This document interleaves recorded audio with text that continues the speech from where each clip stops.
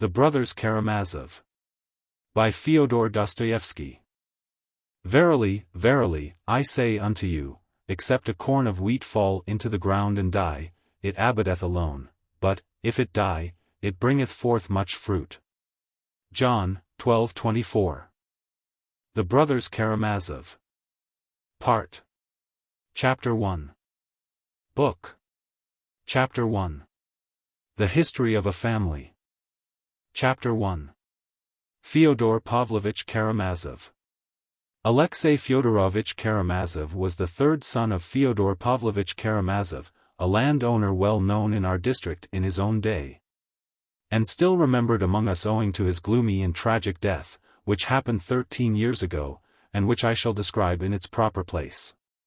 For the present I will only say that this landowner, for so we used to call him, although he hardly spent a day of his life on his own estate, was a strange type. Yet one pretty frequently to be met with, a type abject and vicious and at the same time senseless. But he was one of those senseless persons who are very well capable of looking after their worldly affairs, and, apparently, after nothing else. Fyodor Pavlovich, for instance, began with next to nothing. His estate was of the smallest. He ran to dine at other men's tables, and fastened on them as a toady, yet at his death it appeared that he had 100,000 rubles in hard cash. At the same time, he was all his life one of the most senseless, fantastical fellows in the whole district. I repeat, it was not stupidity, the majority of these fantastical fellows are shrewd and intelligent enough, but just senselessness, and a peculiar national form of it. He was married twice, and had 3 sons, the eldest, Dmitri, by his first wife, and 2, Ivan and Alexei, by his second. Fyodor Pavlovich's first wife, Adelita Ivanovna, belonged to a fairly rich and distinguished noble family, also landowners in our district, the Myasovs. How it came to pass that an heiress, who was also a beauty, and moreover one of those vigorous, intelligent girls, so common in this generation, but sometimes also to be found in the last, could have married such a worthless, puny weakling, as we all called him, I won't attempt to explain. I knew a young lady of the last, romantic, generation who after some years of an enigmatic passion for a gentleman, whom she might quite easily have married at any moment, invented insuperable obstacles to their union, and ended by throwing herself one stormy night into a rather deep and rapid river from a high bank, almost a precipice, and so perished. Entirely to satisfy her own caprice, and to be like Shakespeare's Ophelia. Indeed, if this precipice, a chosen and favorite spot of hers, had been less picturesque, if there had been a prosaic flat bank in its place, most likely the suicide would never have taken place. This is a fact, and probably there have been not a few similar instances in the last 2 or 3 generations. Adelita Ivanovna Myasov's action was similarly, no doubt, an echo of other people's ideas, and was due to the irritation caused by lack of mental freedom. She wanted, perhaps, to show her feminine independence, to override class distinctions and the despotism of her family. And a pliable imagination persuaded her, we must suppose, for a brief moment, that Fyodor Pavlovich, in spite of his parasitic position, was one of the bold and ironical spirits of that progressive epoch, though he was, in fact, an ill-natured buffoon and nothing more. What gave the marriage piquancy was that it was preceded by an elopement, and this greatly captivated Adelita Ivanovna's fancy. Fyodor Pavlovich's position at the time made him specially eager for any such enterprise, for he was passionately anxious to make a career in one way or another. To attach himself to a good family and obtain a dowry was an alluring prospect. As for mutual love, it did not exist apparently, either in the bride or in him, in spite of Adelita Ivanovna's beauty. This was, perhaps, a unique case of the kind in the life of Fyodor Pavlovich, who was always of a voluptuous temper, and ready to run after any petticoat on the slightest encouragement. She seems to have been the only woman who made no particular appeal to his senses. Immediately after the elopement, Adelita Ivanovna discerned in a flash that she had no feeling for her husband but contempt. The marriage accordingly showed itself in its true colors with extraordinary rapidity. Although the family accepted the event pretty quickly and apportioned the runaway bride her dowry, the husband and wife began to lead a most disorderly life. And there were everlasting scenes between them. It was said that the young wife showed incomparably more generosity and dignity than Fyodor Pavlovitch, who, as is now known, got hold of all her money up to 25,000 rubles as soon as she received it, so that those thousands were lost to her forever. The little village and the rather fine town house which formed part of her dowry he did his utmost for a long time to transfer to his name, by means of some deed of conveyance. He would probably have succeeded, merely from her moral fatigue and desire to get rid of him, and from the contempt and loathing he aroused by his persistent and shameless importunity. But, fortunately, Adelaida Ivanovna's family intervened and circumvented his greediness. It is known for a fact that frequent fights took place between the husband and wife, but rumor had it that Fyodor Pavlovitch did not beat his wife but was beaten by her, for she was a hot-tempered, bold, dark-browed, impatient woman, possessed of remarkable physical strength.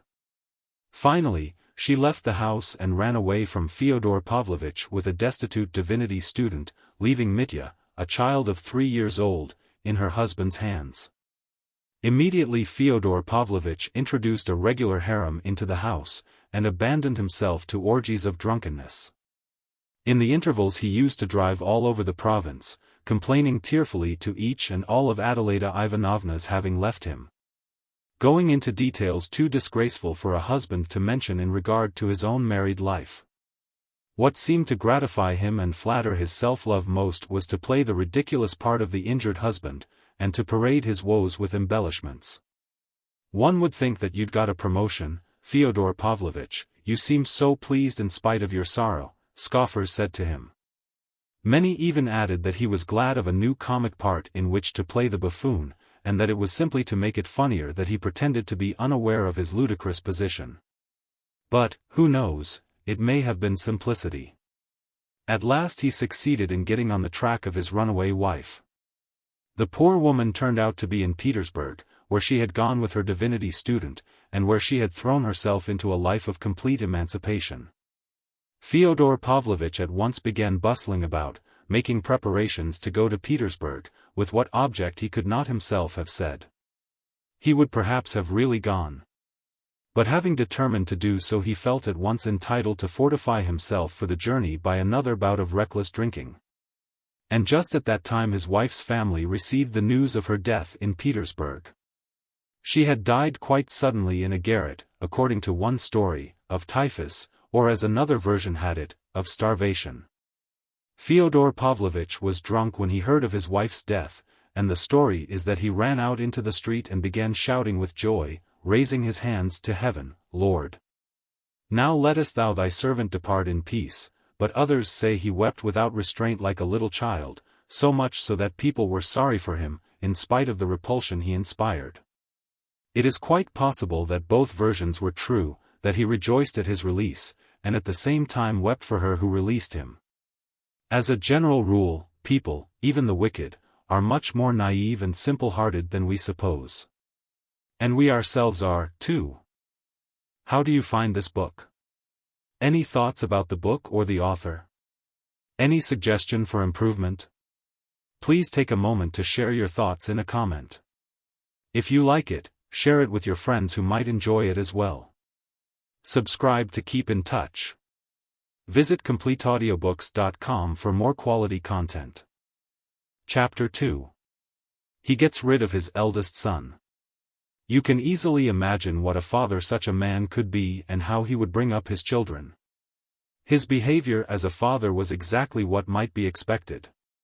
He completely abandoned the child of his marriage with Adelaida Ivanovna, not from malice, nor because of his matrimonial grievances, but simply because he forgot him.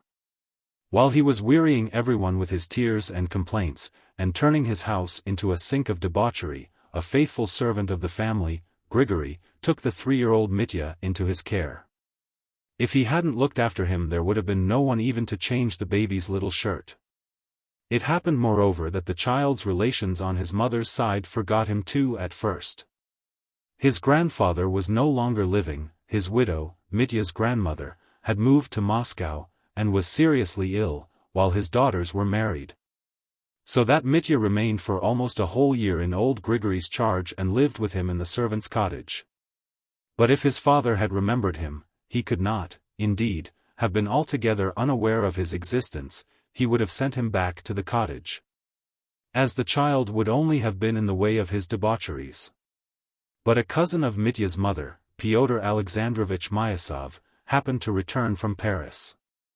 He lived for many years afterwards abroad, but was at that time quite a young man, and distinguished among the Myasovs as a man of enlightened ideas and of European culture, who had been in the capitals and abroad. Towards the end of his life he became a liberal of the type common in the 40s and 50s. In the course of his career he had come into contact with many of the most liberal men of his epoch, both in Russia and abroad. He had known Proudhon and Bakunin personally, and in his declining years was very fond of describing the 3 days of the Paris Revolution of February 1848, hinting that he himself had almost taken part in the fighting on the barricades. This was one of the most grateful recollections of his youth. He had an independent property of about 1,000 souls, to reckon in the old style. His splendid estate lay on the outskirts of our little town and bordered on the lands of our famous monastery, with which Pyotr Alexandrovich began an endless lawsuit. Almost as soon as he came into the estate, concerning the rights of fishing in the river or wood-cutting in the forest, I don't know exactly which. He regarded it as his duty as a citizen and a man of culture to open an attack upon the clericals. Hearing all about Adelaida Ivanovna, whom he, of course, remembered, and in whom he had at one time been interested, and learning of the existence of Mitya, he intervened. In spite of all his youthful indignation and contempt for Fyodor Pavlovitch, he made the latter's acquaintance for the first time, and told him directly that he wished to undertake the child's education. He used long afterwards to tell as a characteristic touch, that when he began to speak of Mitya, Fyodor Pavlovitch looked for some time as though he did not understand what child he was talking about, and even as though he was surprised to hear that he had a little son in the house. The story may have been exaggerated, yet it must have been something like the truth. Fyodor Pavlovitch was all his life fond of acting, of suddenly playing an unexpected part, sometimes without any motive for doing so, and even to his own direct disadvantage, as, for instance, in the present case. This habit, however, is characteristic of a very great number of people, some of them very clever ones, not like Fyodor Pavlovitch. Pyotr Alexandrovich carried the business through vigorously, and was appointed, with Fyodor Pavlovitch, joint guardian of the child, who had a small property, a house and land, left him by his mother. Mitya did, in fact, pass into this cousin's keeping, but as the latter had no family of his own, and after securing the revenues of his estates was in haste to return at once to Paris, he left the boy in charge of one of his cousins, a lady living in Moscow. It came to pass that, settling permanently in Paris he, too, forgot the child, especially when the Revolution of February broke out, making an impression on his mind that he remembered all the rest of his life. The Moscow lady died, and Mitya passed into the care of one of her married daughters. I believe he changed his home a 4th time later on. I won't enlarge upon that now, as I shall have much to tell later of Fyodor Pavlovitch's firstborn, and must confine myself now to the most essential facts about him, without which I could not begin my story. In the first place, this Mitya, or rather Dmitri Fyodorovitch, was the only one of Fyodor Pavlovitch's 3 sons who grew up in the belief that he had property, and that he would be independent on coming of age. He spent an irregular boyhood and youth. He did not finish his studies at the gymnasium, he got into a military school, then went to the Caucasus, was promoted, fought a duel, and was degraded to the ranks, earned promotion again, led a wild life, and spent a good deal of money. He did not begin to receive any income from Fyodor Pavlovitch until he came of age, and until then got into debt. He saw and knew his father, Fyodor Pavlovitch, for the first time on coming of age, when he visited our neighborhood on purpose to settle with him about his property. He seems not to have liked his father. He did not stay long with him, and made haste to get away, having only succeeded in obtaining a sum of money, and entering into an agreement for future payments from the estate, of the revenues and value of which he was unable, a fact worthy of note, upon this occasion, to get a statement from his father. Fyodor Pavlovitch remarked for the first time then, this, too, should be noted, that Mitya had a vague and exaggerated idea of his property. Fyodor Pavlovitch was very well satisfied with this, as it fell in with his own designs. He gathered only that the young man was frivolous, unruly, of violent passions, impatient, and dissipated, and that if he could only obtain ready money he would be satisfied, although only, of course, for a short time. So Fyodor Pavlovitch began to take advantage of this fact, sending him from time to time small doles, installments. In the end, when 4 years later, Mitya, losing patience, came a second time to our little town to settle up once for all with his father, it turned out to his amazement that he had nothing. That it was difficult to get an account even, that he had received the whole value of his property in sums of money from Fyodor Pavlovitch, and was perhaps even in debt to him. That by various agreements into which he had, of his own desire, entered at various previous dates, he had no right to expect anything more, and so on, and so on. The young man was overwhelmed, suspected deceit and cheating, and was almost beside himself. And, indeed, this circumstance led to the catastrophe, the account of which forms the subject of my first introductory story, or rather the external side of it. But before I pass to that story I must say a little of Fyodor Pavlovitch's other 2 sons, and of their origin. Chapter 3. The Second Marriage and the Second Family. Very shortly after getting his 4-year-old Mitya off his hands, Fyodor Pavlovitch married a second time. His second marriage lasted 8 years. He took this second wife, Sofia Ivanovna, also a very young girl, from another province, where he had gone upon some small piece of business in company with a Jew. Though Fyodor Pavlovitch was a drunkard and a vicious debauchee, he never neglected investing his capital, and managed his business affairs very successfully, though, no doubt, not over-scrupulously. Sofia Ivanovna was the daughter of an obscure deacon, and was left from childhood an orphan without relations.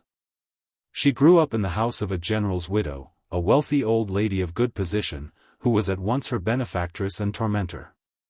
I do not know the details, but I have only heard that the orphan girl, a meek and gentle creature, was once cut down from a halter in which she was hanging from a nail in the loft.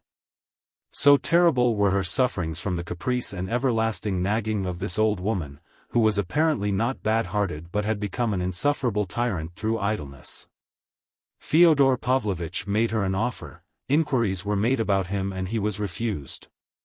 But again, as in his first marriage, he proposed an elopement to the orphan girl. There is very little doubt that she would not on any account have married him if she had known a little more about him in time. But she lived in another province. Besides, what could a little girl of 16 know about it, except that she would be better at the bottom of the river than remaining with her benefactress? So the poor child exchanged a benefactress for a benefactor.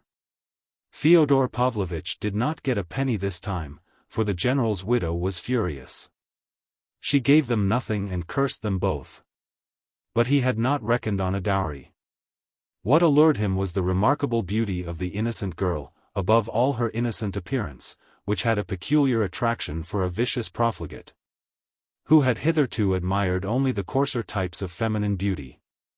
Those innocent eyes slit my soul up like a razor, he used to say afterwards, with his loathsome snigger.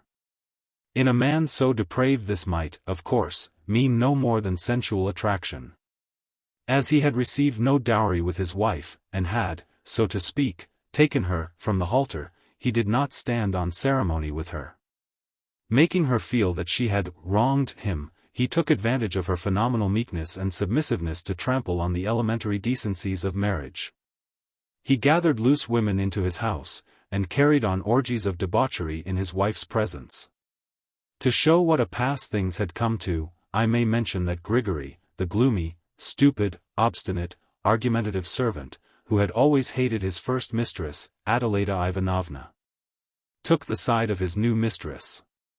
He championed her cause, abusing Fyodor Pavlovitch in a manner little befitting a servant, and on one occasion broke up the revels and drove all the disorderly women out of the house.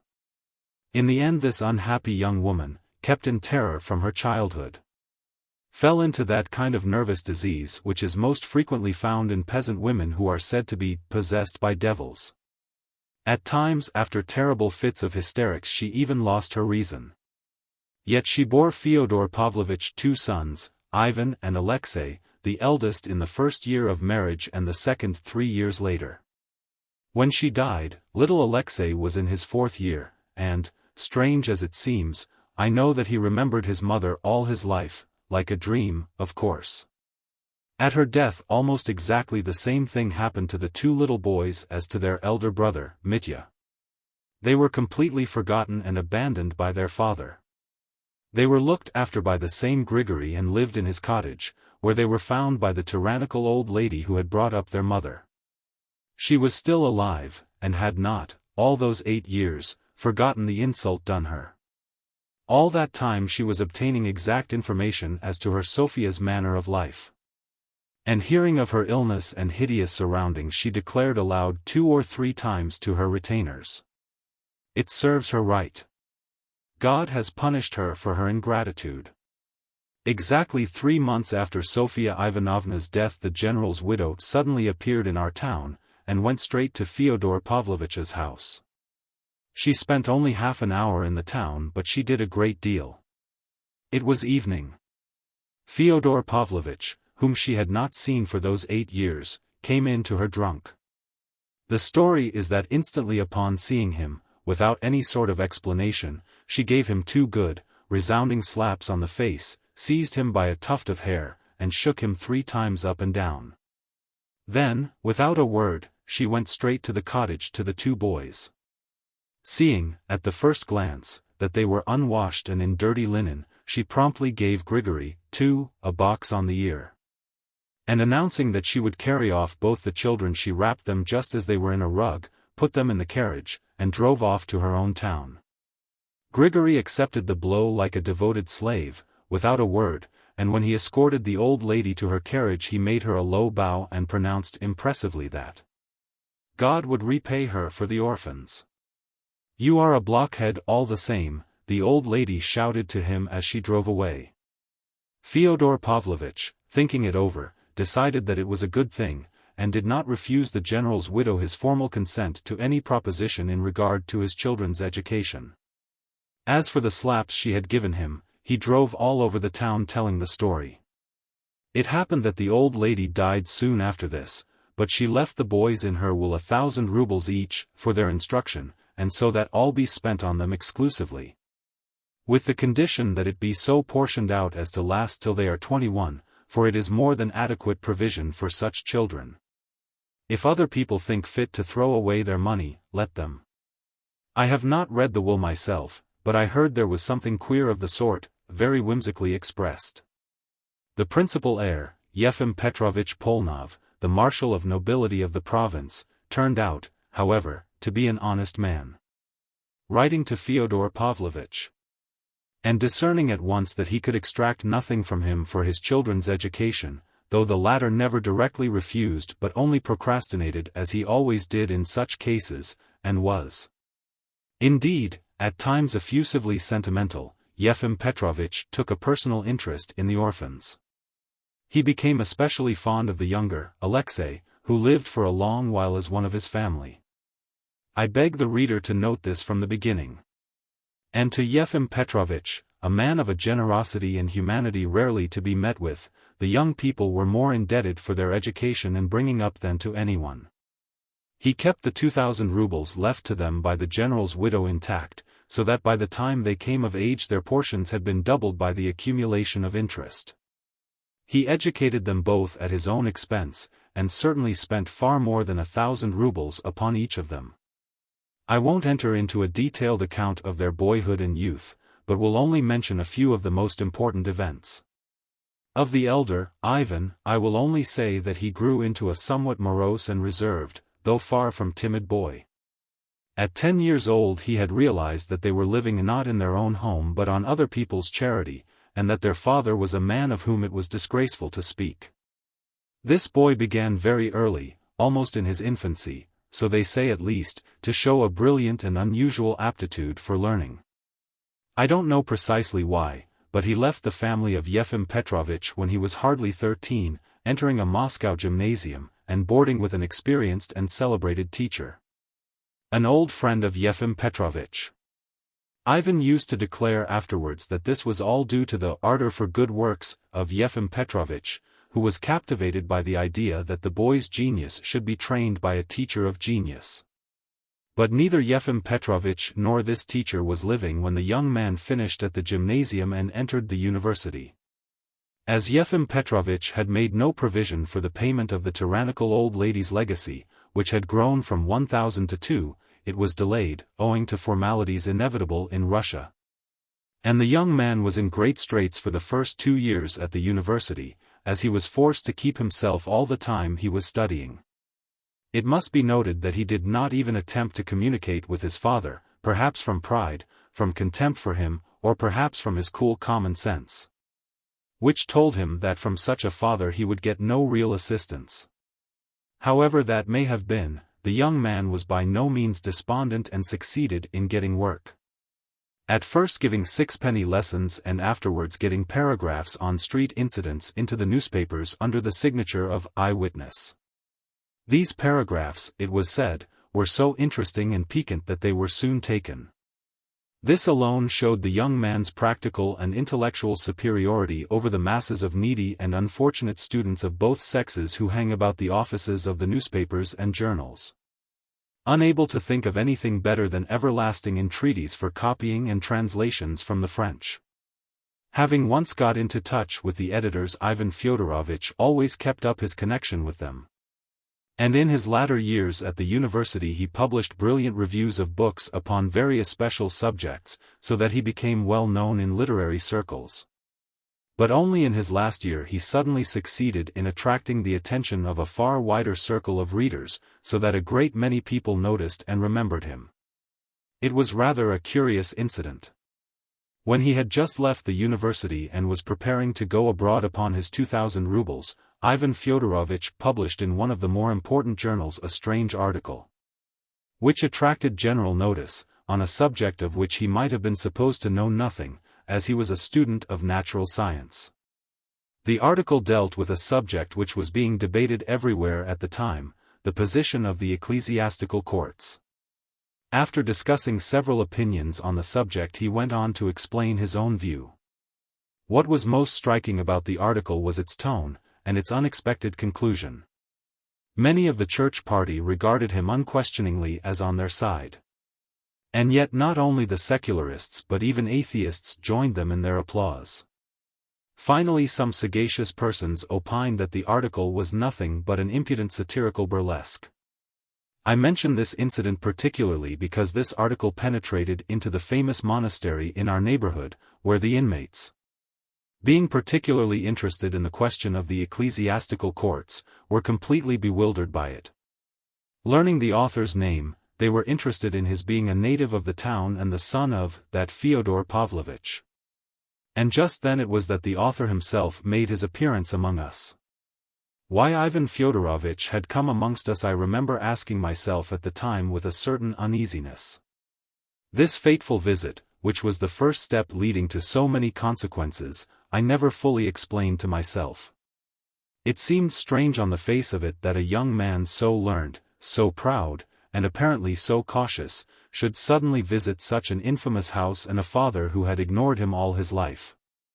Hardly knew him, never thought of him, and would not under any circumstances have given him money, though he was always afraid that his sons Ivan and Alexei would also come to ask him for it.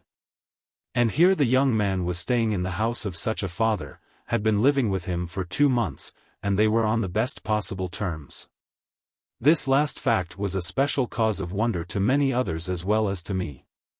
Pyotr Alexandrovich Myasov, of whom we have spoken already, the cousin of Fyodor Pavlovich's first wife, happened to be in the neighborhood again on a visit to his estate. He had come from Paris, which was his permanent home.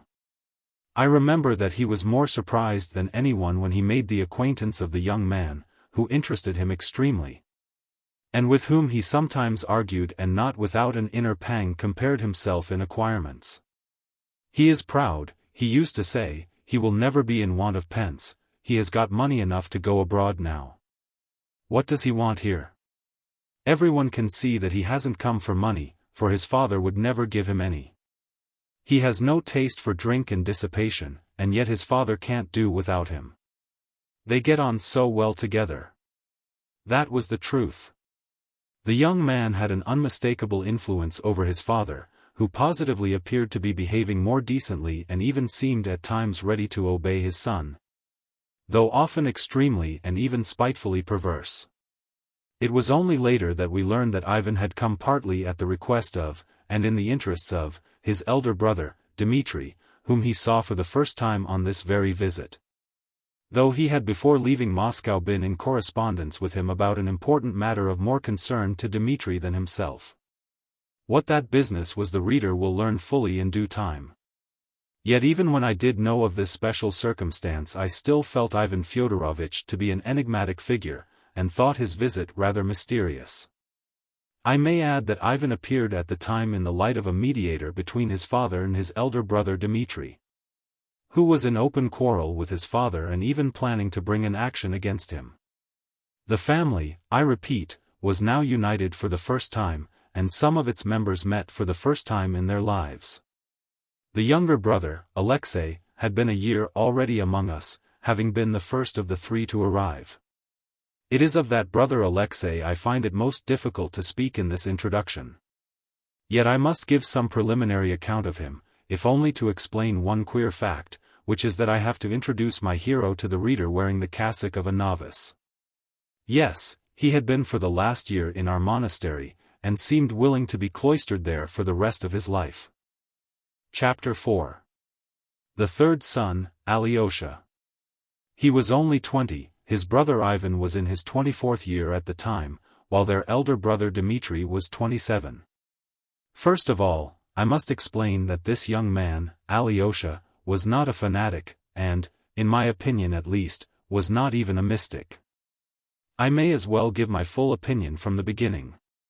He was simply an early lover of humanity, and that he adopted the monastic life was simply because at that time it struck him, so to say, as the ideal escape for his soul struggling from the darkness of worldly wickedness to the light of love. And the reason this life struck him in this way was that he found in it at that time, as he thought, an extraordinary being, our celebrated elder, Zosima, to whom he became attached with all the warm first love of his ardent heart. But I do not dispute that he was very strange even at that time, and had been so indeed from his cradle. I have mentioned already, by the way, that though he lost his mother in his 4th year he remembered her all his life, her face, her caresses, as though she stood living before me. Such memories may persist, as everyone knows, from an even earlier age, even from 2 years old, but scarcely standing out through a whole lifetime like spots of light out of darkness. Like a corner torn out of a huge picture, which has all faded and disappeared except that fragment. That is how it was with him. He remembered one still summer evening, an open window, the slanting rays of the setting sun, that he recalled most vividly of all. In a corner of the room the holy image, before it a lighted lamp, and on her knees before the image his mother, sobbing hysterically with cries and moans, snatching him up in both arms, squeezing him close till it hurt, and praying for him to the Mother of God, holding him out in both arms to the image as though to put him under the mother's protection, and suddenly a nurse runs in and snatches him from her in terror. That was the picture. And Alyosha remembered his mother's face at that minute. He used to say that it was frenzied but beautiful as he remembered. But he rarely cared to speak of this memory to anyone. In his childhood and youth he was by no means expansive, and talked little indeed, but not from shyness or a sullen unsociability. Quite the contrary, from something different, from a sort of inner preoccupation entirely personal and unconcerned with other people, but so important to him that he seemed, as it were, to forget others on account of it. But he was fond of people, he seemed throughout his life to put implicit trust in people, yet no one ever looked on him as a simpleton or naive person. There was something about him which made one feel at once, and it was so all his life afterwards, that he did not care to be a judge of others, that he would never take it upon himself to criticize, and would never condemn anyone for anything. He seemed, indeed, to accept everything without the least condemnation, though often grieving bitterly, and this was so much so that no one could surprise or frighten him even in his earliest youth. Coming at 20 to his father's house, which was a very sink of filthy debauchery, he, chaste and pure as he was, simply withdrew in silence when to look on was unbearable, but without the slightest sign of contempt or condemnation. His father, who had once been in a dependent position, and so was sensitive and ready to take offense, met him at first with distrust and sullenness. "He does not say much," he used to say, "and thinks the more." But soon, within a fortnight indeed, he took to embracing him and kissing him terribly often, with drunken tears, with sottish sentimentality, yet he evidently felt real and deep affection for him, such as he had never been capable of feeling for anyone before. Everyone, indeed, loved this young man wherever he went, and it was so from his earliest childhood. When he entered the household of his patron and benefactor, Yefim Petrovitch Polnov, he gained the hearts of all the family, so that they looked on him quite as their own child. Yet he entered the house at such a tender age that he could not have acted from design nor artfulness in winning affection, so that the gift of making himself loved directly and unconsciously was inherent in him, in his very nature, so to speak. It was the same at school, though he seemed to be just one of those children who are distrusted, sometimes ridiculed, and even disliked by their schoolfellows. He was dreamy, for instance, and rather solitary. From his earliest childhood he was fond of creeping into a corner to read, and yet he was a general favorite all the while he was at school. He was rarely playful or merry, but anyone could see at the first glance that this was not from any sullenness. On the contrary, he was bright and good-tempered. He never tried to show off among his schoolfellows. Perhaps because of this, he was never afraid of anyone, yet the boys immediately understood that he was not proud of his fearlessness and seemed to be unaware that he was bold and courageous. He never resented an insult. It would happen that an hour after the offense he would address the offender or answer some question with as trustful and candid an expression as though nothing had happened between them. And it was not that he seemed to have forgotten or intentionally forgiven the affront, but simply that he did not regard it as an affront, and this completely conquered and captivated the boys. He had one characteristic which made all his schoolfellows from the bottom class to the top want to mock at him, not from malice but because it amused them. This characteristic was a wild fanatical modesty and chastity. He could not bear to hear certain words and certain conversations about women. There are certain words and conversations unhappily impossible to eradicate in schools. Boys pure in mind and heart, almost children, are fond of talking in school among themselves, and even aloud, of things, pictures, and images of which even soldiers would sometimes hesitate to speak. More than that, much that soldiers have no knowledge or conception of is familiar to quite young children of our intellectual and higher classes. There is no moral depravity, no real corrupt inner cynicism in it, but there is the appearance of it, and it is often looked upon among them as something refined, subtle, daring, and worthy of imitation. Seeing that Alyosha Karamazov put his fingers in his ears when they talked of that, they used sometimes to crowd round him, pull his hands away, and shout nastiness into both ears. While he struggled, slipped to the floor, tried to hide himself without uttering one word of abuse, enduring their insults in silence. But at last they left him alone and gave up taunting him with being a regular girl, and what's more they looked upon it with compassion as a weakness. He was always one of the best in the class but was never first. At the time of Yefim Petrovitch's death Alyosha had 2 more years to complete at the provincial gymnasium. The inconsolable widow went almost immediately after his death for a long visit to Italy with her whole family, which consisted only of women and girls. Alyosha went to live in the house of 2 distant relations of Yefim Petrovitch, ladies whom he had never seen before. On what terms he lived with them he did not know himself. It was very characteristic of him, indeed, that he never cared at whose expense he was living. In that respect he was a striking contrast to his elder brother Ivan, who struggled with poverty for his first 2 years in the university, maintained himself by his own efforts, and had from childhood been bitterly conscious of living at the expense of his benefactor.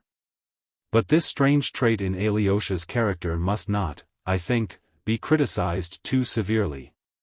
For at the slightest acquaintance with him anyone would have perceived that Alyosha was one of those youths, almost of the type of religious enthusiast, who, if they were suddenly to come into possession of a large fortune, would not hesitate to give it away for the asking, either for good works or perhaps to a clever rogue.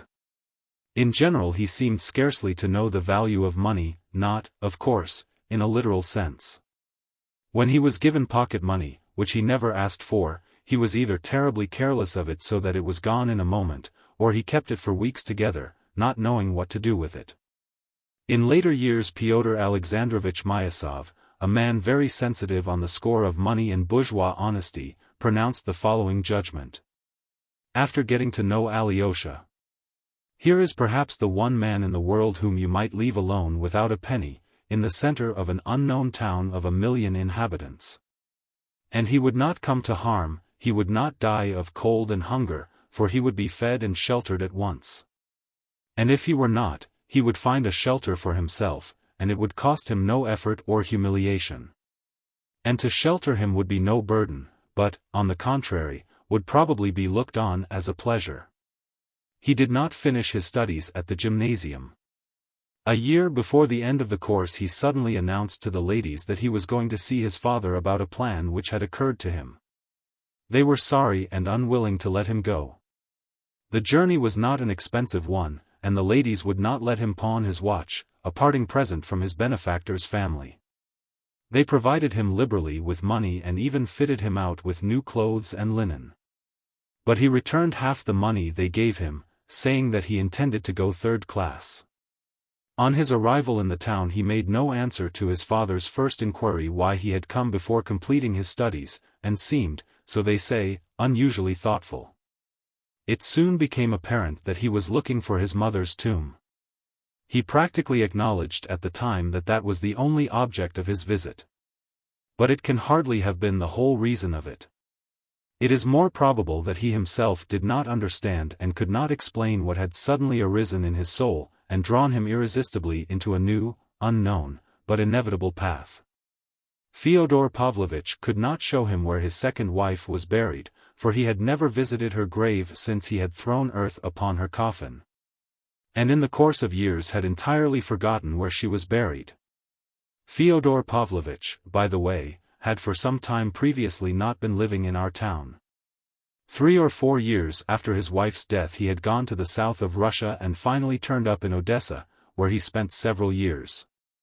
He made the acquaintance at first, in his own words, of a lot of low Jews, Jewesses, and Jukins, and ended by being received by Jews high and low alike. It may be presumed that at this period he developed a peculiar faculty for making and hoarding money. He finally returned to our town only 3 years before Alyosha's arrival. His former acquaintances found him looking terribly aged, although he was by no means an old man. He behaved not exactly with more dignity but with more effrontery. The former buffoon showed an insolent propensity for making buffoons of others. His depravity with women was not simply what it used to be, but even more revolting. In a short time he opened a great number of new taverns in the district. It was evident that he had perhaps 100,000 rubles or not much less. Many of the inhabitants of the town and district were soon in his debt, and, of course, had given good security. Of late, too, he looked somehow bloated and seemed more irresponsible, more uneven, had sunk into a sort of incoherence, used to begin one thing and go on with another, as though he were letting himself go altogether. He was more and more frequently drunk. And, if it had not been for the same servant Grigory, who by that time had aged considerably too, and used to look after him sometimes almost like a tutor, Fyodor Pavlovitch might have got into terrible scrapes. Alyosha's arrival seemed to affect even his moral side, as though something had awakened in this prematurely old man which had long been dead in his soul. "Do you know," he used often to say, looking at Alyosha, "that you are like her, the crazy woman," that was what he used to call his dead wife, Alyosha's mother. Grigory it was who pointed out the crazy woman's grave to Alyosha. He took him to our town cemetery and showed him in a remote corner a cast-iron tombstone, cheap but decently kept, on which were inscribed the name and age of the deceased and the date of her death. And below a four-lined verse, such as are commonly used on old-fashioned middle-class tombs. To Alyosha's amazement this tomb turned out to be Grigory's doing. He had put it up on the poor, crazy woman's grave at his own expense, after Fyodor Pavlovitch, whom he had often pestered about the grave, had gone to Odessa, abandoning the grave and all his memories. Alyosha showed no particular emotion at the sight of his mother's grave. He only listened to Grigory's minute and solemn account of the erection of the tomb. He stood with bowed head and walked away without uttering a word. It was perhaps a year before he visited the cemetery again. But this little episode was not without an influence upon Fyodor Pavlovitch, and a very original one. He suddenly took 1,000 rubles to our monastery to pay for requiems for the soul of his wife. But not for the second, Alyosha's mother, the crazy woman, but for the first, Adelaida Ivanovna, who used to thrash him. In the evening of the same day he got drunk and abused the monks to Alyosha. He himself was far from being religious, he had probably never put a penny candle before the image of a saint. Strange impulses of sudden feeling and sudden thought are common in such types. I have mentioned already that he looked bloated.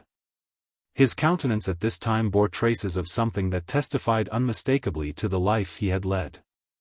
Besides the long fleshy bags under his little, always insolent, suspicious, and ironical eyes.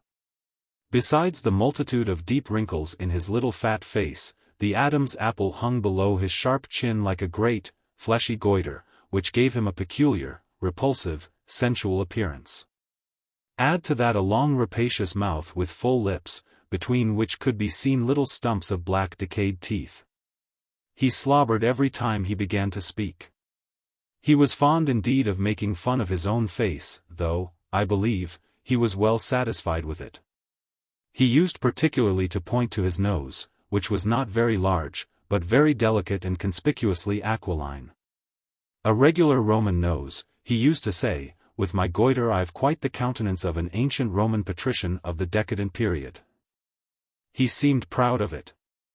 Not long after visiting his mother's grave Alyosha suddenly announced that he wanted to enter the monastery, and that the monks were willing to receive him as a novice. He explained that this was his strong desire, and that he was solemnly asking his consent as his father. The old man knew that the elder Zosima, who was living in the monastery hermitage, had made a special impression upon his gentle boy.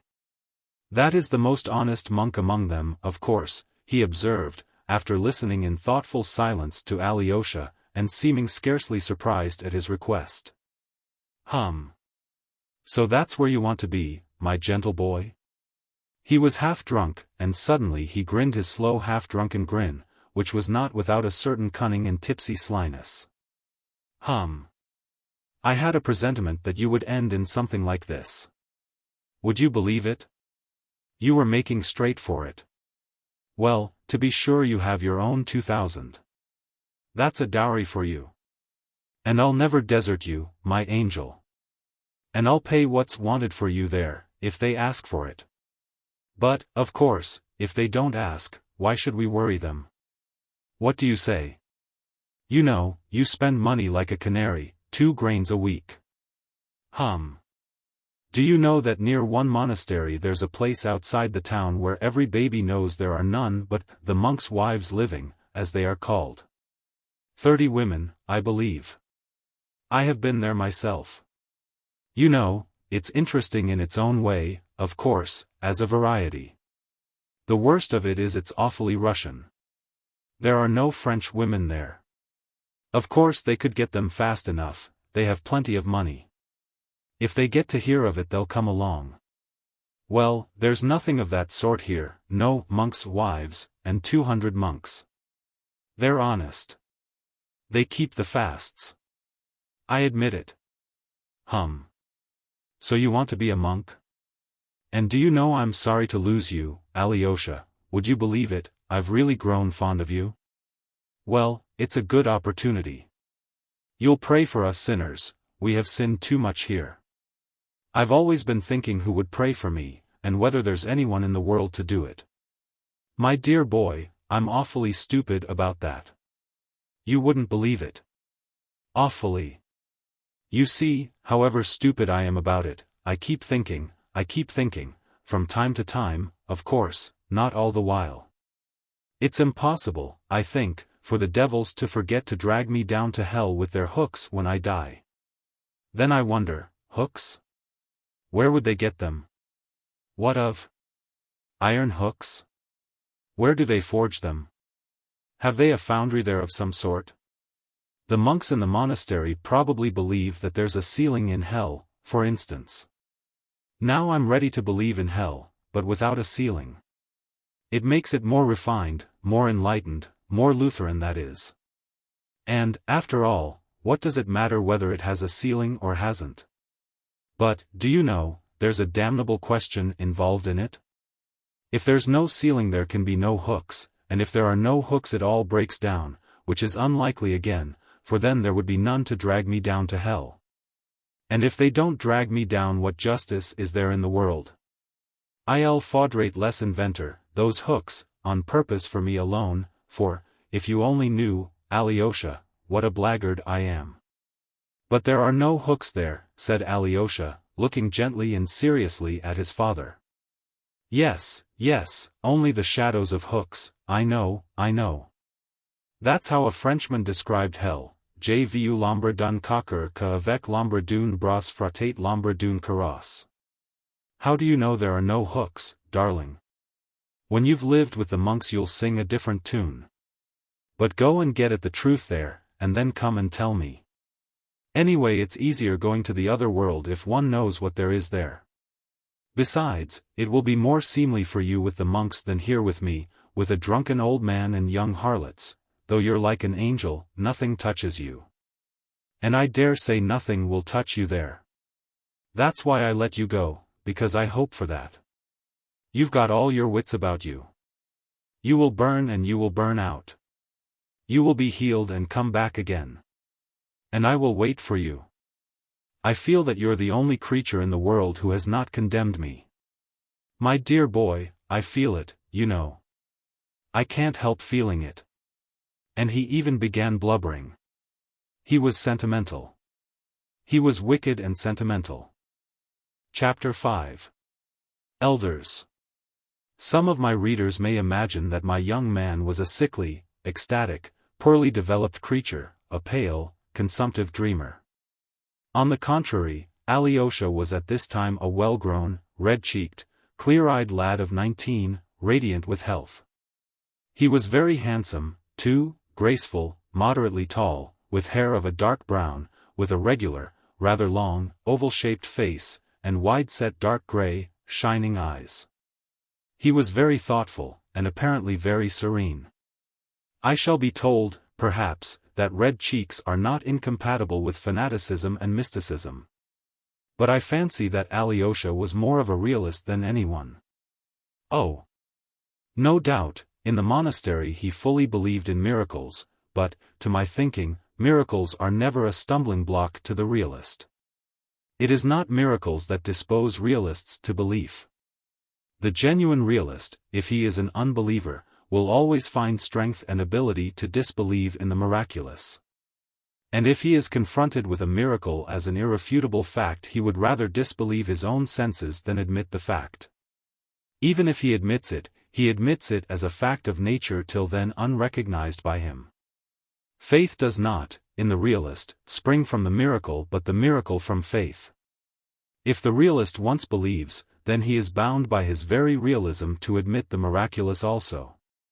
The Apostle Thomas said that he would not believe till he saw, but when he did see he said, "My Lord and my God." Was it the miracle forced him to believe? Most likely not, but but he believed solely because he desired to believe, and possibly he fully believed in his secret heart even when he said, "I do not believe till I see." I shall be told, perhaps, that Alyosha was stupid, undeveloped, had not finished his studies, and so on. That he did not finish his studies is true, but to say that he was stupid or dull would be a great injustice. I'll simply repeat what I have said above. He entered upon this path only because, at that time, it alone struck his imagination and presented itself to him as offering an ideal means of escape for his soul from darkness to light.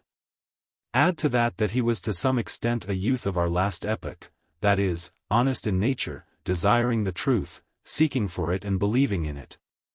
And seeking to serve it at once with all the strength of his soul, seeking for immediate action, and ready to sacrifice everything, life itself, for it.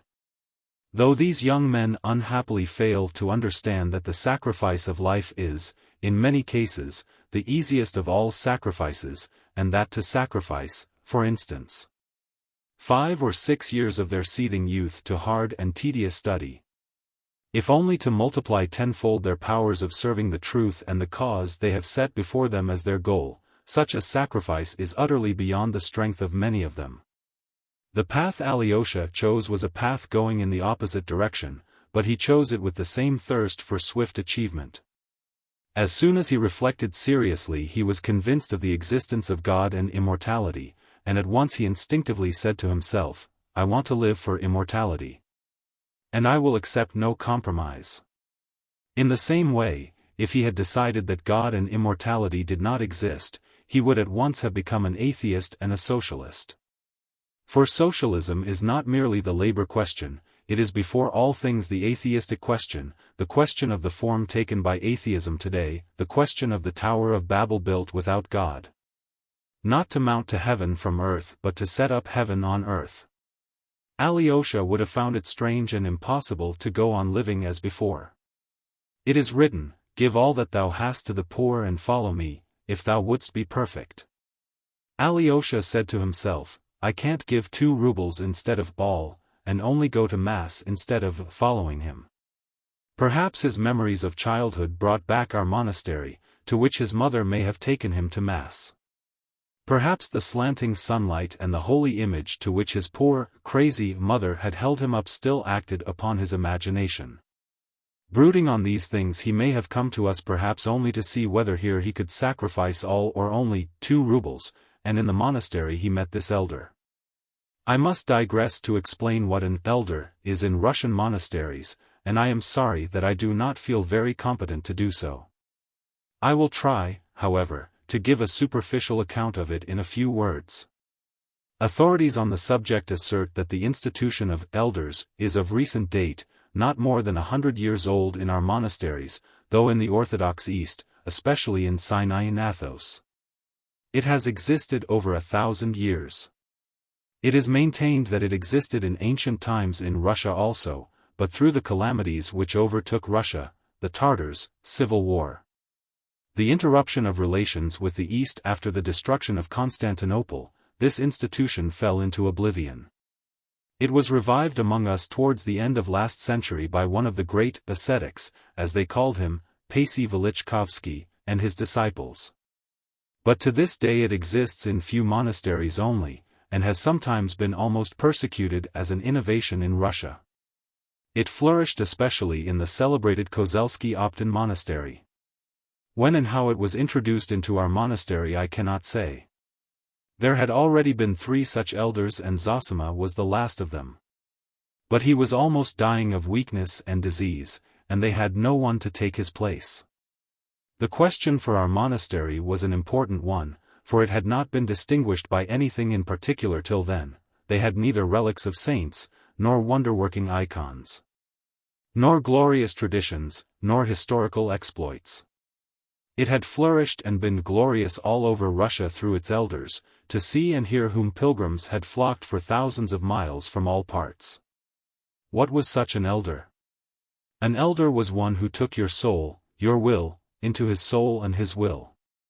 When you choose an elder, you renounce your own will and yield it to him in complete submission, complete self-abnegation. This novitiate, this terrible school of abnegation, is undertaken voluntarily, in the hope of self-conquest, of self-mastery, in order, after a life of obedience, to attain perfect freedom, that is, from self. To escape the lot of those who have lived their whole life without finding their true selves in themselves. This institution of elders is not founded on theory, but was established in the East from the practice of 1,000 years. The obligations due to an elder are not the ordinary obedience which has always existed in our Russian monasteries. The obligation involves confession to the elder by all who have submitted themselves to him, and to the indissoluble bond between him and them. The story is told, for instance, that in the early days of Christianity one such novice, failing to fulfill some command laid upon him by his elder, left his monastery in Syria and went to Egypt. There, after great exploits, he was found worthy at last to suffer torture and a martyr's death for the faith.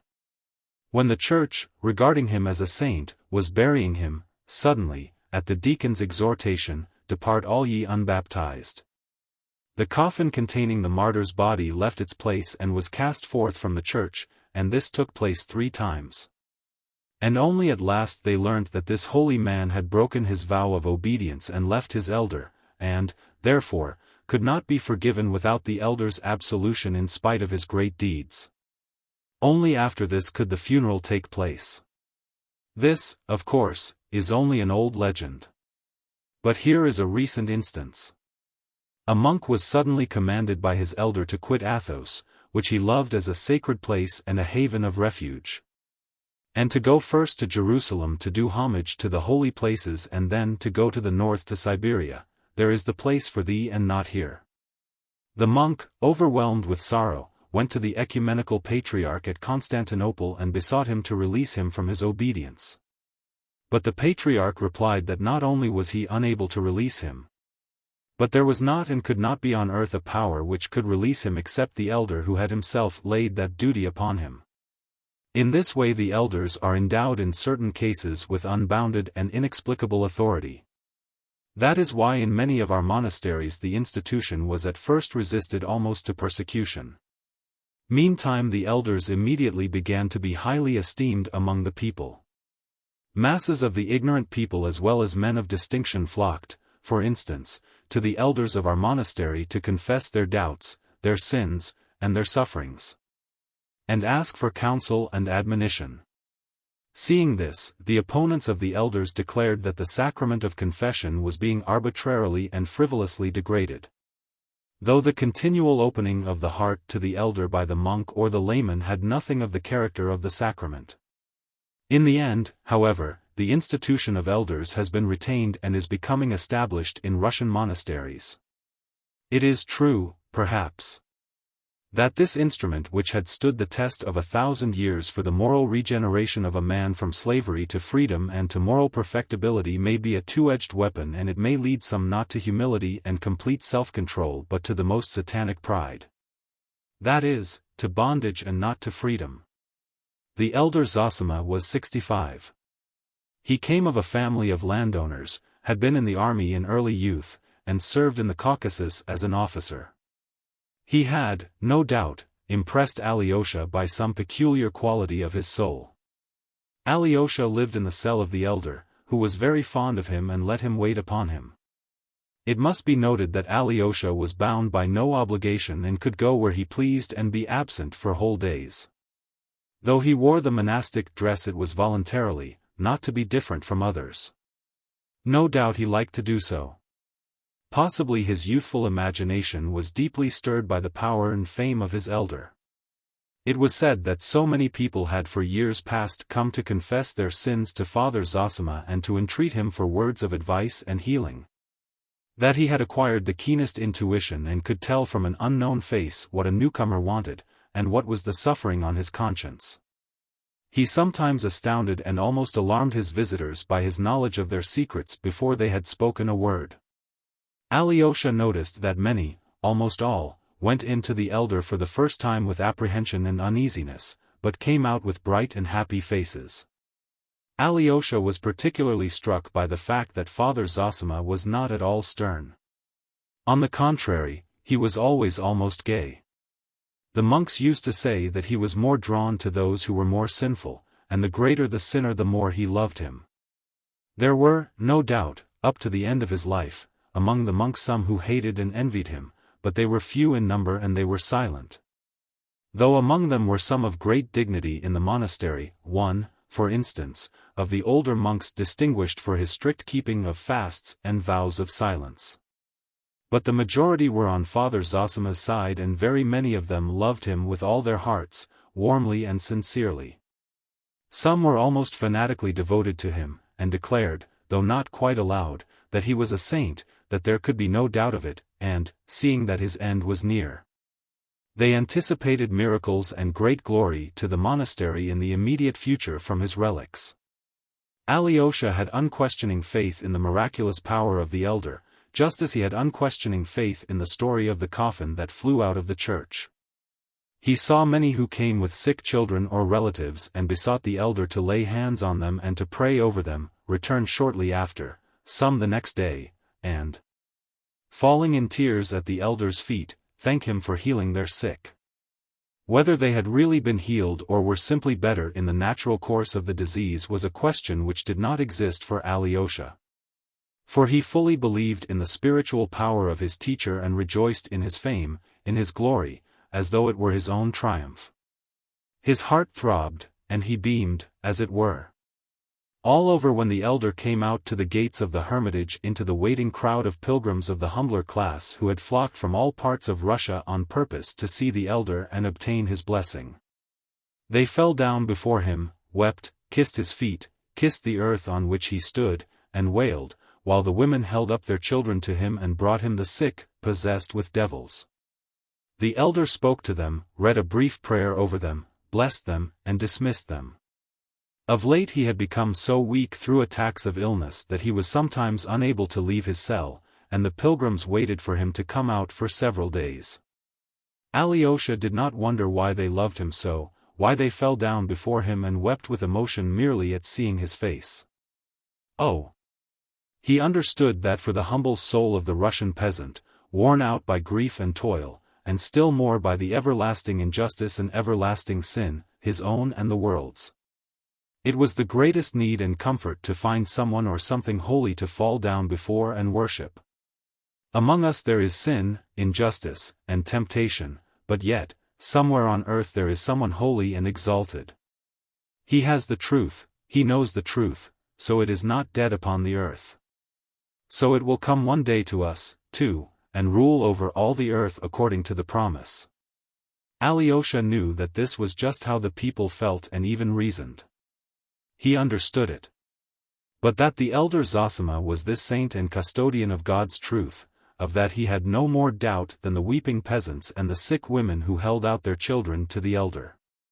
The conviction that after his death the elder would bring extraordinary glory to the monastery was even stronger in Alyosha than in anyone there, and, of late, a kind of deep flame of inner ecstasy burnt more and more strongly in his heart. He was not at all troubled at this elder's standing as a solitary example before him. No matter. He is holy. He carries in his heart the secret of renewal for all, that power which will, at last, establish truth on the earth, and all men will be holy and love one another. And there will be no more rich nor poor, no exalted nor humbled, but all will be as the children of God, and the true kingdom of Christ will come. That was the dream in Alyosha's heart. The arrival of his two brothers, whom he had not known till then, seemed to make a great impression on Alyosha. He more quickly made friends with his half-brother Dmitri, though he arrived later, than with his own brother Ivan. He was extremely interested in his brother Ivan, but when the latter had been 2 months in the town, though they had met fairly often, they were still not intimate. Alyosha was naturally silent, and he seemed to be expecting something, ashamed about something, while his brother Ivan, though Alyosha noticed at first that he looked long and curiously at him, seemed soon to have left off thinking of him. Alyosha noticed it with some embarrassment.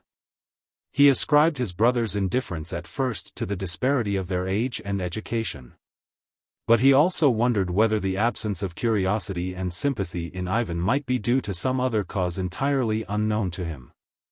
He kept fancying that Ivan was absorbed in something inward and important, that he was striving towards some goal, perhaps very hard to attain. And that was why he had no thought for him. Alyosha wondered, too, whether there was not some contempt on the part of the learned atheist for him, a foolish novice. He knew for certain that his brother was an atheist. He could not take offense at this contempt, if it existed, yet, with an uneasy embarrassment which he did not himself understand, he waited for his brother to come nearer to him. Dmitri used to speak of Ivan with the deepest respect and with a peculiar earnestness. From him Alyosha learnt all the details of the important affair which had of late formed such a close and remarkable bond between the two elder brothers. Dmitri's enthusiastic references to Ivan were the more striking in Alyosha's eyes since Dmitri was, compared with Ivan, almost uneducated. And the two brothers were such a contrast in personality and character that it would be difficult to find two men more unlike. It was at this time that the meeting, or, rather gathering of the members of this inharmonious family took place in the cell of the elder who had such an extraordinary influence on Alyosha. The pretext for this gathering was a false one. It was at this time that the discord between Dmitri and his father seemed at its acutest stage and their relations had become insufferably strained. Fyodor Pavlovitch seems to have been the first to suggest, apparently in joke, that they should all meet in Father Zosima's cell, and that, without appealing to his direct intervention, they might more decently come to an understanding under the conciliating influence of the elder's presence. Dmitri, who had never seen the elder, naturally supposed that his father was trying to intimidate him, but, as he secretly blamed himself for his outbursts of temper with his father on several recent occasions, he accepted the challenge. It must be noted that he was not, like Ivan, staying with his father, but living apart at the other end of the town. It happened that Pyotr Alexandrovich Myasov, who was staying in the district at the time, caught eagerly at the idea. A liberal of the 40s and 50s, a free-thinker and atheist, he may have been led on by boredom or the hope of frivolous diversion. He was suddenly seized with the desire to see the monastery and the holy man. As his lawsuit with the monastery still dragged on, he made it the pretext for seeing the superior, in order to attempt to settle it amicably. A visitor coming with such laudable intentions might be received with more attention and consideration than if he came from simple curiosity. Influences from within the monastery were brought to bear on the elder, who of late had scarcely left his cell, and had been forced by illness to deny even his ordinary visitors. In the end he consented to see them, and the day was fixed. "Who has made me a judge over them?" was all he said, smilingly, to Alyosha. Alyosha was much perturbed when he heard of the proposed visit. Of all the wrangling, quarrelsome party, Dmitri was the only one who could regard the interview seriously. All the others would come from frivolous motives, perhaps insulting to the elder. Alyosha was well aware of that. Ivan and Myasov would come from curiosity, perhaps of the coarsest kind, while his father might be contemplating some piece of buffoonery. Though he said nothing, Alyosha thoroughly understood his father. The boy, I repeat, was far from being so simple as everyone thought him. He awaited the day with a heavy heart. No doubt he was always pondering in his mind how the family discord could be ended. But his chief anxiety concerned the elder. He trembled for him, for his glory, and dreaded any affront to him, especially the refined, courteous irony of Myasov and the supercilious half-utterances of the highly educated Ivan. He even wanted to venture on warning the elder, telling him something about them, but, on second thoughts, said nothing. He only sent word the day before, through a friend, to his brother Dmitri, that he loved him and expected him to keep his promise. Dmitri wondered, for he could not remember what he had promised, but he answered by letter that he would do his utmost not to let himself be provoked by vileness, but that, although he had a deep respect for the elder and for his brother Ivan, he was convinced that the meeting was either a trap for him or an unworthy farce. "Nevertheless, I would rather bite out my tongue than be lacking in respect to the sainted man whom you reverence so highly," he wrote in conclusion. Alyosha was not greatly cheered by the letter. Book. Chapter 2. An Unfortunate Gathering. Chapter 1. They arrive at the monastery. It was a warm, bright day at the end of August. The interview with the elder had been fixed for 11:30, immediately after late Mass. Our visitors did not take part in the service, but arrived just as it was over. First an elegant open carriage, drawn by 2 valuable horses, drove up with Myasov and a distant relative of his, a young man of 20, called Pyotr Fomich Kalganov. This young man was preparing to enter the university. Myasov, with whom he was staying for the time, was trying to persuade him to go abroad to the University of Zurich or Jena. The young man was still undecided. He was thoughtful and absent-minded. He was nice-looking, strongly built, and rather tall. There was a strange fixity in his gaze at times. Like all very absent-minded people, he would sometimes stare at a person without seeing him. He was silent and rather awkward, but sometimes, when he was alone with anyone, he became talkative and effusive, and would laugh at anything or nothing. But his animation vanished as quickly as it appeared. He was always well and even elaborately dressed. He had already some independent fortune and expectations of much more. He was a friend of Alyosha's. In an ancient, jolting, but roomy, hired carriage, with a pair of old pinkish-gray horses, a long way behind Myasov's carriage, came Fyodor Pavlovitch, with his son Ivan. Dmitri was late, though he had been informed of the time the evening before. The visitors left their carriage at the hotel, outside the precincts, and went to the gates of the monastery on foot. Except Fyodor Pavlovitch, none of the party had ever seen the monastery, and Myasov had probably not even been to church for 30 years. He looked about him with curiosity, together with assumed ease. But, except the church and the domestic buildings, though these too were ordinary enough, he found nothing of interest in the interior of the monastery. The last of the worshippers were coming out of the church, bareheaded and crossing themselves. Among the humbler people were a few of higher rank, 2 or 3 ladies and a very old general. They were all staying at the hotel. Our visitors were at once surrounded by beggars, but none of them gave them anything, except young Kalganov, who took a 10-kopeck piece out of his purse, and, nervous and embarrassed, God knows why, hurriedly gave it to an old woman, saying, "Divide it equally." None of his companions made any remark upon it, so that he had no reason to be embarrassed. But, perceiving this, he was even more overcome. It was strange that their arrival did not seem expected, and that they were not received with special honor, though one of them had recently made a donation of 1,000 rubles. While another was a very wealthy and highly cultured landowner, upon whom all in the monastery were in a sense dependent. As a decision of the lawsuit might at any moment put their fishing rights in his hands.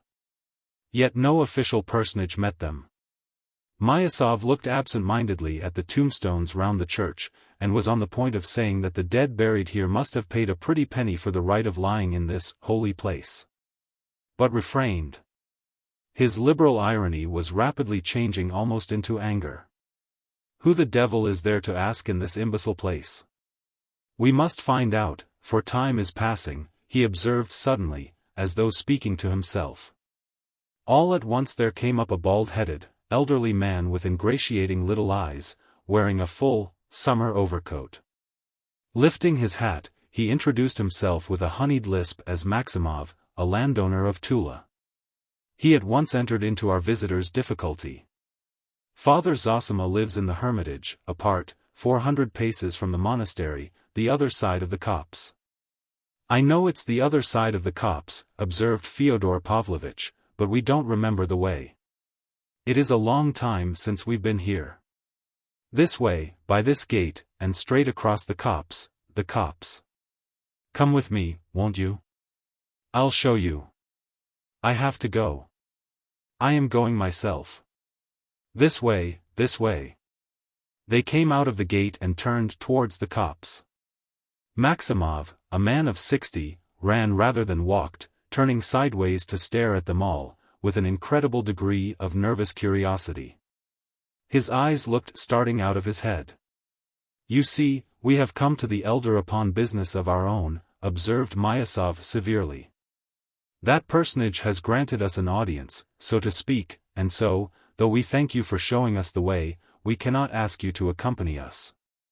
I've been there. I've been already. Un chevalier parfait, and Maximov snapped his fingers in the air. Who is a chevalier? Asked Myasov. The elder, the splendid elder, the elder. The honor and glory of the monastery, Zosima. Such an elder. But his incoherent talk was cut short by a very pale, wan-looking monk of medium height, wearing a monk's cap, who overtook them. Fyodor Pavlovitch and Myasov stopped. The monk, with an extremely courteous, profound bow, announced. The Father Superior invites all of you gentlemen to dine with him after your visit to the hermitage. At 1 o'clock, not later. And you also, he added, addressing Maximov. That I certainly will, without fail, cried Fyodor Pavlovitch, hugely delighted at the invitation. And, believe me, we've all given our word to behave properly here. And you, Pyotr Alexandrovich, will you go, too? Yes, of course. What have I come for but to study all the customs here? The only obstacle to me is your company. Yes, Dmitri Fyodorovitch is non-existent as yet. It would be a capital thing if he didn't turn up. Do you suppose I like all this business, and in your company, too? So we will come to dinner. Thank the Father Superior, he said to the monk. No, it is my duty now to conduct you to the elder, answered the monk. If so, I'll go straight to the Father Superior, babbled Maximov. The Father Superior is engaged just now. But as you please, the monk hesitated. Impertinent old man. Myasov observed aloud, while Maximov ran back to the monastery. He's like von Sohn, Fyodor Pavlovitch said suddenly. Is that all you can think of? In what way is he like von Sohn? Have you ever seen von Sohn? I've seen his portrait. It's not the features, but something indefinable. He's a second von Sohn. I can always tell from the physiognomy. Ah, I dare say you are a connoisseur in that. But, look here, Fyodor Pavlovitch, you said just now that we had given our word to behave properly. Remember it. I advise you to control yourself. But, if you begin to play the fool, I don't intend to be associated with you here. You see what a man he is, he turned to the monk, I'm afraid to go among decent people with him. A fine smile, not without a certain slyness, came on to the pale, bloodless lips of the monk, but he made no reply, and was evidently silent from a sense of his own dignity. Myasov frowned more than ever. Oh, devil take them all. An outer show elaborated through centuries, and nothing but charlatanism and nonsense underneath, flashed through Myasov's mind. Here's the hermitage. We've arrived, cried Fyodor Pavlovitch. The gates are shut. And he repeatedly made the sign of the cross to the saints painted above and on the sides of the gates. When you go to Rome you must do as the Romans do. Here in this hermitage there are 25 saints being saved. They look at one another, and eat cabbages. And not one woman goes in at this gate. That's what is remarkable. And that really is so. But I did hear that the elder receives ladies, he remarked suddenly to the monk. Women of the people are here too now, lying in the portico there waiting. But for ladies of higher rank 2 rooms have been built adjoining the portico. But outside the precincts, you can see the windows, and the elder goes out to them by an inner passage when he is well enough. They are always outside the precincts. There is a Kharkov lady, Madame Hohlakov, waiting there now with her sick daughter. Probably he has promised to come out to her, though of late he has been so weak that he has hardly shown himself even to the people. So then there are loopholes, after all, to creep out of the hermitage to the ladies. Don't suppose, Holy Father, that I mean any harm. But do you know that at Athos not only the visits of women are not allowed, but no creature of the female sex, no hens, nor turkey hens, nor cows. Fyodor Pavlovitch, I warn you, I shall go back and leave you here. They'll turn you out when I'm gone. But I'm not interfering with you, Pyotr Alexandrovitch. Look," he cried suddenly, stepping within the precincts, "what a vale of roses they live in." Though there were no roses now, there were numbers of rare and beautiful autumn flowers growing wherever there was space for them, and evidently tended by a skillful hand. There were flower beds round the church, and between the tombs, and the one-storied wooden house where the elder lived was also surrounded with flowers. And was it like this in the time of the last elder, Varsonify? He didn't care for such elegance. "They say he used to jump up and thrash even ladies with a stick," observed Fyodor Pavlovitch, as he went up the steps. The elder Varsonify did sometimes seem rather strange, but a great deal that's told is foolishness. "He never thrashed anyone," answered the monk. "Now, gentlemen, if you will wait a minute I will announce you. Fyodor Pavlovitch, for the last time, your compact, do you hear? Behave properly or I will pay you out." Myasov had time to mutter again.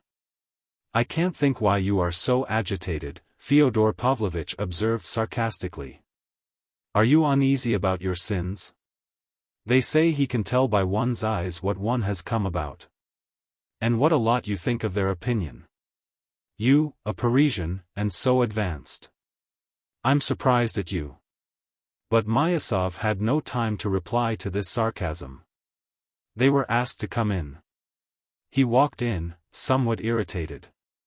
"Now, I know myself, I am annoyed, I shall lose my temper and begin to quarrel, and lower myself and my ideas," he reflected. Chapter 2. The Old Buffoon. They entered the room almost at the same moment that the elder came in from his bedroom. There were already in the cell, awaiting the elder, 2 monks of the hermitage, one the father librarian, and the other Father Pacey, a very learned man, so they said, in delicate health, though not old. There was also a tall young man, who looked about 22, standing in the corner throughout the interview.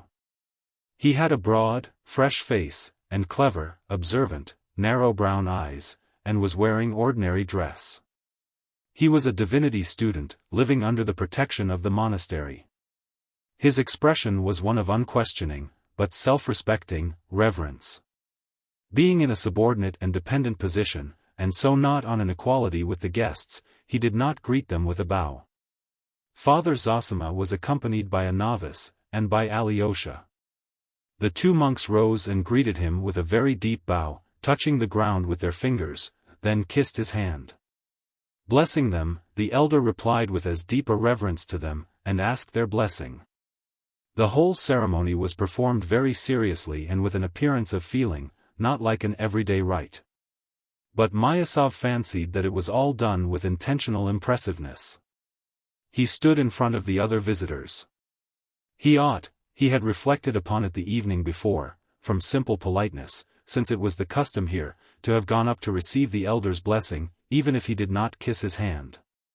But when he saw all this bowing and kissing on the part of the monks he instantly changed his mind. With dignified gravity he made a rather deep, conventional bow, and moved away to a chair. Fyodor Pavlovitch did the same, mimicking Myasov like an ape.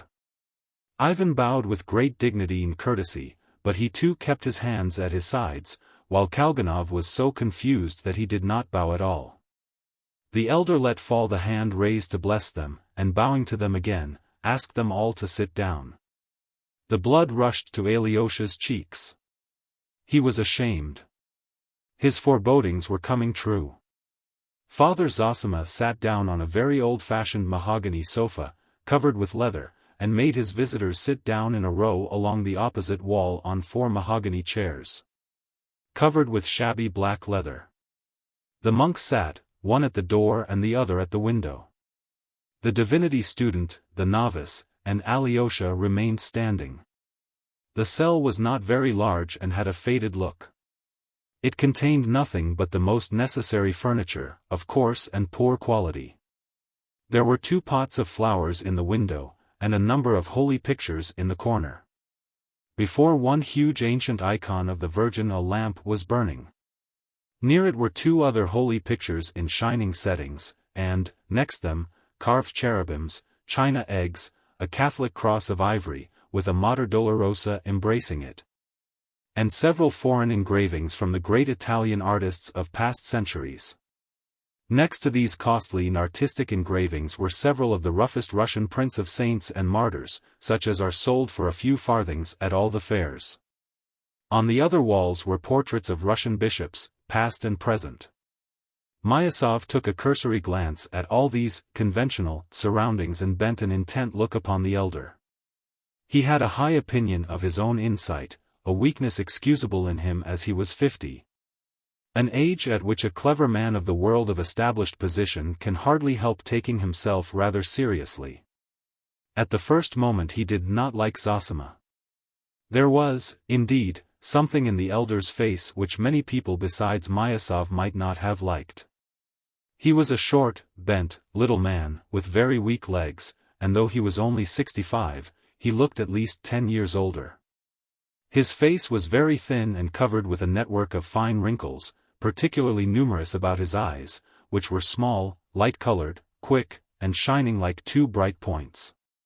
He had a sprinkling of gray hair about his temples.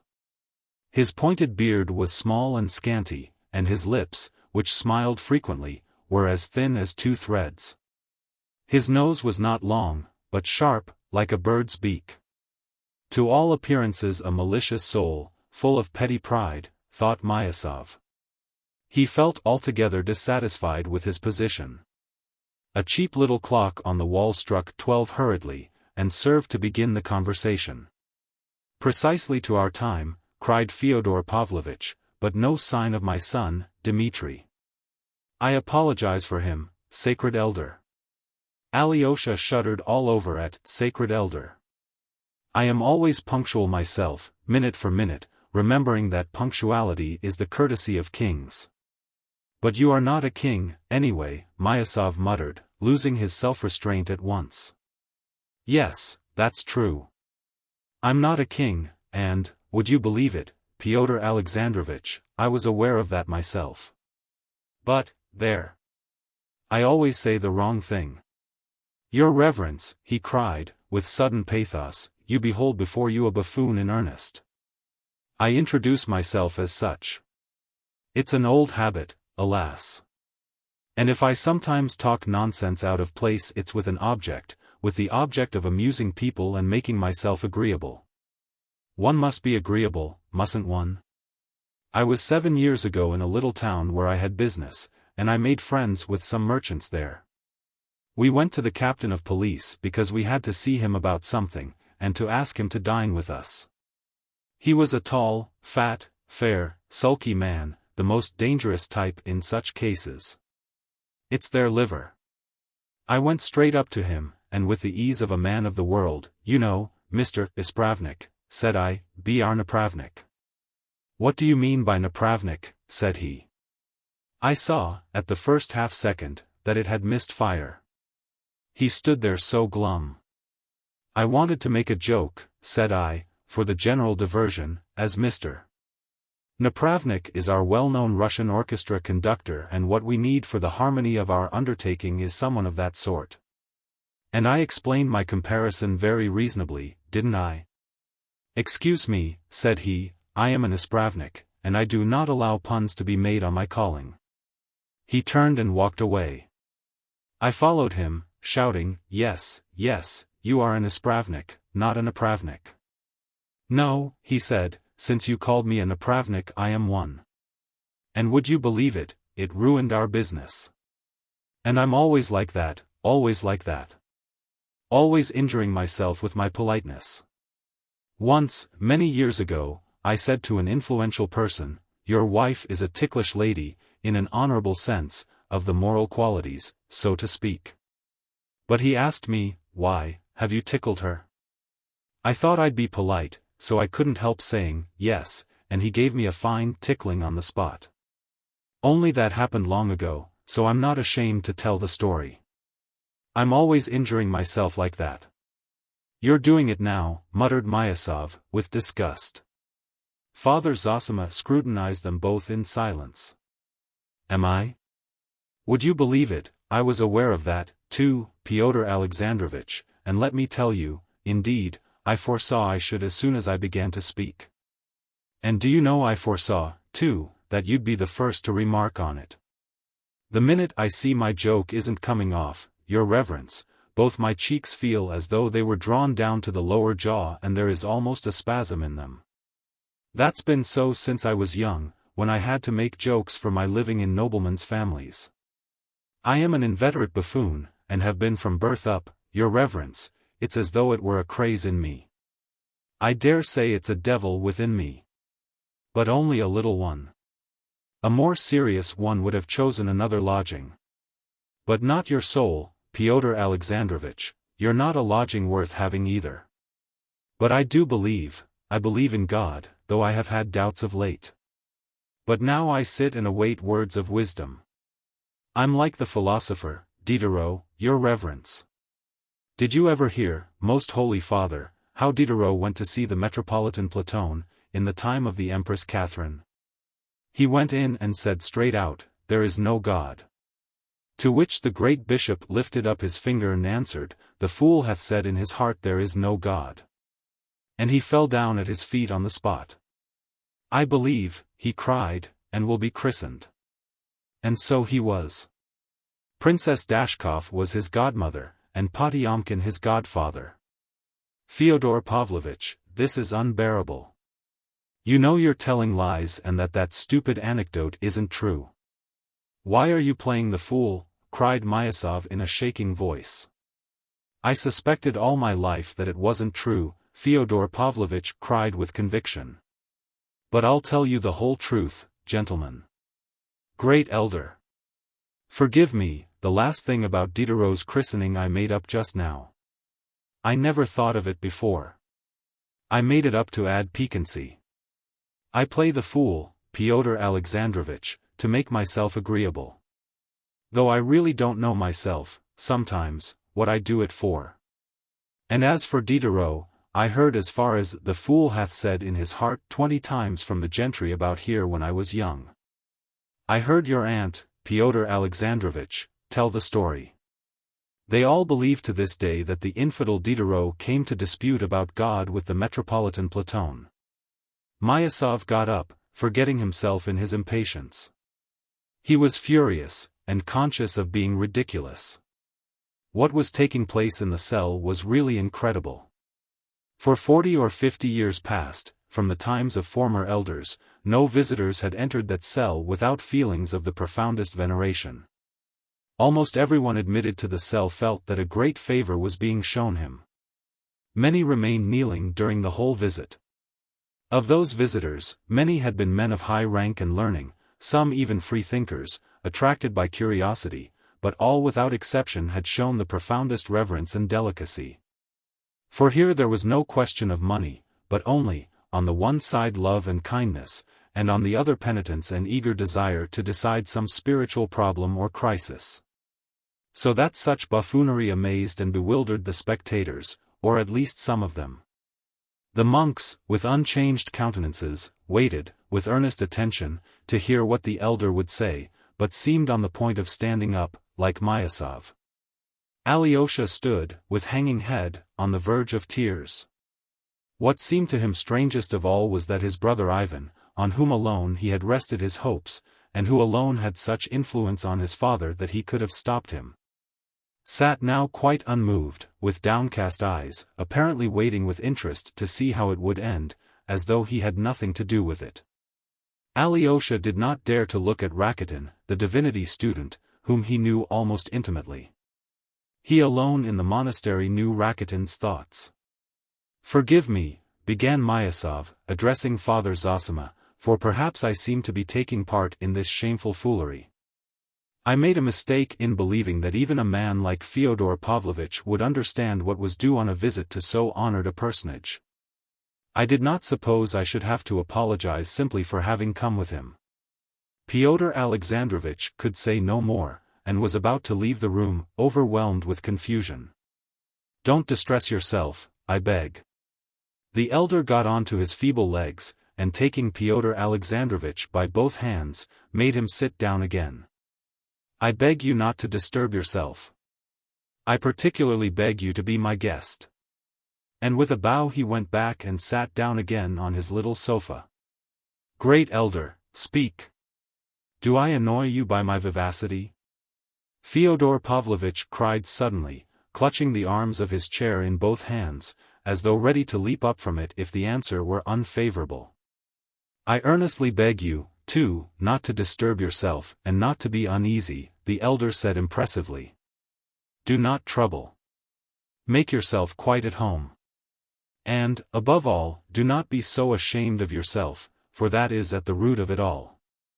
"Quite at home? To be my natural self? Oh, that is much too much, but I accept it with grateful joy. Do you know, blessed Father, you'd better not invite me to be my natural self. Don't risk it.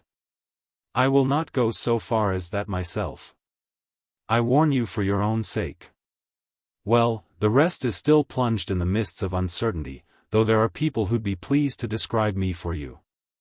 I mean that for you, Pyotr Alexandrovitch. But as for you, holy being, let me tell you, I am brimming over with ecstasy." He got up, and throwing up his hands, declaimed, "Blessed be the womb that bare thee, and the paps that gave thee suck, the paps especially. When you said just now, 'Don't be so ashamed of yourself, for that is at the root of it all,' you pierced right through me by that remark, and read me to the core. Indeed, I always feel when I meet people that I am lower than all, and that they all take me for a buffoon. So I say, let me really play the buffoon. I am not afraid of your opinion, for you are every one of you worse than I am. That is why I am a buffoon. It is from shame, great elder, from shame. It's simply oversensitiveness that makes me rowdy. If I had only been sure that everyone would accept me as the kindest and wisest of men, oh, Lord, what a good man I should have been then. Teacher." He fell suddenly on his knees. "What must I do to gain eternal life?" It was difficult even now to decide whether he was joking or really moved. Father Zosima, lifting his eyes, looked at him, and said with a smile, "You have known for a long time what you must do. You have sense enough. Don't give way to drunkenness and incontinence of speech, don't give way to sensual lust, and, above all, to the love of money. And close your taverns. If you can't close all, at least 2 or 3. And, above all, don't lie." "You mean about Diderot?" "No, not about Diderot. Above all, don't lie to yourself. The man who lies to himself and listens to his own lie comes to such a pass that he cannot distinguish the truth within him, or around him, and so loses all respect for himself and for others. And having no respect he ceases to love, and in order to occupy and distract himself without love he gives way to passions and coarse pleasures, and sinks to bestiality in his vices. All from continual lying to other men and to himself. The man who lies to himself can be more easily offended than anyone. You know it is sometimes very pleasant to take offense, isn't it? A man may know that nobody has insulted him, but that he has invented the insult for himself, has lied and exaggerated to make it picturesque. Has caught at a word and made a mountain out of a molehill. He knows that himself, yet he will be the first to take offense, and will revel in his resentment till he feels great pleasure in it. And so pass to genuine vindictiveness. But get up, sit down, I beg you. All this, too, is deceitful posturing. Blessed man. Give me your hand to kiss." Fyodor Pavlovitch skipped up, and imprinted a rapid kiss on the elder's thin hand. It is pleasant to take offense. You said that so well, as I never heard it before. Yes, I have been all my life taking offense, to please myself, taking offense on aesthetic grounds, for it is not so much pleasant as distinguished sometimes to be insulted, that you had forgotten. Great elder, it is distinguished. I shall make a note of that. But I have been lying positively my whole life long, every day and hour of it. Of a truth, I am a lie, and the father of lies. Though I believe I am not the father of lies. I am getting mixed in my texts. Say, the son of lies, and that will be enough. Only, my angel. I may sometimes talk about Diderot. Diderot will do no harm, though sometimes a word will do harm. Great elder, by the way, I was forgetting, though I had been meaning for the last 2 years to come here on purpose to ask and to find out something. Only do tell Pyotr Alexandrovitch not to interrupt me. Here is my question: is it true, great father, that the story is told somewhere in the lives of the saints of a holy saint martyred for his faith who, when his head was cut off at last, stood up, picked up his head, and, courteously kissing it, walked a long way, carrying it in his hands? Is that true or not, honored father? No, it is untrue, said the elder. There is nothing of the kind in all the lives of the saints. What saint do you say the story is told of? Asked the father librarian. I do not know what saint. I do not know, and can't tell. I was deceived. I was told the story. I had heard it, and do you know who told it? Pyotr Alexandrovitch Myasov here, who was so angry just now about Diderot. He it was who told the story. I have never told it you, I never speak to you at all. It is true you did not tell me, but you told it when I was present. It was 3 years ago. I mentioned it because by that ridiculous story you shook my faith, Pyotr Alexandrovitch. You knew nothing of it, but I went home with my faith shaken, and I have been getting more and more shaken ever since. Yes, Pyotr Alexandrovitch, you were the cause of a great fall. That was not a Diderot. Fyodor Pavlovitch got excited and pathetic, though it was perfectly clear to everyone by now that he was playing a part again. Yet Myasov was stung by his words. What nonsense, and it is all nonsense, he muttered. I may really have told it, some time or other, but not to you. I was told it myself. I heard it in Paris from a Frenchman. He told me it was read at our Mass from the lives of the saints. He was a very learned man who had made a special study of Russian statistics and had lived a long time in Russia. I have not read the lives of the saints myself, and I am not going to read them. All sorts of things are said at dinner. We were dining then. Yes, you were dining then, and so I lost my faith, said Fyodor Pavlovitch, mimicking him. What do I care for your faith? Myasov was on the point of shouting, but he suddenly checked himself, and said with contempt, You defile everything you touch. The elder suddenly rose from his seat. Excuse me, gentlemen, for leaving you a few minutes, he said, addressing all his guests. I have visitors awaiting me who arrived before you. But don't you tell lies all the same, he added, turning to Fyodor Pavlovitch with a good-humored face. He went out of the cell. Alyosha and the novice flew to escort him down the steps.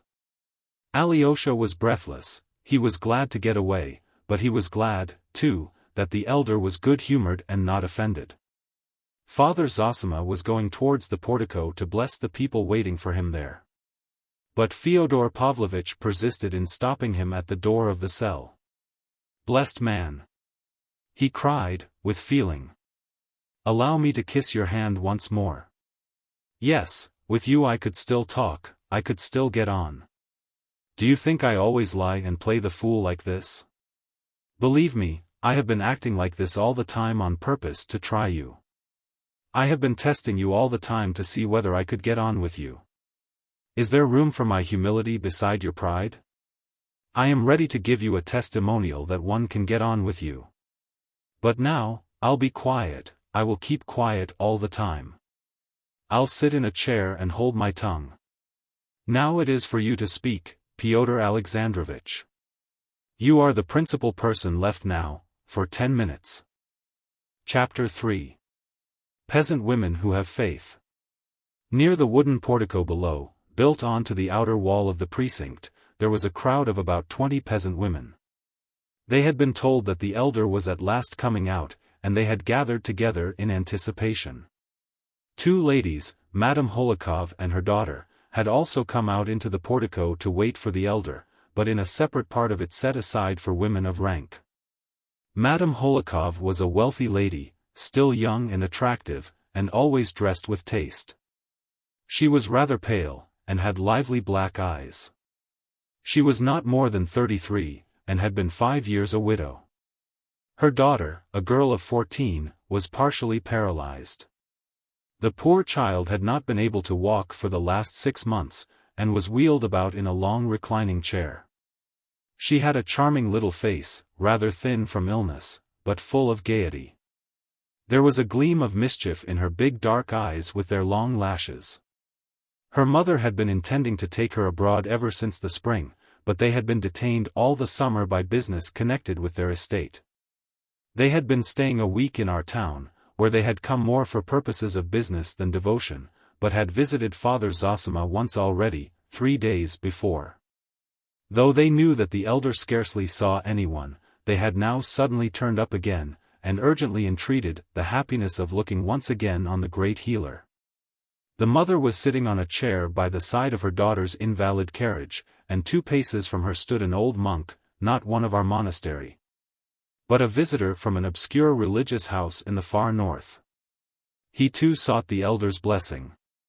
But Father Zosima, on entering the portico, went first straight to the peasants who were crowded at the foot of the 3 steps that led up into the portico.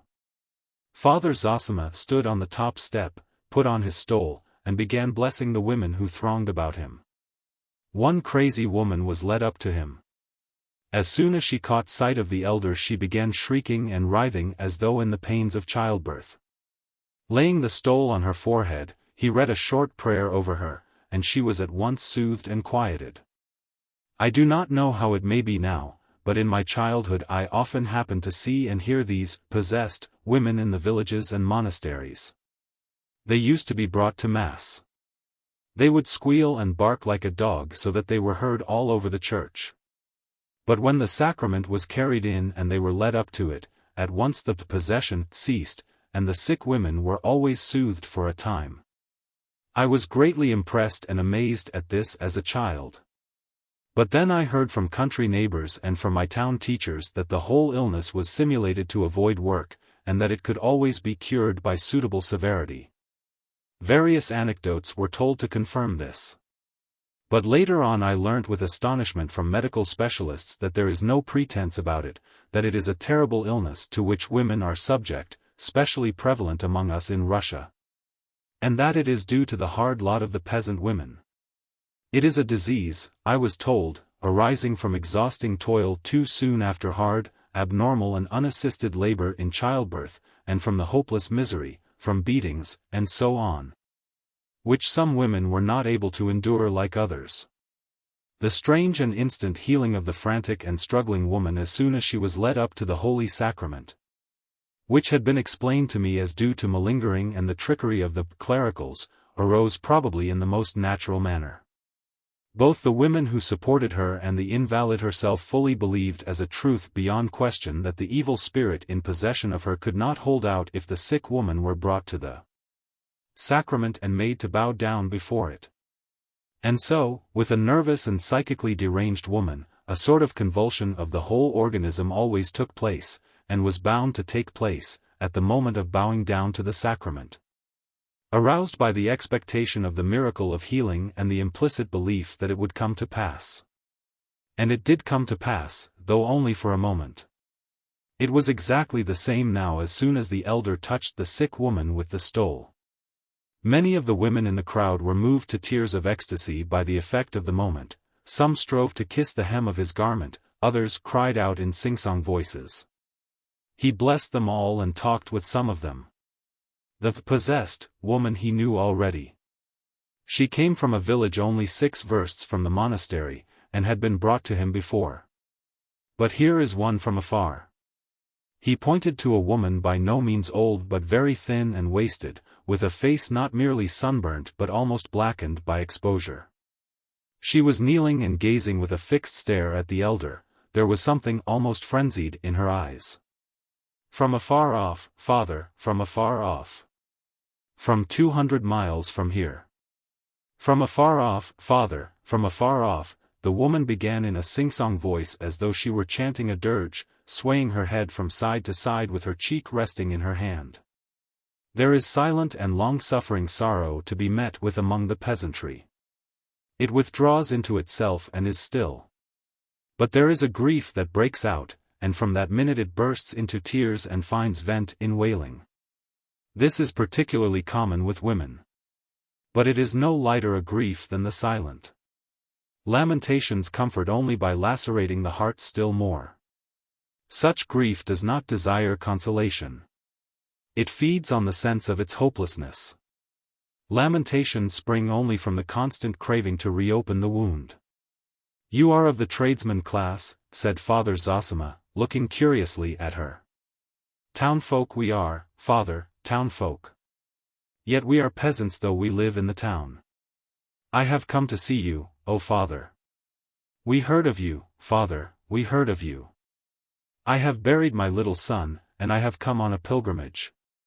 I have been in 3 monasteries, but they told me, go, Nastasia, go to them, that is to you.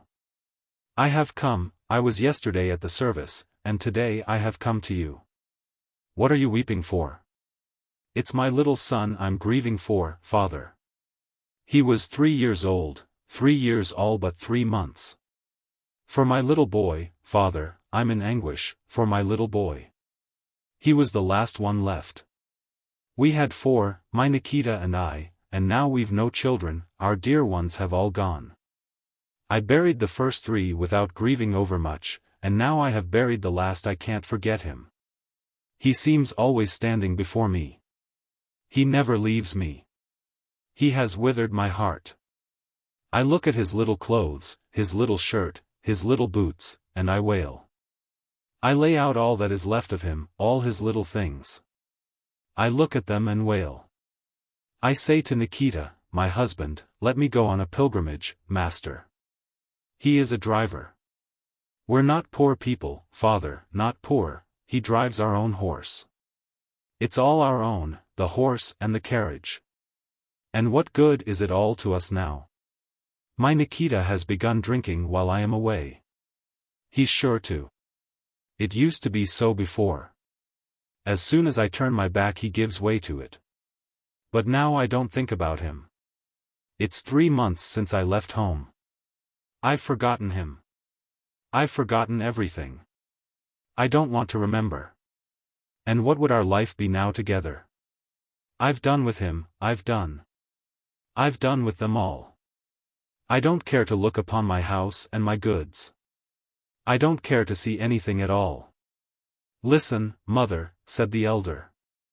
Once in olden times a holy saint saw in the temple a mother like you weeping for her little one, her only one, whom God had taken. Knowest thou not, said the saint to her, how bold these little ones are before the throne of God? Verily there are none bolder than they in the kingdom of heaven. Thou didst give us life, O Lord, they say, and scarcely had we looked upon it when thou didst take it back again. And so boldly they ask and ask again that God gives them at once the rank of angels. Therefore, said the saint, thou, too, O mother, rejoice and weep not, for thy little son is with the Lord in the fellowship of the angels. That's what the saint said to the weeping mother of old. He was a great saint and he could not have spoken falsely. Therefore you too, mother, know that your little one is surely before the throne of God, is rejoicing and happy, and praying to God for you, and therefore weep not, but rejoice. The woman listened to him, looking down with her cheek in her hand. She sighed deeply. My Nikita tried to comfort me with the same words as you. Foolish one, he said, why weep? Our son is no doubt singing with the angels before God. He says that to me, but he weeps himself. I see that he cries like me. I know, Nikita, said I, where could he be if not with the Lord God? Only, here with us now he is not as he used to sit beside us before. And if only I could look upon him one little time, if only I could peep at him one little time, without going up to him, without speaking.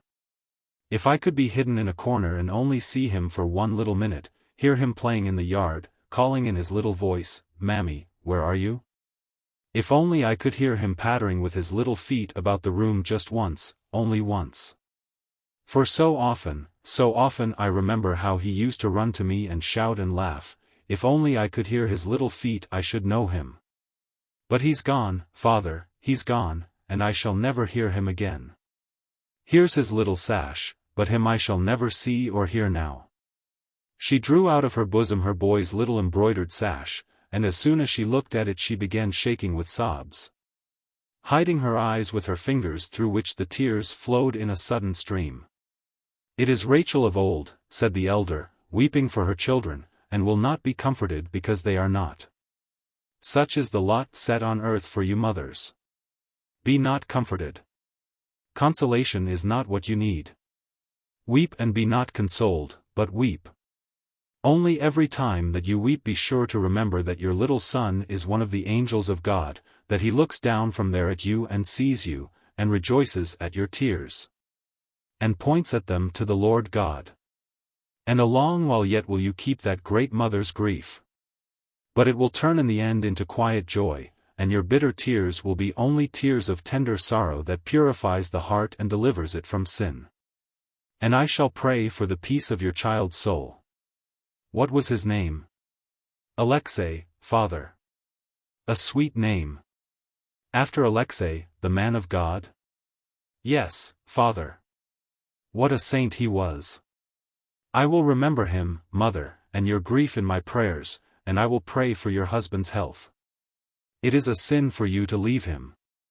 Your little one will see from heaven that you have forsaken his father, and will weep over you. Why do you trouble his happiness?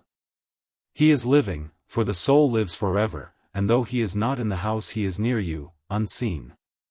How can he go into the house when you say that the house is hateful to you? To whom is he to go if he find you not together, his father and mother? He comes to you in dreams now, and you grieve. But then he will send you gentle dreams. Go to your husband, mother. Go this very day. I will go, father, at your word. I will go. You've gone straight to my heart. My Nikita, you are waiting for me, the woman began in a sing-song voice. But the elder had already turned away to a very old woman, dressed like a dweller in the town, not like a pilgrim. Her eyes showed that she had come with an object, and in order to say something. She said she was the widow of a non-commissioned officer, and lived close by in the town. Her son Vasenka was in the commissariat service, and had gone to Irkutsk in Siberia. He had ridden twice from there, but now a year had passed since he had ridden. She did inquire about him, but she did not know the proper place to inquire. Only the other day Stepanida Ilyinishna, she's a rich merchant's wife, said to me, you go, Prohorovna, and put your son's name down for prayer in the church. And pray for the peace of his soul as though he were dead. His soul will be troubled, she said, and he will write you a letter. And Stepanida Ilyinishna told me it was a certain thing which had been many times tried. Only I am in doubt. Oh, you light of ours! Is it true or false, and would it be right? Don't think of it.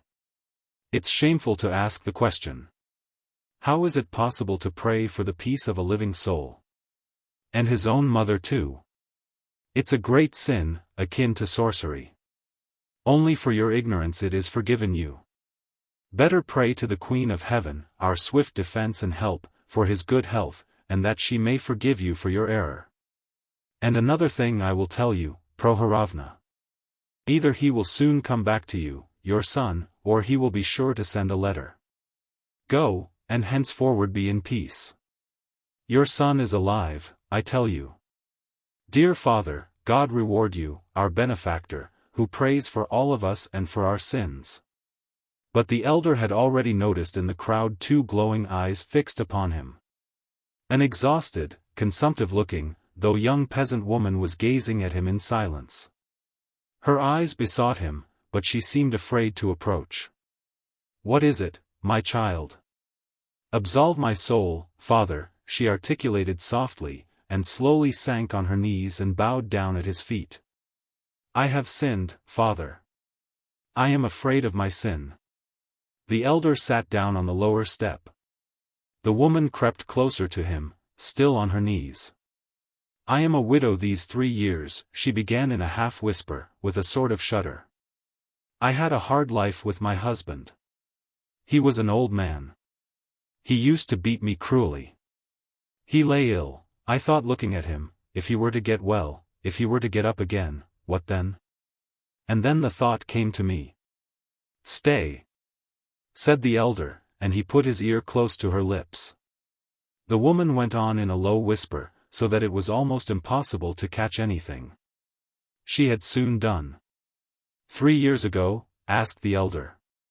3 years. At first I didn't think about it, but now I've begun to be ill, and the thought never leaves me. Have you come from far?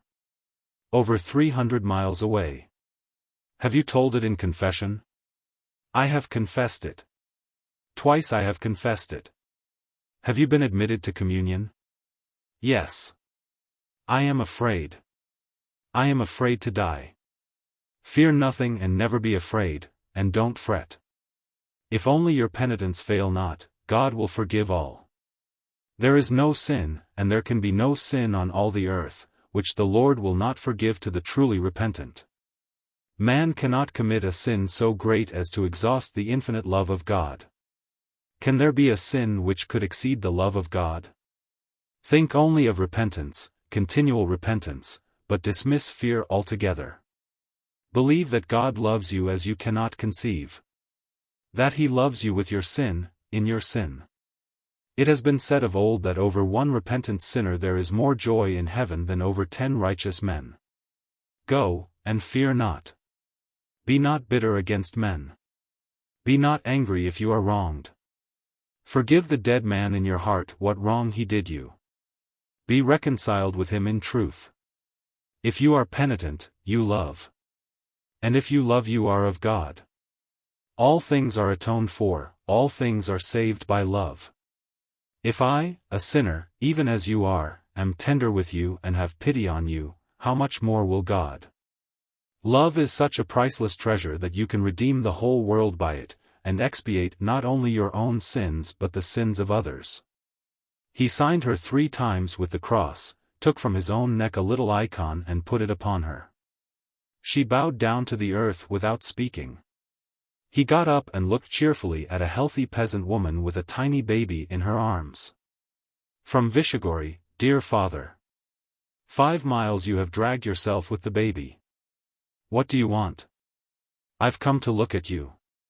I have been to you before, or have you forgotten? You've no great memory if you've forgotten me.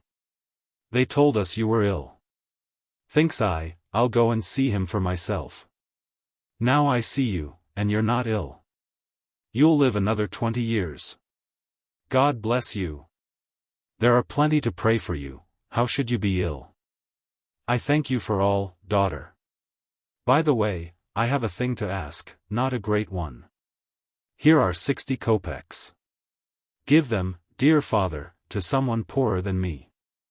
I thought as I came along, better give through him. He'll know whom to give to.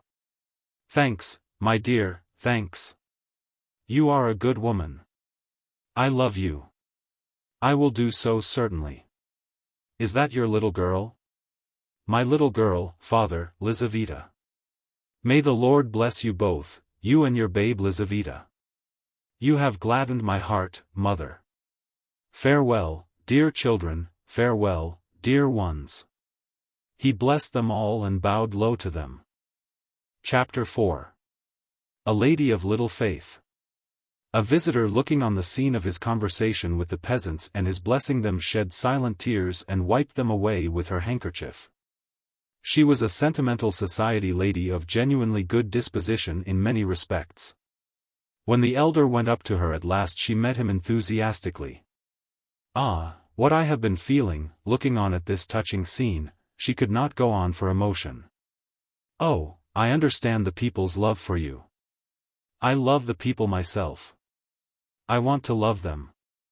And who could help loving them, our splendid Russian people, so simple in their greatness? How is your daughter's health? You wanted to talk to me again? Oh, I have been urgently begging for it, I have prayed for it. I was ready to fall on my knees and kneel for 3 days at your windows until you let me in. We have come, great healer, to express our ardent gratitude. You have healed my Lise, healed her completely, merely by praying over her last Thursday and laying your hands upon her. We have hastened here to kiss those hands, to pour out our feelings and our homage. What do you mean by healed? But she is still lying down in her chair. But her night fevers have entirely ceased ever since Thursday, said the lady with nervous haste. And that's not all. Her legs are stronger. This morning she got up well, she had slept all night. Look at her rosy cheeks, her bright eyes. She used to be always crying, but now she laughs and is gay and happy. This morning she insisted on my letting her stand up, and she stood up for a whole minute without any support. She wagers that in a fortnight she'll be dancing a quadrille. I've called in Dr. Herzenstube. He shrugged his shoulders and said, I am amazed, I can make nothing of it. And would you have us not come here to disturb you, not fly here to thank you? Lise, thank him, thank him. Lisa's pretty little laughing face became suddenly serious. She rose in her chair as far as she could and, looking at the elder, clasped her hands before him, but could not restrain herself and broke into laughter. It's at him, she said, pointing to Alyosha, with childish vexation at herself for not being able to repress her mirth. If anyone had looked at Alyosha standing a step behind the elder, he would have caught a quick flush crimsoning his cheeks in an instant. His eyes shone and he looked down. She has a message for you, Alexei Fyodorovitch. How are you? The mother went on, holding out her exquisitely gloved hand to Alyosha. The elder turned round and all at once looked attentively at Alyosha. The latter went nearer to Lise and, smiling in a strangely awkward way, held out his hand to her too. Lise assumed an important air. Katerina Ivanovna has sent you this through me. She handed him a little note. She particularly begs you to go and see her as soon as possible. That you will not fail her, but will be sure to come. She asks me to go and see her. Me? What for? Alyosha muttered in great astonishment. His face at once looked anxious. Oh, it's all to do with Dmitri Fyodorovitch and what has happened lately, the mother explained hurriedly. Katerina Ivanovna has made up her mind, but she must see you about it. Why, of course, I can't say. But she wants to see you at once. And you will go to her, of course. It is a Christian duty. I have only seen her once, Alyosha protested with the same perplexity. Oh, she is such a lofty, incomparable creature. If only for her suffering. Think what she has gone through, what she is enduring now. Think what awaits her. It's all terrible, terrible. Very well, I will come, Alyosha decided, after rapidly scanning the brief, enigmatic note, which consisted of an urgent entreaty that he would come, without any sort of explanation. Oh, how sweet and generous that would be of you, cried Lise with sudden animation. I told Mama you'd be sure not to go. I said you were saving your soul. How splendid you are. I've always thought you were splendid. How glad I am to tell you so. Lise, said her mother impressively, though she smiled after she had said it. You have quite forgotten us, Alexei Fyodorovitch, she said, you never come to see us. Yet Lise has told me twice that she is never happy except with you. Alyosha raised his downcast eyes and again flushed, and again smiled without knowing why. But the elder was no longer watching him. He had begun talking to a monk who, as mentioned before, had been awaiting his entrance by Lisa's chair. He was evidently a monk of the humblest, that is of the peasant, class, of a narrow outlook, but a true believer, and, in his own way, a stubborn one. He announced that he had come from the far north, from Obdorsk, from St. Sylvester, and was a member of a poor monastery, consisting of only 10 monks. The elder gave him his blessing and invited him to come to his cell whenever he liked. How can you presume to do such deeds? The monk asked suddenly, pointing solemnly and significantly at Lise. He was referring to her healing. It's too early, of course, to speak of that. Relief is not complete cure, and may proceed from different causes. But if there has been any healing, it is by no power but God's will. It's all from God. Visit me, Father, he added to the monk. It's not often I can see visitors. I am ill, and I know that my days are numbered. Oh, no, no. God will not take you from us. You will live a long, long time yet, cried the lady. And in what way are you ill? You look so well, so gay and happy. I am extraordinarily better today. But I know that it's only for a moment. I understand my disease now thoroughly. If I seem so happy to you, you could never say anything that would please me so much. For men are made for happiness, and anyone who is completely happy has a right to say to himself, I am doing God's will on earth. All the righteous, all the saints, all the holy martyrs were happy. Oh, how you speak! What bold and lofty words, cried the lady. You seem to pierce with your words. And yet, happiness, happiness, where is it? Who can say of himself that he is happy? Oh, since you have been so good as to let us see you once more today, let me tell you what I could not utter last time, what I dared not say, all I am suffering and have been for so long. I am suffering. Forgive me. I am suffering. And in a rush of fervent feeling she clasped her hands before him. From what specially? I suffer, from lack of faith. Lack of faith in God? Oh, no, no. I dare not even think of that. But the future life, it is such an enigma. And no one can solve it. Listen. You are a healer, you are deeply versed in the human soul, and of course I dare not expect you to believe me entirely, but I assure you on my word of honor that I am not speaking lightly now. The thought of the life beyond the grave distracts me to anguish, to terror. And I don't know to whom to appeal, and have not dared to all my life. And now I am so bold as to ask you. Oh, God! What will you think of me now? She clasped her hands. Don't distress yourself about my opinion of you, said the elder. I quite believe in the sincerity of your suffering. Oh, how thankful I am to you. You see, I shut my eyes and ask myself if everyone has faith, where did it come from?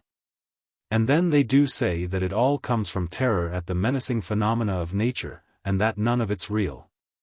And I say to myself, what if I've been believing all my life, and when I come to die there's nothing but the burdocks growing on my grave, as I read in some author. It's awful. How can I get back my faith? But I only believed when I was a little child, mechanically, without thinking of anything. How is one to prove it? I have come now to lay my soul before you and to ask you about it. If I let this chance slip, no one all my life will answer me. How can I prove it? How can I convince myself? Oh, how unhappy I am. I stand and look about me and see that scarcely anyone else cares, no one troubles his head about it, and I'm the only one who can't stand it. It's deadly, deadly. No doubt. But there's no proving it, though you can be convinced of it. How? By the experience of active love. Strive to love your neighbor actively and indefatigably. In as far as you advance in love you will grow surer of the reality of God and of the immortality of your soul. If you attain to perfect self-forgetfulness in the love of your neighbor, then you will believe without doubt, and no doubt can possibly enter your soul. This has been tried. This is certain. In active love? There's another question, and such a question. You see, I so love humanity that, would you believe it? I often dream of forsaking all that I have, leaving Liz, and becoming a sister of mercy. I close my eyes and think and dream, and at that moment I feel full of strength to overcome all obstacles. No wounds, no festering sores could at that moment frighten me. I would bind them up and wash them with my own hands. I would nurse the afflicted. I would be ready to kiss such wounds. It is much, and well that your mind is full of such dreams and not others. Sometime, unawares, you may do a good deed in reality. Yes. But could I endure such a life for long? The lady went on fervently, almost frantically. That's the chief question, that's my most agonizing question. I shut my eyes and ask myself, would you persevere long on that path? And if the patient whose wounds you are washing did not meet you with gratitude, but worried you with his whims, without valuing or remarking your charitable services, began abusing you and rudely commanding you, and complaining to the superior authorities of you, which often happens when people are in great suffering, what then? Would you persevere in your love, or not? And do you know, I came with horror to the conclusion that, if anything could dissipate my love to humanity, it would be ingratitude. In short, I am a hired servant, I expect my payment at once, that is, praise, and the repayment of love with love. Otherwise I am incapable of loving anyone. She was in a very paroxysm of self-castigation, and, concluding, she looked with defiant resolution at the elder. It's just the same story as a doctor once told me, observed the elder. He was a man getting on in years, and undoubtedly clever. He spoke as frankly as you, though in jest, in bitter jest. I love humanity, he said, but I wonder at myself. The more I love humanity in general, the less I love man in particular. In my dreams, he said, I have often come to making enthusiastic schemes for the service of humanity, and perhaps I might actually have faced crucifixion if it had been suddenly necessary.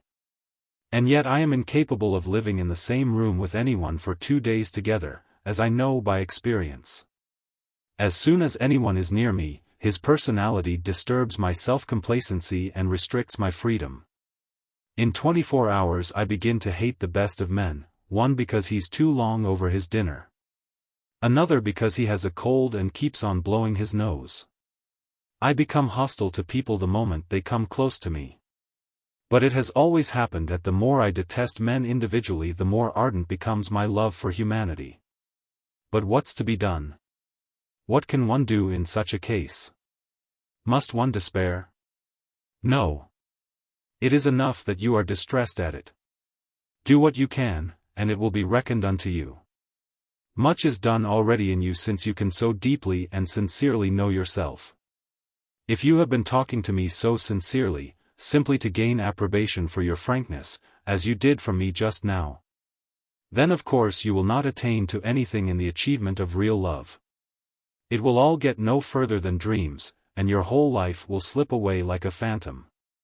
In that case you will naturally cease to think of the future life too, and will of yourself grow calmer after a fashion in the end. You have crushed me. Only now, as you speak, I understand that I was really only seeking your approbation for my sincerity when I told you I could not endure ingratitude. You have revealed me to myself. You have seen through me and explained me to myself. Are you speaking the truth? Well, now, after such a confession, I believe that you are sincere and good at heart. If you do not attain happiness, always remember that you are on the right road, and try not to leave it. Above all, avoid falsehood, every kind of falsehood, especially falseness to yourself. Watch over your own deceitfulness and look into it every hour, every minute. Avoid being scornful, both to others and to yourself. What seems to you bad within you will grow purer from the very fact of your observing it in yourself. Avoid fear, too, though fear is only the consequence of every sort of falsehood. Never be frightened at your own faint-heartedness in attaining love. Don't be frightened overmuch even at your evil actions. I am sorry I can say nothing more consoling to you, for love in action is a harsh and dreadful thing compared with love in dreams. Love in dreams is greedy for immediate action, rapidly performed and in the sight of all. Men will even give their lives if only the ordeal does not last long but is soon over, with all looking on and applauding as though on the stage. But active love is labor and fortitude, and for some people too, perhaps, a complete science. But I predict that just when you see with horror that in spite of all your efforts you are getting farther from your goal instead of nearer to it, at that very moment I predict that you will reach it. And behold clearly the miraculous power of the Lord who has been all the time loving and mysteriously guiding you. Forgive me for not being able to stay longer with you. They are waiting for me. Goodbye. The lady was weeping. Lise, bless her, she cried, starting up suddenly. She does not deserve to be loved.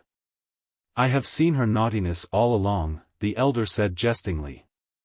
Why have you been laughing at Alexei? Lise had in fact been occupied in mocking at him all the time.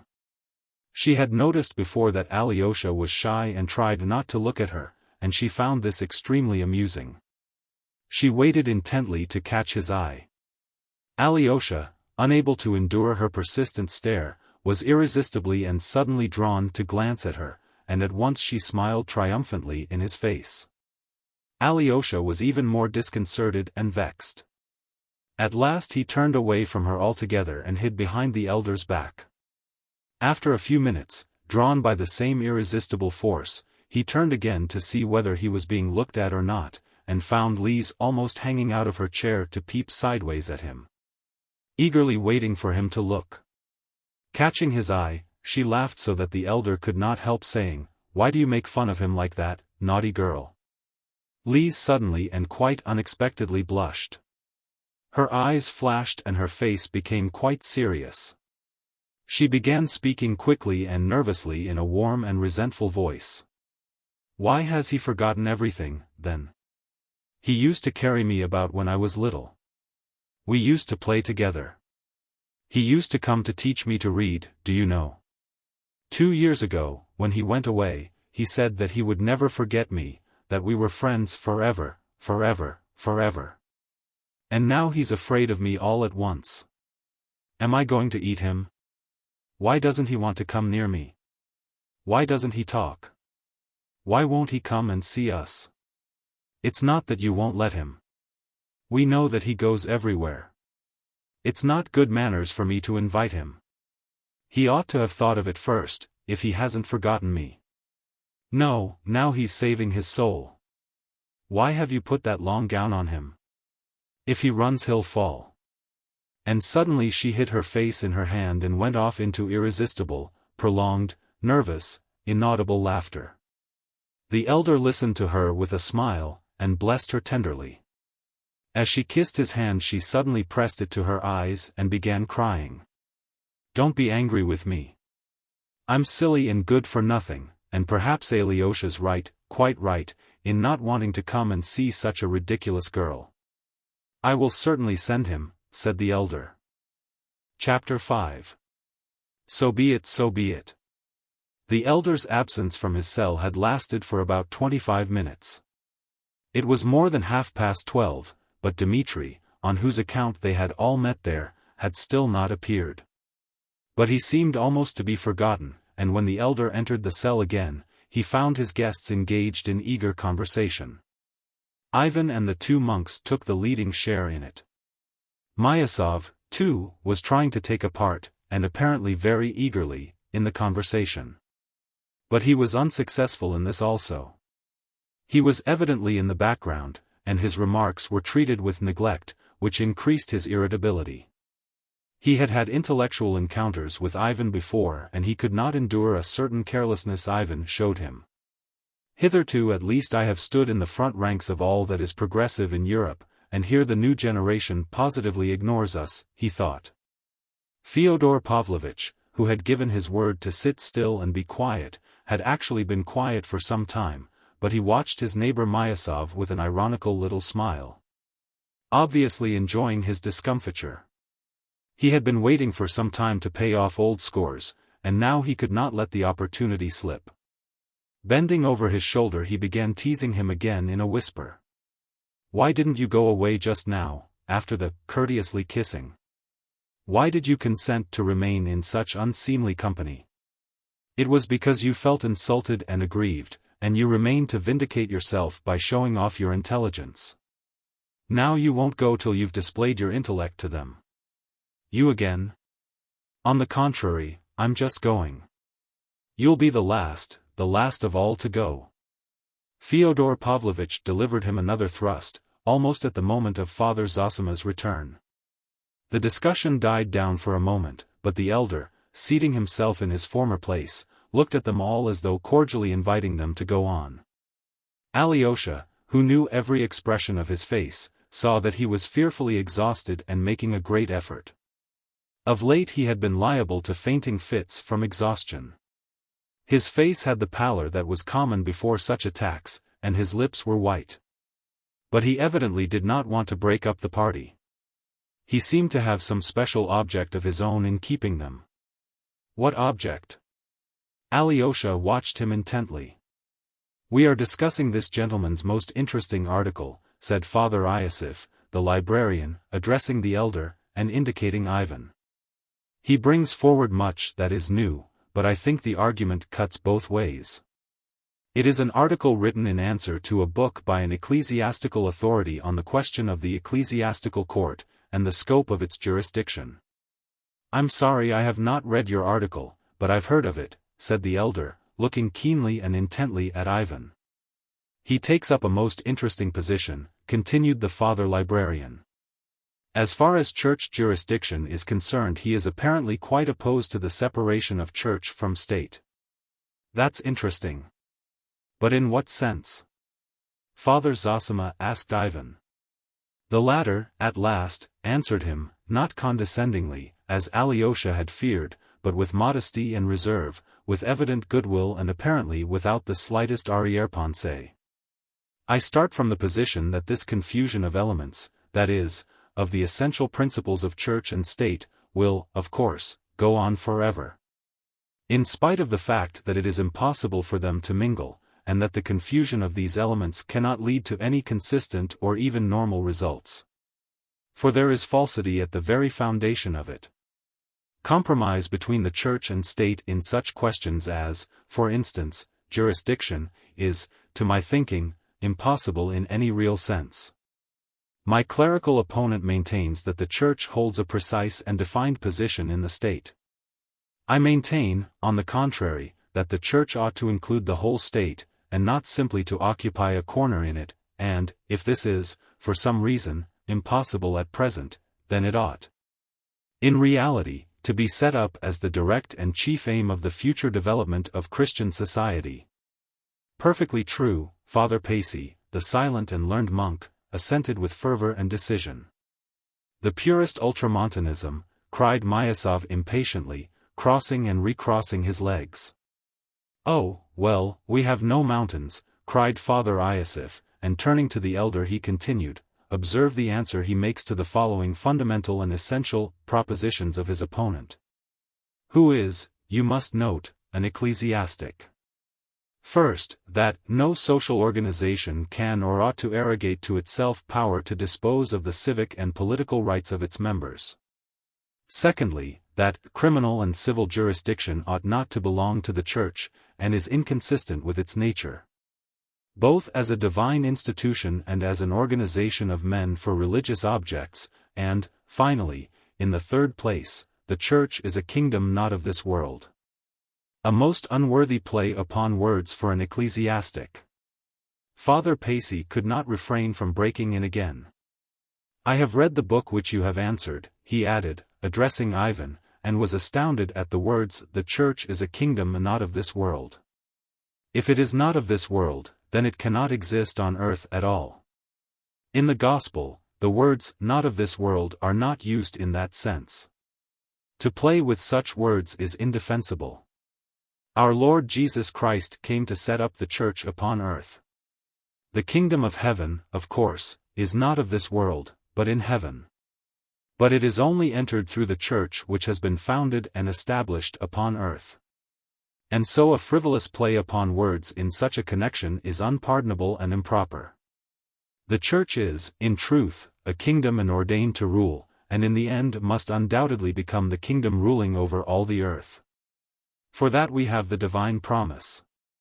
He ceased speaking suddenly, as though checking himself. After listening attentively and respectfully, Ivan went on.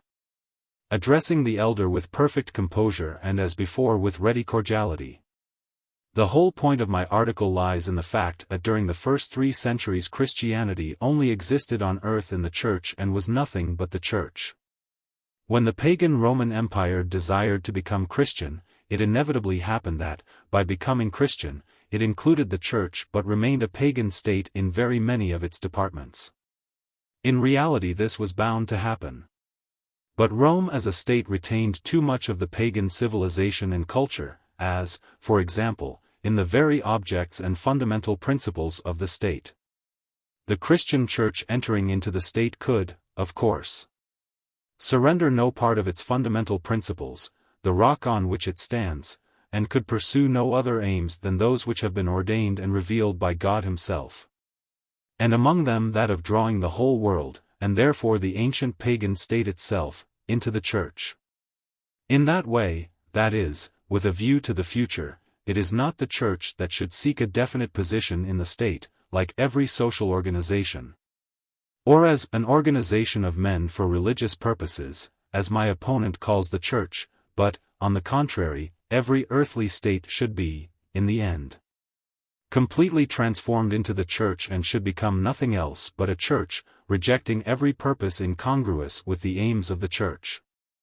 All this will not degrade it in any way or take from its honor and glory as a great state, nor from the glory of its rulers, but only turns it from a false, still pagan, and mistaken path to the true and rightful path, which alone leads to the eternal goal.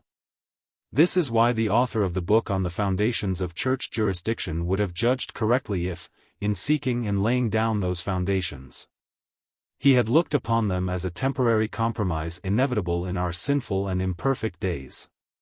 But as soon as the author ventures to declare that the foundations which he predicates now, part of which Father Iosif just enumerated, are the permanent, essential, and eternal foundations, he is going directly against the Church and its sacred and eternal vocation. That is the gist of my article. That is, in brief, Father Pacey began again, laying stress on each word, according to certain theories only too clearly formulated in the 19th century. The Church ought to be transformed into the state, as though this would be an advance from a lower to a higher form, so as to disappear into it, making way for science, for the spirit of the age, and civilization. And if the Church resists and is unwilling, some corner will be set apart for her in the state, and even that under control, and this will be so everywhere in all modern European countries. But Russian hopes and conceptions demand not that the Church should pass as from a lower into a higher type into the state, but, on the contrary, that the state should end by being worthy to become only the Church and nothing else. So be it. So be it. Well, I confess you've reassured me somewhat, Myasov said smiling, again crossing his legs. So far as I understand, then, the realization of such an ideal is infinitely remote, at the second coming of Christ. That's as you please. It's a beautiful utopian dream of the abolition of war, diplomacy, banks, and so on, something after the fashion of socialism, indeed.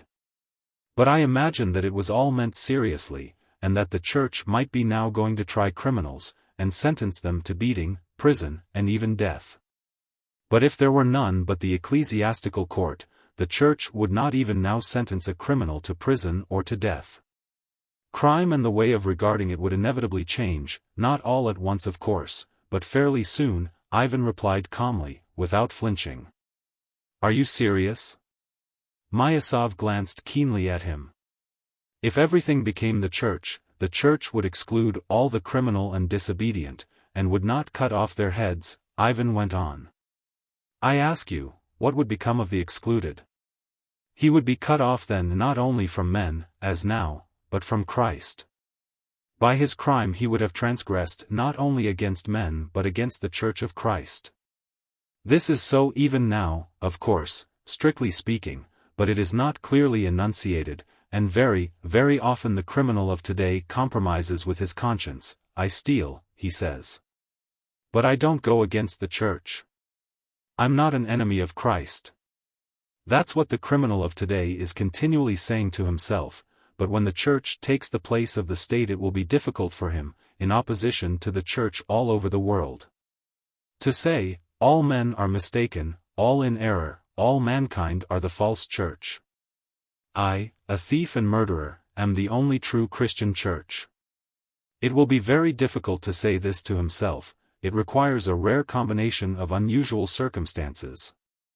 Now, on the other side, take the Church's own view of crime, is it not bound to renounce the present almost pagan attitude? And to change from a mechanical cutting off of its tainted member for the preservation of society, as at present, into completely and honestly adopting the idea of the regeneration of the man? Of his reformation and salvation? What do you mean? I fail to understand again, Myasov interrupted. Some sort of dream again. Something shapeless and even incomprehensible. What is excommunication? What sort of exclusion? I suspect you are simply amusing yourself, Ivan Fyodorovitch.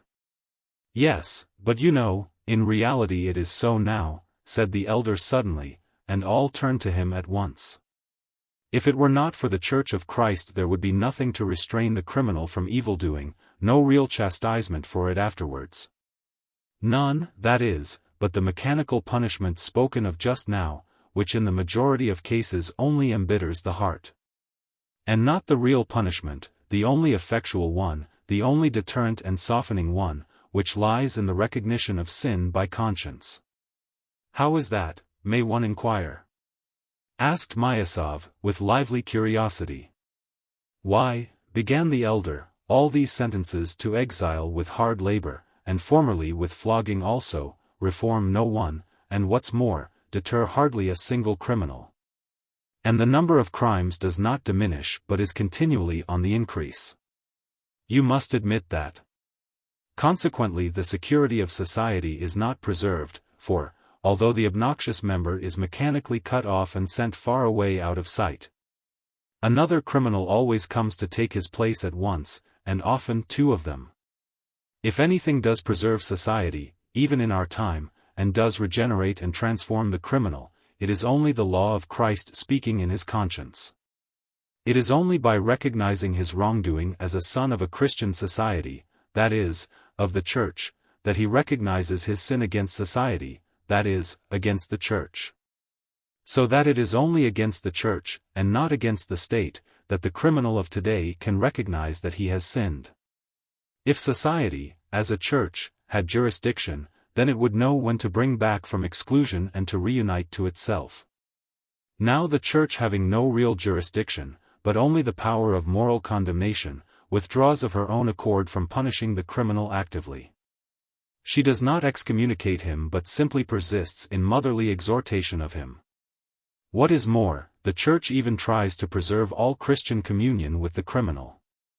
She admits him to church services, to the Holy Sacrament, gives him alms, and treats him more as a captive than as a convict. And what would become of the criminal, O Lord, if even the Christian society, that is, the Church, were to reject him even as the civil law rejects him and cuts him off? What would become of him if the Church punished him with her excommunication as the direct consequence of the secular law? There could be no more terrible despair, at least for a Russian criminal, for Russian criminals still have faith. Though, who knows, perhaps then a fearful thing would happen, perhaps the despairing heart of the criminal would lose its faith, and then what would become of him?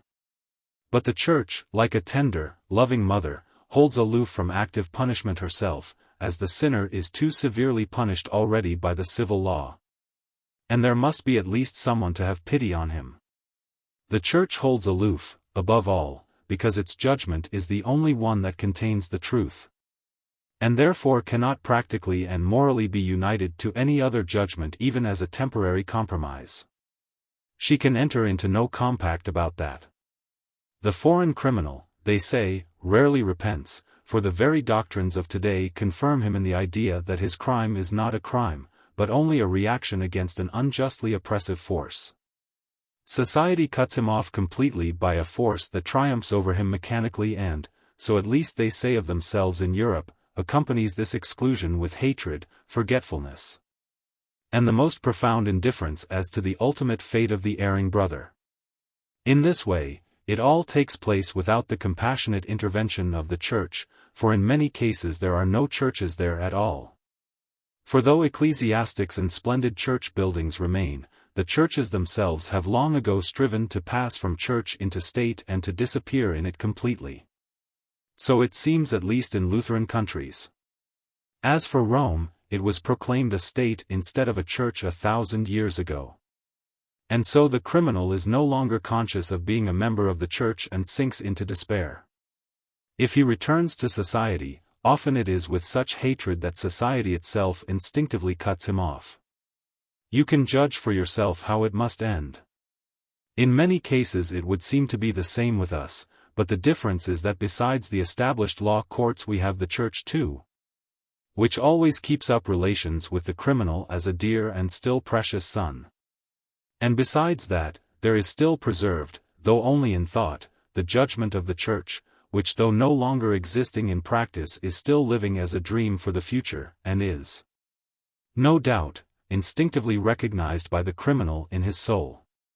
What was said here just now is true too, that is, that if the jurisdiction of the church were introduced in practice in its full force, that is, if the whole of the society were changed into the church, not only the judgment of the church would have influence on the reformation of the criminal such as it never has now, but possibly also the crimes themselves would be incredibly diminished. And there can be no doubt that the church would look upon the criminal and the crime of the future in many cases quite differently and would succeed in restoring the excluded, in restraining those who plan evil, and in regenerating the fallen. It is true, said Father Zosima, with a smile, the Christian society now is not ready and is only resting on some 7 righteous men, but as they are never lacking, it will continue still unshaken in expectation of its complete transformation from a society almost heathen in character into a single universal and all-powerful church. So be it, so be it. Even though at the end of the ages, for it is ordained to come to pass. And there is no need to be troubled about times and seasons, for the secret of the times and seasons is in the wisdom of God, in his foresight, and his love.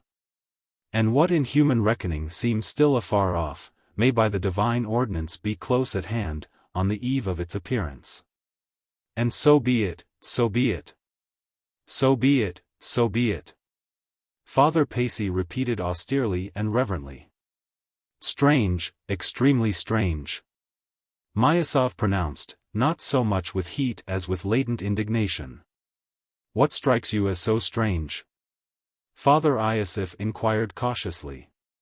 Why, it's beyond anything, cried Myasov, suddenly breaking out, the state is eliminated and the church is raised to the position of the state.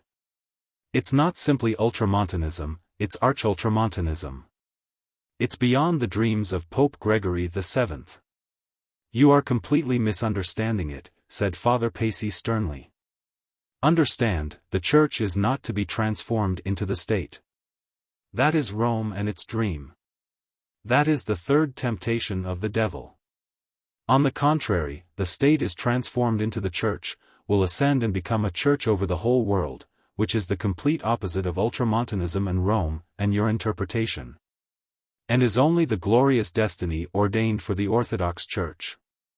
This star will arise in the east. Myasov was significantly silent. His whole figure expressed extraordinary personal dignity. A supercilious and condescending smile played on his lips. Alyosha watched it all with a throbbing heart. The whole conversation stirred him profoundly. He glanced casually at Rakitin, who was standing immovable in his place by the door listening and watching intently though with downcast eyes. But from the color in his cheeks Alyosha guessed that Rakitin was probably no less excited, and he knew what caused his excitement. Allow me to tell you one little anecdote, gentlemen, Myasov said impressively, with a peculiarly majestic air.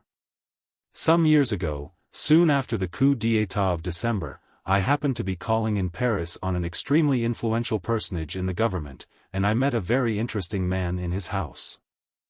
This individual was not precisely a detective but was a sort of superintendent of a whole regiment of political detectives, a rather powerful position in its own way. I was prompted by curiosity to seize the opportunity of conversation with him. And as he had not come as a visitor but as a subordinate official bringing a special report, and as he saw the reception given me by his chief, he deigned to speak with some openness. To a certain extent only, of course. He was rather courteous than open, as Frenchmen know how to be courteous, especially to a foreigner. But I thoroughly understood him. The subject was the socialist revolutionaries who were at that time persecuted. I will quote only one most curious remark dropped by this person. "We are not particularly afraid," said he, "of all these socialists, anarchists, infidels, and revolutionists. We keep watch on them and know all their goings-on. But there are a few peculiar men among them who believe in God and are Christians, but at the same time are socialists. These are the people we are most afraid of. They are dreadful people. The socialist who is a Christian is more to be dreaded than a socialist who is an atheist." The word struck me at the time, and now they have suddenly come back to me here, gentlemen. You apply them to us, and look upon us as socialists? Father Pacy asked directly, without beating about the bush. But before Pyotr Alexandrovitch could think what to answer, the door opened, and the guest so long expected, Dmitri Fyodorovitch, came in. They had, in fact, given up expecting him, and his sudden appearance caused some surprise for a moment. Chapter 6. Why is such a man alive? Dmitri Fyodorovitch, a young man of 28, of medium height and agreeable countenance, looked older than his years. He was muscular, and showed signs of considerable physical strength. Yet there was something not healthy in his face. It was rather thin, his cheeks were hollow, and there was an unhealthy sallowness in their color. His rather large, prominent, dark eyes had an expression of firm determination, and yet there was a vague look in them, too. Even when he was excited and talking irritably, his eyes somehow did not follow his mood, but betrayed something else, sometimes quite incongruous with what was passing. "It's hard to tell what he's thinking," those who talked to him sometimes declared. People who saw something pensive and sullen in his eyes were startled by his sudden laugh, which bore witness to mirthful and light-hearted thoughts at the very time when his eyes were so gloomy. A certain strained look in his face was easy to understand at this moment. Everyone knew, or had heard of, the extremely restless and dissipated life which he had been leading of late, as well as of the violent anger to which he had been roused in his quarrels with his father. There were several stories current in the town about it. It is true that he was irascible by nature, of an unstable and unbalanced mind, as our justice of the peace, Kachalnikov, happily described him. He was stylishly and irreproachably dressed in a carefully buttoned frock coat. He wore black gloves and carried a top hat. Having only lately left the army, he still had mustaches and no beard. His dark brown hair was cropped short, and combed forward on his temples. He had the long, determined stride of a military man. He stood still for a moment on the threshold, and glancing at the whole party went straight up to the elder, guessing him to be their host. He made him a low bow, and asked his blessing. Father Zosima, rising in his chair, blessed him. Dmitri kissed his hand respectfully, and with intense feeling, almost anger, he said, "Be so generous as to forgive me for having kept you waiting so long, but Smerdyakov. The valet sent me by my father, in reply to my inquiries, told me twice over that the appointment was for 1. Now I suddenly learn." "Don't disturb yourself," interposed the elder. "No matter. You are a little late. It's of no consequence. I'm extremely obliged to you, and expected no less from your goodness." Saying this, Dmitri bowed once more. Then, turning suddenly towards his father, made him, too, a similarly low and respectful bow. He had evidently considered it beforehand, and made this bow in all seriousness, thinking it his duty to show his respect and good intentions. Although Fyodor Pavlovitch was taken unawares, he was equal to the occasion. In response to Dmitri's bow he jumped up from his chair and made his son a bow as low in return. His face was suddenly solemn and impressive, which gave him a positively malignant look. Dmitri bowed generally to all present, and without a word walked to the window with his long, resolute stride, sat down on the only empty chair, near Father Pacy, and, bending forward, prepared to listen to the conversation he had interrupted. Dmitri's entrance had taken no more than 2 minutes, and the conversation was resumed. But this time Myasov thought it unnecessary to reply to Father Pacy's persistent and almost irritable question. "Allow me to withdraw from this discussion," he observed with a certain well-bred nonchalance. "It's a subtle question, too. Here Ivan Fyodorovitch is smiling at us. He must have something interesting to say about that also. Ask him." "Nothing special, except one little remark," Ivan replied at once. "European liberals in general, and even our liberal dilettanti, often mix up the final results of socialism with those of Christianity. This wild notion is, of course, a characteristic feature.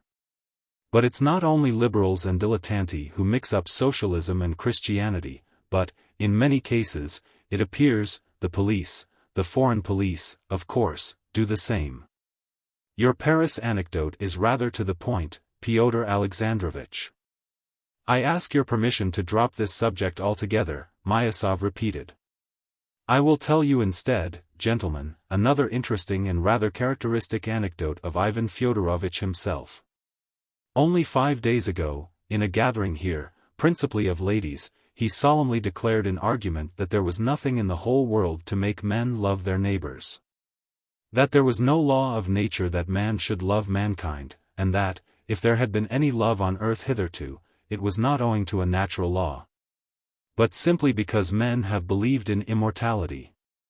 Ivan Fyodorovitch added in parenthesis that the whole natural law lies in that faith, and that if you were to destroy in mankind the belief in immortality, not only love but every living force maintaining the life of the world would at once be dried up. Moreover, nothing then would be immoral, everything would be lawful, even cannibalism. That's not all. He ended by asserting that for every individual, like ourselves, who does not believe in God or immortality, the moral law of nature must immediately be changed into the exact contrary of the former religious law, and that egoism, even to crime, must become not only lawful but even recognized as the inevitable, the most rational, even honorable outcome of his position. From this paradox, gentlemen, you can judge of the rest of our eccentric and paradoxical friend Ivan Fyodorovitch's theories." "Excuse me," Dmitri cried suddenly. "If I've heard aright, crime must not only be permitted but even recognized as the inevitable and the most rational outcome of his position for every infidel. Is that so or not?" "Quite so," said Father Pacy. "I'll remember it." Having uttered these words, Dmitri ceased speaking as suddenly as he had begun. Everyone looked at him with curiosity. "Is that really your conviction as to the consequences of the disappearance of the faith in immortality?" the elder asked Ivan suddenly. "Yes. That was my contention. There is no virtue if there is no immortality. You are blessed in believing that, or else most unhappy." "Why unhappy?" Ivan asked smiling. "Because, in all probability you don't believe yourself in the immortality of your soul, nor in what you have written yourself in your article on church jurisdiction." "Perhaps you are right. But I wasn't altogether joking," Ivan suddenly and strangely confessed, flushing quickly. "You were not altogether joking. That's true. The question is still fretting your heart, and not answered. But the martyr likes sometimes to divert himself with his despair, as it were driven to it by despair itself. Meanwhile, in your despair, you, too, divert yourself with magazine articles, and discussions in society, though you don't believe your own arguments, and with an aching heart mock at them inwardly. That question you have not answered, and it is your great grief, for it clamors for an answer. But can it be answered by me? Answered in the affirmative?" Ivan went on asking strangely, still looking at the elder with the same inexplicable smile. "If it can't be decided in the affirmative, it will never be decided in the negative. You know that that is the peculiarity of your heart, and all its suffering is due to it. But thank the Creator who has given you a lofty heart capable of such suffering. Of thinking and seeking higher things, for our dwelling is in the heavens. God grant that your heart will attain the answer on earth, and may God bless your path. The elder raised his hand and would have made the sign of the cross over Ivan from where he stood. But the latter rose from his seat, went up to him, received his blessing, and kissing his hand went back to his place in silence. His face looked firm and earnest. This action and all the preceding conversation, which was so surprising from Ivan, impressed everyone by its strangeness and a certain solemnity, so that all were silent for a moment. And there was a look almost of apprehension in Alyosha's face. But Myasov suddenly shrugged his shoulders. And at the same moment Fyodor Pavlovitch jumped up from his seat. "Most pious and holy elder," he cried, pointing to Ivan, "that is my son, flesh of my flesh, the dearest of my flesh. He is my most dutiful Karl Moor, so to speak, while this son who has just come in, Dmitri, against whom I am seeking justice from you, is the undutiful Franz Moor. They are both out of Schiller's robbers, and so I am the reigning Count von Moor. Judge and save us. We need not only your prayers but your prophecies. Speak without buffoonery, and don't begin by insulting the members of your family," answered the elder, in a faint, exhausted voice. He was obviously getting more and more fatigued, and his strength was failing. "An unseemly farce which I foresaw when I came here," cried Dmitri indignantly. He too leapt up. "Forgive it, Reverend Father," he added, addressing the elder. "I am not a cultivated man, and I don't even know how to address you properly, but you have been deceived and you have been too good-natured in letting us meet here. All my father wants is a scandal. Why he wants it only he can tell. He always has some motive. But I believe I know why. They all blame me, all of them," cried Fyodor Pavlovitch in his turn. "Pyotr Alexandrovitch here blames me too. You have been blaming me, Pyotr Alexandrovitch, you have." He turned suddenly to Myasov, although the latter was not dreaming of interrupting him. "They all accuse me of having hidden the children's money in my boots, and cheated them, but isn't there a court of law? There they will reckon out for you, Dmitri Fyodorovitch, from your notes, your letters, and your agreements, how much money you had, how much you have spent, and how much you have left. Why does Pyotr Alexandrovitch refuse to pass judgment? Dmitri is not a stranger to him. Because they are all against me, while Dmitri Fyodorovitch is in debt to me, and not a little, but some thousands of which I have documentary proof. The whole town is echoing with his debaucheries. And where he was stationed before, he several times spent 1,000 or 2 for the seduction of some respectable girl. We know all about that, Dmitri Fyodorovitch, in its most secret details. I'll prove it. Would you believe it, Holy Father, he has captivated the heart of the most honorable of young ladies of good family and fortune, daughter of a gallant colonel, formerly his superior officer, who had received many honors and had the Anna Order on his breast. He compromised the girl by his promise of marriage. Now she is an orphan and here, she is betrothed to him, yet before her very eyes he is dancing attendance on a certain enchantress. And although this enchantress has lived in, so to speak, civil marriage with a respectable man, yet she is of an independent character, an unapproachable fortress for everybody. Just like a legal wife, for she is virtuous, yes, Holy Fathers, she is virtuous.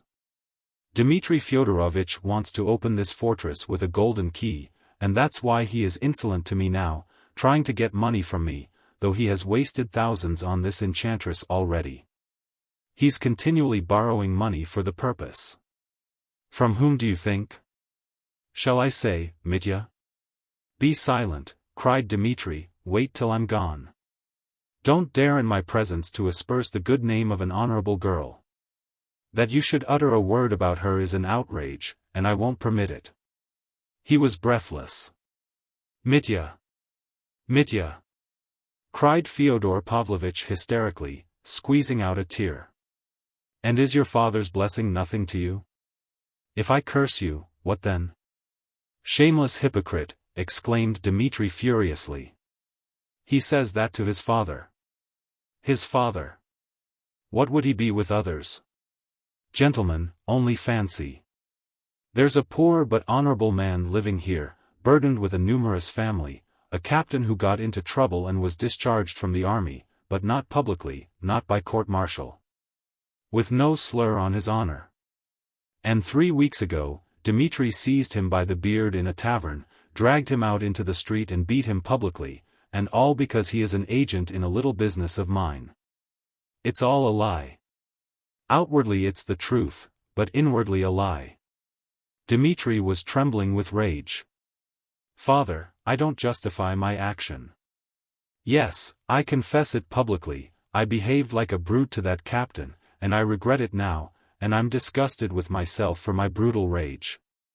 But this captain, this agent of yours, went to that lady whom you call an enchantress, and suggested to her from you, that she should take IOUs of mine which were in your possession, and should sue me for the money so as to get me into prison by means of them, if I persisted in claiming an account from you of my property. Now you reproach me for having a weakness for that lady when you yourself incited her to captivate me. She told me so to my face. She told me the story and laughed at you. You wanted to put me in prison because you are jealous of me with her, because you'd begun to force your attentions upon her, and I know all about that, too. She laughed at you for that as well, you hear, she laughed at you as she described it. So here you have this man, this father who reproaches his profligate son. Gentlemen, forgive my anger, but I foresaw that this crafty old man would only bring you together to create a scandal. I had come to forgive him if he held out his hand. To forgive him, and ask forgiveness. But as he has just this minute insulted not only me, but an honorable young lady, for whom I feel such reverence that I dare not take her name in vain, I have made up my mind to show up his game. Though he is my father. He could not go on. His eyes were glittering and he breathed with difficulty. But everyone in the cell was stirred. All except Father Zosima got up from their seats uneasily. The monks looked austere but waited for guidance from the elder. He sat still, pale, not from excitement but from the weakness of disease. An imploring smile lighted up his face. From time to time he raised his hand, as though to check the storm, and, of course, a gesture from him would have been enough to end the scene. But he seemed to be waiting for something and watched them intently as though trying to make out something which was not perfectly clear to him. At last Myasov felt completely humiliated and disgraced. We are all to blame for this scandalous scene, he said hotly. But I did not foresee it when I came, though I knew with whom I had to deal. This must be stopped at once. Believe me, your reverence, I had no precise knowledge of the details that have just come to light, I was unwilling to believe them, and I learned for the first time. A father is jealous of his son's relations with a woman of loose behavior and intrigues with the creature to get his son into prison. This is the company in which I have been forced to be present. I was deceived. I declare to you all that I was as much deceived as anyone. Dmitri Fyodorovitch, yelled Fyodor Pavlovitch suddenly, in an unnatural voice, if you were not my son I would challenge you this instant to a duel, with pistols. At 3 paces, across a handkerchief, he ended, stamping with both feet. With old liars who have been acting all their lives there are moments when they enter so completely into their part that they tremble or shed tears of emotion in earnest. Although at that very moment, or a second later, they are able to whisper to themselves, you know you are lying, you shameless old sinner. You're acting now, in spite of your holy wrath. Dmitri frowned painfully, and looked with unutterable contempt at his father. I thought, he said, in a soft and, as it were, controlled voice, that I was coming to my native place with the angel of my heart, my betrothed, to cherish his old age. And I find nothing but a depraved profligate, a despicable clown. A duel, yelled the old wretch again, breathless and spluttering at each syllable. And you, Pyotr Alexandrovitch Myasov, let me tell you that there has never been in all your family a loftier, and more honest, you hear, more honest woman than this creature. As you have dared to call her. And you, Dmitri Fyodorovitch, have abandoned your betrothed for that creature, so you must yourself have thought that your betrothed couldn't hold a candle to her. That's the woman called a creature. Shameful, broke from Father Iosif. Shameful and disgraceful. Kalganov, flushing crimson, cried in a boyish voice, trembling with emotion. He had been silent till that moment. Why is such a man alive? Dmitri, beside himself with rage, growled in a hollow voice, hunching up his shoulders till he looked almost deformed. Tell me, can he be allowed to go on defiling the earth? He looked round at everyone and pointed at the old man. He spoke evenly and deliberately. Listen, listen, monks, to the parricide! Cried Fyodor Pavlovitch, rushing up to Father Iosif. That's the answer to your shameful. What is shameful? That creature, that woman of loose behavior, is perhaps holier than you are yourselves, you monks who are seeking salvation. She fell perhaps in her youth, ruined by her environment. But she loved much, and Christ himself forgave the woman who loved much. It was not for such love Christ forgave her, broke impatiently from the gentle Father Iosif. Yes, it was for such, monks, it was. You save your souls here, eating cabbage, and think you are the righteous. You eat a gudgeon a day, and you think you bribe God with gudgeon. This is unendurable, was heard on all sides in the cell. But this unseemly scene was cut short in a most unexpected way. Father Zosima rose suddenly from his seat. Almost distracted with anxiety for the elder and everyone else, Alyosha succeeded, however, in supporting him by the arm. Father Zosima moved towards Dmitri and reaching him sank on his knees before him. Alyosha thought that he had fallen from weakness, but this was not so. The elder distinctly and deliberately bowed down at Dmitri's feet till his forehead touched the floor. Alyosha was so astounded that he failed to assist him when he got up again. There was a faint smile on his lips. Goodbye. Forgive me, all of you, he said, bowing on all sides to his guests. Dmitri stood for a few moments in amazement. Bowing down to him, what did it mean? Suddenly he cried aloud, "Oh, God," hid his face in his hands, and rushed out of the room. All the guests flocked out after him, in their confusion not saying goodbye, or bowing to their host. Only the monks went up to him again for a blessing. What did it mean, falling at his feet like that? Was it symbolic or what? Said Fyodor Pavlovitch, suddenly quieted and trying to reopen conversation without venturing to address anybody in particular. They were all passing out of the precincts of the hermitage at the moment. I can't answer for a madhouse and for madmen, Myasov answered at once ill-humoredly, but I will spare myself your company, Fyodor Pavlovitch, and, trust me, forever. Where's that monk? That monk, that is, the monk who had invited them to dine with the superior, did not keep them waiting. He met them as soon as they came down the steps from the elder's cell, as though he had been waiting for them all the time. Reverend Father, kindly do me a favor. Convey my deepest respect to the Father Superior, apologize for me, personally, Myasov, to his reverence. Telling him that I deeply regret that owing to unforeseen circumstances I am unable to have the honor of being present at his table, greatly as I should desire to do so. Myasov said irritably to the monk.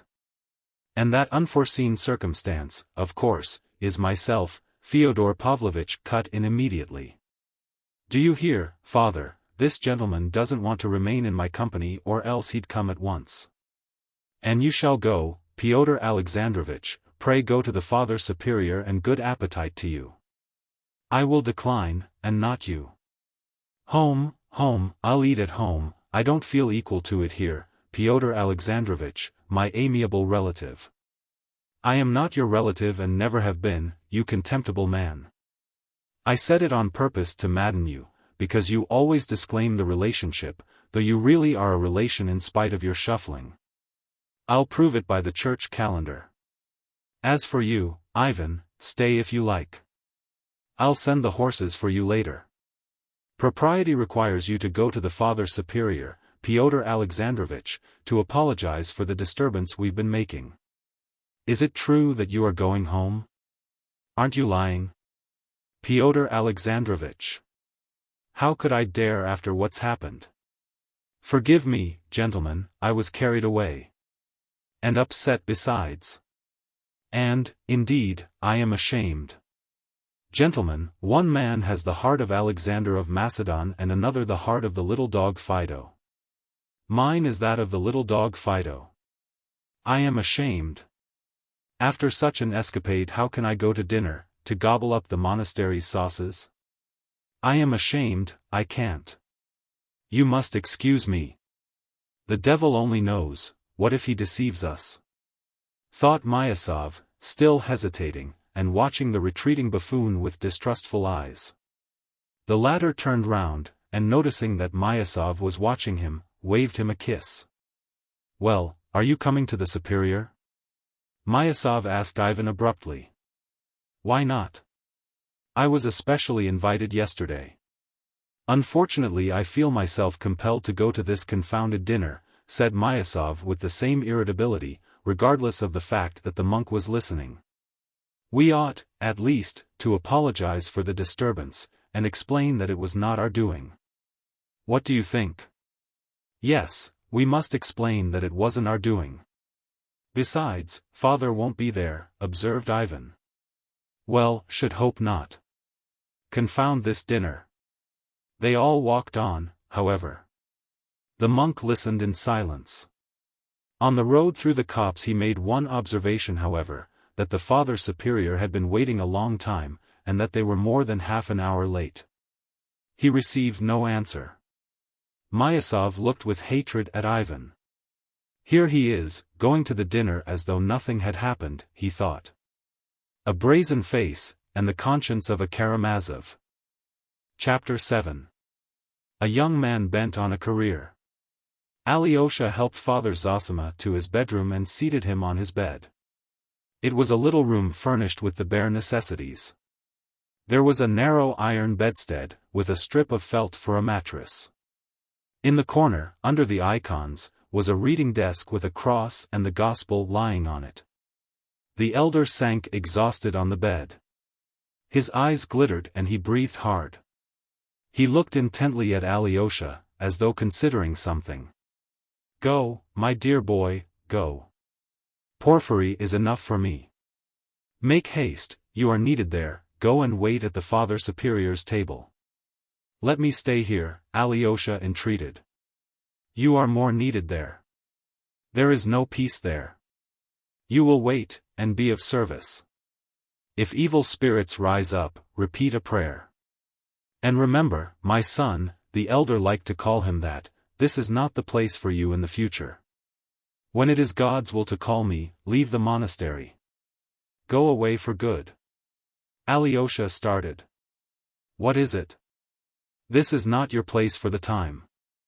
I bless you for great service in the world. Yours will be a long pilgrimage. And you will have to take a wife, too. You will have to bear all before you come back. There will be much to do. But I don't doubt of you, and so I send you forth. Christ is with you. Do not abandon him and he will not abandon you. You will see great sorrow, and in that sorrow you will be happy. This is my last message to you, in sorrow seek happiness. Work, work unceasingly. Remember my words, for although I shall talk with you again, not only my days but my hours are numbered. Alyosha's face again betrayed strong emotion. The corners of his mouth quivered. What is it again? Father Zosima asked, smiling gently. The worldly may follow the dead with tears, but here we rejoice over the Father who is departing. We rejoice and pray for him. Leave me, I must pray. Go, and make haste. Be near your brothers. And not near one only, but near both. Father Zosima raised his hand to bless him. Alyosha could make no protest, though he had a great longing to remain. He longed, moreover, to ask the significance of his bowing to Dmitri. The question was on the tip of his tongue, but he dared not ask it. He knew that the elder would have explained it unasked if he had thought fit. But evidently it was not his will. That action had made a terrible impression on Alyosha. He believed blindly in its mysterious significance. Mysterious, and perhaps awful. As he hastened out of the hermitage precincts to reach the monastery in time to serve at the Father Superior's dinner, he felt a sudden pang at his heart, and stopped short. He seemed to hear again Father Zosima's words, foretelling his approaching end. What he had foretold so exactly must infallibly come to pass. Alyosha believed that implicitly. But how could he be left without him? How could he live without seeing and hearing him? Where should he go? He had told him not to weep, and to leave the monastery. Good God! It was long since Alyosha had known such anguish. He hurried through the copse that divided the monastery from the hermitage, and unable to bear the burden of his thoughts, he gazed at the ancient pines beside the path. He had not far to go, about 500 paces. He expected to meet no one at that hour, but at the first turn of the path he noticed Rakitin. He was waiting for someone. "Are you waiting for me?" asked Alyosha, overtaking him. "Yes," grinned Rakitin. "You are hurrying to the Father Superior, I know. He has a banquet. There's not been such a banquet since the Superior entertained the Bishop and General Pahatov, do you remember? I shan't be there, but you go and hand the sauces. Tell me one thing, Alexei, what does that vision mean?" "That's what I want to ask you." "What vision?" "That bowing to your brother, Dmitri. And didn't he tap the ground with his forehead, too?" "You speak of Father Zosima?" "Yes, of Father Zosima." "Tapped the ground?" "Ah, an irreverent expression." "Well, what of it? Anyway, what does that vision mean?" "I don't know what it means, Misha. I knew he wouldn't explain it to you. There's nothing wonderful about it, of course, only the usual holy mummery. But there was an object in the performance. All the pious people in the town will talk about it and spread the story through the province, wondering what it meant. To my thinking the old man really has a keen nose, he sniffed a crime. Your house stinks of it." "What crime?" Rakitin evidently had something he was eager to speak of. "It'll be in your family, this crime. Between your brothers and your rich old father. So Father Zosima flopped down to be ready for what may turn up. If something happens later on, it'll be, the holy man foresaw it, prophesied it. Though it's a poor sort of prophecy, flopping like that. But it was symbolic, they'll say, an allegory, and the devil knows what all. It'll be remembered to his glory, he predicted the crime and marked the criminal. That's always the way with these crazy fanatics. They cross themselves at the tavern and throw stones at the temple.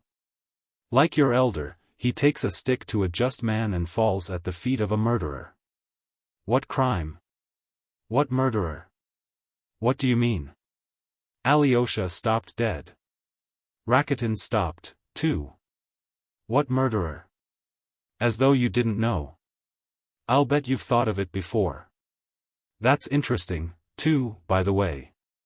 Listen, Alyosha, you always speak the truth, though you're always between two stools. Have you thought of it or not?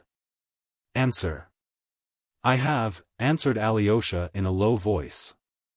Even Rakitin was taken aback. "What? Have you really?" he cried. I've not exactly thought it," muttered Alyosha, "but directly you began speaking so strangely, I fancied I had thought of it myself. You see? And how well you expressed it. Looking at your father and your brother Mitya today you thought of a crime. Then I'm not mistaken?" "But wait a minute," Alyosha broke in uneasily.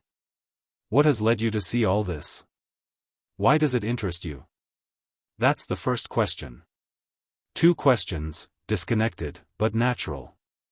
I'll deal with them separately. What led me to see it? I shouldn't have seen it, if I hadn't suddenly understood your brother Dmitri, seen right into the very heart of him all at once. I caught the whole man from one trait. These very honest but passionate people have a line which mustn't be crossed. If it were, he'd run at your father with a knife. But your father's a drunken and abandoned old sinner, who can never draw the line. If they both let themselves go, they'll both come to grief.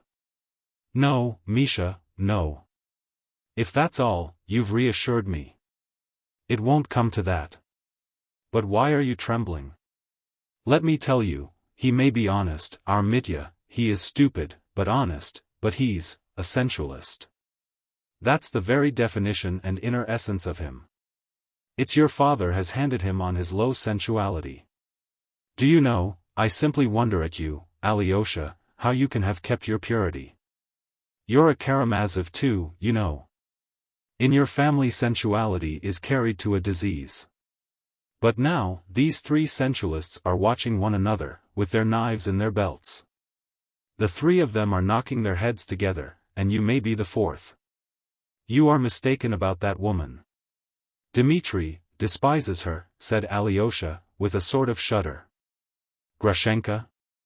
No, brother, he doesn't despise her. Since he has openly abandoned his betrothed for her, he doesn't despise her. There's something here, my dear boy, that you don't understand yet. A man will fall in love with some beauty, with a woman's body, or even with a part of a woman's body. A sensualist can understand that, and he'll abandon his own children for her. Sell his father and mother, and his country, Russia, too. If he's honest, he'll steal. If he's humane, he'll murder. If he's faithful, he'll deceive. Pushkin, the poet of women's feet, sung of their feet in his verse. Others don't sing their praises, but they can't look at their feet without a thrill, and it's not only their feet. Contempt's no help here, brother, even if he did despise Grushenka. He does, but he can't tear himself away. I understand that, Alyosha jerked out suddenly. Really? Well, I dare say you do understand, since you blurted out at the first word, said Rakitin, malignantly. That escaped you unawares, and the confession's the more precious. So it's a familiar subject, you've thought about it already, about sensuality, I mean. Oh, you virgin soul. You're a quiet one, Alyosha, you're a saint, I know, but the devil only knows what you've thought about, and what you know already. You are pure, but you've been down into the depths. I've been watching you a long time. You're a Karamazov yourself, you're a thorough Karamazov, no doubt birth and selection have something to answer for. You're a sensualist from your father, a crazy saint from your mother. Why do you tremble? Is it true, then? Do you know, Grushenka has been begging me to bring you along. I'll pull off his cassock, she says. You can't think how she keeps begging me to bring you. I wondered why she took such an interest in you. Do you know, she's an extraordinary woman, too. Thank her and say I'm not coming, said Alyosha, with a strained smile. Finish what you were saying, Misha. I'll tell you my idea after. There's nothing to finish. It's all clear. It's the same old tune, brother. If even you are a sensualist at heart, what of your brother, Ivan? He's a Karamazov, too. What is at the root of all you Karamazovs is that you're all sensual, grasping and crazy. Your brother Ivan writes theological articles in joke, for some idiotic, unknown motive of his own, though he's an atheist, and he admits it's a fraud himself. That's your brother Ivan. He's trying to get Mitya's betrothed for himself, and I fancy he'll succeed, too. And what's more, it's with Mitya's consent. For Mitya will surrender his betrothed to him to be rid of her, and escape to Grushenka. And he's ready to do that in spite of all his nobility and disinterestedness. Observe that. Those are the most fatal people. Who the devil can make you out? He recognizes his vileness and goes on with it. Let me tell you, too, the old man, your father, is standing in Mitya's way now. He has suddenly gone crazy over Grushenka. His mouth waters at the sight of her. It's simply on her account he made that scene in the cell just now, simply because Myasov called her an abandoned creature. He's worse than a tomcat in love. At first she was only employed by him in connection with his taverns and in some other shady business, but now he has suddenly realized all she is and has gone wild about her. He keeps pestering her with his offers, not honorable ones, of course. And they'll come into collision, the precious father and son, on that path.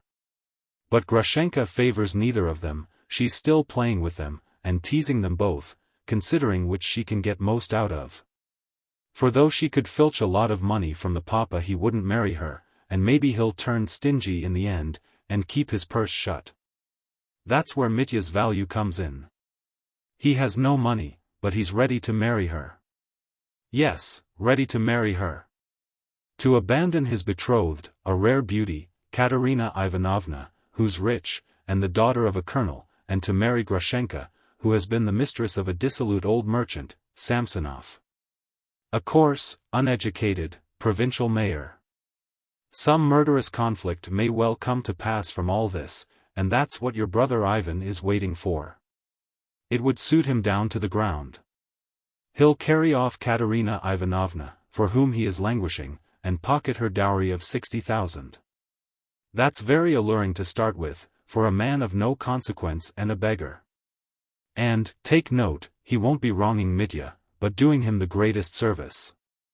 For I know as a fact that Mitya only last week, when he was with some gypsy girls drunk in a tavern, cried out aloud that he was unworthy of his betrothed, Katya, but that his brother Ivan.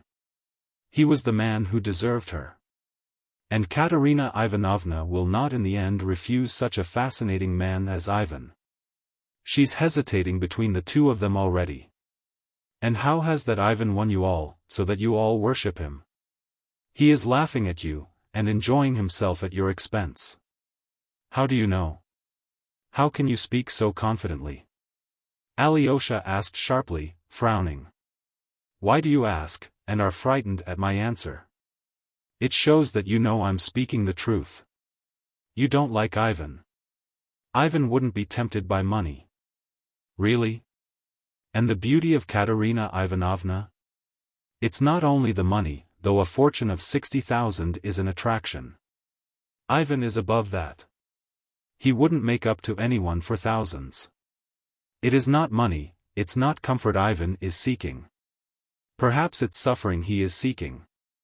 What wild dream now? Oh, you, aristocrats. Ah, Misha, he has a stormy spirit. His mind is in bondage. He is haunted by a great, unsolved doubt. He is one of those who don't want millions, but an answer to their questions. That's plagiarism, Alyosha. You're quoting your elders' phrases. Ah, Ivan has set you a problem. Cried Rakitin with undisguised malice. His face changed, and his lips twitched. And the problem's a stupid one. It is no good guessing it. Rack your brains, you'll understand it. His article is absurd and ridiculous. And did you hear his stupid theory just now? If there's no immortality of the soul, then there's no virtue, and everything is lawful. And by the way, do you remember how your brother Mitya cried out, I will remember? An attractive theory for scoundrels, I'm being abusive, that's stupid. Not for scoundrels, but for pedantic poseurs, haunted by profound, unsolved doubts. He's showing off, and what it all comes to is, on the one hand we cannot but admit and on the other it must be confessed. His whole theory is a fraud. Humanity will find in itself the power to live for virtue even without believing in immortality. It will find it in love for freedom, for equality, for fraternity. Rakitin could hardly restrain himself in his heat, but, suddenly, as though remembering something, he stopped short. Well, that's enough, he said, with a still more crooked smile. Why are you laughing? Do you think I'm a vulgar fool? No, I never dreamed of thinking you a vulgar fool. You are clever but, never mind, I was silly to smile. I understand you're getting hot about it, Misha. I guess from your warmth that you are not indifferent to Katerina Ivanovna yourself. I've suspected that for a long time, brother, that's why you don't like my brother Ivan. Are you jealous of him? And jealous of her money, too? Won't you add that? I'll say nothing about money. I am not going to insult you. I believe it, since you say so, but confound you, and your brother Ivan with you. Don't you understand that one might very well dislike him, apart from Katerina Ivanovna? And why the devil should I like him? He condescends to abuse me, you know. Why haven't I a right to abuse him? I never heard of his saying anything about you, good or bad. He doesn't speak of you at all. But I heard that the day before yesterday at Katerina Ivanovna's he was abusing me for all he was worth. You see what an interest he takes in your humble servant. And which is the jealous one after that, brother, I can't say. He was so good as to express the opinion that, if I don't go in for the career of an archimandrite in the immediate future and don't become a monk, I shall be sure to go to Petersburg and get on to some solid magazine as a reviewer, that I shall write for the next 10 years, and in the end become the owner of the magazine. And bring it out on the liberal and atheistic side, with a socialistic tinge, with a tiny gloss of socialism, but keeping a sharp lookout all the time, that is, keeping in with both sides and hoodwinking the fools. According to your brother's account, the tinge of socialism won't hinder me from laying by the proceeds and investing them under the guidance of some Jew. Till at the end of my career I build a great house in Petersburg and move my publishing offices to it, and let out the upper stories to lodgers. He has even chosen the place for it, near the new stone bridge across the Neva, which they say is to be built in Petersburg. Ah, Misha, that's just what will really happen, every word of it, cried Alyosha, unable to restrain a good-humored smile. You are pleased to be sarcastic, too, Alexei Fyodorovitch. No, I'm joking, forgive me. I've something quite different in my mind. But, excuse me, who can have told you all this? You can't have been at Katerina Ivanovna's yourself when he was talking about you? I wasn't there, but Dmitri Fyodorovitch was, and I heard him tell it with my own ears. If you want to know, he didn't tell me, but I overheard him, unintentionally, of course. For I was sitting in Grushenka's bedroom and I couldn't go away because Dmitri Fyodorovitch was in the next room. Oh, yes, I'd forgotten she was a relation of yours. A relation? That Grushenka a relation of mine, cried Rakitin, turning crimson. Are you mad? You're out of your mind. Why, isn't she a relation of yours? I heard so. Where can you have heard it? You Karamazovs brag of being an ancient, noble family, though your father used to run about playing the buffoon at other men's tables, and was only admitted to the kitchen as a favor. I may be only a priest's son, and dirt in the eyes of noblemen like you, but don't insult me so lightly and wantonly. I have a sense of honor, too, Alexei Fyodorovitch. I couldn't be a relation of Grushenka, a common harlot. I beg you to understand that. Rakitin was intensely irritated. Forgive me, for goodness sake, I had no idea. Besides, how can you call her a harlot? Is she, that sort of woman? Alyosha flushed suddenly. I tell you again, I heard that she was a relation of yours. You often go to see her, and you told me yourself you're not her lover. I never dreamed that you of all people had such contempt for her. Does she really deserve it? I may have reasons of my own for visiting her. That's not your business. But as for relationship, your brother, or even your father, is more likely to make her yours than mine. Well, here we are. You'd better go to the kitchen. Hello. What's wrong, what is it? Are we late? They can't have finished dinner so soon. Have the Karamazovs been making trouble again? No doubt they have. Here's your father and your brother Ivan after him. They've broken out from the Father Superiors. And look, Father Isidore's shouting out something after them from the steps. And your father's shouting and waving his arms. I expect he's swearing. Bah, and there goes Myasov driving away in his carriage. You see, he's going. And there's old Maximov running, there must have been a row.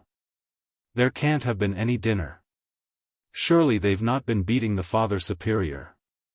Or have they, perhaps, been beaten? It would serve them right.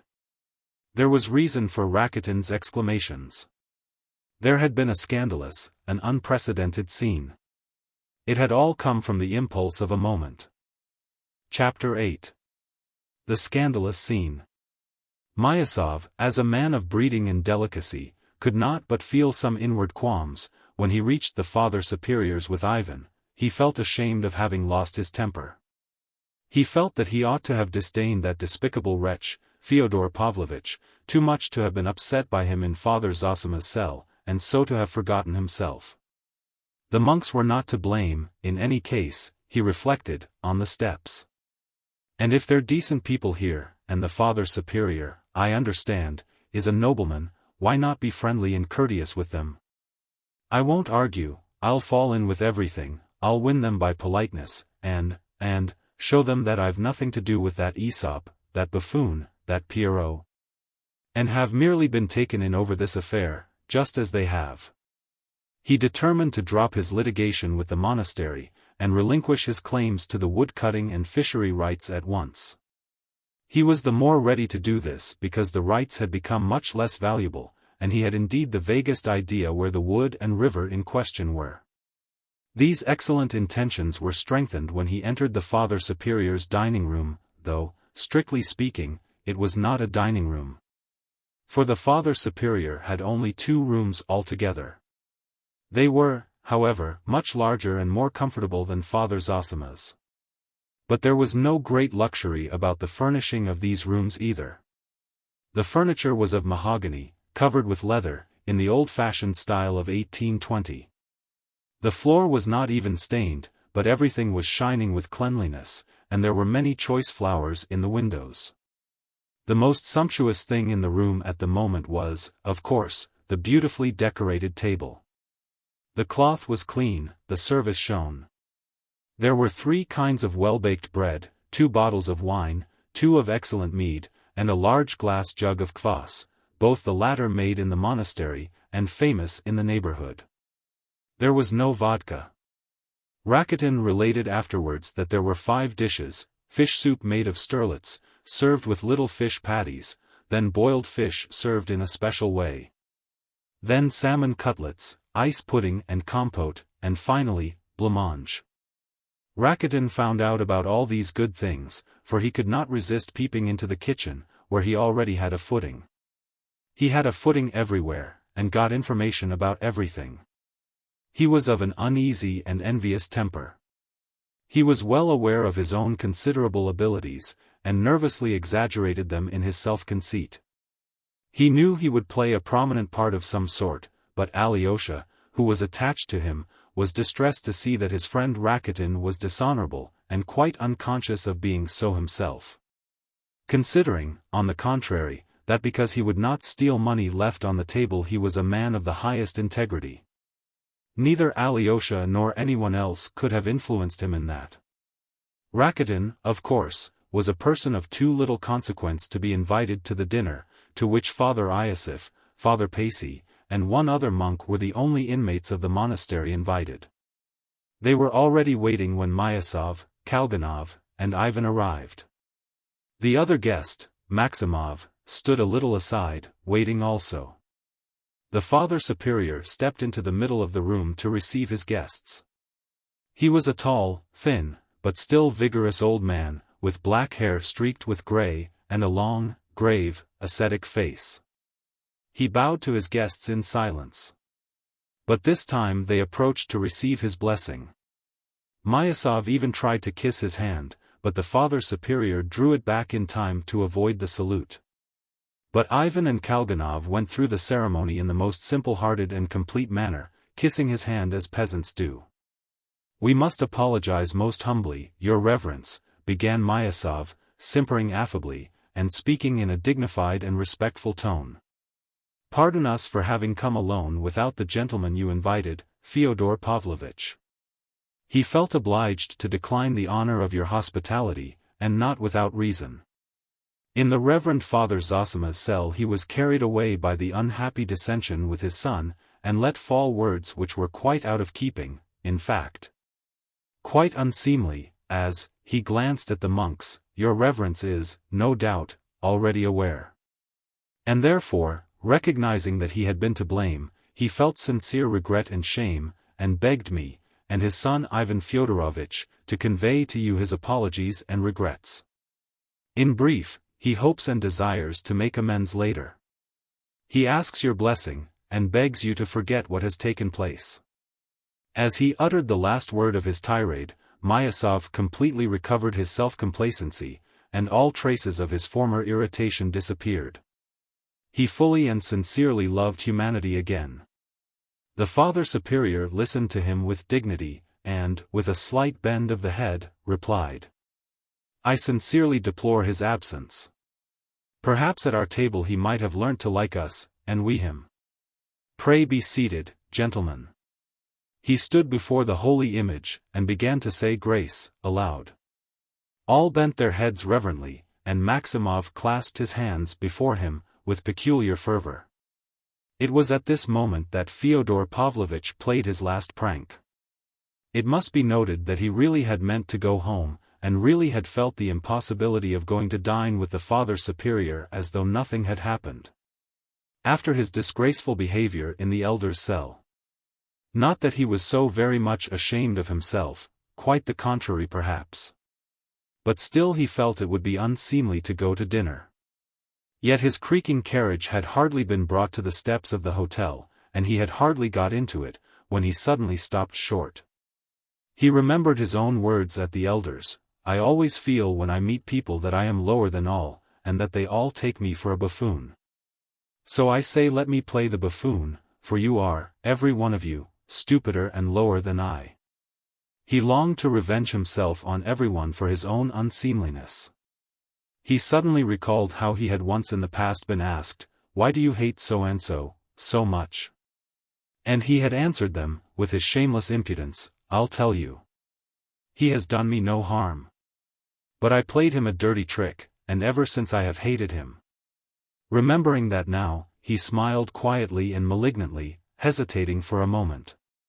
His eyes gleamed, and his lips positively quivered. Well, since I have begun, I may as well go on, he decided. His predominant sensation at that moment might be expressed in the following words, well, there is no rehabilitating myself now. So let me shame them for all I am worth. I will show them I don't care what they think, that's all. He told the coachman to wait, while with rapid steps he returned to the monastery and straight to the Father Superior's.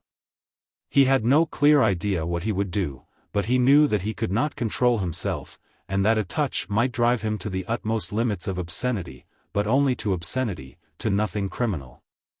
Nothing for which he could be legally punished. In the last resort, he could always restrain himself, and had marveled indeed at himself, on that score, sometimes. He appeared in the Father Superior's dining room, at the moment when the prayer was over, and all were moving to the table. Standing in the doorway, he scanned the company, and laughing his prolonged, impudent, malicious chuckle, looked them all boldly in the face. They thought I had gone, and here I am again, he cried to the whole room. For one moment everyone stared at him without a word.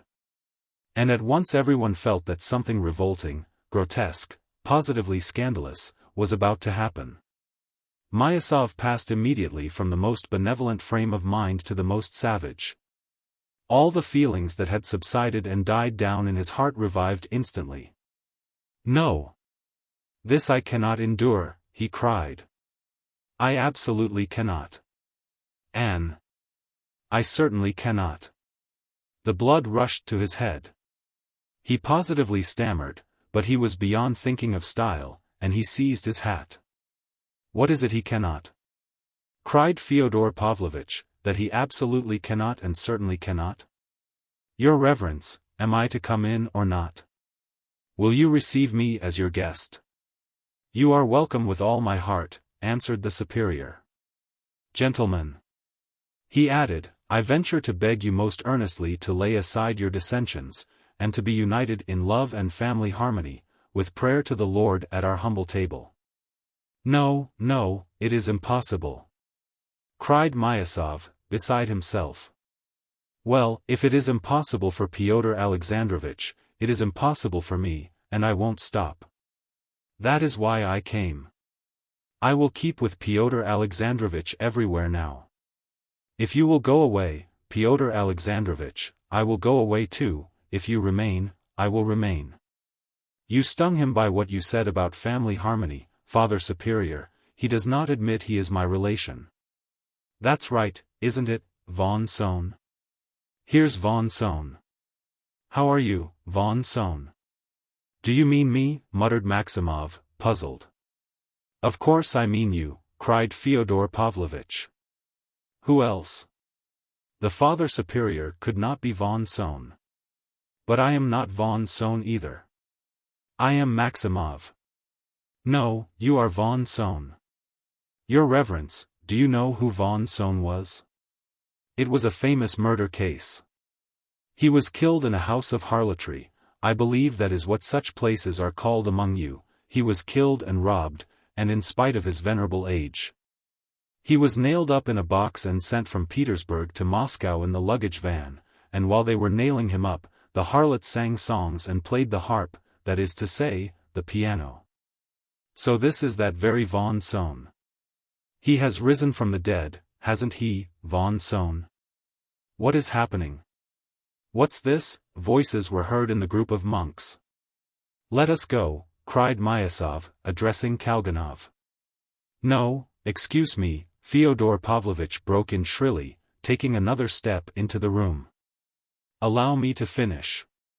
There in the cell you blamed me for behaving disrespectfully just because I spoke of eating gudgeon, Pyotr Alexandrovitch. Myasov, my relation, prefers to have plus de noblesse que de sincérité in his words, but I prefer in mine plus de sincérité que de noblesse, and, damn the noblesse. That's right, isn't it, von Sohn? Allow me, Father Superior, though I am a buffoon and play the buffoon, yet I am the soul of honor, and I want to speak my mind. Yes, I am the soul of honor, while in Pyotr Alexandrovitch there is wounded vanity and nothing else. I came here perhaps to have a look and speak my mind. My son, Alexei, is here, being saved. I am his father, I care for his welfare, and it is my duty to care. While I've been playing the fool, I have been listening and having a look on the sly.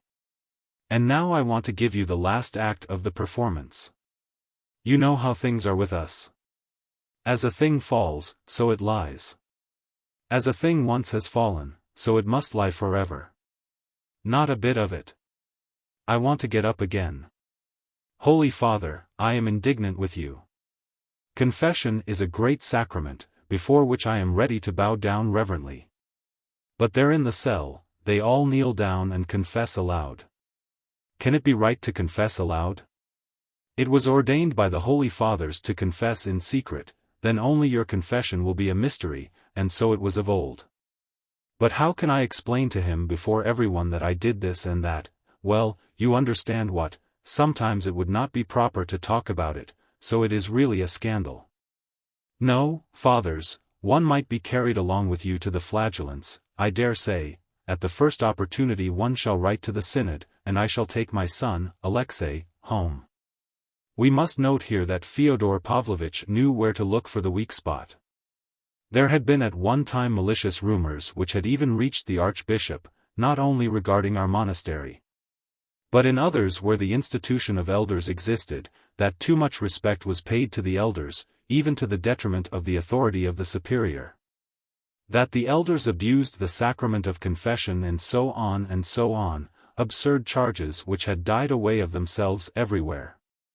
But the spirit of folly, which had caught up Fyodor Pavlovitch, and was bearing him on the current of his own nerves into lower and lower depths of ignominy, prompted him with this old slander. Fyodor Pavlovitch did not understand a word of it, and he could not even put it sensibly, for on this occasion no one had been kneeling and confessing aloud in the elder's cell. So that he could not have seen anything of the kind. He was only speaking from confused memory of old slanders. But as soon as he had uttered his foolish tirade, he felt he had been talking absurd nonsense, and at once longed to prove to his audience, and above all to himself, that he had not been talking nonsense. And, though he knew perfectly well that with each word he would be adding more and more absurdity, he could not restrain himself, and plunged forward blindly. "How disgraceful!" cried Pyotr Alexandrovitch. "Pardon me," said the Father Superior. "It was said of old, many have begun to speak against me and have uttered evil sayings about me. And hearing it I have said to myself, it is the correction of the Lord and he has sent it to heal my vain soul. And so we humbly thank you, honored guest," and he made Fyodor Pavlovitch a low bow.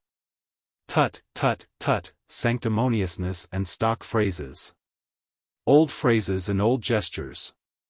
The old lies and formal prostrations. We know all about them. A kiss on the lips and a dagger in the heart, as in Schiller's robbers.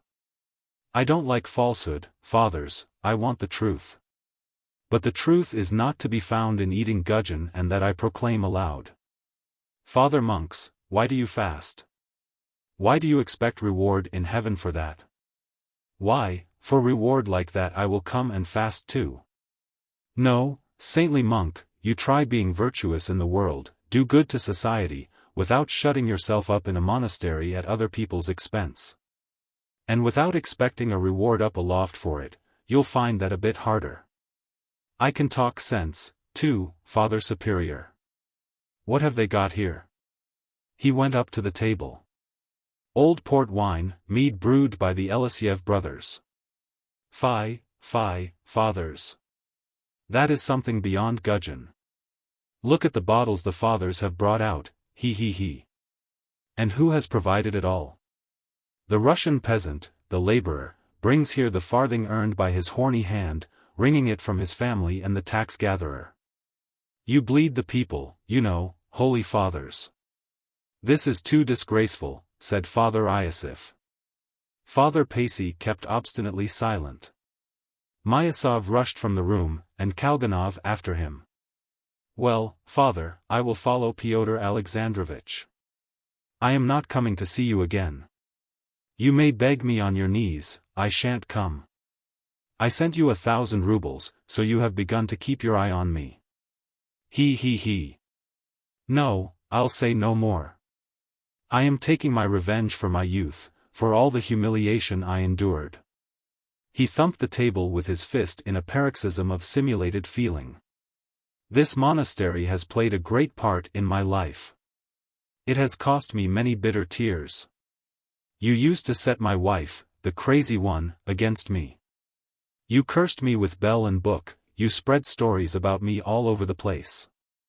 Enough, fathers. This is the age of liberalism, the age of steamers and railways. Neither 1,000, nor 100 rubles, no, nor 100 farthings will you get out of me. It must be noted again that our monastery never had played any great part in his life, and he never had shed a bitter tear owing to it. But he was so carried away by his simulated emotion, that he was for one moment almost believing it himself. He was so touched he was almost weeping. But at that very instant, he felt that it was time to draw back. The Father Superior bowed his head at his malicious lie, and again spoke impressively. It is written again, bear circumspectly and gladly dishonor that cometh upon thee by no act of thine own. Be not confounded and hate not him who hath dishonored thee. And so will we. Tut, tut, tut. Bethinking thyself and the rest of the rigmarole. Bethink yourselves, fathers, I will go. But I will take my son, Alexei, away from here forever, on my parental authority. Ivan Fyodorovitch, my most dutiful son, permit me to order you to follow me. Von Sohn, what have you to stay for? Come and see me now in the town. It is fun there. It is only one short verst, instead of Lenten oil, I will give you sucking pig and kasha. We will have dinner with some brandy and liqueur to it. I've cloudberry wine. Hey, Von Sohn, don't lose your chance. He went out, shouting and gesticulating. It was at that moment Rakitin saw him and pointed him out to Alyosha. Alexei. His father shouted, from far off, catching sight of him. "You come home to me today, for good, and bring your pillow and mattress, and leave no trace behind." Alyosha stood rooted to the spot, watching the scene in silence. Meanwhile, Fyodor Pavlovitch had got into the carriage, and Ivan was about to follow him in grim silence without even turning to say goodbye to Alyosha. But at this point another almost incredible scene of grotesque buffoonery gave the finishing touch to the episode. Maximov suddenly appeared by the side of the carriage. He ran up, panting, afraid of being too late. Rakitin and Alyosha saw him running. He was in such a hurry that in his impatience he put his foot on the step on which Ivan's left foot was still resting, and clutching the carriage he kept trying to jump in. "I am going with you," he kept shouting, laughing a thin mirthful laugh with a look of reckless glee in his face. "Take me, too." "There," cried Fyodor Pavlovitch, delighted. "Did I not say he was von Sohn? It is von Sohn himself, risen from the dead. Why, how did you tear yourself away? What did you von Sohn there? And how could you get away from the dinner? You must be a brazen-faced fellow. I am that myself, but I am surprised at you, brother. Jump in, jump in. Let him pass, Ivan. It will be fun. He can lie somewhere at our feet. Will you lie at our feet, von Sohn?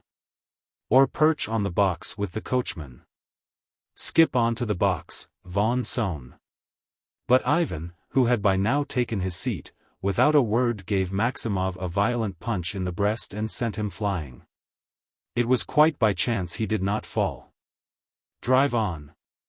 Ivan shouted angrily to the coachman. "Why, what are you doing, what are you about? Why did you do that?" Fyodor Pavlovitch protested.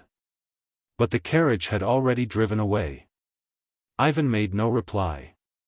"Well, you are a fellow," Fyodor Pavlovitch said again. After a pause of 2 minutes, looking askance at his son, "Why, it was you got up all this monastery business. You urged it, you approved of it. Why are you angry now? You've talked rot enough. You might rest a bit now," Ivan snapped sullenly. Fyodor Pavlovitch was silent again for 2 minutes. "A drop of brandy would be nice now," he observed sententiously, but Ivan made no response. "You shall have some, too, when we get home." Ivan was still silent. Fyodor Pavlovitch waited another 2 minutes. "But I shall take Alyosha away from the monastery, though you will dislike it so much, most honored Karl von Moor." Ivan shrugged his shoulders contemptuously, and turning away stared at the road. And they did not speak again all the way home. Book. Chapter 3. The Sensualists. Chapter 1. In the servants' quarters. The Karamazovs' house was far from being in the center of the town, but it was not quite outside it. It was a pleasant-looking old house of 2 stories, painted gray, with a red iron roof. It was roomy and snug, and might still last many years. There were all sorts of unexpected little cupboards and closets and staircases. There were rats in it, but Fyodor Pavlovitch did not altogether dislike them. "One doesn't feel so solitary when one's left alone in the evening," he used to say. It was his habit to send the servants away to the lodge for the night and to lock himself up alone. The lodge was a roomy and solid building in the yard. Fyodor Pavlovitch used to have the cooking done there, although there was a kitchen in the house. He did not like the smell of cooking, and, winter and summer alike, the dishes were carried in across the courtyard. The house was built for a large family. There was room for 5 times as many, with their servants. But at the time of our story there was no one living in the house but Fyodor Pavlovitch and his son Ivan. And in the lodge there were only 3 servants, old Grigory, and his old wife Marfa, and a young man called Smerdyakov. Of these 3 we must say a few words. Of old Grigory we have said something already. He was firm and determined and went blindly and obstinately for his object. If once he had been brought by any reasons, and they were often very illogical ones, to believe that it was immutably right. He was honest and incorruptible. His wife, Marfa Ignatyevna, had obeyed her husband's will implicitly all her life, yet she had pestered him terribly after the emancipation of the serfs. She was set on leaving Fyodor Pavlovitch and opening a little shop in Moscow with their small savings. But Grigory decided then, once for all, that the woman's talking nonsense, for every woman is dishonest, and that they ought not to leave their old master, whatever he might be. For that was now their duty. "Do you understand what duty is?" he asked Marfa Ignatyevna. "I understand what duty means, Grigory Vassilyevich, but why it's our duty to stay here I never shall understand," Marfa answered firmly. "Well, don't understand then. But so it shall be. And you hold your tongue." And so it was. They did not go away, and Fyodor Pavlovitch promised them a small sum for wages, and paid it regularly. Grigory knew, too, that he had an indisputable influence over his master. It was true, and he was aware of it. Fyodor Pavlovitch was an obstinate and cunning buffoon, yet, though his will was strong enough, in some of the affairs of life, as he expressed it, he found himself, to his surprise, extremely feeble in facing certain other emergencies. He knew his weaknesses and was afraid of them. There are positions in which one has to keep a sharp lookout. And that's not easy without a trustworthy man, and Grigory was a most trustworthy man. Many times in the course of his life Fyodor Pavlovitch had only just escaped a sound thrashing through Grigory's intervention, and on each occasion the old servant gave him a good lecture. But it wasn't only thrashings that Fyodor Pavlovitch was afraid of. There were graver occasions, and very subtle and complicated ones, when Fyodor Pavlovitch could not have explained the extraordinary craving for someone faithful and devoted, which sometimes unaccountably came upon him all in a moment. It was almost a morbid condition.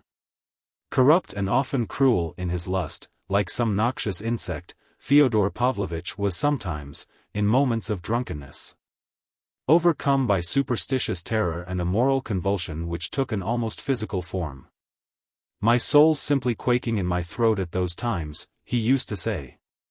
At such moments he liked to feel that there was near at hand, in the lodge if not in the room, a strong, faithful man, virtuous and unlike himself, who had seen all his debauchery and knew all his secrets, but was ready in his devotion to overlook all that, not to oppose him, above all, not to reproach him or threaten him with anything, either in this world or in the next, and, in case of need, to defend him, from whom? From somebody unknown, but terrible and dangerous.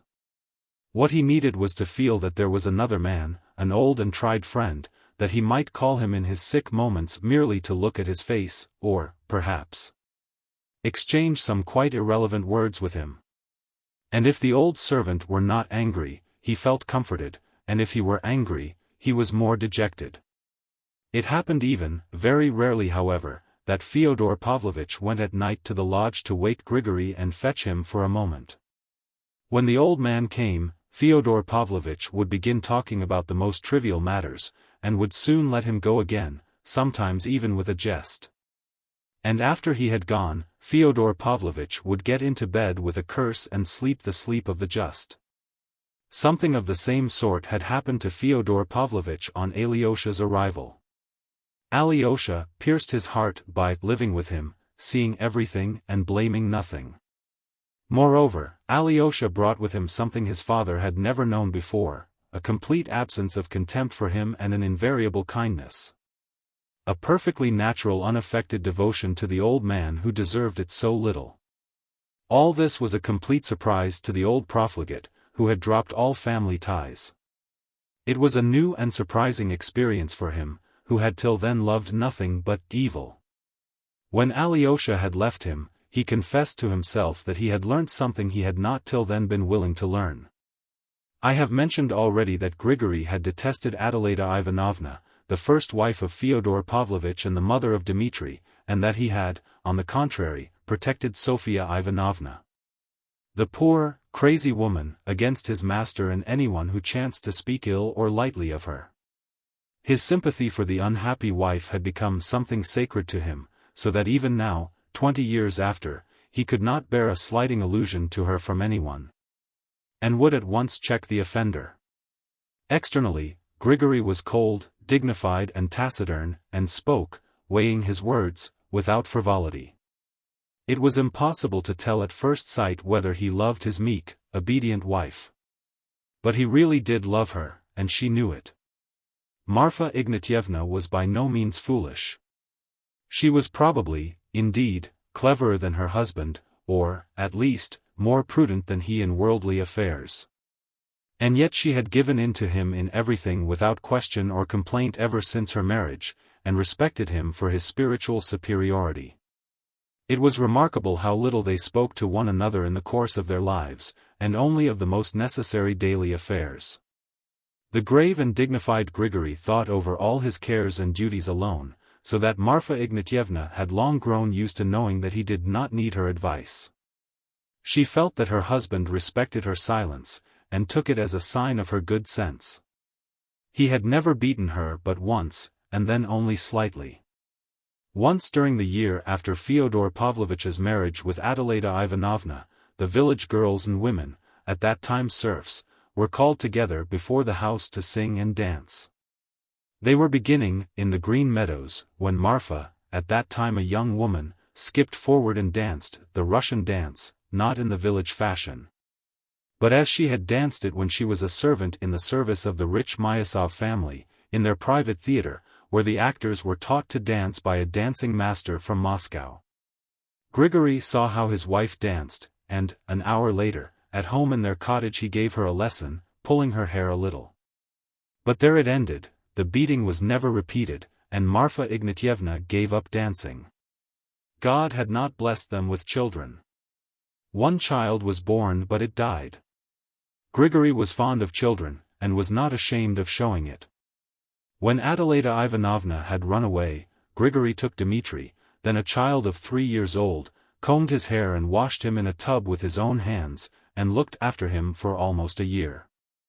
Afterwards he had looked after Ivan and Alyosha, for which the general's widow had rewarded him with a slap in the face, but I have already related all that. The only happiness his own child had brought him had been in the anticipation of its birth. When it was born, he was overwhelmed with grief and horror. The baby had 6 fingers. Grigory was so crushed by this, that he was not only silent till the day of the christening, but kept away in the garden. It was spring, and he spent 3 days digging the kitchen garden. The 3rd day was fixed for christening the baby. Meantime Grigory had reached a conclusion. Going into the cottage where the clergy were assembled and the visitors had arrived, including Fyodor Pavlovich, who was to stand godfather, he suddenly announced that the baby ought not to be christened at all. He announced this quietly, briefly, forcing out his words, and gazing with dull intentness at the priest. "Why not?" asked the priest with good-humored surprise. "Because it's a dragon," muttered Grigory. "A dragon? What dragon?" Grigory did not speak for some time. "It's a confusion of nature," he muttered vaguely, but firmly, and obviously unwilling to say more. They laughed, and of course christened the poor baby. Grigory prayed earnestly at the font, but his opinion of the newborn child remained unchanged. Yet he did not interfere in any way. As long as the sickly infant lived he scarcely looked at it, tried indeed not to notice it, and for the most part kept out of the cottage. But when, at the end of a fortnight, the baby died of thrush, he himself laid the child in its little coffin, looked at it in profound grief. And when they were filling up the shallow little grave he fell on his knees and bowed down to the earth. He did not for years afterwards mention his child, nor did Marfa speak of the baby before him, and, even if Grigory were not present, she never spoke of it above a whisper. Marfa observed that, from the day of the burial, he devoted himself to religion, and took to reading the lives of the saints, for the most part sitting alone and in silence, and always putting on his big, round, silver-rimmed spectacles. He rarely read aloud, only perhaps in Lent. He was fond of the book of Job, and had somehow got hold of a copy of the sayings and sermons of the God-fearing Father Isaac the Syrian, which he read persistently for years together. Understanding very little of it, but perhaps prizing and loving it the more for that. Of late he had begun to listen to the doctrines of the sect of flagellants settled in the neighborhood. He was evidently shaken by them, but judged it unfitting to go over to the new faith. His habit of theological reading gave him an expression of still greater gravity. He was perhaps predisposed to mysticism. And the birth of his deformed child, and its death, had, as though by special design, been accompanied by another strange and marvelous event, which, as he said later, had left a stamp upon his soul. It happened that, on the very night after the burial of his child, Marfa was awakened by the wail of a newborn baby. She was frightened and waked her husband. He listened and said he thought it was more like someone groaning, it might be a woman. He got up and dressed. It was a rather warm night in May. As he went down the steps, he distinctly heard groans coming from the garden. But the gate from the yard into the garden was locked at night, and there was no other way of entering it, for it was enclosed all round by a strong, high fence. Going back into the house, Grigory lighted a lantern, took the garden key, and taking no notice of the hysterical fears of his wife, who was still persuaded that she heard a child crying, and that it was her own baby crying and calling for her, went into the garden in silence. There he heard at once that the groans came from the bathhouse that stood near the garden gate, and that they were the groans of a woman.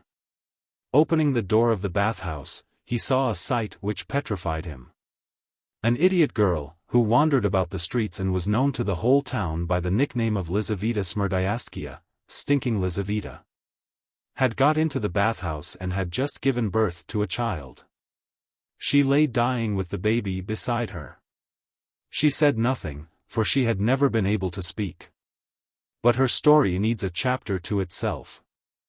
Chapter 2. Lizaveta. There was one circumstance which struck Grigory particularly, and confirmed a very unpleasant and revolting suspicion.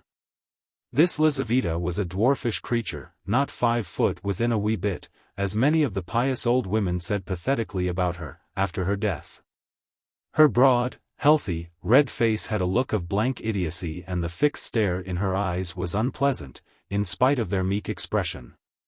She wandered about, summer and winter alike, barefooted, wearing nothing but a hempen smock. Her coarse, almost black hair curled like lamb's wool, and formed a sort of huge cap on her head. It was always crusted with mud, and had leaves, bits of stick, and shavings clinging to it, as she always slept on the ground and in the dirt. Her father, a homeless, sickly drunkard, called Ilya, had lost everything and lived many years as a workman with some well-to-do tradespeople. Her mother had long been dead. Spiteful and diseased, Ilya used to beat Lizaveta inhumanly whenever she returned to him. But she rarely did so, for everyone in the town was ready to look after her as being an idiot, and so specially dear to God. Ilya's employers, and many others in the town, especially of the tradespeople, tried to clothe her better, and always rigged her out with high boots and sheepskin coat for the winter.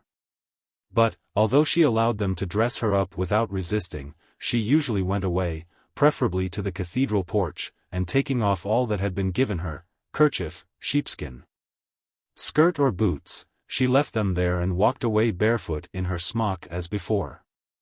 It happened on one occasion that a new governor of the province, making a tour of inspection in our town, saw Lizaveta, and was wounded in his tenderest susceptibilities. And though he was told she was an idiot, he pronounced that for a young woman of 20 to wander about in nothing but a smock was a breach of the proprieties, and must not occur again. But the governor went his way, and Lizaveta was left as she was. At last her father died, which made her even more acceptable in the eyes of the religious persons of the town, as an orphan. In fact, everyone seemed to like her, even the boys did not tease her, and the boys of our town, especially the schoolboys, are a mischievous set. She would walk into strange houses, and no one drove her away. Everyone was kind to her and gave her something. If she were given a copper, she would take it, and at once drop it in the alms jug of the church or prison. If she were given a roll or bun in the market, she would hand it to the first child she met. Sometimes she would stop one of the richest ladies in the town and give it to her, and the lady would be pleased to take it. She herself never tasted anything but black bread and water. If she went into an expensive shop, where there were costly goods or money lying about, no one kept watch on her, for they knew that if she saw thousands of rubles overlooked by them, she would not have touched a farthing. She scarcely ever went to church. She slept either in the church porch or climbed over a hurdle. There are many hurdles instead of fences to this day in our town, into a kitchen garden. She used at least once a week to turn up at home, that is at the house of her father's former employers, and in the winter went there every night, and slept either in the passage or the cowhouse. People were amazed that she could stand such a life, but she was accustomed to it, and, although she was so tiny, she was of a robust constitution. Some of the townspeople declared that she did all this only from pride, but that is hardly credible. She could hardly speak, and only from time to time uttered an inarticulate grunt. How could she have been proud? It happened one clear, warm, moonlight night in September, many years ago. 5 or 6 drunken revelers were returning from the club at a very late hour, according to our provincial notions. They passed through the back way, which led between the back gardens of the houses, with hurdles on either side. This way leads out onto the bridge over the long, stinking pool which we were accustomed to call a river. Among the nettles and burdocks under the hurdle our revelers saw Lizaveta asleep. They stopped to look at her, laughing, and began jesting with unbridled licentiousness. It occurred to one young gentleman to make the whimsical inquiry whether anyone could possibly look upon such an animal as a woman, and so forth. They all pronounced with lofty repugnance that it was impossible. But Fyodor Pavlovitch, who was among them, sprang forward and declared that it was by no means impossible, and that, indeed, there was a certain piquancy about it, and so on. It is true that at that time he was overdoing his part as a buffoon. He liked to put himself forward and entertain the company, ostensibly on equal terms, of course, though in reality he was on a servile footing with them. It was just at the time when he had received the news of his first wife's death in Petersburg, and, with crape upon his hat, was drinking and behaving so shamelessly that even the most reckless among us were shocked at the sight of him. The revelers, of course, laughed at this unexpected opinion, and one of them even began challenging him to act upon it. The others repelled the idea even more emphatically, although still with the utmost hilarity, and at last they went on their way. Later on, Fyodor Pavlovitch swore that he had gone with them, and perhaps it was so, no one knows for certain, and no one ever knew. But 5 or 6 months later, all the town was talking, with intense and sincere indignation, of Lizaveta's condition, and trying to find out who was the miscreant who had wronged her. Then suddenly a terrible rumor was all over the town that this miscreant was no other than Fyodor Pavlovitch. Who set the rumor going?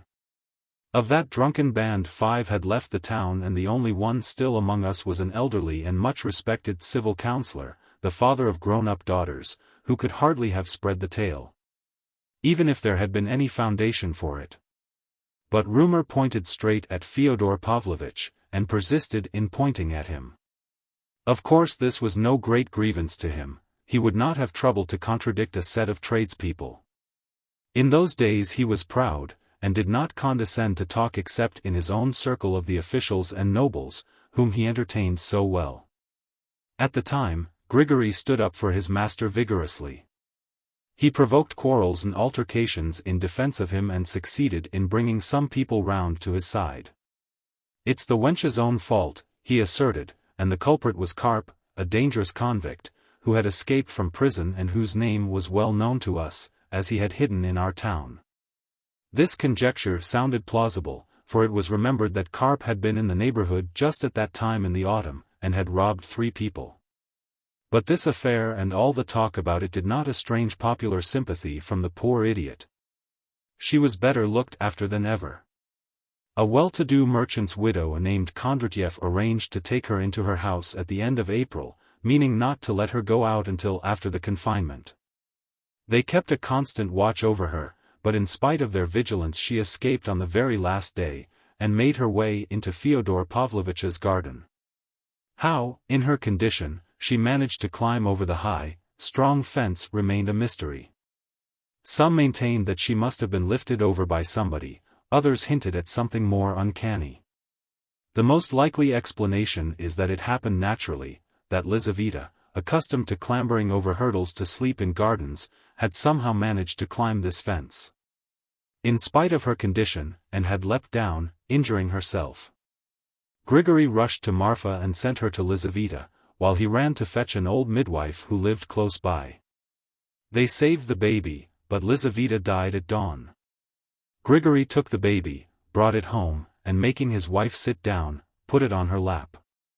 "A child of God, an orphan is akin to all," he said, "and to us above others. Our little lost one has sent us this, who has come from the devil's son and a holy innocent. Nurse him and weep no more." So Marfa brought up the child. He was christened Pavel, to which people were not slow in adding Fyodorovitch, son of Fyodor. Fyodor Pavlovitch did not object to any of this, and thought it amusing, though he persisted vigorously in denying his responsibility. The townspeople were pleased at his adopting the foundling. Later on, Fyodor Pavlovitch invented a surname for the child, calling him Smerdyakov, after his mother's nickname. So this Smerdyakov became Fyodor Pavlovitch's second servant, and was living in the lodge with Grigory and Marfa at the time our story begins. He was employed as cook. I ought to say something of this Smerdyakov, but I am ashamed of keeping my reader's attention so long occupied with these common menials, and I will go back to my story, hoping to say more of Smerdyakov in the course of it. Chapter 3.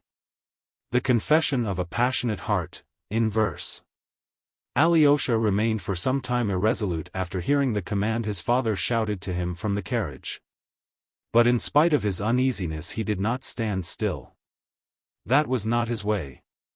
He went at once to the kitchen to find out what his father had been doing above. Then he set off, trusting that on the way he would find some answer to the doubt tormenting him. I hasten to add that his father's shouts, commanding him to return home with his mattress and pillow, did not frighten him in the least. He understood perfectly that those peremptory shouts were merely a flourish to produce an effect. In the same way a tradesman in our town who was celebrating his name day with a party of friends, getting angry at being refused more vodka, smashed up his own crockery and furniture and tore his own and his wife's clothes, and finally broke his windows, all for the sake of effect.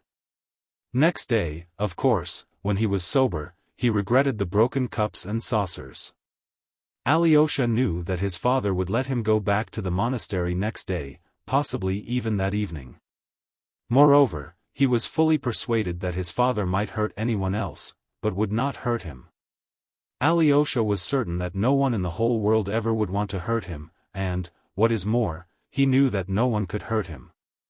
This was for him an axiom, assumed once for all without question, and he went his way without hesitation, relying on it. But at that moment an anxiety of a different sort disturbed him, and worried him the more because he could not formulate it.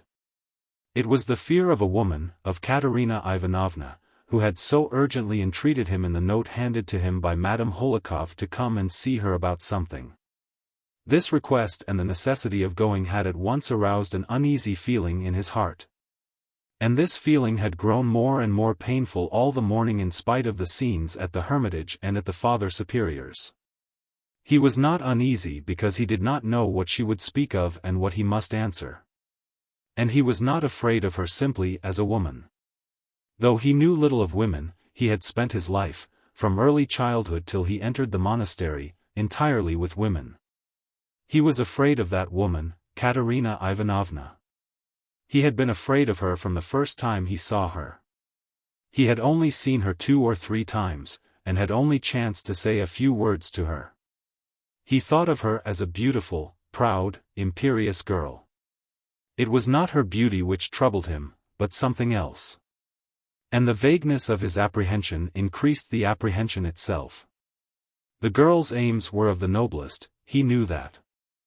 She was trying to save his brother Dmitri simply through generosity, though he had already behaved badly to her.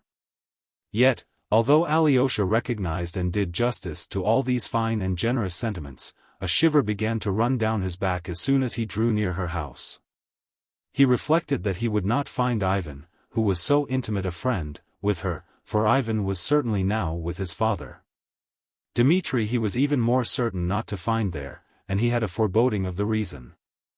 And so his conversation would be with her alone. He had a great longing to run and see his brother Dmitri before that fateful interview. Without showing him the letter, he could talk to him about it. But Dmitri lived a long way off, and he was sure to be away from home too. Standing still for a minute, he reached a final decision. Crossing himself with a rapid and accustomed gesture, and at once smiling, he turned resolutely in the direction of his terrible lady. He knew her house. If he went by the high street and then across the marketplace, it was a long way round. Though our town is small, it is scattered, and the houses are far apart. And meanwhile his father was expecting him, and perhaps had not yet forgotten his command. He might be unreasonable, and so he had to make haste to get there and back. So he decided to take a shortcut by the back way, for he knew every inch of the ground. This meant skirting fences, climbing over hurdles, and crossing other people's backyards, where everyone he met knew him and greeted him. In this way he could reach the high street in half the time. He had to pass the garden adjoining his father's, and belonging to a little tumble-down house with 4 windows. The owner of this house, as Alyosha knew, was a bedridden old woman, living with her daughter, who had been a genteel maidservant in generals' families in Petersburg. Now she had been at home a year, looking after her sick mother. She always dressed up in fine clothes, though her old mother and she had sunk into such poverty that they went every day to Fyodor Pavlovitch's kitchen for soup and bread, which Marfa gave readily. Yet, though the young woman came up for soup, she had never sold any of her dresses, and one of these even had a long train, a fact which Alyosha had learned from Rakitin, who always knew everything that was going on in the town. He had forgotten it as soon as he heard it, but now, on reaching the garden, he remembered the dress with the train, raised his head, which had been bowed in thought, and came upon something quite unexpected. Over the hurdle in the garden, Dmitri, mounted on something, was leaning forward, gesticulating violently, beckoning to him, obviously afraid to utter a word for fear of being overheard. Alyosha ran up to the hurdle. "It's a good thing you looked up. I was nearly shouting to you," Mitya said in a joyful, hurried whisper. "Climb in here quickly. How splendid that you've come. I was just thinking of you." Alyosha was delighted too, but he did not know how to get over the hurdle. Mitya put his powerful hand under his elbow to help him jump. Tucking up his cassock, Alyosha leapt over the hurdle with the agility of a bare-legged street urchin. "Well done. Now come along," said Mitya in an enthusiastic whisper. "Where?" whispered Alyosha, looking about him and finding himself in a deserted garden with no one near but themselves. The garden was small, but the house was at least 50 paces away. "There's no one here." "Why do you whisper?" asked Alyosha. "Why do I whisper?" "Deuce take it," cried Dmitri at the top of his voice. "You see what silly tricks nature plays one. I am here in secret, and on the watch. I'll explain later on, but, knowing it's a secret, I began whispering like a fool, when there's no need. Let us go. Over there. Till then be quiet. I want to kiss you. Glory to God in the world. Glory to God in me. I was just repeating that, sitting here, before you came." The garden was about 3 acres in extent, and planted with trees only along the fence at the 4 sides. There were apple trees, maples, limes and birch trees. The middle of the garden was an empty grass space, from which several hundredweight of hay was carried in the summer. The garden was let out for a few rubles for the summer. There were also plantations of raspberries and currants and gooseberries laid out along the sides. A kitchen garden had been planted lately near the house.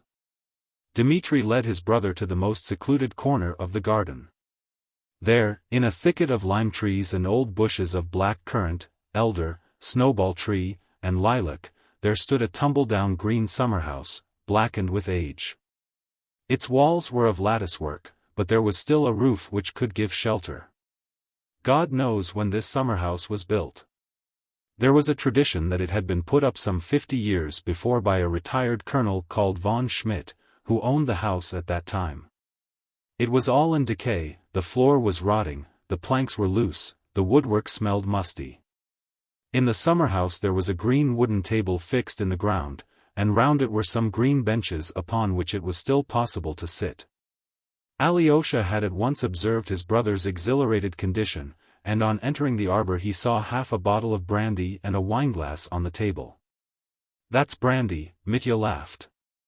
"I see your look, he's drinking again. Distrust the apparition. Distrust the worthless, lying crowd. And lay aside thy doubts. I'm not drinking, I'm only indulging, as that pig, your Rakitin, says. He'll be a civil counselor one day, but he'll always talk about indulging. Sit down.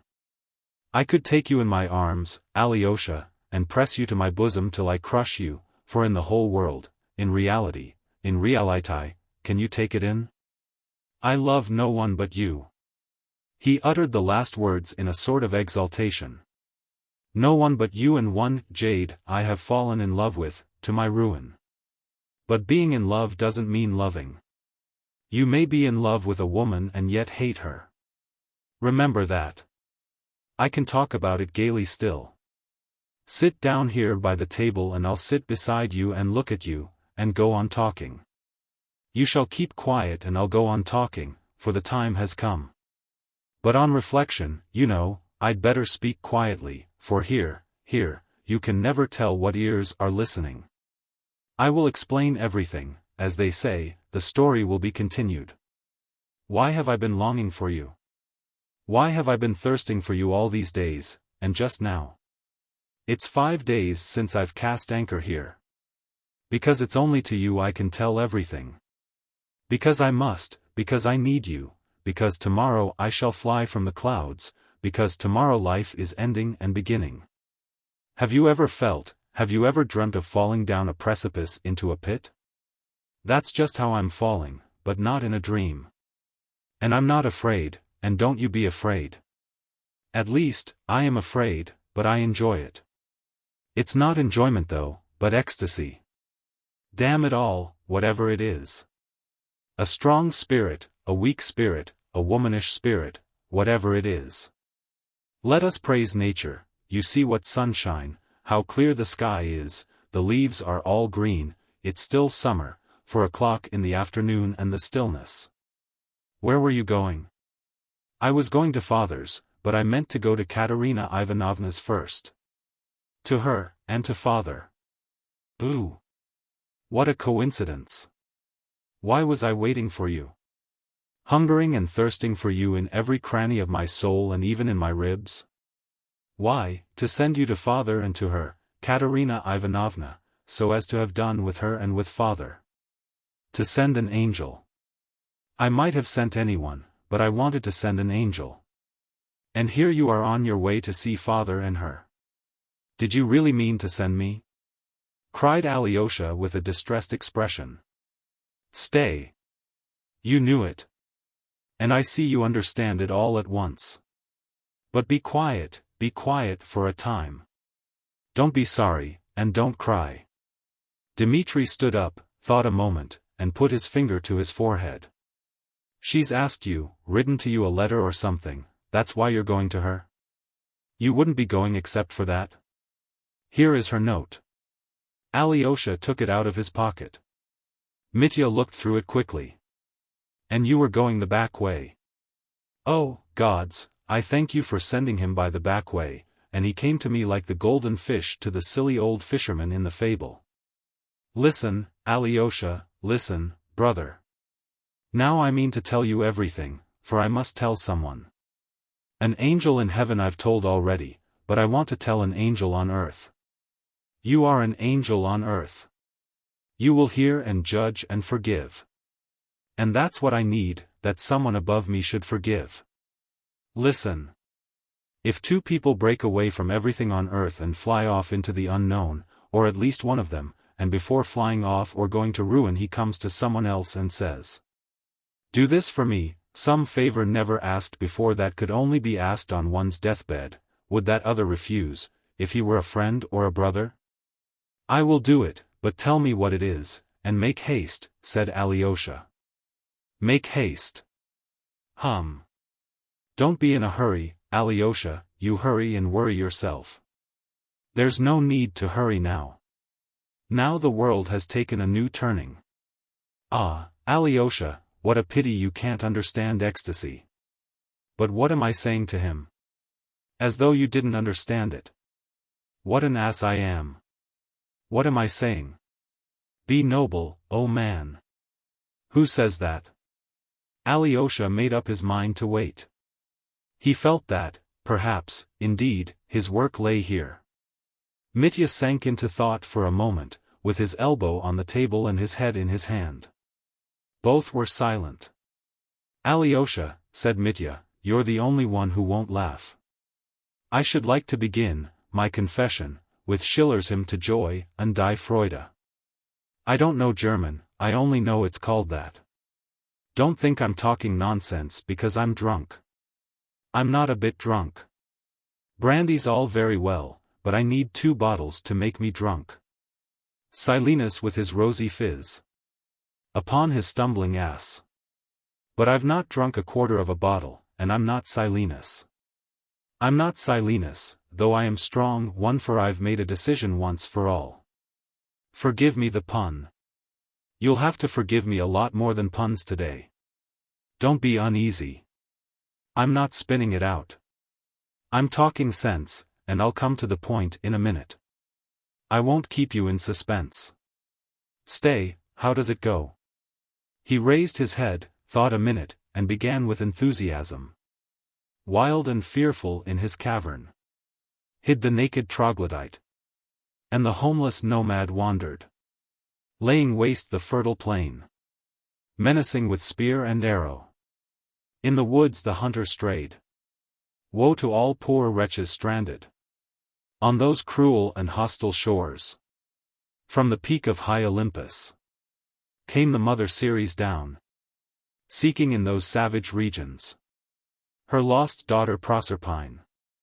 But the goddess found no refuge, found no kindly welcome there, and no temple bearing witness to the worship of the gods.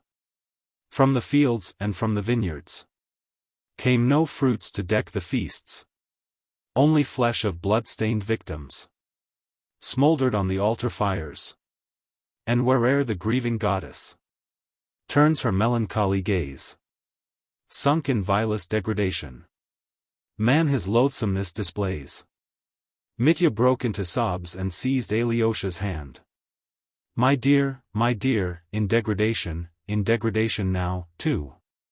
There's a terrible amount of suffering for man on earth, a terrible lot of trouble. Don't think I'm only a brute in an officer's uniform, wallowing in dirt and drink. I hardly think of anything but of that degraded man, if only I'm not lying. I pray God I'm not lying and showing off. I think about that man because I am that man myself. Would he purge his soul from vileness and attain to light and worth? He must turn and cling forever to his ancient Mother Earth. But the difficulty is, how am I to cling forever to Mother Earth? I don't kiss her. I don't cleave to her bosom. Am I to become a peasant or a shepherd? I go on and I don't know whether I'm going to shame or to light and joy. That's the trouble, for everything in the world is a riddle. And whenever I've happened to sink into the vilest degradation, and it's always been happening, I always read that poem about Ceres and man. Has it reformed me? Never. For I'm a Karamazov. For when I do leap into the pit, I go headlong with my heels up, and am pleased to be falling in that degrading attitude, and pride myself upon it. And in the very depths of that degradation I begin a hymn of praise. Let me be accursed. Let me be vile and base, only let me kiss the hem of the veil in which my God is shrouded. Though I may be following the devil, I am thy son, O Lord, and I love thee, and I feel the joy without which the world cannot stand. Joy everlasting fostereth the soul of all creation. It is her secret ferment fires the cup of life with flame. 'Tis at her beck the grass hath turned each blade towards the light. And solar systems have evolved from chaos and dark night, filling the realms of boundless space, beyond the sage's sight. At bounteous nature's kindly breast, all things that breathe drink joy, and birds and beasts and creeping things, all follow where she leads. Her gifts to man are friends in need.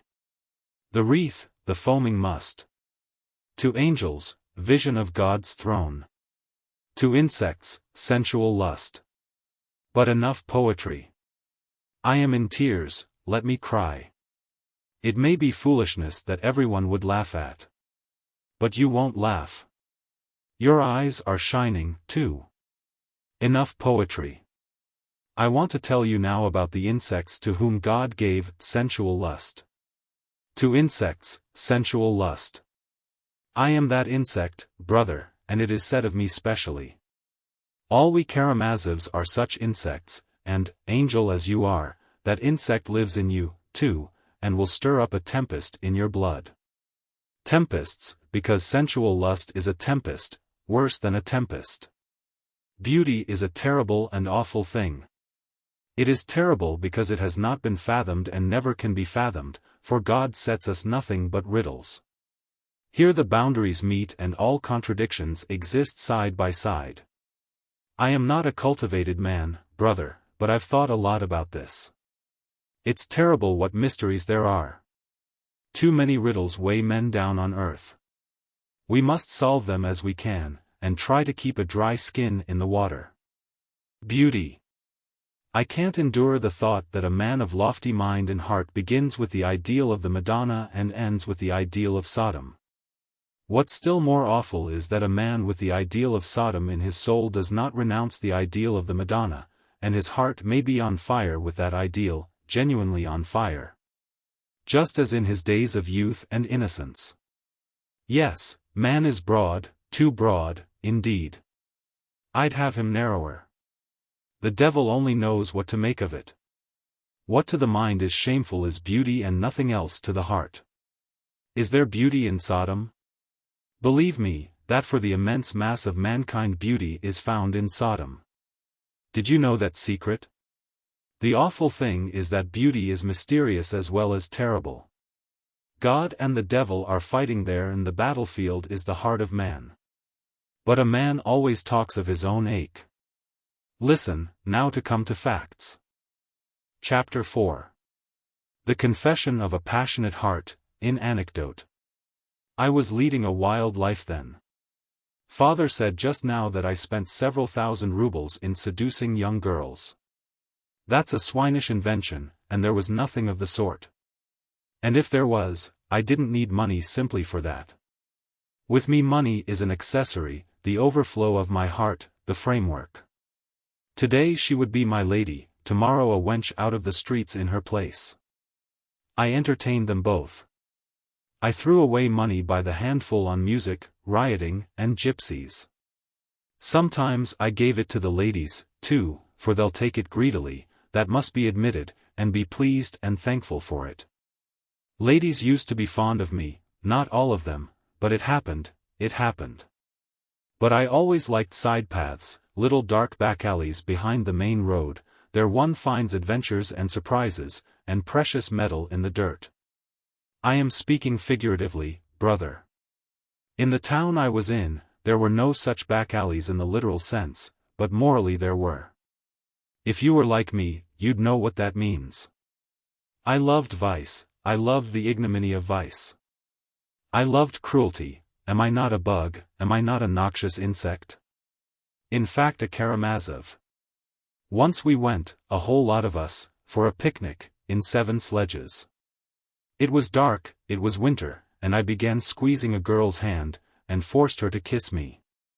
She was the daughter of an official, a sweet, gentle, submissive creature. She allowed me much in the dark. She thought, poor thing, that I should come next day to make her an offer. I was looked upon as a good match, too. But I didn't say a word to her for 5 months. I used to see her in a corner at dances, we were always having dances, her eyes watching me. I saw how they glowed with fire, a fire of gentle indignation. This game only tickled that insect lust I cherished in my soul. 5 months later she married an official and left the town, still angry, and still, perhaps, in love with me. Now they live happily. Observe that I told no one. I didn't boast of it. Though I'm full of low desires, and love what's low, I'm not dishonorable. You're blushing, your eyes flashed.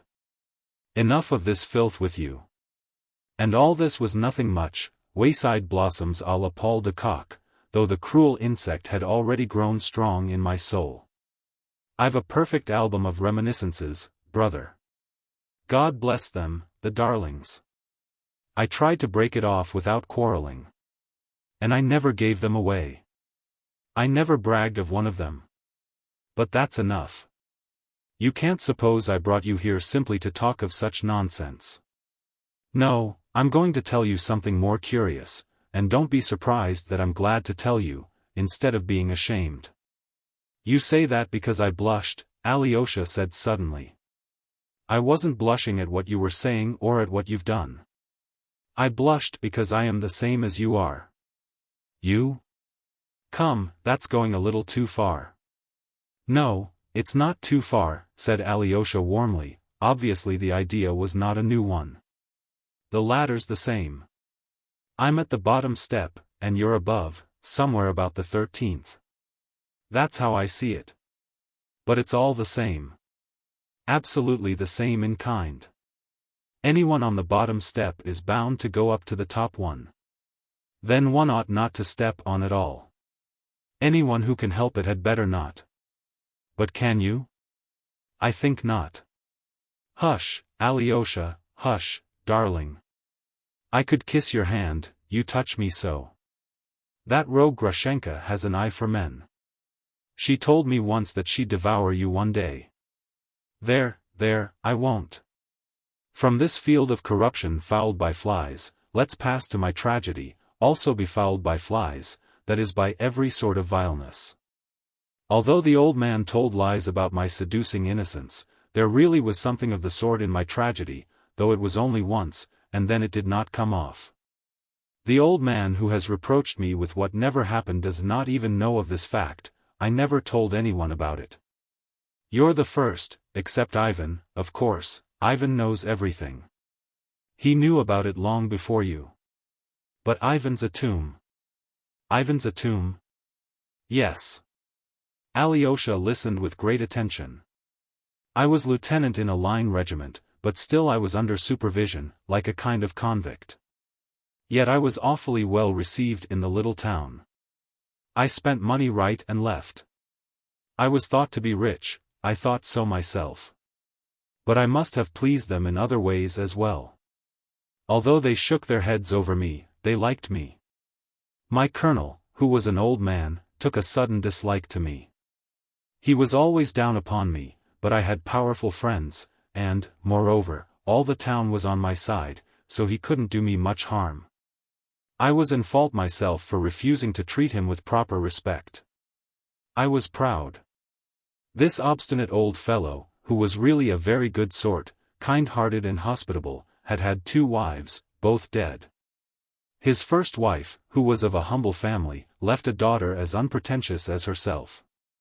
She was a young woman of 24 when I was there, and was living with her father and an aunt, her mother's sister. The aunt was simple and illiterate, the niece was simple but lively. I like to say nice things about people.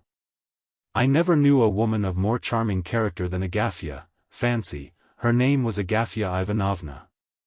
And she wasn't bad-looking either, in the Russian style, tall, stout, with a full figure, and beautiful eyes, though a rather coarse face. She had not married, although she had had 2 suitors. She refused them, but was as cheerful as ever. I was intimate with her, not in that way, it was pure friendship. I have often been friendly with women quite innocently. I used to talk to her with shocking frankness, and she only laughed. Many women like such freedom, and she was a girl too, which made it very amusing. Another thing, one could never think of her as a young lady. She and her aunt lived in her father's house with a sort of voluntary humility, not putting themselves on an equality with other people. She was a general favorite, and of use to everyone, for she was a clever dressmaker. She had a talent for it. She gave her services freely without asking for payment, but if anyone offered her payment, she didn't refuse. The colonel, of course, was a very different matter. He was one of the chief personages in the district. He kept open house, entertained the whole town, gave suppers and dances. At the time I arrived and joined the battalion, all the town was talking of the expected return of the colonel's second daughter, a great beauty, who had just left a fashionable school in the capital. This second daughter is Katerina Ivanovna, and she was the child of the second wife, who belonged to a distinguished general's family. Although, as I learnt on good authority, she too brought the colonel no money. She had connections, and that was all. There may have been expectations, but they had come to nothing. Yet, when the young lady came from boarding school on a visit, the whole town revived. Our most distinguished ladies, 2 excellencies, and a colonel's wife, and all the rest following their lead, at once took her up and gave entertainments in her honor. She was the belle of the balls and picnics, and they got up tableaux vivants in aid of distressed governesses. I took no notice, I went on as wildly as before, and one of my exploits at the time set all the town talking. I saw her eyes taking my measure one evening at the battery commander's, but I didn't go up to her, as though I disdained her acquaintance. I did go up and speak to her at an evening party not long after. She scarcely looked at me, and compressed her lips scornfully. Wait a bit. I'll have my revenge, thought I. I behaved like an awful fool on many occasions at that time, and I was conscious of it myself. What made it worse was that I felt that Katenka was not an innocent boarding school miss, but a person of character, proud and really high-principled. Above all, she had education and intellect, and I had neither. You think I meant to make her an offer? No, I simply wanted to revenge myself, because I was such a hero and she didn't seem to feel it. Meanwhile, I spent my time in drink and riot, till the lieutenant colonel put me under arrest for 3 days. Just at that time father sent me 6,000 rubles in return for my sending him a deed giving up all claims upon him, settling our accounts, so to speak. And saying that I wouldn't expect anything more. I didn't understand a word of it at the time. Until I came here, Alyosha, till the last few days, indeed, perhaps even now, I haven't been able to make head or tail of my money affairs with father. But never mind that, we'll talk of it later. Just as I received the money, I got a letter from a friend telling me something that interested me immensely. The authorities, I learnt, were dissatisfied with our lieutenant colonel.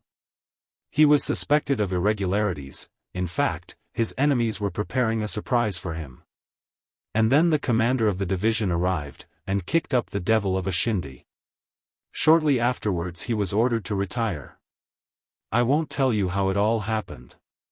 He had enemies certainly. Suddenly there was a marked coolness in the town towards him and all his family. His friends all turned their backs on him. Then I took my first step. I met Agafya Ivanovna, with whom I'd always kept up a friendship, and said, "Do you know there's a deficit of 4,500 rubles of government money in your father's accounts?" "What do you mean? What makes you say so? The general was here not long ago, and everything was all right." Then it was, but now it isn't. She was terribly scared. "Don't frighten me," she said. "Who told you so?" "Don't be uneasy," I said, "I won't tell anyone. You know I'm as silent as the tomb." I only wanted, in view of possibilities, to add, that when they demand that 4,500 rubles from your father, and he can't produce it, he'll be tried and made to serve as a common soldier in his old age, unless you like to send me your young lady secretly. I've just had money paid me. I'll give her 4,000, if you like, and keep the secret religiously." "Ah, you scoundrel." That's what she said. "You wicked scoundrel. How dare you?" She went away furiously indignant, while I shouted after her once more that the secret should be kept sacred. Those two simple creatures, Agafya and her aunt, I may as well say at once, behaved like perfect angels all through this business. They genuinely adored their Katya, thought her far above them, and waited on her, hand and foot. But Agafya told her of our conversation. I found that out afterwards. She didn't keep it back, and of course that was all I wanted. Suddenly the new major arrived to take command of the battalion. The old lieutenant colonel was taken ill at once, couldn't leave his room for 2 days, and didn't hand over the government money. Dr. Kravchenko declared that he really was ill. But I knew for a fact, and had known for a long time, that for the last 4 years the money had never been in his hands except when the commander made his visits of inspection.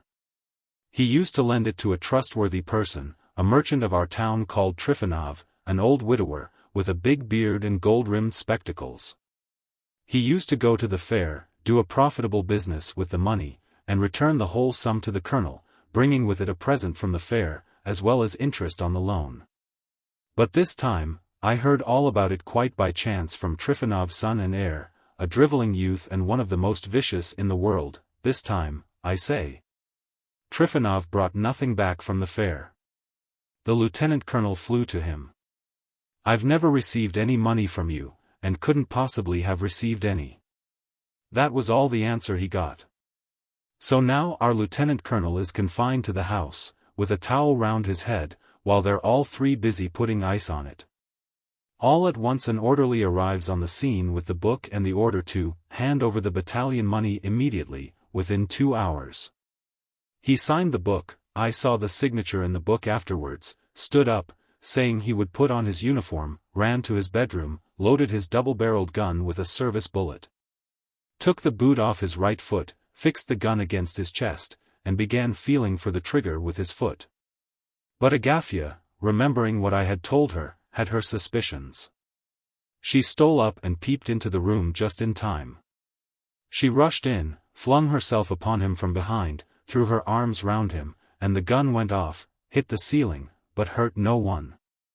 The others ran in, took away the gun, and held him by the arms. I heard all about this afterwards. I was at home, it was getting dusk, and I was just preparing to go out. I had dressed, brushed my hair, scented my handkerchief, and taken up my cap, when suddenly the door opened, and facing me in the room stood Katerina Ivanovna. It's strange how things happen sometimes. No one had seen her in the street, so that no one knew of it in the town. I lodged with 2 decrepit old ladies, who looked after me. They were most obliging old things, ready to do anything for me, and at my request were as silent afterwards as 2 cast-iron posts. Of course I grasped the position at once. She walked in and looked straight at me, her dark eyes determined, even defiant, but on her lips and round her mouth I saw uncertainty. "My sister told me," she began, "that you would give me 4,500 rubles if I came to you for it, myself. I have come, give me the money." She couldn't keep it up. She was breathless, frightened, her voice failed her, and the corners of her mouth and the lines round it quivered. "Alyosha, are you listening, or are you asleep?" "Mitya, I know you will tell the whole truth," said Alyosha in agitation. "I am telling it. If I tell the whole truth just as it happened I shan't spare myself. My first idea was a Karamazov one. Once I was bitten by a centipede, brother, and laid up a fortnight with fever from it. Well, I felt a centipede biting at my heart then, a noxious insect, you understand? I looked her up and down. You've seen her? She's a beauty. But she was beautiful in another way then. At that moment she was beautiful because she was noble, and I was a scoundrel. She in all the grandeur of her generosity and sacrifice for her father, and I, a bug. And, scoundrel as I was, she was altogether at my mercy, body and soul. She was hemmed in. I tell you frankly, that thought, that venomous thought, so possessed my heart that it almost swooned with suspense. It seemed as if there could be no resisting it. As though I should act like a bug, like a venomous spider, without a spark of pity. I could scarcely breathe. Understand, I should have gone next day to ask for her hand, so that it might end honorably, so to speak, and that nobody would or could know. For though I'm a man of base desires, I'm honest. And at that very second some voice seemed to whisper in my ear, but when you come tomorrow to make your proposal, that girl won't even see you, she'll order her coachman to kick you out of the yard. Publish it through all the town, she would say, I'm not afraid of you. I looked at the young lady, my voice had not deceived me. That is how it would be, not a doubt of it. I could see from her face now that I should be turned out of the house. My spite was roused. I longed to play her the nastiest swinish cad's trick, to look at her with a sneer, and on the spot where she stood before me to stun her with a tone of voice that only a shopman could use. 4,000. What do you mean? I was joking. You've been counting your chickens too easily, madam. 200, if you like, with all my heart. But 4,000 is not a sum to throw away on such frivolity. You've put yourself out to no purpose. I should have lost the game, of course. She'd have run away. But it would have been an infernal revenge. It would have been worth it all. I'd have howled with regret all the rest of my life, only to have played that trick. Would you believe it, it has never happened to me with any other woman, not one, to look at her at such a moment with hatred. But, on my oath, I looked at her for 3 seconds, or 5 perhaps, with fearful hatred, that hate which is only a hair's breadth from love, from the maddest love. I went to the window, put my forehead against the frozen pane, and I remember the ice burnt my forehead like fire. I did not keep her long, don't be afraid. I turned round, went up to the table, opened the drawer and took out a banknote for 5,000 rubles, it was lying in a French dictionary. Then I showed it her in silence, folded it, handed it to her, opened the door into the passage, and, stepping back, made her a deep bow, a most respectful, a most impressive bow, believe me. She shuddered all over, gazed at me for a second, turned horribly pale, white as a sheet, in fact, and all at once, not impetuously but softly, gently, bowed down to my feet, not a boarding school curtsy, but a Russian bow, with her forehead to the floor. She jumped up and ran away. I was wearing my sword. I drew it and nearly stabbed myself with it on the spot. Why, I don't know. It would have been frightfully stupid, of course. I suppose it was from delight. Can you understand that one might kill oneself from delight? But I didn't stab myself. I only kissed my sword and put it back in the scabbard, which there was no need to have told you, by the way. And I fancy that in telling you about my inner conflict I have laid it on rather thick to glorify myself. But let it pass, and to hell with all who pry into the human heart. Well, so much for that adventure with Katerina Ivanovna. So now Ivan knows of it, and you, no one else. Dmitri got up, took a step or two in his excitement, pulled out his handkerchief and mopped his forehead, then sat down again, not in the same place as before, but on the opposite side. So that Alyosha had to turn quite round to face him. Chapter 5. The Confession of a Passionate Heart, Heels Up. Now, said Alyosha, I understand the first half. You understand the first half.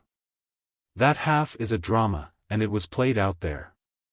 The second half is a tragedy, and it is being acted here. And I understand nothing of that second half so far, said Alyosha. And I? Do you suppose I understand it? Stop, Dmitri. There's one important question. Tell me, you were betrothed, you are betrothed still? We weren't betrothed at once, not for 3 months after that adventure.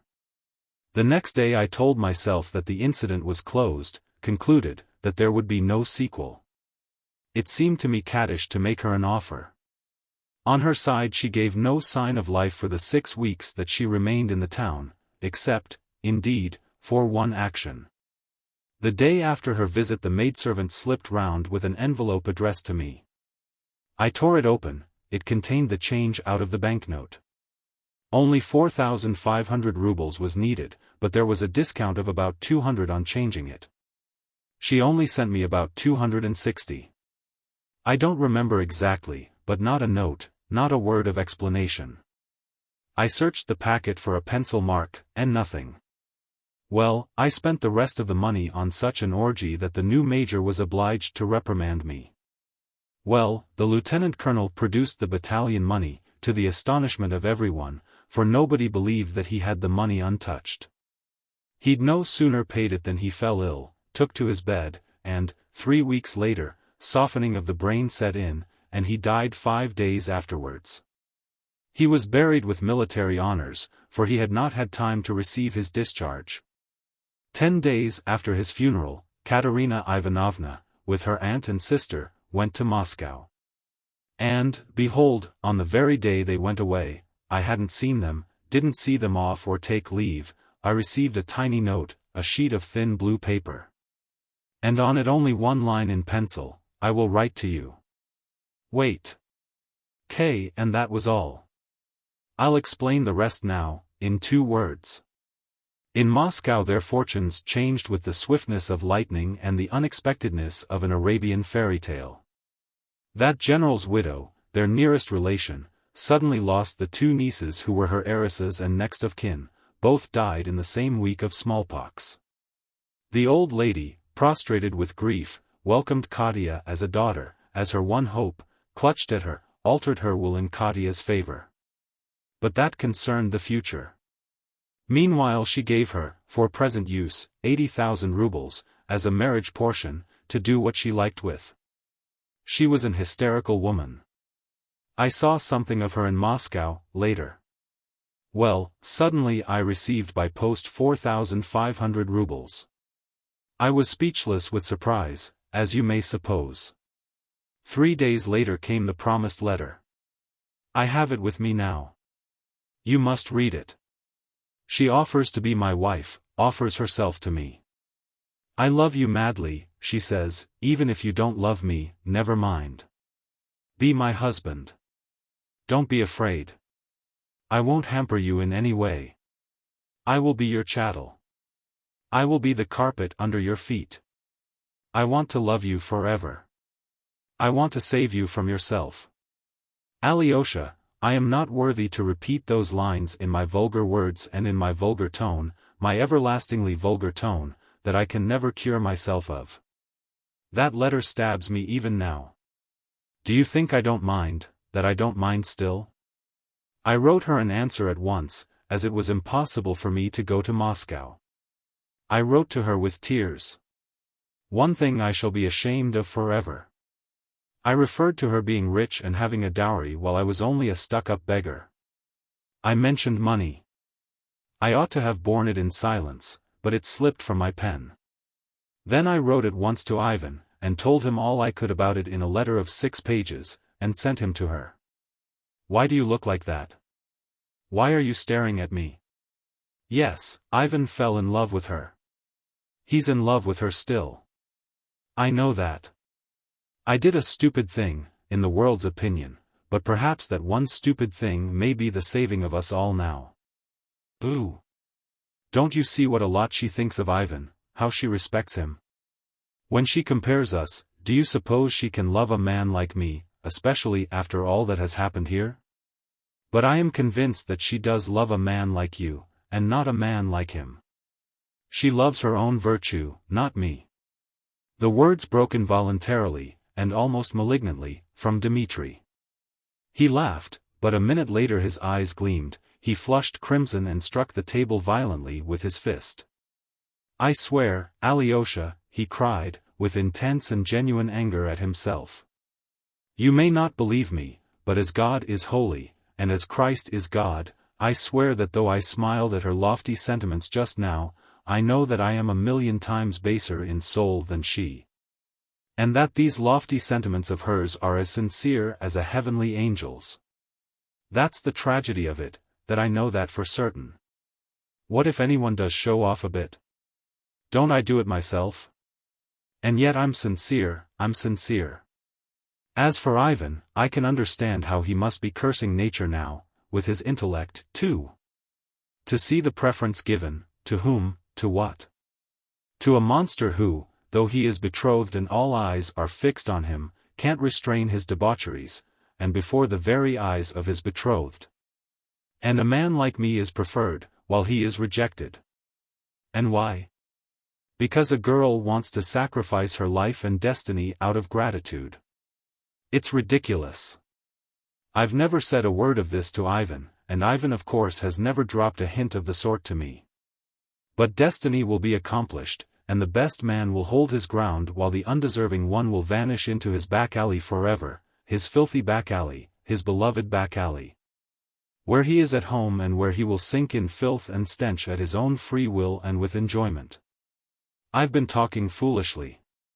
I've no words left. I use them at random, but it will be as I have said. I shall drown in the back alley, and she will marry Ivan.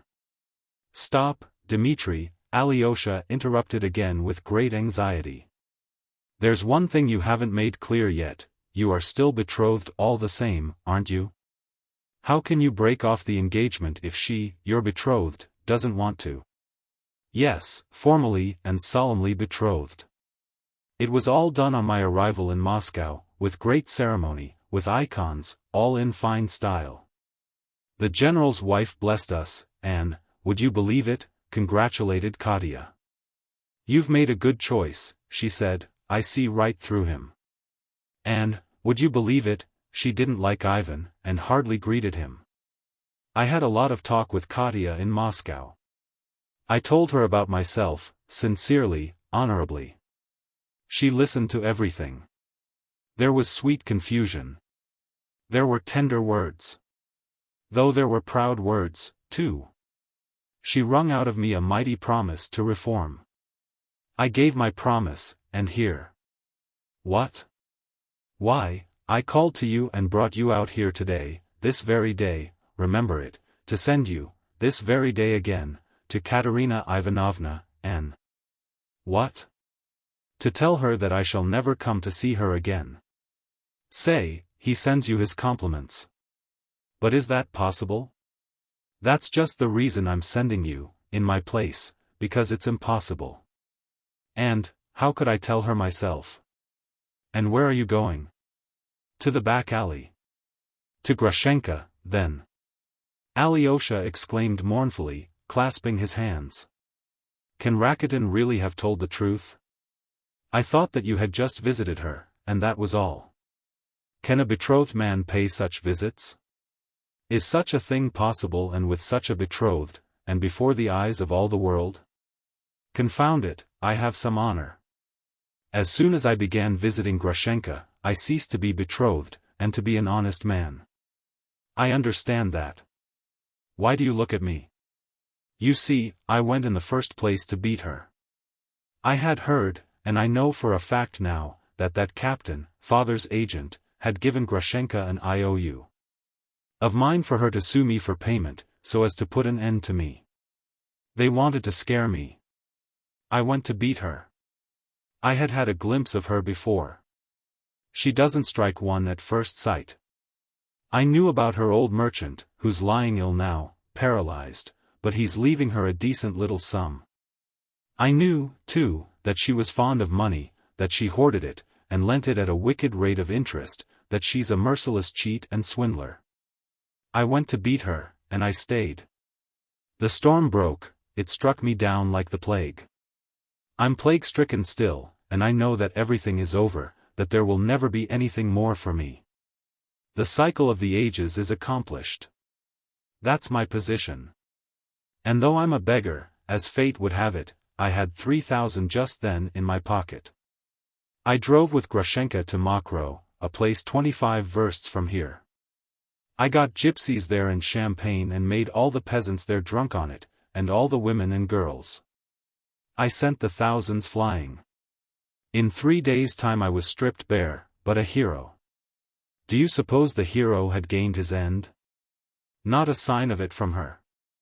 I tell you that rogue, Grushenka, has a supple curve all over her body.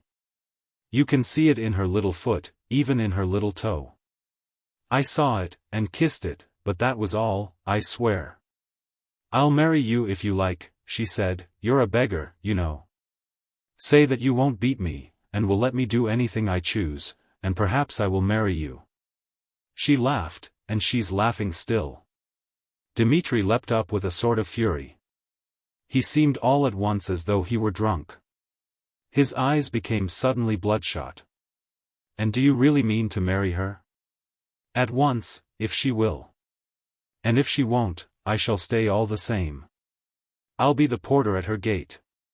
Alyosha, he cried. He stopped short before him, and taking him by the shoulders began shaking him violently. Do you know, you innocent boy, that this is all delirium, senseless delirium, for there's a tragedy here. Let me tell you, Alexei, that I may be a low man, with low and degraded passions, but a thief and a pickpocket Dmitri Karamazov never can be. Well, then. Let me tell you that I am a thief and a pickpocket. That very morning, just before I went to beat Grushenka, Katerina Ivanovna sent for me, and in strict secrecy, why I don't know.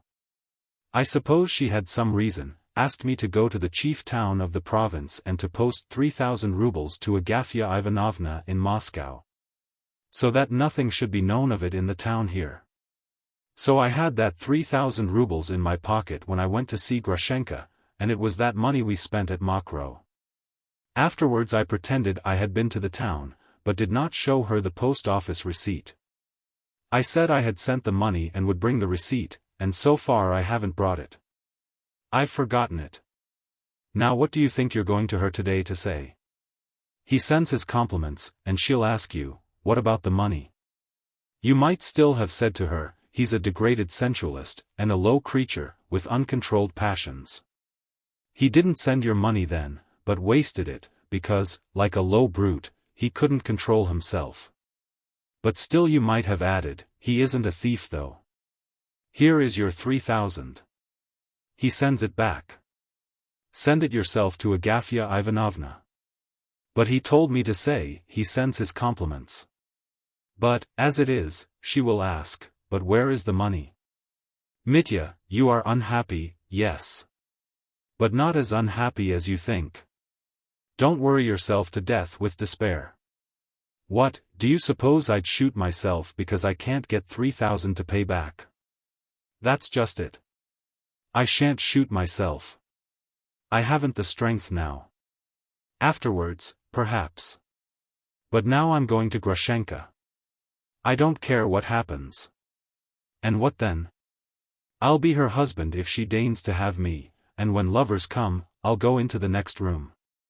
I'll clean her friends' galoshes, blow up their samovar, run their errands.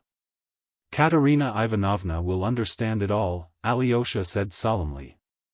She'll understand how great this trouble is and will forgive. She has a lofty mind, and no one could be more unhappy than you. She'll see that for herself. She won't forgive everything, said Dmitri, with a grin. There's something in it, brother, that no woman could forgive. Do you know what would be the best thing to do? What? Pay back the 3,000. Where can we get it from? I say, I have 2,000. Ivan will give you another 1,000, that makes 3. Take it and pay it back. And when would you get it, your 3,000? You're not of age, besides, and you absolutely must, take my farewell to her today, with the money or without it, for I can't drag on any longer, things have come to such a pass. Tomorrow is too late. I shall send you to father. To father? Yes, to father first. Ask him for 3,000. But, Mitya, he won't give it. As though he would. I know he won't. Do you know the meaning of despair, Alexei? Yes. Listen. Legally he owes me nothing. I've had it all from him, I know that. But morally he owes me something, doesn't he? You know he started with 28,000 of my mother's money and made 100,000 with it. Let him give me back only 3 out of the 28,000, and he'll draw my soul out of hell, and it will atone for many of his sins. For that 3,000, I give you my solemn word, I'll make an end of everything, and he shall hear nothing more of me. For the last time I give him the chance to be a father. Tell him God himself sends him this chance. Mitya, he won't give it for anything. I know he won't. I know it perfectly well. Now, especially. That's not all. I know something more. Now, only a few days ago, perhaps only yesterday he found out for the first time in earnest, underline in earnest, that Grushenka is really perhaps not joking, and really means to marry me. He knows her nature, he knows the cat. And do you suppose he's going to give me money to help to bring that about when he's crazy about her himself? And that's not all, either. I can tell you more than that. I know that for the last 5 days he has had 3,000 drawn out of the bank, changed into notes of 100 rubles, packed into a large envelope, sealed with 5 seals. And tied across with red tape. You see how well I know all about it. On the envelope is written, "To my angel, Grushenka, when she will come to me." He scrawled it himself in silence and in secret, and no one knows that the money's there except the valet, Smerdyakov, whom he trusts like himself.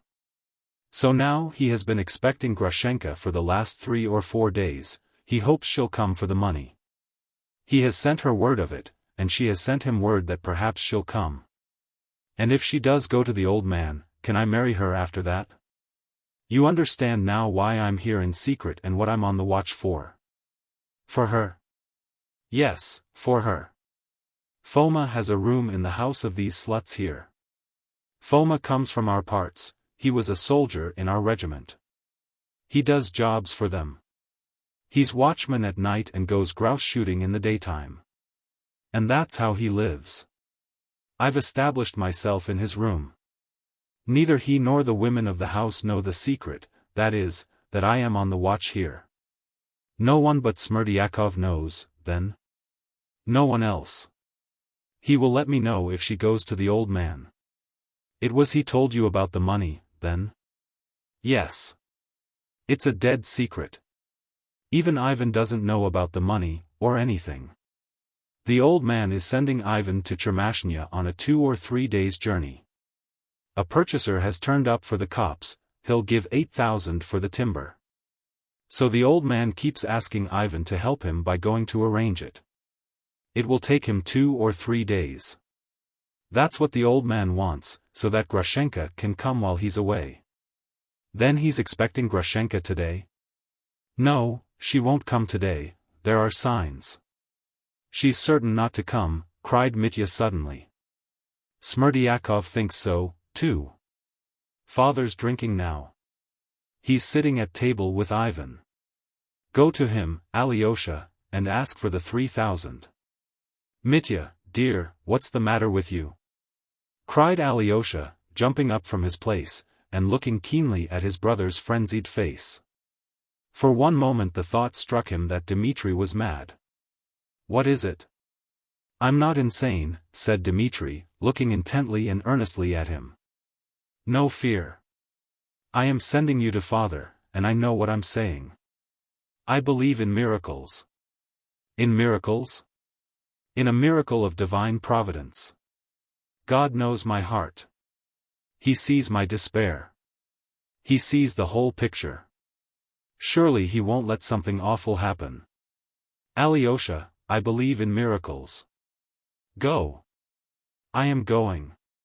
Tell me, will you wait for me here? Yes. I know it will take some time. You can't go at him point blank. He's drunk now. I'll wait 3 hours, 4, 5, 6, 7. Only remember you must go to Katerina Ivanovna today, if it has to be at midnight, with the money or without the money, and say, he sends his compliments to you. I want you to say that verse to her, he sends his compliments to you. Mitya. And what if Grushenka comes today, if not today, tomorrow, or the next day? Grushenka? I shall see her. I shall rush out and prevent it. And if there's an if, it will be murder. I couldn't endure it. Who will be murdered? The old man. I shan't kill her. Brother, what are you saying? Oh, I don't know. I don't know. Perhaps I shan't kill, and perhaps I shall. I'm afraid that he will suddenly become so loathsome to me with his face at that moment. I hate his ugly throat, his nose, his eyes, his shameless snigger. I feel a physical repulsion. That's what I'm afraid of. That's what may be too much for me. I'll go, Mitya. I believe that God will order things for the best, that nothing awful may happen. And I will sit and wait for the miracle. And if it doesn't come to pass? Alyosha went thoughtfully towards his father's house. Chapter 6. Smerdyakov. He did in fact find his father still at table. Though there was a dining room in the house, the table was laid as usual in the drawing room, which was the largest room, and furnished with old-fashioned ostentation. The furniture was white and very old, upholstered in old, red, silky material. In the spaces between the windows there were mirrors in elaborate white and gilt frames, of old-fashioned carving. On the walls, covered with white paper, which was torn in many places, there hung two large portraits, one of some prince who had been governor of the district 30 years before, and the other of some bishop, also long since dead. In the corner opposite the door there were several icons, before which a lamp was lighted at nightfall, not so much for devotional purposes as to light the room. Fyodor Pavlovitch used to go to bed very late, at 3 or 4 o'clock in the morning, and would wander about the room at night or sit in an armchair, thinking.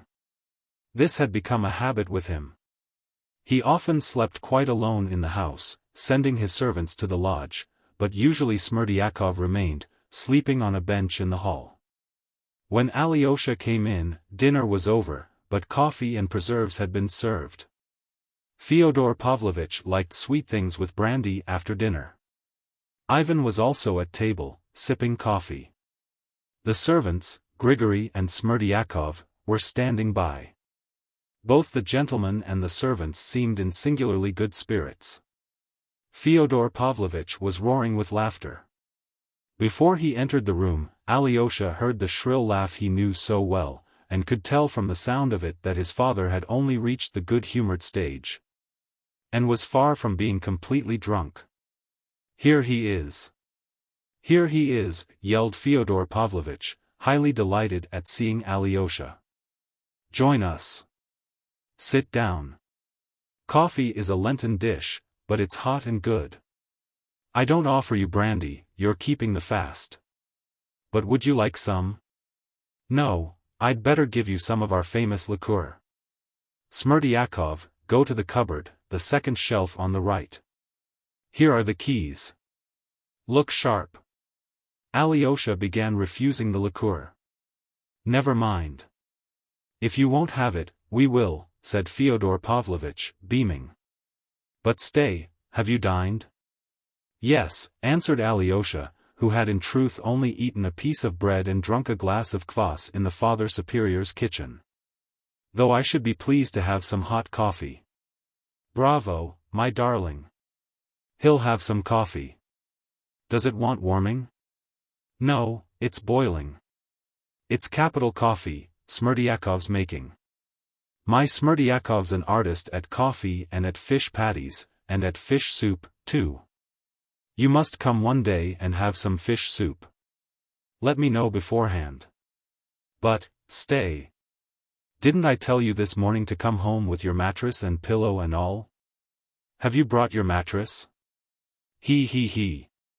"No, I haven't," said Alyosha, smiling, too. "Ah, but you were frightened this morning, weren't you? There, my darling, I couldn't do anything to vex you. Do you know, Ivan, I can't resist the way he looks one straight in the face and laughs. It makes me laugh all over. I'm so fond of him. Alyosha, let me give you my blessing, a father's blessing. Alyosha rose, but Fyodor Pavlovitch had already changed his mind. No, no, he said. I'll just make the sign of the cross over you, for now. Sit still. Now we've a treat for you, in your own line, too. It'll make you laugh. Balaam's ass has begun talking to us here, and how he talks. How he talks. Balaam's ass, it appeared, was the valet, Smerdyakov. He was a young man of about 24, remarkably unsociable and taciturn. Not that he was shy or bashful. On the contrary, he was conceited and seemed to despise everybody. But we must pause to say a few words about him now. He was brought up by Grigory and Marfa, but the boy grew up with no sense of gratitude. As Grigory expressed it, he was an unfriendly boy, and seemed to look at the world mistrustfully. In his childhood he was very fond of hanging cats, and burying them with great ceremony. He used to dress up in a sheet as though it were a surplice, and sang, and waved some object over the dead cat as though it were a censer. All this he did on the sly, with the greatest secrecy. Grigory caught him once at this diversion and gave him a sound beating. He shrank into a corner and sulked there for a week. He doesn't care for you or me, the monster, Grigory used to say to Marfa, and he doesn't care for anyone. Are you a human being? He said, addressing the boy directly. You're not a human being. You grew from the mildew in the bathhouse. .2 That's what you are. Smerdyakov, it appeared afterwards, could never forgive him those words. Grigory taught him to read and write, and when he was 12 years old, began teaching him the scriptures. But this teaching came to nothing. At the second or third lesson the boy suddenly grinned. What's that for? Asked Grigory, looking at him threateningly from under his spectacles. Oh, nothing. God created light on the first day, and the sun, moon, and stars on the fourth day. Where did the light come from on the first day? Grigory was thunderstruck. The boy looked sarcastically at his teacher. There was something positively condescending in his expression. Grigory could not restrain himself. I'll show you where, he cried, and gave the boy a violent slap on the cheek. The boy took the slap without a word, but withdrew into his corner again for some days. A week later he had his first attack of the disease to which he was subject all the rest of his life, epilepsy. When Fyodor Pavlovitch heard of it, his attitude to the boy seemed changed at once. Till then he had taken no notice of him, though he never scolded him, and always gave him a kopeck when he met him. Sometimes, when he was in good humor, he would send the boy something sweet from his table. But as soon as he heard of his illness, he showed an active interest in him, sent for a doctor, and tried remedies, but the disease turned out to be incurable. The fits occurred, on an average, once a month, but at various intervals. The fits varied too, in violence, some were light and some were very severe. Fyodor Pavlovitch strictly forbade Grigory to use corporal punishment to the boy, and began allowing him to come upstairs to him. He forbade him to be taught anything whatever for a time, too. One day when the boy was about 15, Fyodor Pavlovitch noticed him lingering by the bookcase, and reading the titles through the glass. Fyodor Pavlovitch had a fair number of books, over 100, but no one ever saw him reading. He at once gave Smerdyakov the key of the bookcase. Come, read. You shall be my librarian. You'll be better sitting reading than hanging about the courtyard. Come, read this, and Fyodor Pavlovitch gave him evenings in a cottage near Dikanka. He read a little but didn't like it. He did not once smile, and ended by frowning. Why? Isn't it funny? Asked Fyodor Pavlovitch. Smerdyakov did not speak. Answer, stupid. It's all untrue, mumbled the boy, with a grin. Then go to the devil. You have the soul of a lackey. Stay, here's Smerdyakov's Universal History. That's all true. Read that. But Smerdyakov did not get through 10 pages of Smaragdov. He thought it dull. So the bookcase was closed again. Shortly afterwards Marfa and Grigory reported to Fyodor Pavlovitch that Smerdyakov was gradually beginning to show an extraordinary fastidiousness. He would sit before his soup, take up his spoon and look into the soup, bend over it, examine it, take a spoonful and hold it to the light. "What is it? A beetle?" Grigory would ask. "A fly, perhaps," observed Marfa. The squeamish youth never answered, but he did the same with his bread, his meat, and everything he ate. He would hold a piece on his fork to the light, scrutinize it microscopically, and only after long deliberation decide to put it in his mouth. "Ach! What fine gentleman's airs!" Grigory muttered, looking at him. When Fyodor Pavlovitch heard of this development in Smerdyakov he determined to make him his cook, and sent him to Moscow to be trained. He spent some years there and came back remarkably changed in appearance. He looked extraordinarily old for his age. His face had grown wrinkled, yellow, and strangely emasculate. In character he seemed almost exactly the same as before he went away. He was just as unsociable, and showed not the slightest inclination for any companionship.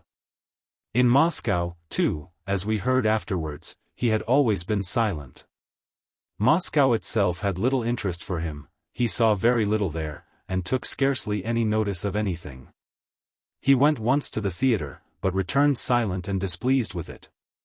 On the other hand, he came back to us from Moscow well dressed, in a clean coat and clean linen. He brushed his clothes most scrupulously twice a day invariably, and was very fond of cleaning his smart calf boots with a special English polish, so that they shone like mirrors. He turned out a first-rate cook. Fyodor Pavlovitch paid him a salary, almost the whole of which Smerdyakov spent on clothes, pomade, perfumes, and such things. But he seemed to have as much contempt for the female sex as for men. He was discreet, almost unapproachable, with them. Fyodor Pavlovitch began to regard him rather differently. His fits were becoming more frequent, and on the days he was ill Marfa cooked, which did not suit Fyodor Pavlovitch at all. "Why are your fits getting worse?" asked Fyodor Pavlovitch, looking askance at his new cook. "Would you like to get married? Shall I find you a wife?" But Smerdyakov turned pale with anger, and made no reply. Fyodor Pavlovitch left him with an impatient gesture. The great thing was that he had absolute confidence in his honesty. It happened once, when Fyodor Pavlovitch was drunk, that he dropped in the muddy courtyard 300-ruble notes which he had only just received. He only missed them next day, and was just hastening to search his pockets when he saw the notes lying on the table. Where had they come from? Smerdyakov had picked them up and brought them in the day before. "Well, my lad, I've never met anyone like you," Fyodor Pavlovitch said shortly, and gave him 10 rubles. We may add that he not only believed in his honesty, but had, for some reason, a liking for him, although the young man looked as morosely at him as at everyone and was always silent. He rarely spoke. If it had occurred to anyone to wonder at the time what the young man was interested in, and what was in his mind, it would have been impossible to tell by looking at him. Yet he used sometimes to stop suddenly in the house, or even in the yard or street, and would stand still for 10 minutes, lost in thought. A physiognomist studying his face would have said that there was no thought in it, no reflection, but only a sort of contemplation. There is a remarkable picture by the painter Kramskoy, called Contemplation. There is a forest in winter, and on a roadway through the forest, in absolute solitude, stands a peasant in a torn kaftan and bark shoes. He stands, as it were, lost in thought. Yet he is not thinking, he is contemplating. If anyone touched him he would start and look at one as though awakening and bewildered. It's true he would come to himself immediately. But if he were asked what he had been thinking about, he would remember nothing. Yet probably he has, hidden within himself, the impression which had dominated him during the period of contemplation. Those impressions are dear to him and no doubt he hoards them imperceptibly, and even unconsciously. How and why, of course, he does not know either. He may suddenly, after hoarding impressions for many years, abandon everything and go off to Jerusalem on a pilgrimage for his soul's salvation. Or perhaps he will suddenly set fire to his native village, and perhaps do both. There are a good many contemplatives among the peasantry. Well, Smerdyakov was probably one of them, and he probably was greedily hoarding up his impressions, hardly knowing why. Chapter 7. The Controversy. But Balaam's ass had suddenly spoken. The subject was a strange one. Grigory had gone in the morning to make purchases, and had heard from the shopkeeper Lukyanov the story of a Russian soldier which had appeared in the newspaper of that day. This soldier had been taken prisoner in some remote part of Asia, and was threatened with an immediate agonizing death if he did not renounce Christianity and follow Islam. He refused to deny his faith, and was tortured, flayed alive, and died, praising and glorifying Christ. Grigory had related the story at table. Fyodor Pavlovitch always liked, over the dessert after dinner, to laugh and talk, if only with Grigory. This afternoon he was in a particularly good-humored and expansive mood. Sipping his brandy and listening to the story, he observed that they ought to make a saint of a soldier like that, and to take his skin to some monastery. That would make the people flock, and bring the money in.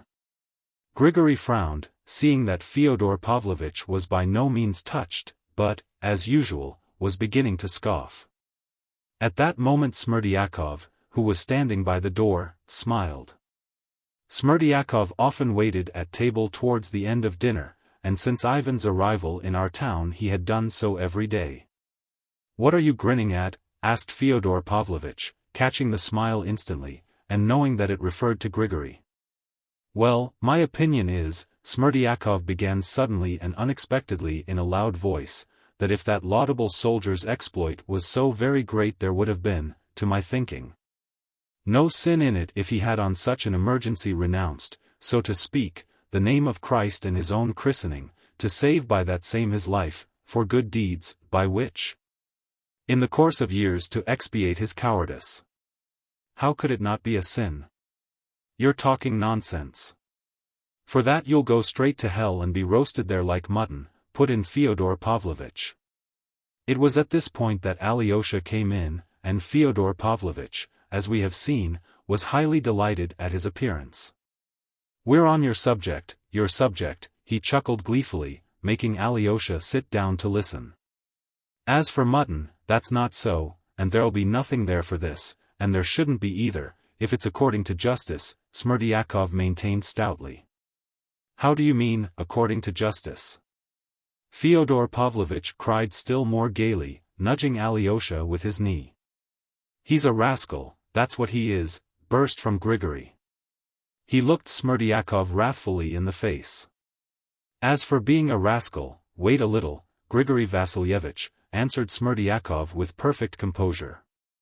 "You'd better consider yourself that, once I am taken prisoner by the enemies of the Christian race, and they demand from me to curse the name of God and to renounce my holy christening, I am fully entitled to act by my own reason, since there would be no sin in it." "But you've said that before." "Don't waste words." "Prove it," cried Fyodor Pavlovitch.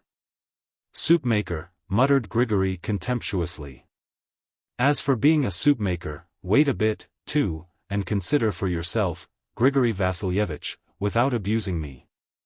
For as soon as I say to those enemies, 'No, I'm not a Christian, and I curse my true God,' then at once, by God's high judgment, I become immediately and specially anathema accursed, and am cut off from the Holy Church, exactly as though I were a heathen, so that at that very instant, not only when I say it aloud, but when I think of saying it, before a quarter of a second has passed, I am cut off. Is that so or not, Grigory Vassilyevich?" He addressed Grigory with obvious satisfaction, though he was really answering Fyodor Pavlovitch's questions, and was well aware of it, and intentionally pretending that Grigory had asked the questions. "Ivan," cried Fyodor Pavlovitch suddenly, "stoop down for me to whisper. He's got this all up for your benefit. He wants you to praise him. Praise him. Ivan listened with perfect seriousness to his father's excited whisper. Stay, Smerdyakov, be quiet a minute, cried Fyodor Pavlovitch once more. Ivan, your ear again. Ivan bent down again with a perfectly grave face. I love you as I do Alyosha. Don't think I don't love you. Some brandy? Yes. But you're rather drunk yourself, thought Ivan, looking steadily at his father. He was watching Smerdyakov with great curiosity.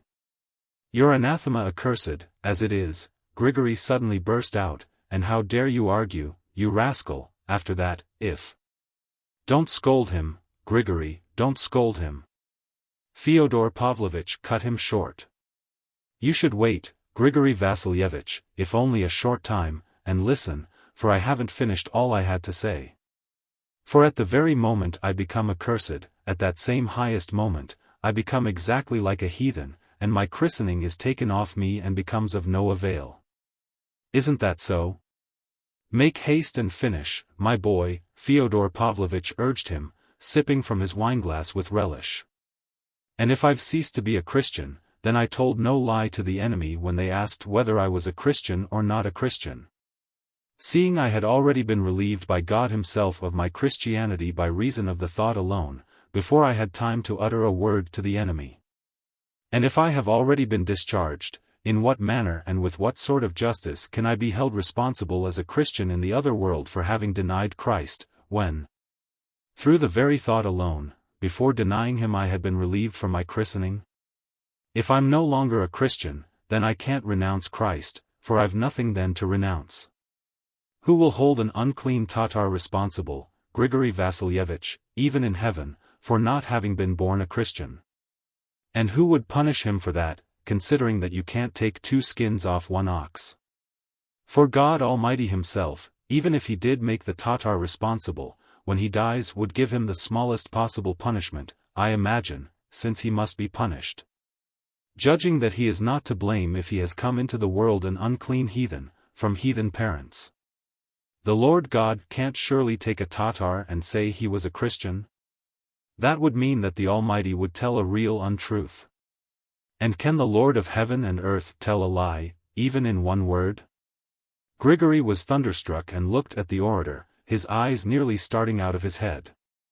Though he did not clearly understand what was said, he had caught something in this rigmarole, and stood, looking like a man who has just hit his head against a wall.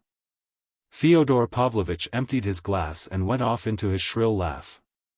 Alyosha! Alyosha! What do you say to that? Ah, you casuist! He must have been with the Jesuits, somewhere, Ivan. Oh, you stinking Jesuit, who taught you? But you're talking nonsense, you casuist, nonsense, nonsense, nonsense. Don't cry, Grigory, we'll reduce him to smoke and ashes in a moment. Tell me this, oh ass, you may be right before your enemies, but you have renounced your faith all the same in your own heart, and you say yourself that in that very hour you became anathema accursed. And if once you're anathema they won't pat you on the head for it in hell. What do you say to that, my fine Jesuit? There is no doubt that I have renounced it in my own heart, but there was no special sin in that. Or if there was sin, it was the most ordinary. How's that the most ordinary? You lie, accursed one, hissed Grigory.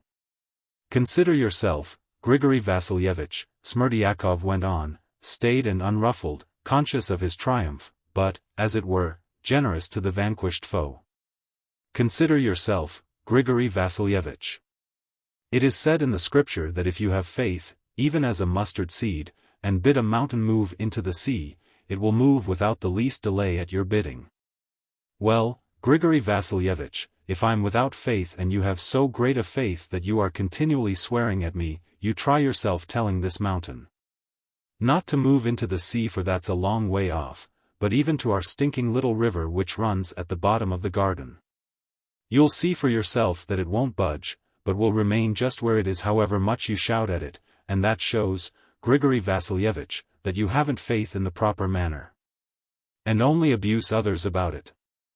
Again, taking into consideration that no one in our day, not only you, but actually no one, from the highest person to the lowest peasant, can shove mountains into the sea, except perhaps some one man in the world, or, at most, two, and they most likely are saving their souls in secret somewhere in the Egyptian desert.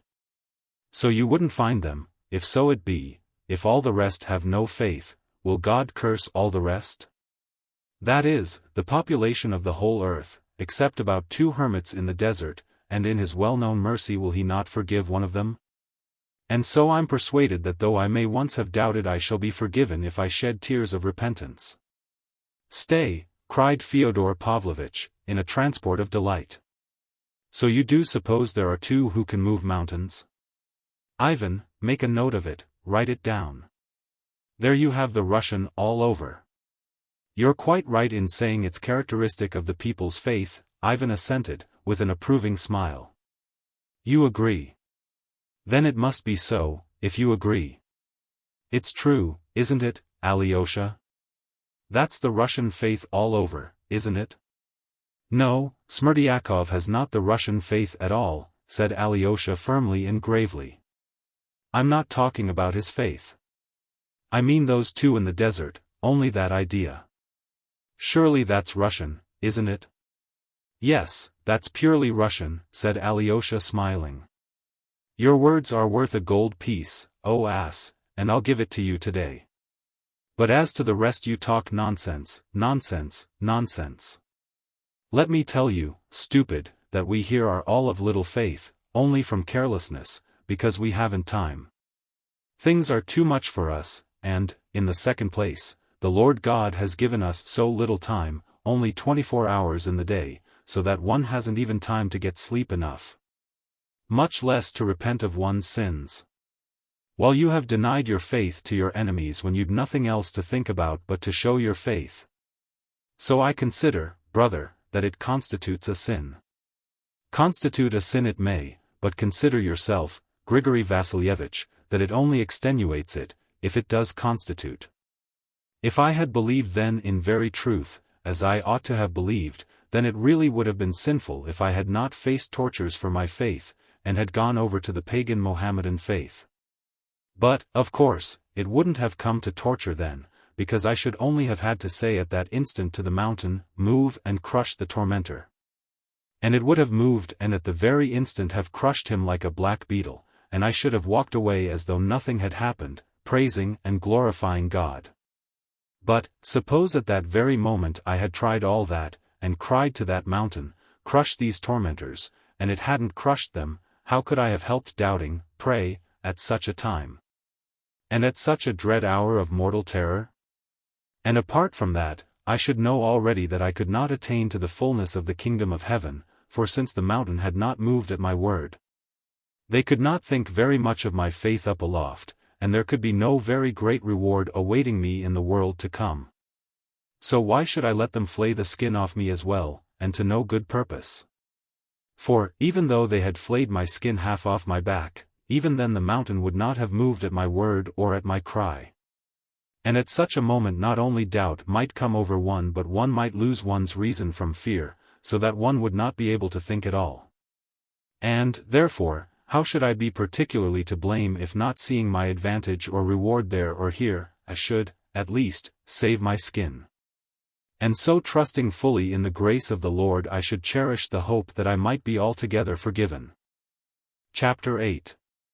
Over the brandy. The controversy was over. But, strange to say, Fyodor Pavlovitch, who had been so gay, suddenly began frowning. He frowned and gulped brandy, and it was already a glass too much. Get along with you, Jesuits, he cried to the servants. Go away, Smerdyakov. I'll send you the gold piece I promised you today, but be off. Don't cry, Grigory. Go to Marfa. She'll comfort you and put you to bed. The rascals won't let us sit in peace after dinner, he snapped peevishly, as the servants promptly withdrew at his word. Smerdyakov always pokes himself in now, after dinner. It's you he's so interested in. What have you done to fascinate him? He added to Ivan. Nothing whatever, answered Ivan. He's pleased to have a high opinion of me, he's a lackey and a mean soul. Raw material for revolution, however, when the time comes. For revolution? There will be others and better ones. But there will be some like him as well. His kind will come first, and better ones after. And when will the time come? The rocket will go off and fizzle out, perhaps. The peasants are not very fond of listening to these soup-makers, so far. Ah, brother, but a Balaam's ass like that thinks, and the devil knows where he gets to. He's storing up ideas, said Ivan, smiling. You see, I know he can't bear me, nor anyone else, even you, though you fancy that he has a high opinion of you. Worse still with Alyosha, he despises Alyosha. But he doesn't steal, that's one thing, and he's not a gossip, he holds his tongue, and doesn't wash our dirty linen in public. He makes capital fish pasties too. But, damn him, is he worth talking about so much? Of course he isn't. And as for the ideas he may be hatching, the Russian peasant, generally speaking, needs thrashing. That I've always maintained. Our peasants are swindlers, and don't deserve to be pitied, and it's a good thing they're still flogged sometimes. Russia is rich in birches. If they destroyed the forests, it would be the ruin of Russia. I stand up for the clever people. We've left off thrashing the peasants, we've grown so clever, but they go on thrashing themselves. And a good thing too. For with what measure ye mete it shall be measured to you again, or how does it go? Anyhow, it will be measured. But Russia's all swinishness. My dear, if you only knew how I hate Russia. That is, not Russia, but all this vice. But maybe I mean Russia. Tout cela c'est de la coquonnerie. Do you know what I like? I like wit. You've had another glass. That's enough. Wait a bit. I'll have one more, and then another, and then I'll stop. No, stay, you interrupted me. At Mokroe I was talking to an old man, and he told me, there's nothing we like so much as sentencing girls to be thrashed, and we always give the lads the job of thrashing them. And the girl he has thrashed today, the young man will ask in marriage tomorrow. So it quite suits the girls, too, he said. There's a set of dosadas for you.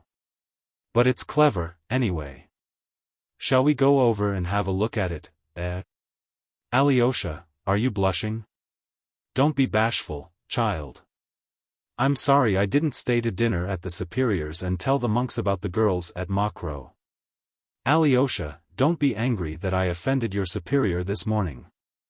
I lost my temper. If there is a God, if he exists, then, of course, I'm to blame, and I shall have to answer for it. But if there isn't a God at all, what do they deserve, your fathers? It's not enough to cut their heads off, for they keep back progress. Would you believe it, Ivan, that lacerates my sentiments? No, you don't believe it as I see from your eyes. You believe what people say, that I'm nothing but a buffoon. Alyosha, do you believe that I'm nothing but a buffoon? No, I don't believe it. And I believe you don't, and that you speak the truth. You look sincere and you speak sincerely. But not Ivan. Ivan's supercilious. I'd make an end of your monks, though, all the same. I'd take all that mystic stuff and suppress it, once for all over Russia, so as to bring all the fools to reason. And the gold and the silver that would flow into the mint. But why suppress it? Asked Ivan. That truth may prevail. That's why. Well, if truth were to prevail, you know, you'd be the first to be robbed and suppressed. Ah. I dare say you're right. Ah, I'm an ass. Burst out Fyodor Pavlovitch, striking himself lightly on the forehead. Well, your monastery may stand then, Alyosha, if that's how it is. And we clever people will sit snug and enjoy our brandy. You know, Ivan, it must have been so ordained by the Almighty himself. Ivan, speak, is there a God or not? Stay, speak the truth, speak seriously. Why are you laughing again? I'm laughing that you should have made a clever remark just now about Smerdyakov's belief in the existence of two saints who could move mountains. Why, am I like him now, then? Very much. Well, that shows I'm a Russian, too, and I have a Russian characteristic. And you may be caught in the same way, though you are a philosopher. Shall I catch you? What do you bet that I'll catch you tomorrow? Speak, all the same, is there a God, or not? Only, be serious. I want you to be serious now. No, there is no God. Alyosha, is there a God? There is. Ivan, and is there immortality of some sort, just a little, just a tiny bit? There is no immortality either. None at all? None at all. There's absolute nothingness then. Perhaps there is just something. Anything is better than nothing. Absolute nothingness. Alyosha, is there immortality? There is. God and immortality? God and immortality. In God is immortality. It's more likely Ivan's right. Good Lord. To think what faith, what force of all kinds, man has lavished for nothing, on that dream, and for how many thousand years. Who is it laughing at man? Ivan. For the last time, once for all, is there a God or not? I ask for the last time.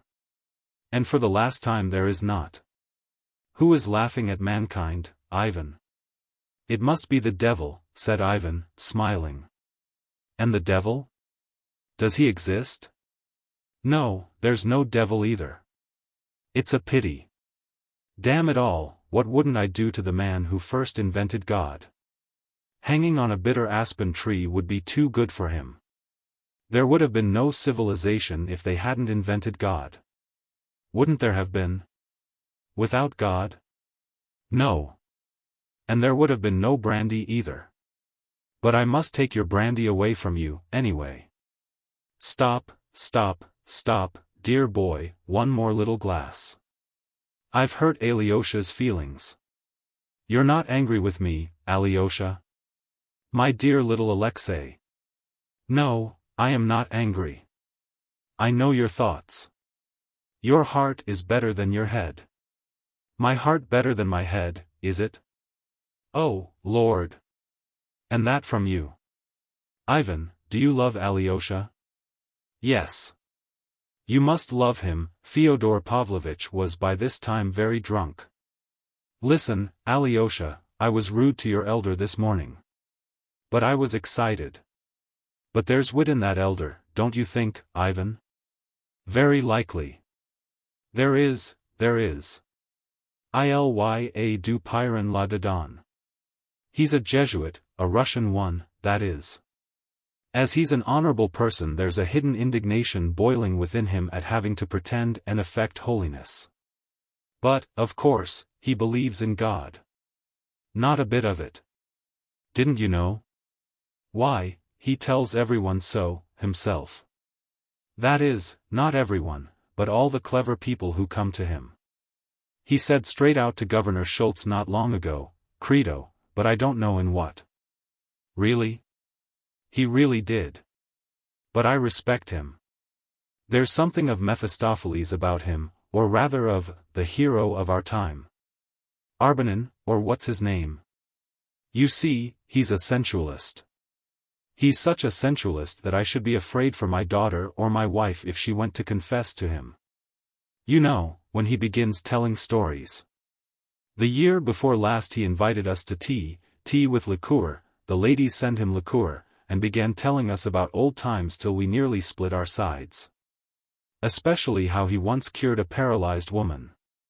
If my legs were not bad I know a dance I could dance you, he said. What do you say to that? I've plenty of tricks in my time, said he. He did Dernadov, the merchant, out of 60,000. What, he stole it? He brought him the money as a man he could trust, saying, take care of it for me, friend, there'll be a police search at my place tomorrow.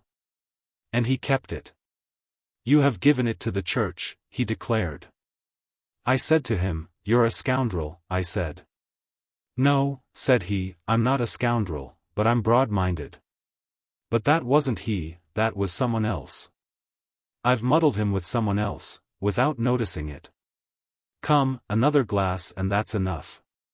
Take away the bottle, Ivan. I've been telling lies. Why didn't you stop me, Ivan, and tell me I was lying? I knew you'd stop of yourself. That's a lie. You did it from spite, from simple spite against me. You despise me. You have come to me and despised me in my own house. Well, I'm going away. You've had too much brandy. I've begged you for Christ's sake to go to Chermashnya for a day or two, and you don't go. I'll go tomorrow if you're so set upon it. You won't go. You want to keep an eye on me. That's what you want, spiteful fellow. That's why you won't go. The old man persisted. He had reached that state of drunkenness when the drunkard who has till then been inoffensive tries to pick a quarrel and to assert himself. Why are you looking at me? Why do you look like that? Your eyes look at me and say, "You ugly drunkard." Your eyes are mistrustful. They're contemptuous. You've come here with some design. Alyosha, here, looks at me and his eyes shine. Alyosha doesn't despise me. Alexei, you mustn't love Ivan. Don't be ill-tempered with my brother. Leave off attacking him, Alyosha said emphatically. Oh, all right. Ugh, my head aches. Take away the brandy, Ivan. It's the third time I've told you. He mused, and suddenly a slow, cunning grin spread over his face. Don't be angry with a feeble old man, Ivan. I know you don't love me, but don't be angry all the same. You've nothing to love me for. You go to Chermashnya. I'll come to you myself and bring you a present. I'll show you a little wench there. I've had my eye on her a long time. She's still running about barefoot. Don't be afraid of barefooted wenches, don't despise them, they're pearls. And he kissed his hand with a smack. To my thinking, he revived at once, seeming to grow sober the instant he touched on his favorite topic. To my thinking. Ah, you boys. You children, little sucking pigs, to my thinking. I never thought a woman ugly in my life, that's been my rule. Can you understand that? How could you understand it? You've milk in your veins, not blood. You're not out of your shells yet.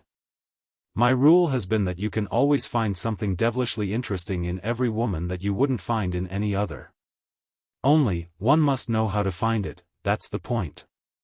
That's a talent. To my mind there are no ugly women.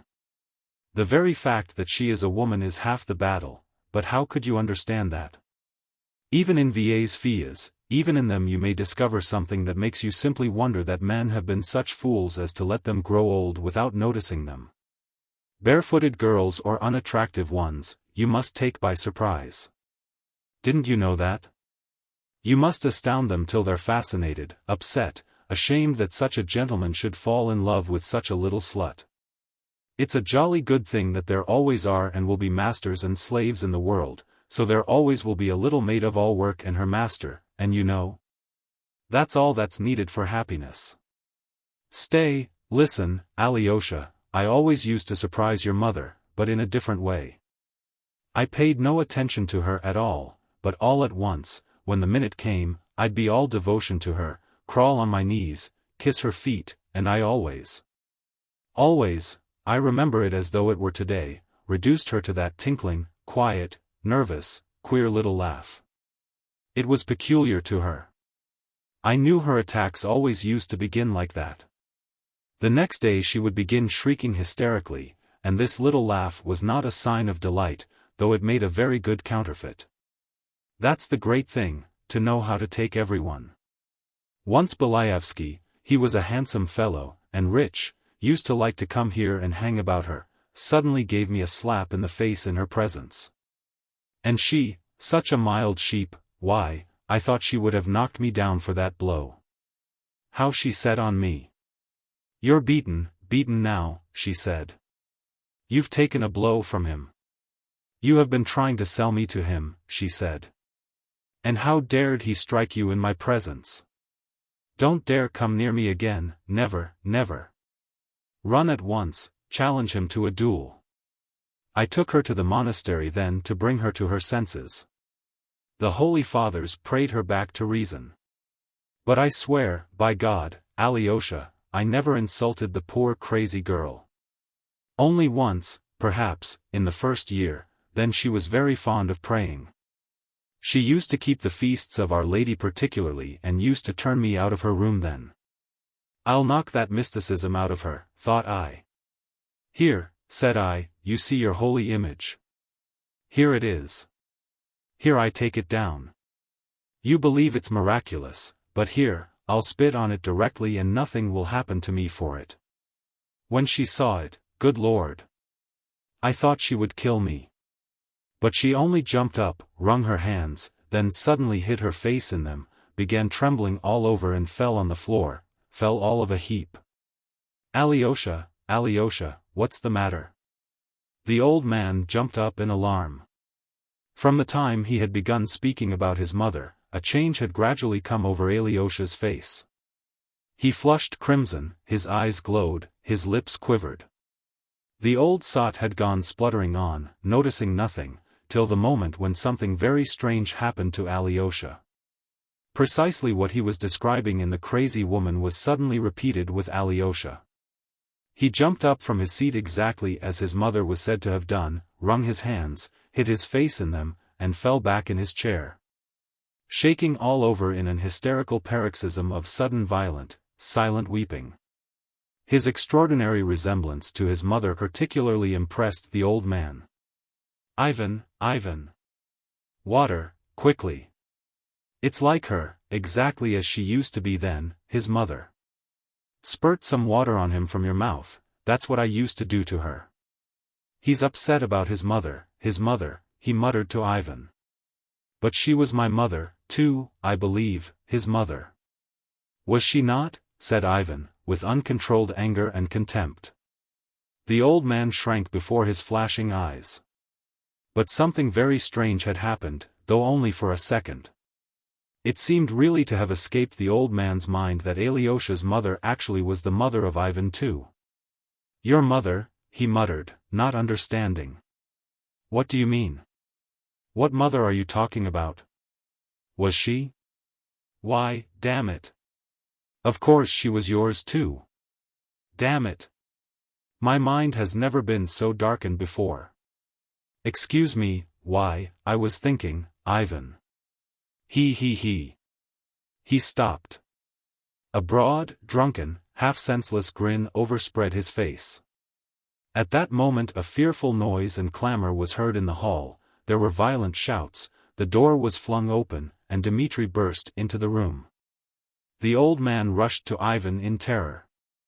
"He'll kill me! He'll kill me! Don't let him get at me," he screamed, clinging to the skirt of Ivan's coat. Chapter 9. The Sensualists. Grigory and Smerdyakov ran into the room after Dmitri. They had been struggling with him in the passage, refusing to admit him, acting on instructions given them by Fyodor Pavlovitch some days before. Taking advantage of the fact that Dmitri stopped a moment on entering the room to look about him, Grigory ran round the table, closed the double doors on the opposite side of the room leading to the inner apartments, and stood before the closed doors, stretching wide his arms, prepared to defend the entrance, so to speak, with the last drop of his blood. Seeing this, Dmitri uttered a scream rather than a shout and rushed at Grigory. "Then she's there. She's hidden there. Out of the way, scoundrel!" He tried to pull Grigory away, but the old servant pushed him back. Beside himself with fury, Dmitri struck out, and hit Grigory with all his might. The old man fell like a log, and Dmitri, leaping over him, broke in the door. Smerdyakov remained pale and trembling at the other end of the room, huddling close to Fyodor Pavlovitch. "She's here!" shouted Dmitri. "I saw her turn towards the house just now, but I couldn't catch her." Where is she? Where is she? That shout, "She's here," produced an indescribable effect on Fyodor Pavlovitch. All his terror left him. "Hold him! Hold him!" he cried, and dashed after Dmitri. Meanwhile Grigory had got up from the floor, but still seemed stunned. Ivan and Alyosha ran after their father. In the third room something was heard to fall on the floor with a ringing crash. It was a large glass vase, not an expensive one, on a marble pedestal which Dmitri had upset as he ran past it. "At him!" shouted the old man. "Help!" Ivan and Alyosha caught the old man and were forcibly bringing him back. "Why do you run after him? He'll murder you outright," Ivan cried wrathfully at his father. "Ivan! Alyosha! She must be here. Grushenka's here." He said he saw her himself, running. He was choking. He was not expecting Grushenka at the time, and the sudden news that she was here made him beside himself. He was trembling all over. He seemed frantic. "But you've seen for yourself that she hasn't come," cried Ivan. "But she may have come by that other entrance. You know that entrance is locked, and you have the key." Dmitri suddenly reappeared in the drawing room. He had, of course, found the other entrance locked, and the key actually was in Fyodor Pavlovitch's pocket. The windows of all the rooms were also closed, so Grushenka could not have come in anywhere nor have run out anywhere. "Hold him!" shrieked Fyodor Pavlovitch, as soon as he saw him again. "He's been stealing money in my bedroom." And tearing himself from Ivan he rushed again at Dmitri. But Dmitri threw up both hands and suddenly clutched the old man by the 2 tufts of hair that remained on his temples, tugged at them, and flung him with a crash on the floor. He kicked him 2 or 3 times with his heel in the face. The old man moaned shrilly. Ivan, though not so strong as Dmitri, threw his arms round him, and with all his might pulled him away. Alyosha helped him with his slender strength, holding Dmitri in front. "Madman! You've killed him," cried Ivan. "Serve him right," shouted Dmitri breathlessly. "If I haven't killed him, I'll come again and kill him. You can't protect him. Dmitri! Go away at once," cried Alyosha commandingly. "Alexei! You tell me. It's only you I can believe. Was she here just now, or not? I saw her myself creeping this way by the fence from the lane. I shouted, she ran away. I swear she's not been here, and no one expected her. But I saw her. So she must. I'll find out at once where she is. Goodbye, Alexei. Not a word to Aesop about the money now. But go to Katerina Ivanovna at once and be sure to say, he sends his compliments to you. Compliments, his compliments. Just compliments and farewell. Describe the scene to her." Meanwhile Ivan and Grigory had raised the old man and seated him in an armchair.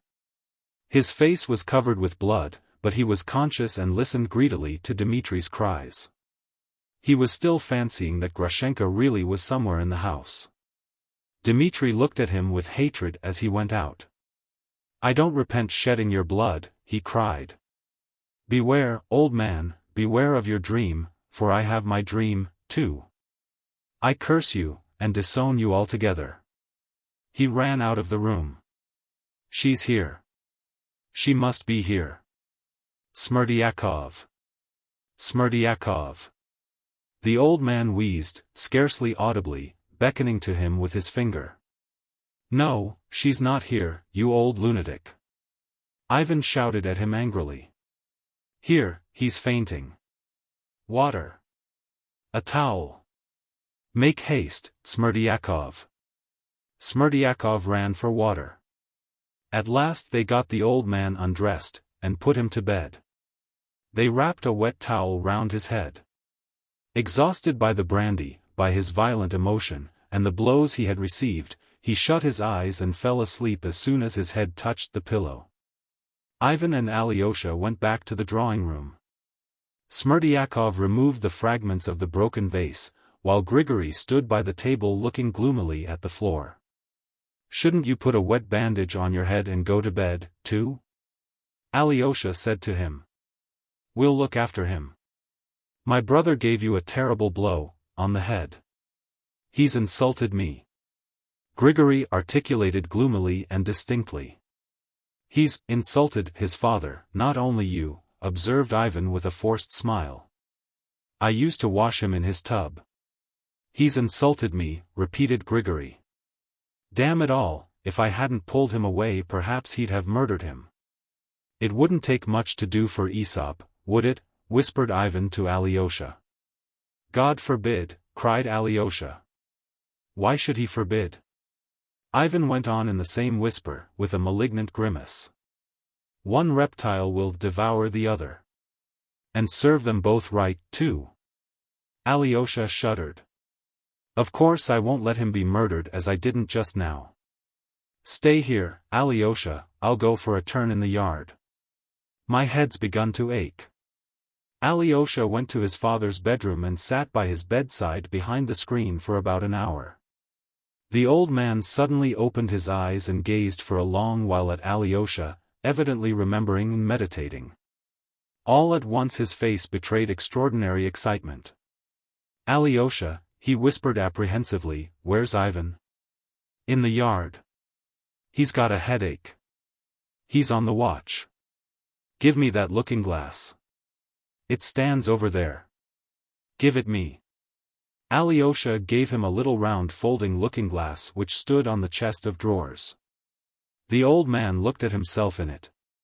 His nose was considerably swollen, and on the left side of his forehead there was a rather large crimson bruise. "What does Ivan say?" "Alyosha, my dear, my only son, I'm afraid of Ivan. I'm more afraid of Ivan than the other. You're the only one I'm not afraid of. Don't be afraid of Ivan either. He is angry, but he'll defend you." "Alyosha, and what of the other?" "He's run to Grushenka." "My angel, tell me the truth, was she here just now or not?" "No one has seen her. It was a mistake. She has not been here. You know Mitya wants to marry her, to marry her. She won't marry him. She won't. She won't. She won't. She won't on any account." The old man fairly fluttered with joy, as though nothing more comforting could have been said to him. In his delight he seized Alyosha's hand and pressed it warmly to his heart. Tears positively glittered in his eyes. "That image of the Mother of God of which I was telling you just now," he said. "Take it home and keep it for yourself. And I'll let you go back to the monastery.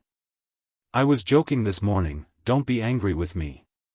My head aches, Alyosha.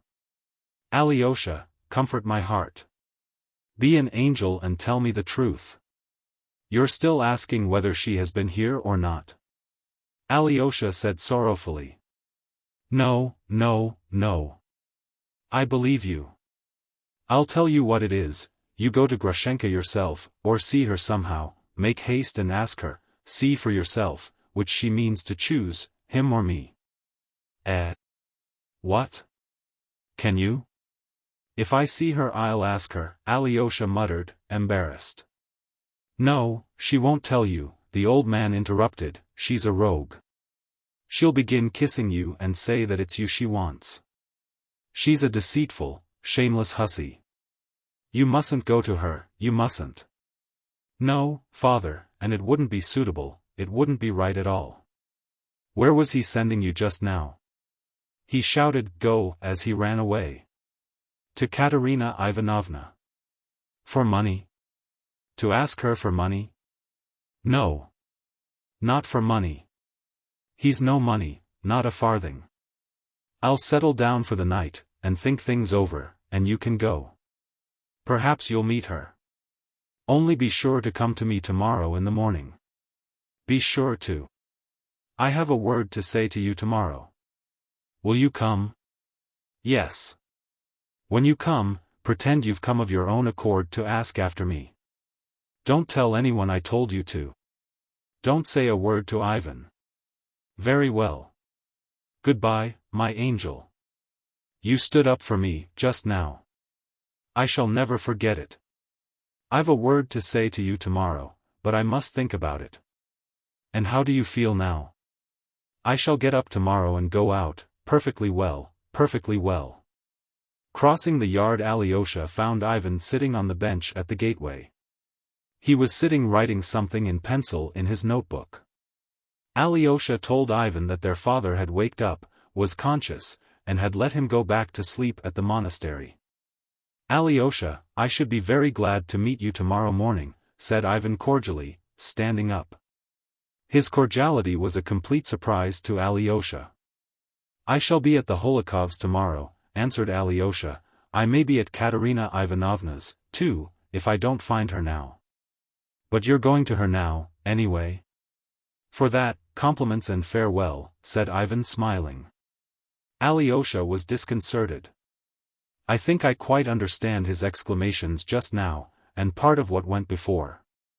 Dmitri has asked you to go to her and say that he, well, in fact, takes his leave of her? Brother, how will all this horror end between father and Dmitri? Exclaimed Alyosha.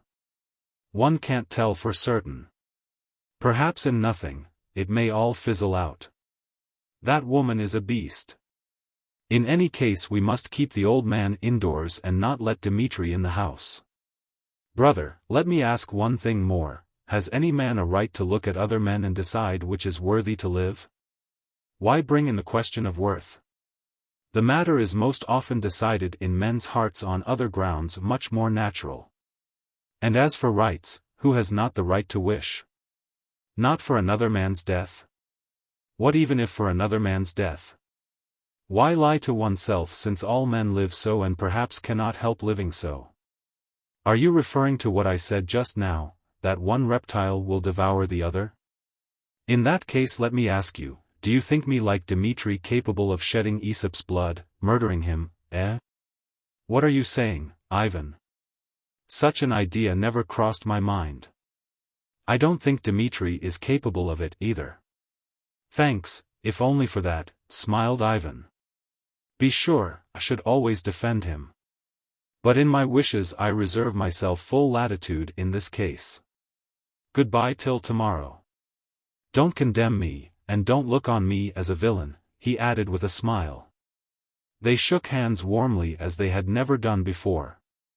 Alyosha felt that his brother had taken the first step towards him, and that he had certainly done this with some definite motive. Chapter 10. Both together. Alyosha left his father's house feeling even more exhausted and dejected in spirit than when he had entered it. His mind too seemed shattered and unhinged.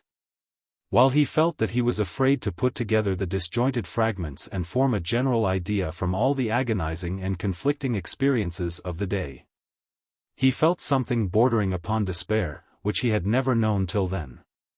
Towering like a mountain above all the rest stood the fatal, insoluble question: how would things end between his father and his brother Dmitri with this terrible woman? Now he had himself been a witness of it, he had been present and seen them face to face. Yet only his brother Dmitri could be made unhappy, terribly, completely unhappy. There was trouble awaiting him. It appeared too that there were other people concerned, far more so than Alyosha could have supposed before. There was something positively mysterious in it, too. Ivan had made a step towards him, which was what Alyosha had been long desiring. Yet now he felt for some reason that he was frightened at it. And these women? Strange to say, that morning he had set out for Katerina Ivanovna's in the greatest embarrassment. Now he felt nothing of the kind. On the contrary, he was hastening there as though expecting to find guidance from her. Yet to give her this message was obviously more difficult than before. The matter of the 3,000 was decided irrevocably, and Dmitri, feeling himself dishonored and losing his last hope, might sink to any depth. He had, moreover, told him to describe to Katerina Ivanovna the scene which had just taken place with his father. It was by now 7 o'clock, and it was getting dark as Alyosha entered the very spacious and convenient house in the high street occupied by Katerina Ivanovna. Alyosha knew that she lived with 2 aunts. One of them, a woman of little education, was that aunt of her half-sister Agafya Ivanovna who had looked after her in her father's house when she came from boarding school. The other aunt was a Moscow lady of style and consequence, though in straitened circumstances. It was said that they both gave way in everything to Katerina Ivanovna, and that she only kept them with her as chaperones. Katerina Ivanovna herself gave way to no one but her benefactress, the general's widow, who had been kept by illness in Moscow, and to whom she was obliged to write twice a week a full account of all her doings. When Alyosha entered the hall and asked the maid who opened the door to him to take his name up, it was evident that they were already aware of his arrival. Possibly he had been noticed from the window. At least, Alyosha heard a noise, caught the sound of flying footsteps and rustling skirts. 2 or 3 women, perhaps, had run out of the room. Alyosha thought it strange that his arrival should cause such excitement. He was conducted however to the drawing room at once. It was a large room, elegantly and amply furnished, not at all in provincial style.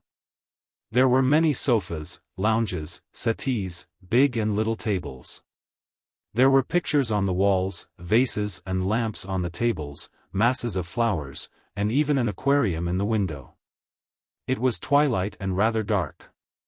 Alyosha made out a silk mantle thrown down on the sofa, where people had evidently just been sitting. And on a table in front of the sofa were 2 unfinished cups of chocolate, cakes, a glass saucer with blue raisins, and another with sweetmeats. Alyosha saw that he had interrupted visitors, and frowned. But at that instant the portière was raised, and with rapid, hurrying footsteps Katerina Ivanovna came in, holding out both hands to Alyosha with a radiant smile of delight. At the same instant a servant brought in 2 lighted candles and set them on the table. "Thank God! At last you have come too. I've been simply praying for you all day. Sit down." Alyosha had been struck by Katerina Ivanovna's beauty when, 3 weeks before, Dmitri had first brought him, at Katerina Ivanovna's special request, to be introduced to her. There had been no conversation between them at that interview, however. Supposing Alyosha to be very shy, Katerina Ivanovna had talked all the time to Dmitri to spare him. Alyosha had been silent, but he had seen a great deal very clearly. He was struck by the imperiousness, proud ease, and self-confidence of the haughty girl. And all that was certain, Alyosha felt that he was not exaggerating it. He thought her great glowing black eyes were very fine, especially with her pale, even rather sallow, longish face. But in those eyes and in the lines of her exquisite lips there was something with which his brother might well be passionately in love, but which perhaps could not be loved for long. He expressed this thought almost plainly to Dmitri when, after the visit, his brother besought and insisted that he should not conceal his impressions on seeing his betrothed. "You'll be happy with her, but perhaps, not tranquilly happy." "Quite so, brother. Such people remain always the same. They don't yield to fate. So you think I shan't love her forever?" "No. Perhaps you will love her forever. But perhaps you won't always be happy with her." Alyosha had given his opinion at the time, blushing, and angry with himself for having yielded to his brother's entreaties and put such foolish ideas into words. For his opinion had struck him as awfully foolish immediately after he had uttered it. He felt ashamed too of having given so confident an opinion about a woman. It was with the more amazement that he felt now, at the first glance at Katerina Ivanovna as she ran in to him, that he had perhaps been utterly mistaken. This time her face was beaming with spontaneous good-natured kindliness, and direct warm-hearted sincerity. The pride and haughtiness, which had struck Alyosha so much before, was only betrayed now in a frank, generous energy and a sort of bright, strong faith in herself. Alyosha realized at the first glance, at the first word, that all the tragedy of her position in relation to the man she loved so dearly was no secret to her. That she perhaps already knew everything, positively everything. And yet, in spite of that, there was such brightness in her face, such faith in the future. Alyosha felt at once that he had gravely wronged her in his thoughts. He was conquered and captivated immediately. Besides all this, he noticed at her first words that she was in great excitement, an excitement perhaps quite exceptional and almost approaching ecstasy. "I was so eager to see you, because I can learn from you the whole truth, from you and no one else." "I have come," muttered Alyosha confusedly. He sent me." "Ah, he sent you. I foresaw that. Now I know everything, everything," cried Katerina Ivanovna, her eyes flashing. "Wait a moment, Alexei Fyodorovitch, I'll tell you why I've been so longing to see you. You see, I know perhaps far more than you do yourself, and there's no need for you to tell me anything. I'll tell you what I want from you. I want to know your own last impression of him. I want you to tell me most directly, plainly, coarsely even, as coarsely as you like, what you thought of him just now and of his position after your meeting with him today. That will perhaps be better than if I had a personal explanation with him, as he does not want to come to me. Do you understand what I want from you? Now, tell me simply, tell me every word of the message he sent you with. I knew he would send you. He told me to give you his compliments, and to say that he would never come again, but to give you his compliments." "His compliments? Was that what he said, his own expression?" "Yes. Accidentally perhaps he made a mistake in the word, perhaps he did not use the right word?" "No, he told me precisely to repeat that word. He begged me 2 or 3 times not to forget to say so." Katerina Ivanovna flushed hotly. "Help me now, Alexei Fyodorovitch. Now I really need your help. I'll tell you what I think, and you must simply say whether it's right or not. Listen. If he had sent me his compliments in passing, without insisting on your repeating the words, without emphasizing them, that would be the end of everything. But if he particularly insisted on those words, if he particularly told you not to forget to repeat them to me, then perhaps he was in excitement, beside himself. He had made his decision and was frightened at it. He wasn't walking away from me with a resolute step, but leaping headlong. The emphasis on that phrase may have been simply bravado." "Yes, yes," cried Alyosha warmly. "I believe that is it. And, if so, he's not altogether lost. I can still save him. Stay.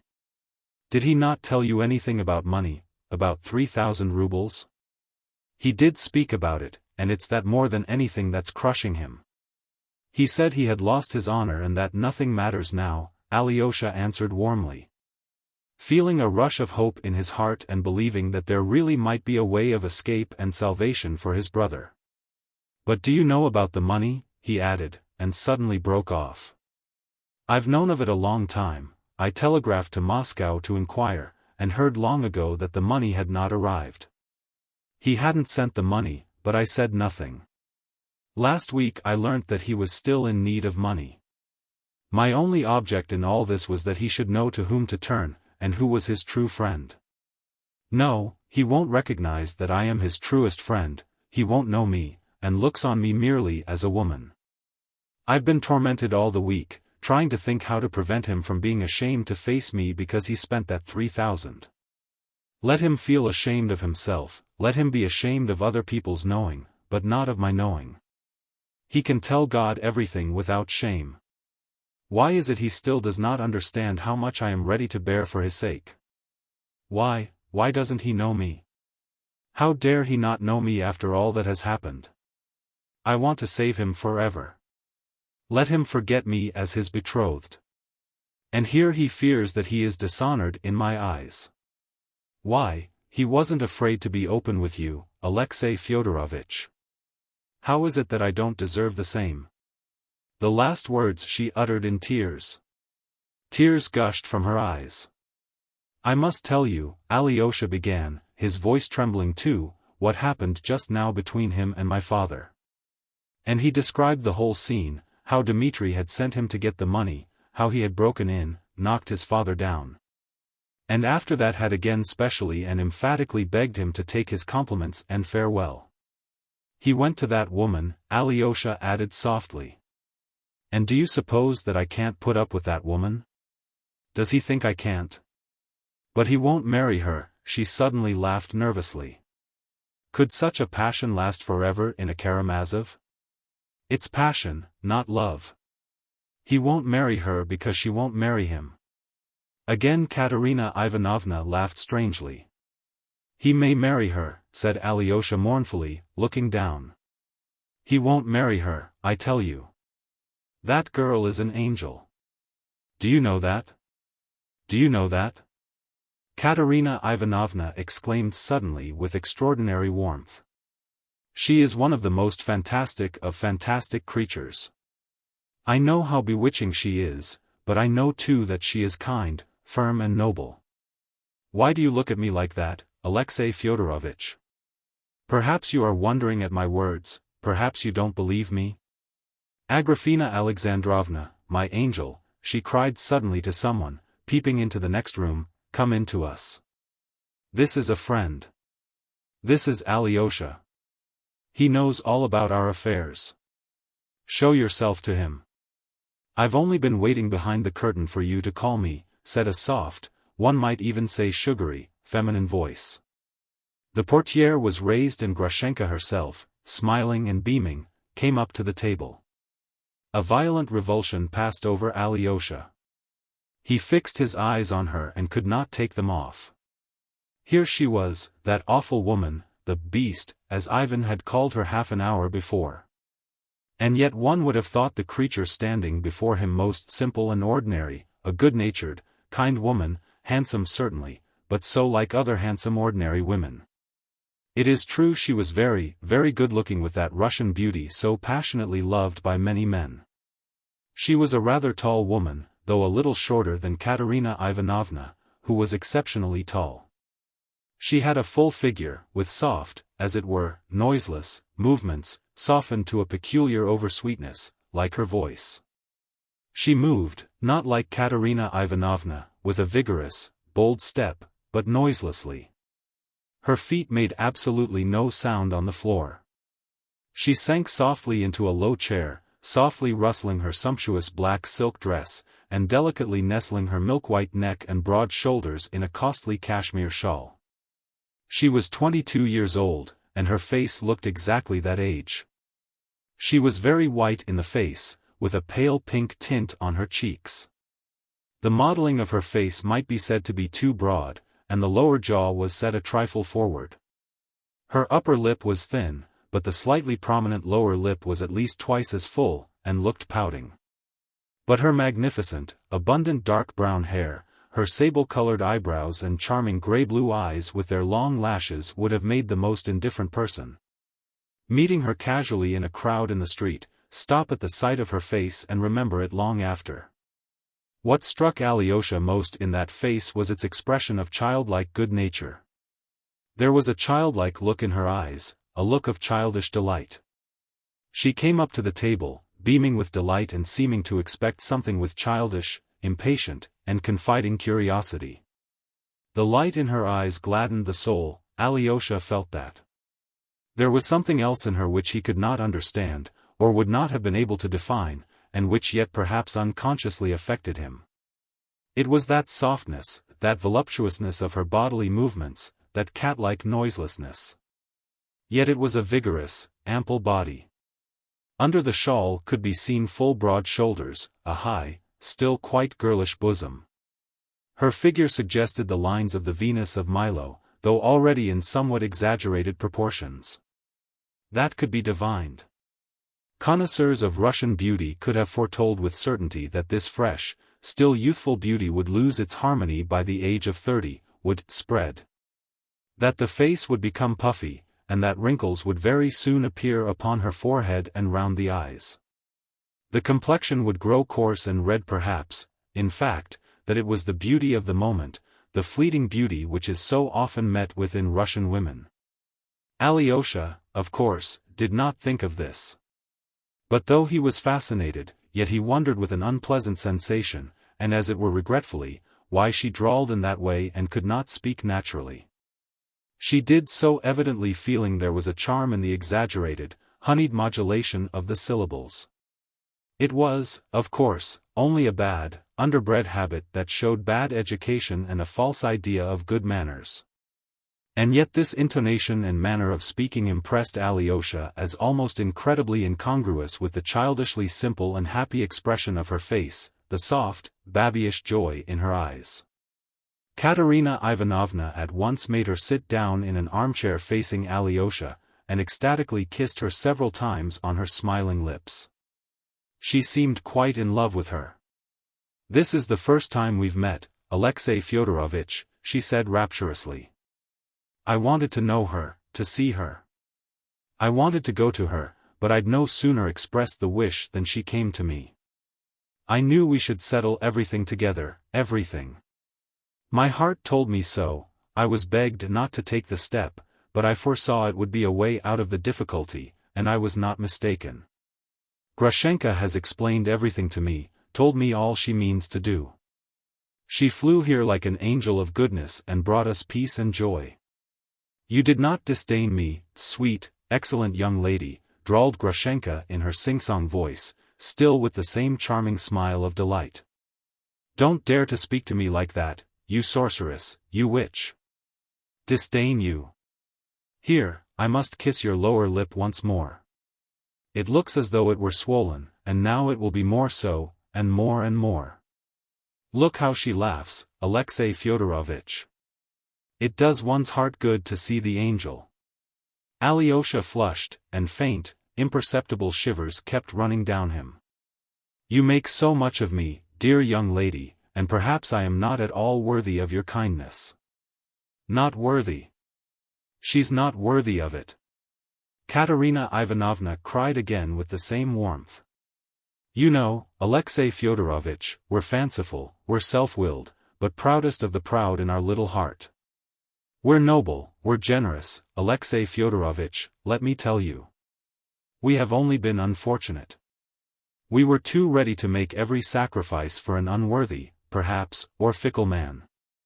There was one man, an officer too, we loved him, we sacrificed everything to him. That was long ago, 5 years ago, and he has forgotten us, he has married. Now he is a widower, he has written, he is coming here, and, do you know, we've loved him, none but him, all this time, and we've loved him all our life. He will come, and Grushenka will be happy again. For the last 5 years she's been wretched. But who can reproach her, who can boast of her favor? Only that bedridden old merchant, but he is more like her father, her friend, her protector. He found her then in despair, in agony, deserted by the man she loved. She was ready to drown herself then, but the old merchant saved her, saved her. You defend me very kindly, dear young lady. You are in a great hurry about everything," Grushenka drawled again. "Defend you? Is it for me to defend you? Should I dare to defend you? Grushenka, angel, give me your hand. Look at that charming soft little hand, Alexei Fyodorovitch. Look at it. It has brought me happiness and has lifted me up, and I'm going to kiss it, outside and inside, here, here, here." And 3 times she kissed the certainly charming, though rather fat, hand of Grushenka in a sort of rapture.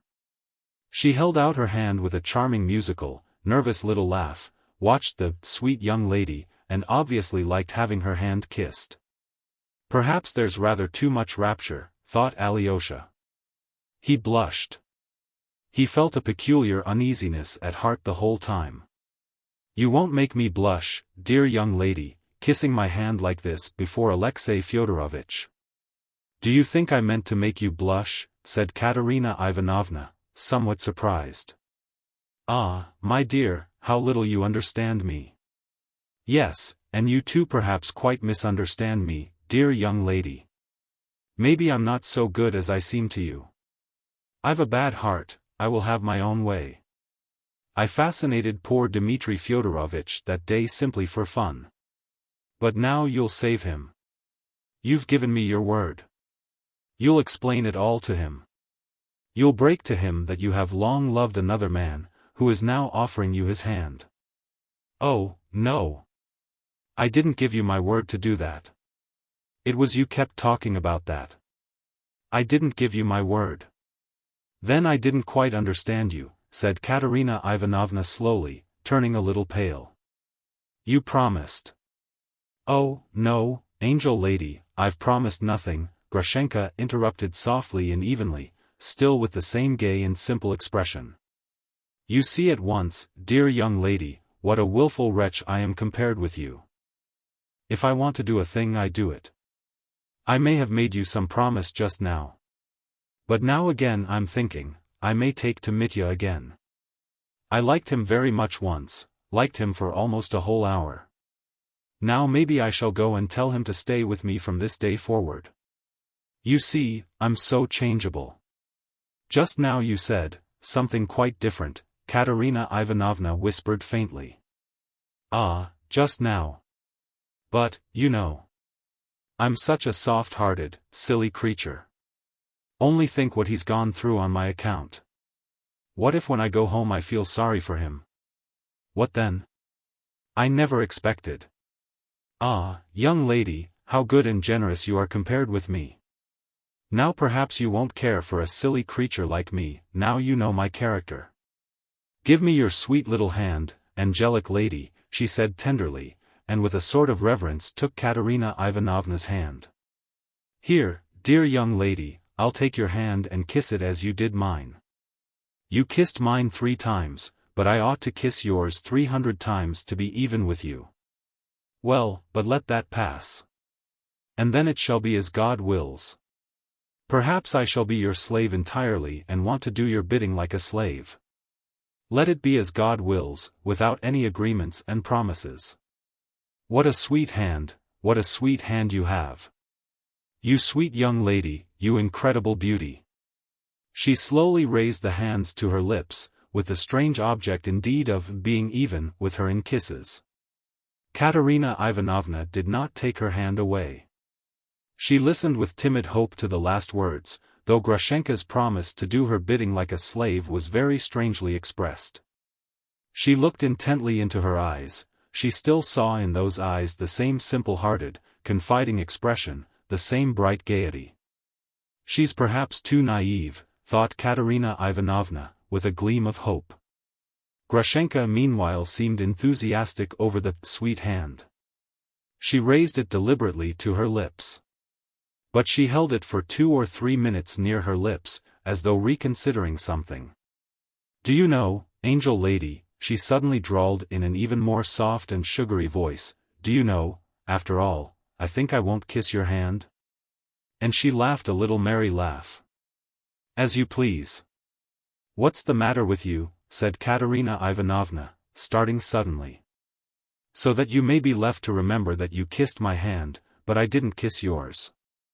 There was a sudden gleam in her eyes. She looked with awful intentness at Katerina Ivanovna. Insolent creature, cried Katerina Ivanovna, as though suddenly grasping something. She flushed all over and leapt up from her seat. Grushenka too got up, but without haste. So I shall tell Mitya how you kissed my hand, but I didn't kiss yours at all. And how he will laugh. Vile slut. Go away. Ah, for shame, young lady. Ah, for shame. That's unbecoming for you, dear young lady, a word like that. Go away. You're a creature for sale, screamed Katerina Ivanovna. Every feature was working in her utterly distorted face. For sale indeed. You used to visit gentlemen in the dusk for money once, you brought your beauty for sale. You see, I know. Katerina Ivanovna shrieked, and would have rushed at her, but Alyosha held her with all his strength. Not a step, not a word. Don't speak, don't answer her. She'll go away, she'll go at once. At that instant Katerina Ivanovna's 2 aunts ran in at her cry, and with them a maidservant. All hurried to her. I will go away, said Grushenka, taking up her mantle from the sofa. Alyosha, darling, see me home. Go away, make haste, cried Alyosha, clasping his hands imploringly. Dear little Alyosha, see me home. I've got a pretty little story to tell you on the way. I got up this scene for your benefit, Alyosha. See me home, dear, you'll be glad of it afterwards. Alyosha turned away, wringing his hands. Grushenka ran out of the house, laughing musically. Katerina Ivanovna went into a fit of hysterics. She sobbed, and was shaken with convulsions. Everyone fussed round her. I warned you, said the elder of her aunts. I tried to prevent your doing this. You're too impulsive. How could you do such a thing? You don't know these creatures, and they say she's worse than any of them. You are too self-willed. She's a tigress, yelled Katerina Ivanovna. Why did you hold me, Alexei Fyodorovitch? I'd have beaten her. She could not control herself before Alyosha, perhaps she did not care to, indeed. She ought to be flogged in public on a scaffold. Alyosha withdrew towards the door. But, my God, cried Katerina Ivanovna, clasping her hands. He could be so dishonorable, so inhuman. Why, he told that creature what happened on that fatal, accursed day. You brought your beauty for sale, dear young lady. She knows it. Your brother's a scoundrel, Alexei Fyodorovitch. Alyosha wanted to say something, but he couldn't find a word. His heart ached. Go away, Alexei Fyodorovitch. It's shameful, it's awful for me. Tomorrow, I beg you on my knees, come tomorrow. Don't condemn me. Forgive me. I don't know what I shall do with myself now. Alyosha walked out into the street reeling. He could have wept as she did. Suddenly he was overtaken by the maid. The young lady forgot to give you this letter from Madame Hohlakov, it's been left with us since dinner time. Alyosha took the little pink envelope mechanically and put it, almost unconsciously, into his pocket. Chapter 11. Another reputation ruined. It was not much more than 3/4 of a mile from the town to the monastery. Alyosha walked quickly along the road, at that hour deserted. It was almost night, and too dark to see anything clearly at 30 paces ahead. There were crossroads halfway. A figure came into sight under a solitary willow at the crossroads. As soon as Alyosha reached the crossroads, the figure moved out and rushed at him, shouting savagely. Your money or your life. So it's you, Mitya, cried Alyosha, in surprise, violently startled however. Ha ha ha. You didn't expect me? I wondered where to wait for you. By her house? There are 3 ways from it, and I might have missed you. At last I thought of waiting here, for you had to pass here, there's no other way to the monastery. Come, tell me the truth. Crush me like a beetle. But what's the matter? Nothing, brother, it's the fright you gave me. Oh, Dmitri. Father's blood just now.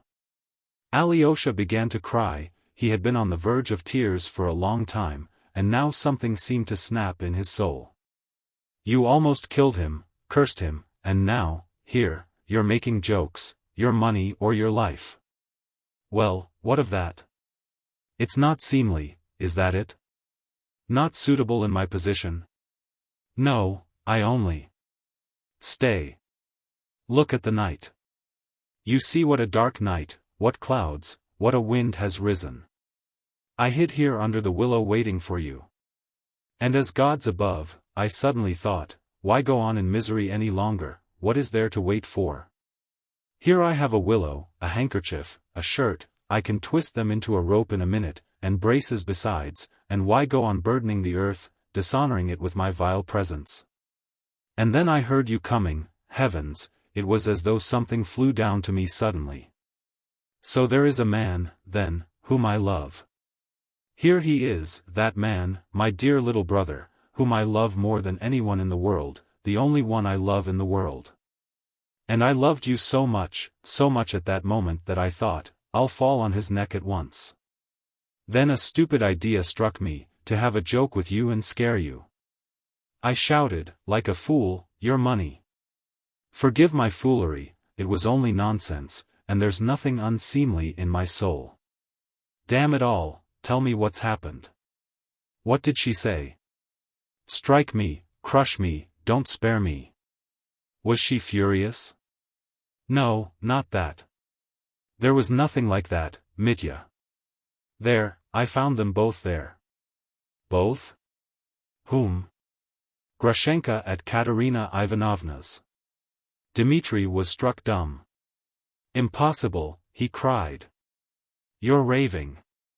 Grushenka with her? Alyosha described all that had happened from the moment he went into Katerina Ivanovna's.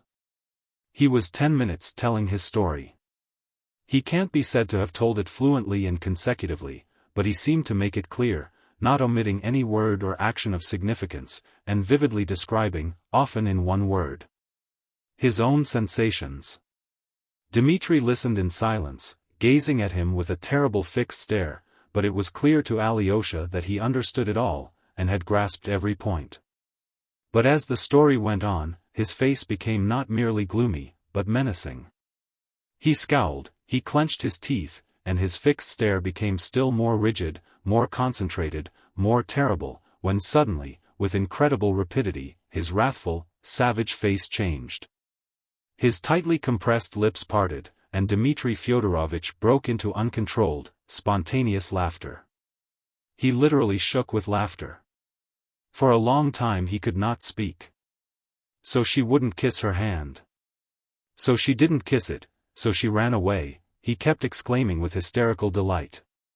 Insolent delight it might have been called, if it had not been so spontaneous. So the other one called her tigress. And a tigress she is. So she ought to be flogged on a scaffold? Yes, yes, so she ought. That's just what I think, she ought to have been long ago. It's like this, brother, let her be punished, but I must get better first. I understand the queen of impudence. That's her all over. You saw her all over in that hand-kissing, the she-devil. She's magnificent in her own line. So she ran home? I'll go, I'll run to her. Alyosha, don't blame me, I agree that hanging is too good for her. But Katerina Ivanovna, exclaimed Alyosha sorrowfully. I see her, too. I see right through her, as I've never done before. It's a regular discovery of the 4 continents of the world, that is, of the 5. What a thing to do. That's just like Katya, who was not afraid to face a coarse, unmannerly officer and risk a deadly insult on a generous impulse to save her father. But the pride, the recklessness, the defiance of fate, the unbounded defiance. You say that aunt tried to stop her? That aunt, you know, is overbearing, herself. She's the sister of the general's widow in Moscow, and even more stuck-up than she. But her husband was caught stealing government money. He lost everything, his estate and all, and the proud wife had to lower her colors, and hasn't raised them since. So she tried to prevent Katya, but she wouldn't listen to her. She thinks she can overcome everything, that everything will give way to her. She thought she could bewitch Grushenka if she liked, and she believed it herself. She plays a part to herself, and whose fault is it? Do you think she kissed Grushenka's hand first, on purpose, with a motive? No, she really was fascinated by Grushenka, that's to say, not by Grushenka, but by her own dream, her own delusion, because it was her dream, her delusion. Alyosha, darling, how did you escape from them, those women? Did you pick up your cassock and run? Ha ha ha. Brother, you don't seem to have noticed how you've insulted Katerina Ivanovna by telling Grushenka about that day. And she flung it in her face just now that she had gone to gentlemen in secret to sell her beauty. Brother, what could be worse than that insult? What worried Alyosha more than anything was that, incredible as it seemed, his brother appeared pleased at Katerina Ivanovna's humiliation. Bah! Dmitri frowned fiercely, and struck his forehead with his hand. He only now realized it, though Alyosha had just told him of the insult, and Katerina Ivanovna's cry, "Your brother is a scoundrel." Yes, perhaps, I really did tell Grushenka about that fatal day, as Katya calls it. Yes, I did tell her, I remember. It was that time at Mokro. I was drunk, the gypsies were singing. But I was sobbing. I was sobbing then, kneeling and praying to Katya's image, and Grushenka understood it. She understood it all then. I remember, she cried herself. Damn it all. But it's bound to be so now. Then she cried, but now the dagger in the heart. That's how women are. He looked down and sank into thought. Yes, I am a scoundrel, a thorough scoundrel. He said suddenly, in a gloomy voice. It doesn't matter whether I cried or not, I'm a scoundrel. Tell her I accept the name, if that's any comfort. Come, that's enough. Goodbye. It's no use talking. It's not amusing. You go your way and I mine. And I don't want to see you again except as a last resource. Goodbye, Alexei. He warmly pressed Alyosha's hand, and still looking down, without raising his head, as though tearing himself away, turned rapidly towards the town. Alyosha looked after him, unable to believe he would go away so abruptly. Stay, Alexei, one more confession to you alone, cried Dmitri, suddenly turning back. Look at me. Look at me well. You see here, there's terrible disgrace in store for me. As he said, here, Dmitri struck his chest with his fist with a strange air, as though the dishonor lay precisely on his chest, in some spot, in a pocket, perhaps, or hanging round his neck. You know me now, a scoundrel, an avowed scoundrel, but let me tell you that I've never done anything before and never shall again. Anything that can compare in baseness with the dishonor which I bear now at this very minute on my breast, here, which will come to pass, though I'm perfectly free to stop it. I can stop it or carry it through, note that. Well, let me tell you, I shall carry it through. I shan't stop it. I told you everything just now, but I didn't tell you this, because even I had not brass enough for it. I can still pull up, if I do, I can give back the full half of my lost honor tomorrow. But I shan't pull up. I shall carry out my base plan, and you can bear witness that I told you so beforehand. Darkness and destruction. No need to explain. You'll find out in due time. The filthy back alley and the she-devil. Goodbye. Don't pray for me, I'm not worth it. And there's no need at all. I don't need it. Away. And he suddenly retreated, this time finally. Alyosha went towards the monastery. What? I shall never see him again. What is he saying? He wondered wildly. Why, I shall certainly see him tomorrow. I shall look him up. I shall make a point of it. What does he mean? He went round the monastery, and crossed the pine wood to the hermitage. The door was open to him, though no one was admitted at that hour. There was a tremor in his heart as he went into Father Zosima's cell. Why had he gone forth? Why had he sent him into the world? Here was peace. Here was holiness. But there was confusion, there was darkness in which one lost one's way and went astray at once. In the cell he found the novice Porphyry and Father Pacy, who came every hour to inquire after Father Zosima. Alyosha learnt with alarm that he was getting worse and worse. Even his usual discourse with the brothers could not take place that day. As a rule, every evening after service the monks flocked into Father Zosima's cell, and all confessed aloud their sins of the day, their sinful thoughts and temptations. Even their disputes, if there had been any. Some confessed kneeling. The elder absolved, reconciled, exhorted, imposed penance, blessed, and dismissed them. It was against this general confession that the opponents of elders protested, maintaining that it was a profanation of the sacrament of confession, almost a sacrilege. Though this was quite a different thing. They even represented to the diocesan authorities that such confessions attained no good object, but actually to a large extent led to sin and temptation. Many of the brothers disliked going to the elder, and went against their own will because everyone went, and for fear they should be accused of pride and rebellious ideas. People said that some of the monks agreed beforehand, saying, "I'll confess I lost my temper with you this morning, and you confirm it," simply in order to have something to say. Alyosha knew that this actually happened sometimes. He knew, too, that there were among the monks some who deeply resented the fact that letters from relations were habitually taken to the elder, to be opened and read by him before those to whom they were addressed. It was assumed, of course, that all this was done freely, and in good faith, by way of voluntary submission and salutary guidance.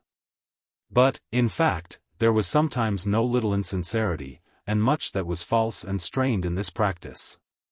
Yet the older and more experienced of the monks adhered to their opinion, arguing that, for those who have come within these walls sincerely seeking salvation, such obedience and sacrifice will certainly be salutary and of great benefit.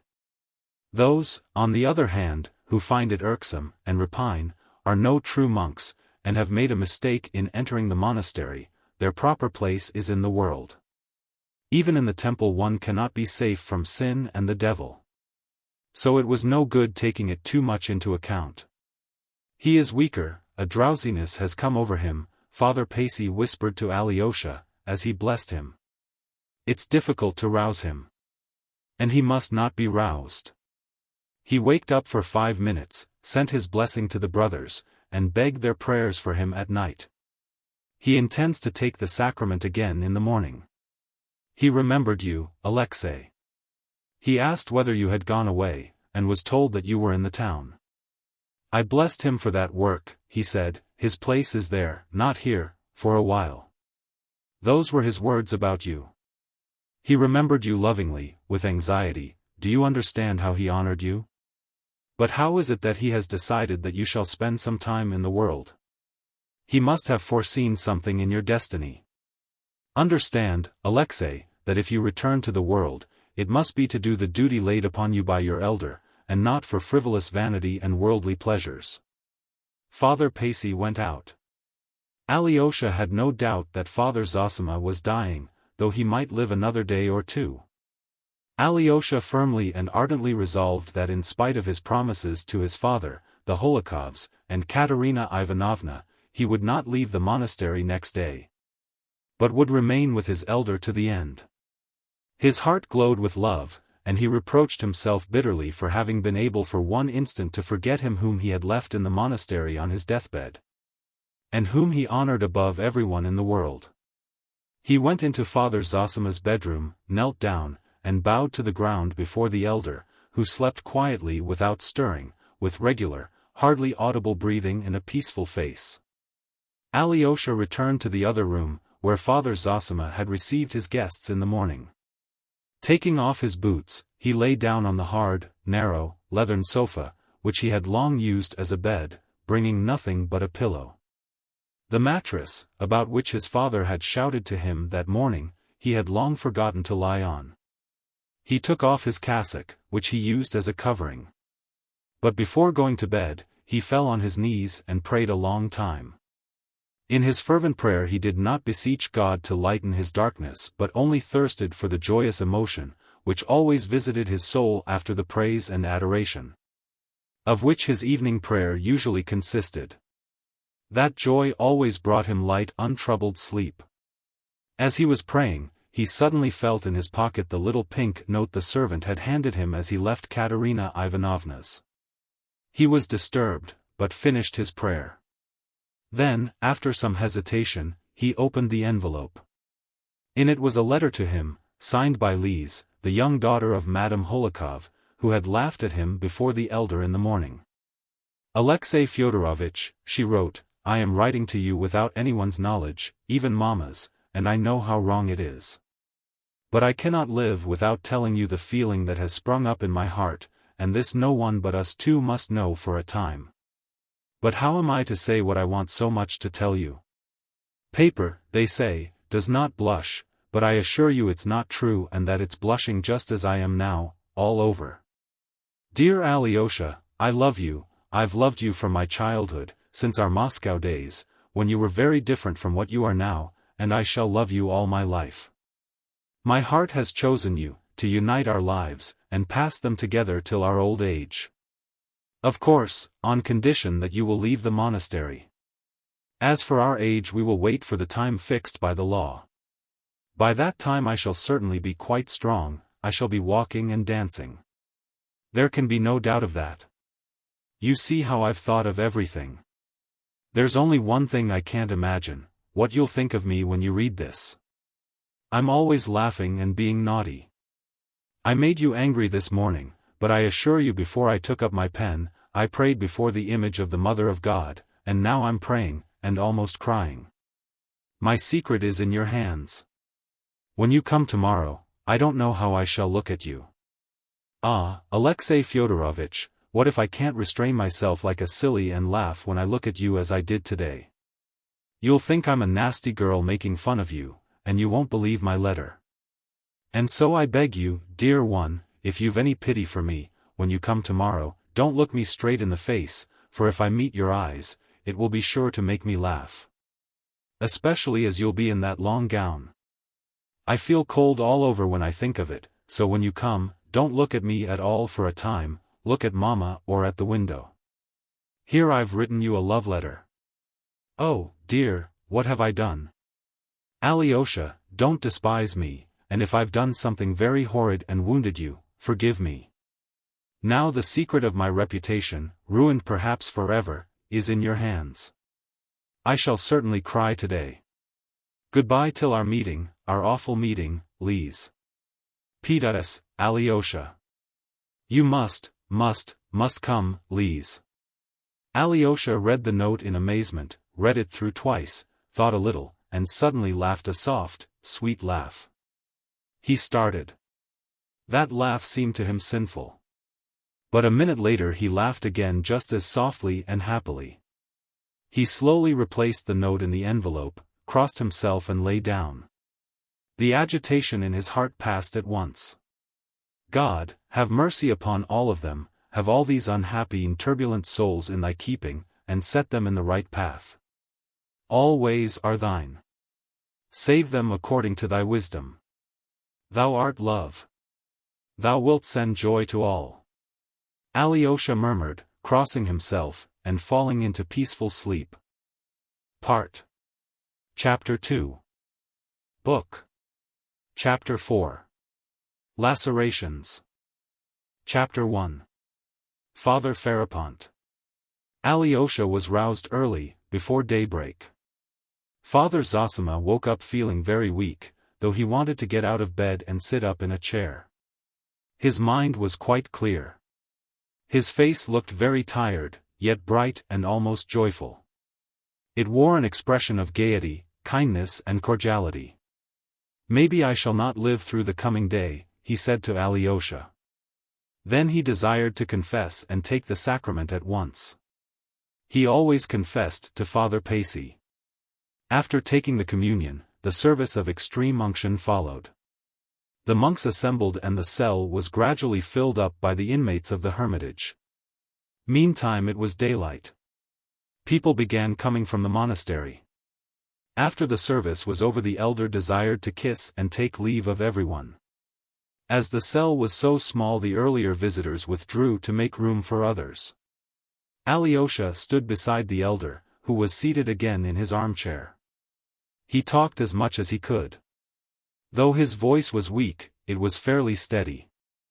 I've been teaching you so many years, and therefore I've been talking aloud so many years, that I've got into the habit of talking. And so much so that it's almost more difficult for me to hold my tongue than to talk, even now, in spite of my weakness, dear fathers and brothers, he jested, looking with emotion at the group round him. Alyosha remembered afterward something of what he said to them. But though he spoke out distinctly and his voice was fairly steady, his speech was somewhat disconnected.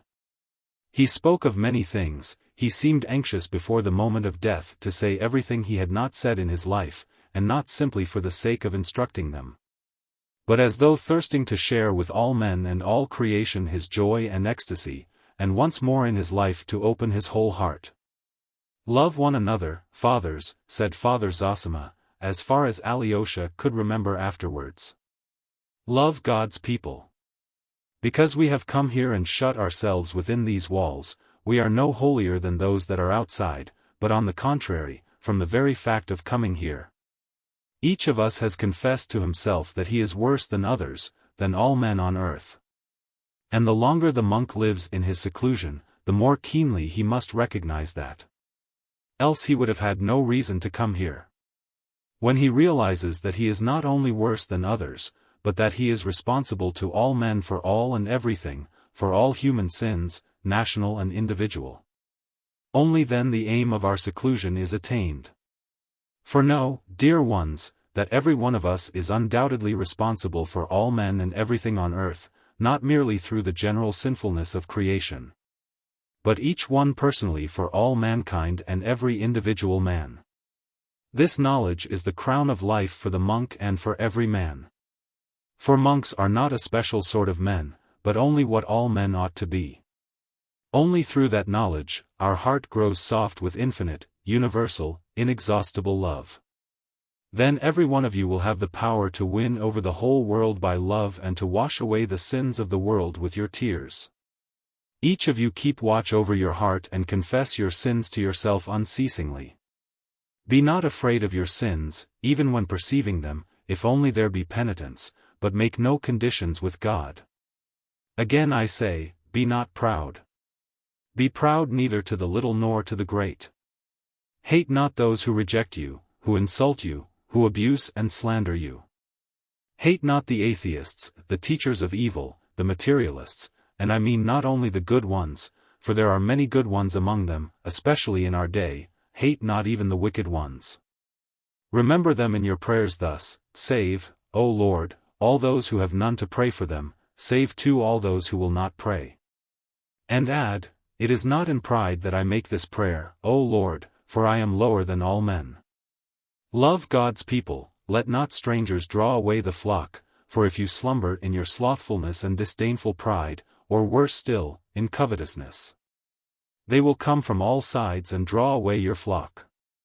Expound the gospel to the people unceasingly, be not extortionate. Do not love gold and silver, do not hoard them. Have faith. Cling to the banner and raise it on high. But the elder spoke more disconnectedly than Alyosha reported his words afterwards. Sometimes he broke off altogether, as though to take breath, and recover his strength, but he was in a sort of ecstasy. They heard him with emotion, though many wondered at his words and found them obscure. Afterwards all remembered those words. When Alyosha happened for a moment to leave the cell, he was struck by the general excitement and suspense in the monks who were crowding about it. This anticipation showed itself in some by anxiety, in others by devout solemnity. All were expecting that some marvel would happen immediately after the elder's death. Their suspense was, from one point of view, almost frivolous, but even the most austere of the monks were affected by it. Father Pacey's face looked the gravest of all. Alyosha was mysteriously summoned by a monk to see Rakitin, who had arrived from town with a singular letter for him from Madame Hohlakov. In it she informed Alyosha of a strange and very opportune incident. It appeared that among the women who had come on the previous day to receive Father Zosima's blessing, there had been an old woman from the town, a sergeant's widow, called Prohorovna. She had inquired whether she might pray for the rest of the soul of her son, Vasenka, who had gone to Irkutsk, and had sent her no news for over a year. To which Father Zosima had answered sternly, forbidding her to do so, and saying that to pray for the living as though they were dead was a kind of sorcery. He afterwards forgave her on account of her ignorance, and added, as though reading the book of the future, this was Madame Hohlakov's expression. Words of comfort, that her son Vasya was certainly alive and he would either come himself very shortly or send a letter, and that she was to go home and expect him. And, would you believe it, exclaimed Madame Hohlakov enthusiastically, the prophecy has been fulfilled literally indeed, and more than that. Scarcely had the old woman reached home when they gave her a letter from Siberia which had been awaiting her. But that was not all. In the letter written on the road from Ekaterinenburg, Vasya informed his mother that he was returning to Russia with an official, and that 3 weeks after her receiving the letter he hoped to embrace his mother. Madame Hohlakov warmly entreated Alyosha to report this new miracle of prediction to the superior and all the brotherhood. All ought to know of it, she concluded. The letter had been written in haste, the excitement of the writer was apparent in every line of it. But Alyosha had no need to tell the monks, for all knew of it already. Rakitin had commissioned the monk who brought his message, to inform most respectfully his reverence Father Pacy, that he, Rakitin, has a matter to speak of with him, of such gravity that he dare not defer it for a moment, and humbly begs forgiveness for his presumption. As the monk had given the message to Father Pacy before that to Alyosha, the latter found after reading the letter, there was nothing left for him to do but to hand it to Father Pacy in confirmation of the story. And even that austere and cautious man, though he frowned as he read the news of the miracle, could not completely restrain some inner emotion. His eyes gleamed, and a grave and solemn smile came into his lips. "We shall see greater things," broke from him. "We shall see greater things yet," the monks around repeated. But Father Pacy, frowning again, begged all of them, at least for a time, not to speak of the matter, till it be more fully confirmed, seeing there is so much credulity among those of this world. And indeed this might well have chanced naturally, he added, prudently, as it were to satisfy his conscience, though scarcely believing his own disavowal. A fact his listeners very clearly perceived. Within the hour the miracle was of course known to the whole monastery, and many visitors who had come for the Mass. No one seemed more impressed by it than the monk who had come the day before from St. Sylvester, from the little monastery of Obdorsk in the far north. It was he who had been standing near Madame Hohlakov the previous day and had asked Father Zosima earnestly, referring to the healing of the lady's daughter. "How can you presume to do such things?" He was now somewhat puzzled and did not know whom to believe. The evening before he had visited Father Ferapont in his cell apart, behind the apiary, and had been greatly impressed and overawed by the visit.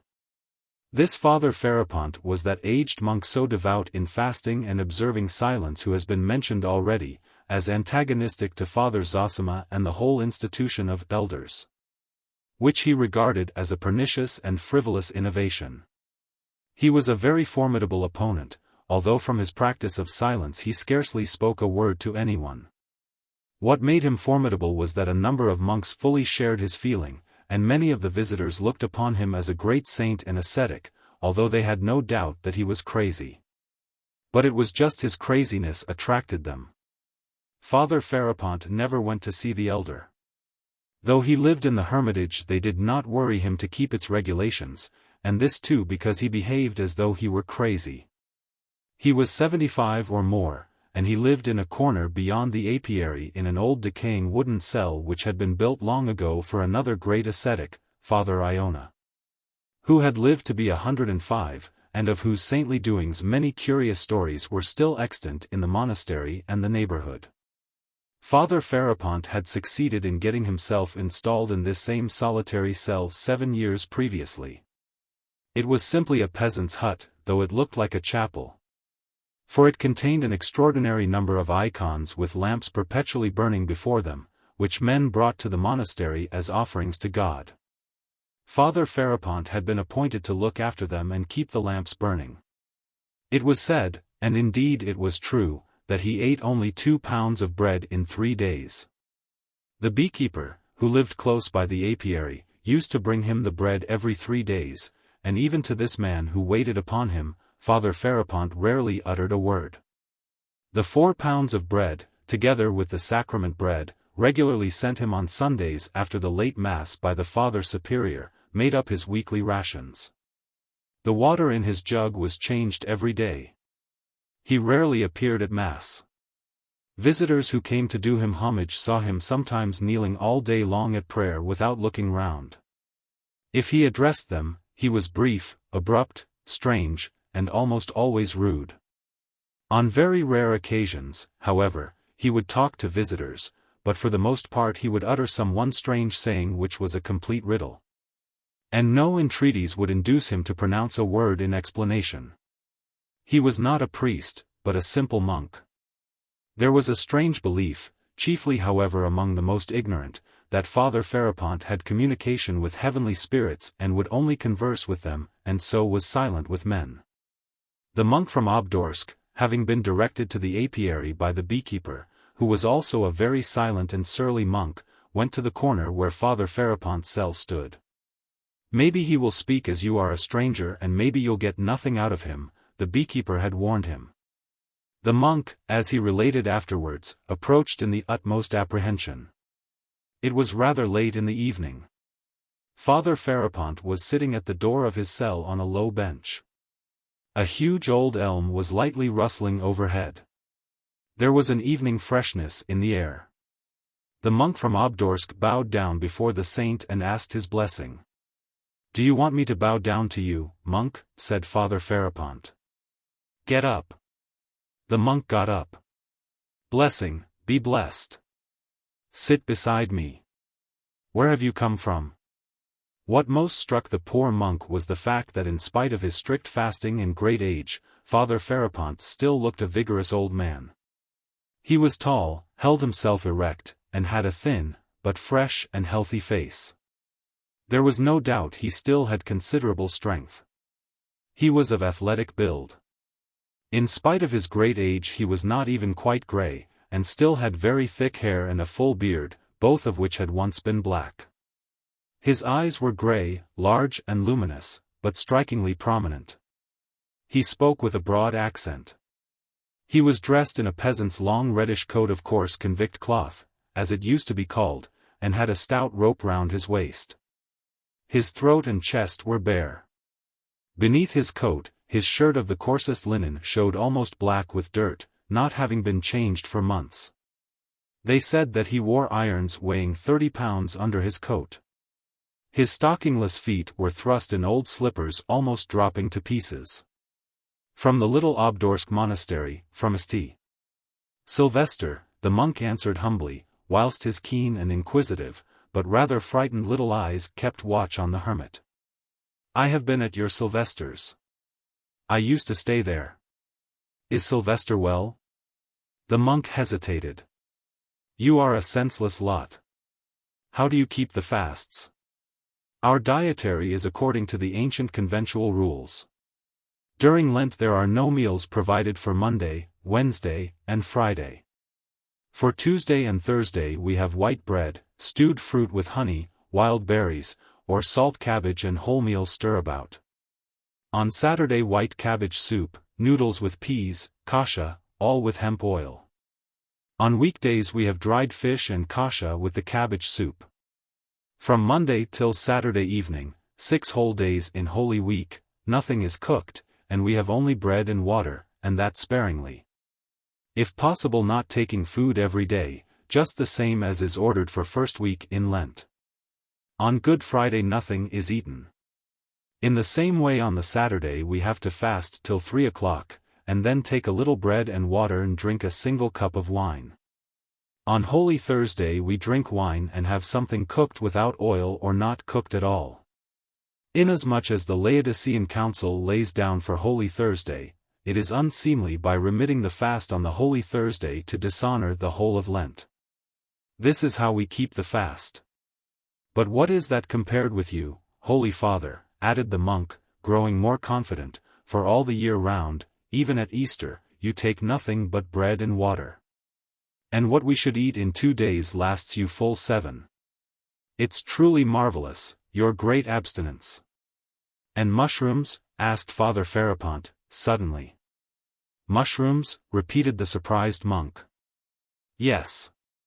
I can give up their bread, not needing it at all, and go away into the forest and live there on the mushrooms or the berries, but they can't give up their bread here.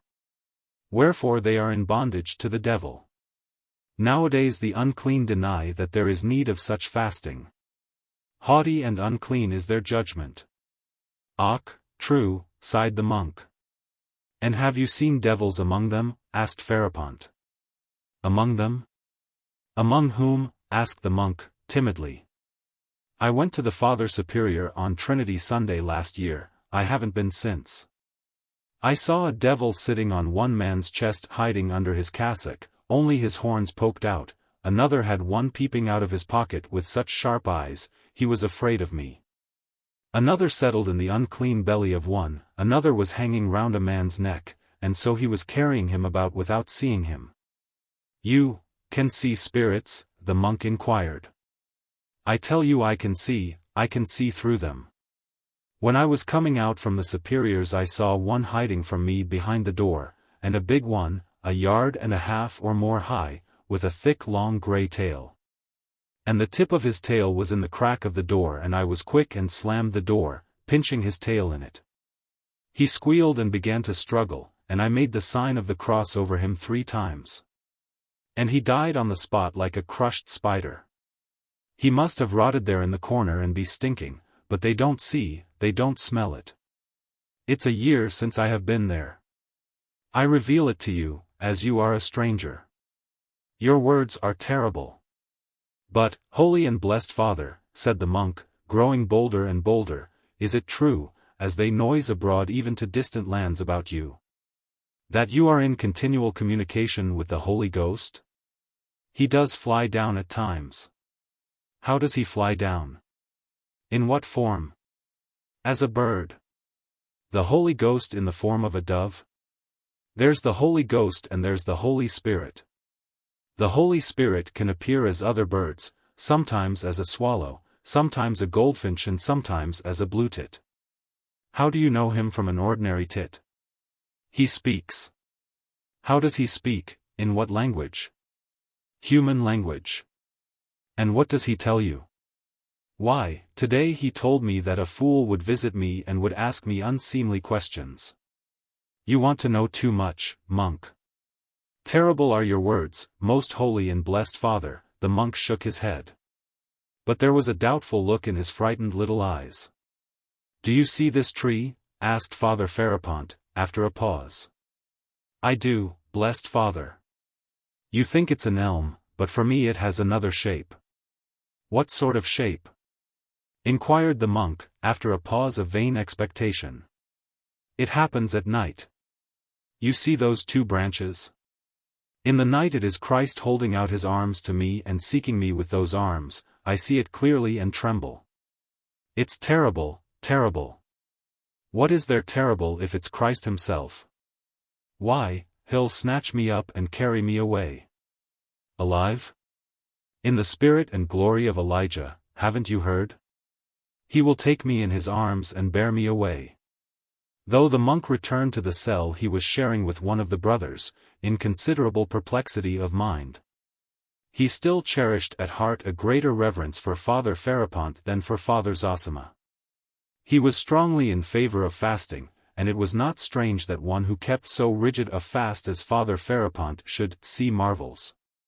His words seemed certainly queer, but God only could tell what was hidden in those words.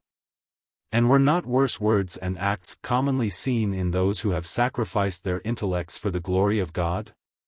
The pinching of the devil's tail he was ready and eager to believe, and not only in the figurative sense. Besides he had, before visiting the monastery, a strong prejudice against the institution of elders, which he only knew of by hearsay and believed to be a pernicious innovation. Before he had been long at the monastery, he had detected the secret murmurings of some shallow brothers who disliked the institution. He was, besides, a meddlesome, inquisitive man, who poked his nose into everything. This was why the news of the fresh miracle performed by Father Zosima reduced him to extreme perplexity.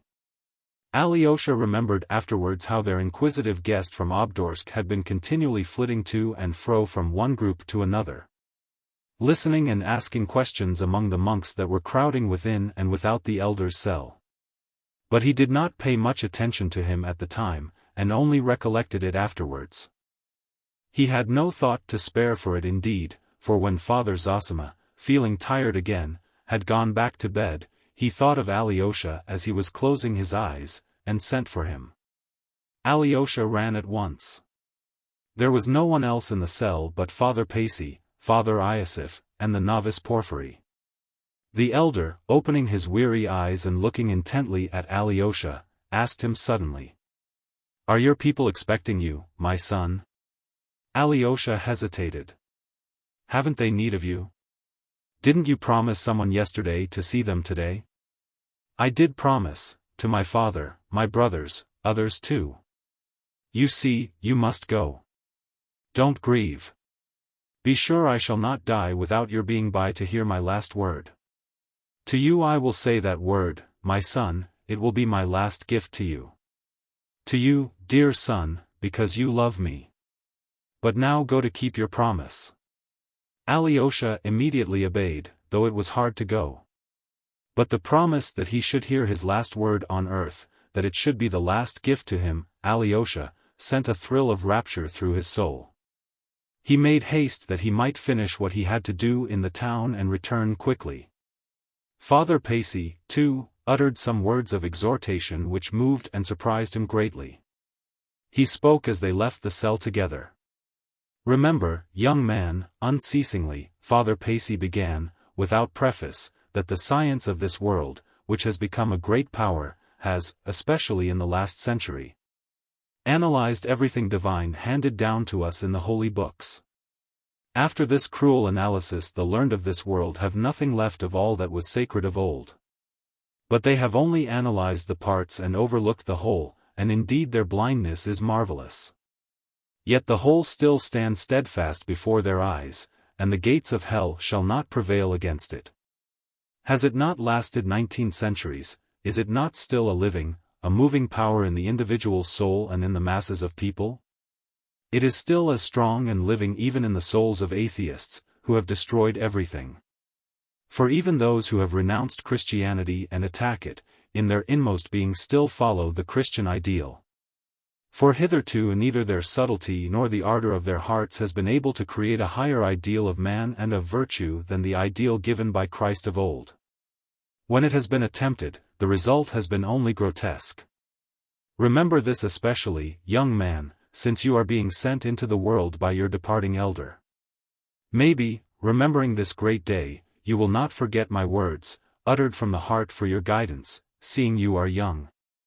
And the temptations of the world are great and beyond your strength to endure. Well, now go, my orphan." With these words Father Pacy blessed him. As Alyosha left the monastery and thought them over, he suddenly realized that he had met a new and unexpected friend, a warmly loving teacher. In this austere monk who had hitherto treated him sternly. It was as though Father Zosima had bequeathed him to him at his death, and perhaps that's just what had passed between them, Alyosha thought suddenly. The philosophic reflections he had just heard so unexpectedly testified to the warmth of Father Pacy's heart. He was in haste to arm the boy's mind for conflict with temptation and to guard the young soul left in his charge with the strongest defense he could imagine. Chapter 2. At his father's. First of all, Alyosha went to his father. On the way he remembered that his father had insisted the day before that he should come without his brother Ivan seeing him. Why so? Alyosha wondered suddenly. Even if my father has something to say to me alone, why should I go in unseen? Most likely in his excitement yesterday he meant to say something different, he decided. Yet he was very glad when Marfa Ignatyevna, who opened the garden gate to him, Grigory, it appeared, was ill in bed in the lodge. Told him in answer to his question that Ivan Fyodorovitch had gone out 2 hours ago. And my father? He is up, taking his coffee, Marfa answered somewhat dryly. Alyosha went in. The old man was sitting alone at the table wearing slippers and a little old overcoat. He was amusing himself by looking through some accounts, rather inattentively however. He was quite alone in the house, for Smerdyakov too had gone out marketing. Though he had got up early and was trying to put a bold face on it, he looked tired and weak. His forehead, upon which huge purple bruises had come out during the night, was bandaged with a red handkerchief. His nose too had swollen terribly in the night, and some smaller bruises covered it in patches, giving his whole face a peculiarly spiteful and irritable look. The old man was aware of this, and turned a hostile glance on Alyosha as he came in. "The coffee is cold," he cried harshly, "I won't offer you any. I've ordered nothing but a Lenten fish soup today, and I don't invite anyone to share it." "Why have you come?" "To find out how you are," said Alyosha. "Yes. Besides, I told you to come yesterday. It's all of no consequence. You need not have troubled. But I knew you'd come poking in directly." He said this with almost hostile feeling. At the same time he got up and looked anxiously in the looking-glass, perhaps for the 40th time that morning, at his nose. He began, too, binding his red handkerchief more becomingly on his forehead. "Red's better. It's just like the hospital in a white one," he observed sententiously. "Well, how are things over there? How is your elder?" "He is very bad, he may die today," answered Alyosha. But his father had not listened, and had forgotten his own question at once. "Ivan's gone out," he said suddenly. "He is doing his utmost to carry off Mitya's betrothed. That's what he is staying here for," he added maliciously, and, twisting his mouth, looked at Alyosha. "Surely he did not tell you so?" asked Alyosha. "Yes, he did, long ago. Would you believe it, he told me 3 weeks ago. You don't suppose he too came to murder me, do you? He must have had some object in coming." "What do you mean? Why do you say such things?" said Alyosha, troubled. "He doesn't ask for money, it's true, but yet he won't get a farthing from me. I intend living as long as possible, you may as well know, my dear Alexei Fyodorovitch, and so I need every farthing, and the longer I live, the more I shall need it," he continued, pacing from one corner of the room to the other, keeping his hands in the pockets of his loose greasy overcoat made of yellow cotton material. "I can still pass for a man at 55, but I want to pass for one for another 20 years. As I get older, you know, I shan't be a pretty object.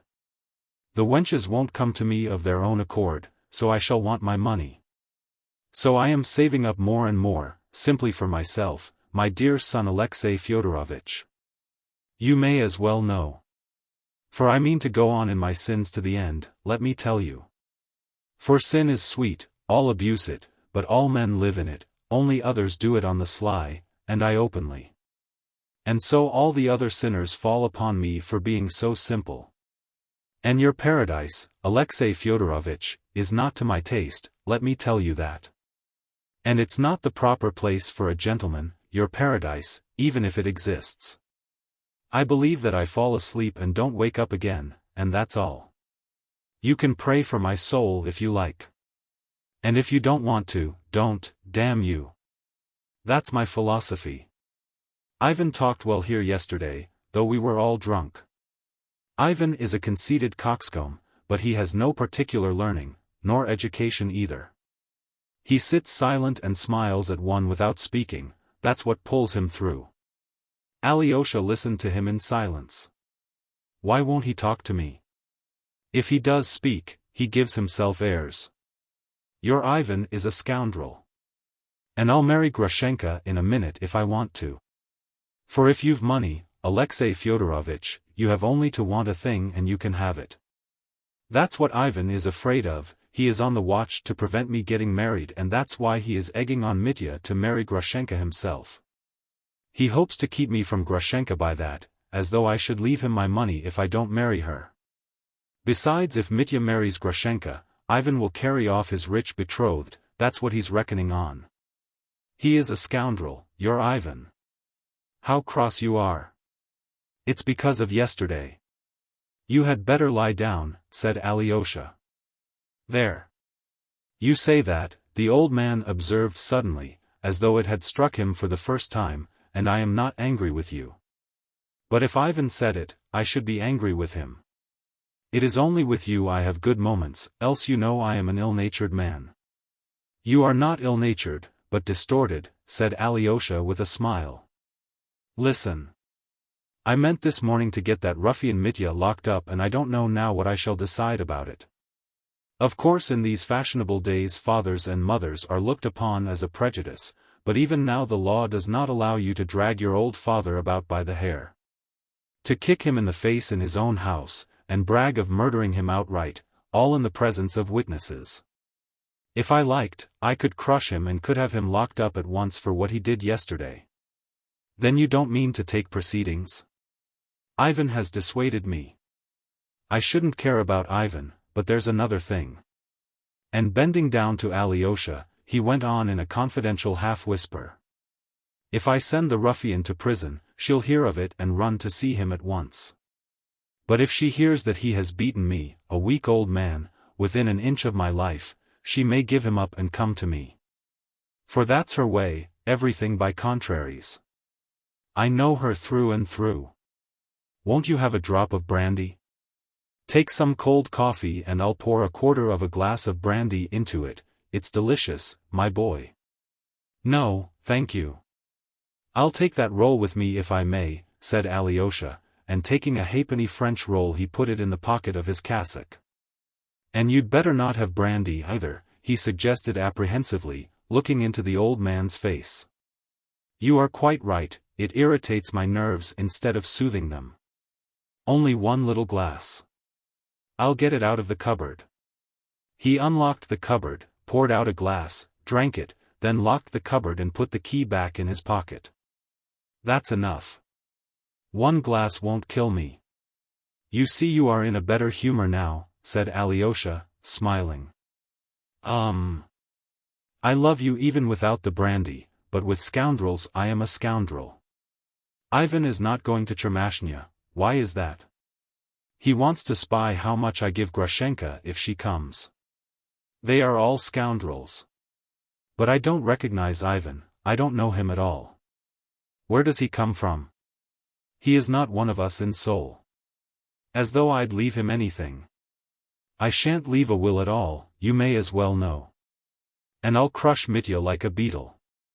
I squash black beetles at night with my slipper, they squelch when you tread on them. And your Mitya will squelch too. Your Mitya, for you love him. Yes, you love him and I am not afraid of your loving him. But if Ivan loved him I should be afraid for myself at his loving him. But Ivan loves nobody. Ivan is not one of us. People like Ivan are not our sort, my boy. They are like a cloud of dust. When the wind blows, the dust will be gone. I had a silly idea in my head when I told you to come today. I wanted to find out from you about Mitya. If I were to hand him over 1,000 or maybe 2 now, would the beggarly wretch agree to take himself off altogether for 5 years or, better still, 35, and without Grushenka? And give her up once for all, eh? I'll ask him, muttered Alyosha. If you would give him 3,000, perhaps he. That's nonsense. You needn't ask him now, no need. I've changed my mind. It was a nonsensical idea of mine. I won't give him anything, not a penny, I want my money myself, cried the old man, waving his hand. I'll crush him like a beetle without it. Don't say anything to him or else he will begin hoping. There's nothing for you to do here, you needn't stay. Is that betrothed of his, Katerina Ivanovna, whom he has kept so carefully hidden from me all this time, going to marry him or not? You went to see her yesterday, I believe? Nothing will induce her to abandon him. There you see how dearly these fine young ladies love a rake and a scoundrel. They are poor creatures, I tell you, those pale young ladies, very different from, If I had his youth and the looks I had then, for I was better looking than he at 28, I'd have been a conquering hero just as he is. He is a low cad. But he shan't have Grushenka, anyway, he shan't. I'll crush him. His anger had returned with the last words. You can go. There's nothing for you to do here today, he snapped harshly. Alyosha went up to say goodbye to him, and kissed him on the shoulder. What's that for? The old man was a little surprised. We shall see each other again, or do you think we shan't? Not at all, I didn't mean anything. Nor did I did not mean anything, said the old man, looking at him. Listen, he shouted after him, "Make haste and come again and I'll have a fish soup for you, a fine one, not like today. Be sure to come. Come tomorrow, do you hear, tomorrow." And as soon as Alyosha had gone out of the door, he went to the cupboard again and poured out another half-glass. "I won't have more," he muttered, clearing his throat, and again he locked the cupboard and put the key in his pocket. Then he went into his bedroom, lay down on the bed, exhausted, and in 1 minute he was asleep. Chapter 3. A meeting with the schoolboys. Thank goodness he did not ask me about Grushenka, thought Alyosha, as he left his father's house and turned towards Madame Hohlakovs. Or I might have to tell him of my meeting with Grushenka yesterday. Alyosha felt painfully that since yesterday both combatants had renewed their energies, and that their hearts had grown hard again. Father is spiteful and angry, he's made some plan and will stick to it. And what of Dmitri? He too will be harder than yesterday, he too must be spiteful and angry, and he too, no doubt, has made some plan. Oh, I must succeed in finding him today, whatever happens. But Alyosha had not long to meditate. An incident occurred on the road, which, though apparently of little consequence, made a great impression on him. Just after he had crossed the square and turned the corner coming out into Mihailovsky Street, which is divided by a small ditch from the High Street, our whole town is intersected by ditches. He saw a group of schoolboys between the ages of 9 and 12, at the bridge. They were going home from school, some with their bags on their shoulders, others with leather satchels slung across them, some in short jackets, others in little overcoats.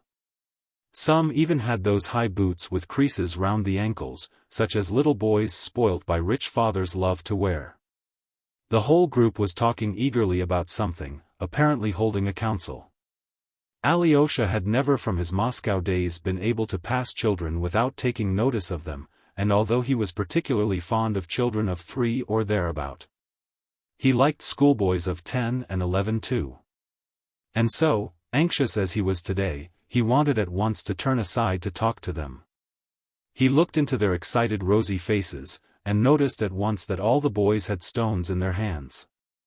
Behind the ditch some 30 paces away, there was another schoolboy standing by a fence. He too had a satchel at his side. He was about 10 years old, pale, delicate-looking and with sparkling black eyes. He kept an attentive and anxious watch on the other 6, obviously his schoolfellows with whom he had just come out of school, but with whom he had evidently had a feud.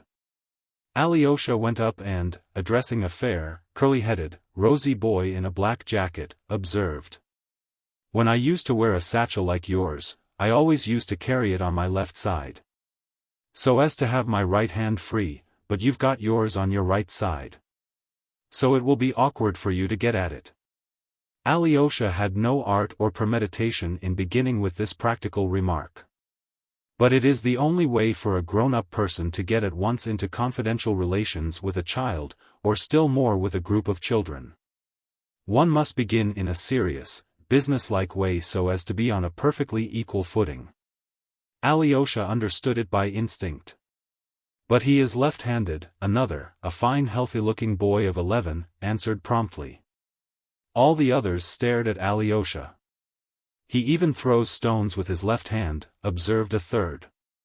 At that instant a stone flew into the group, but only just grazed the left-handed boy, though it was well and vigorously thrown by the boy standing the other side of the ditch. "Give it him, hit him back, Smurov," they all shouted. But Smurov, the left-handed boy, needed no telling, and at once revenged himself. He threw a stone, but it missed the boy and hit the ground. The boy the other side of the ditch, the pocket of whose coat was visibly bulging with stones, flung another stone at the group. This time it flew straight at Alyosha and hit him painfully on the shoulder. "He aimed it at you, he meant it for you. You are Karamazov, Karamazov," the boys shouted, laughing. "Come, all throw at him at once," and 6 stones flew at the boy. One struck the boy on the head and he fell down, but at once leapt up and began ferociously returning their fire. Both sides threw stones incessantly. Many of the group had their pockets full too. What are you about? Aren't you ashamed? 6 against 1. Why, you'll kill him, cried Alyosha. He ran forward and met the flying stones to screen the solitary boy. 3 or 4 ceased throwing for a minute. He began first, cried a boy in a red shirt in an angry childish voice. He is a beast, he stabbed Krasotkin in class the other day with a penknife. It bled.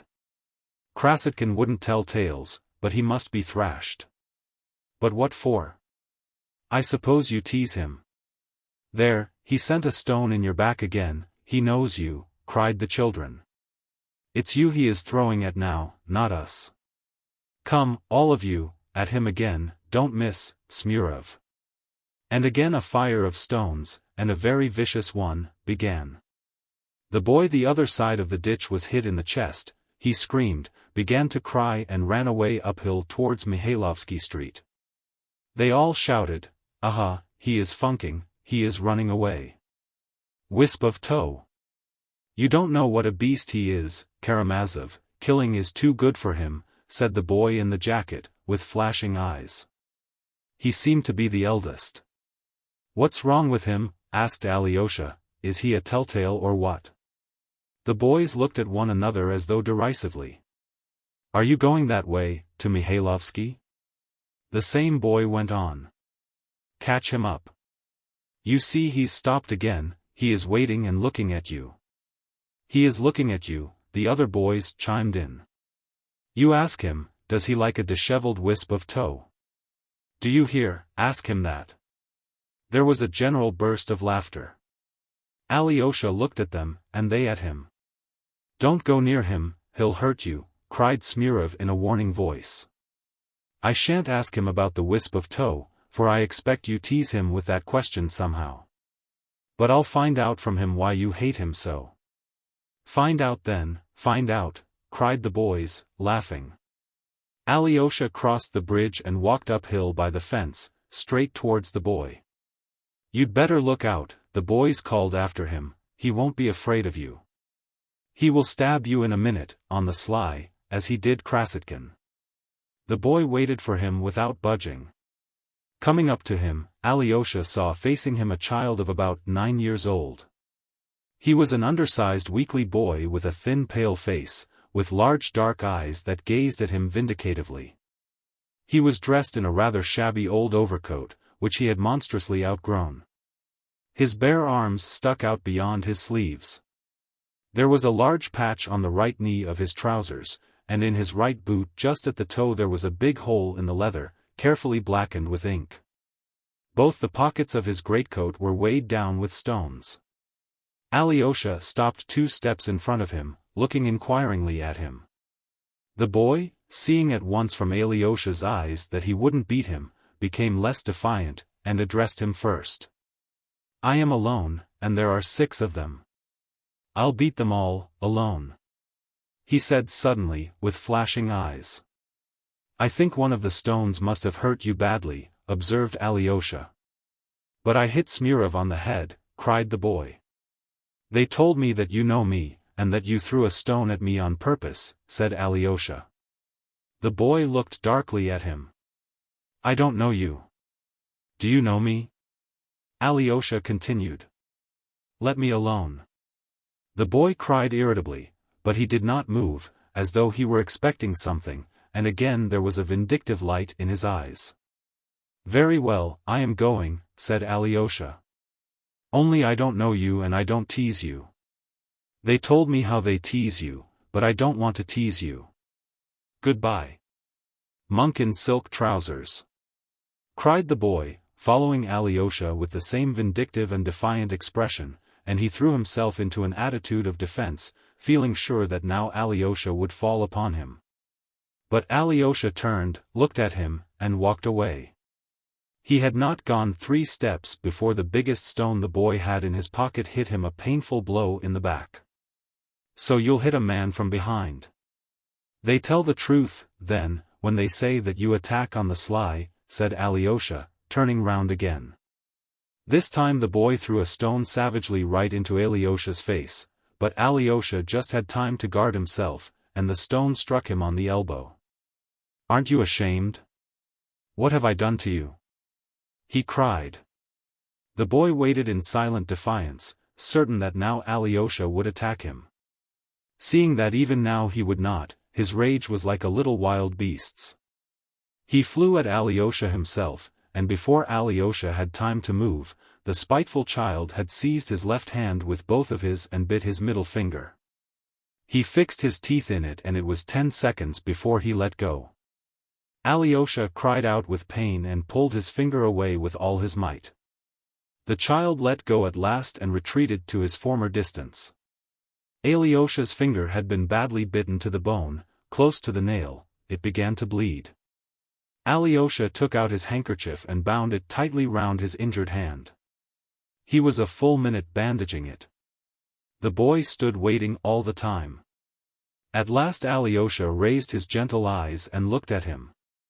"Very well," he said, "you see how badly you've bitten me. That's enough, isn't it? Now tell me, what have I done to you?"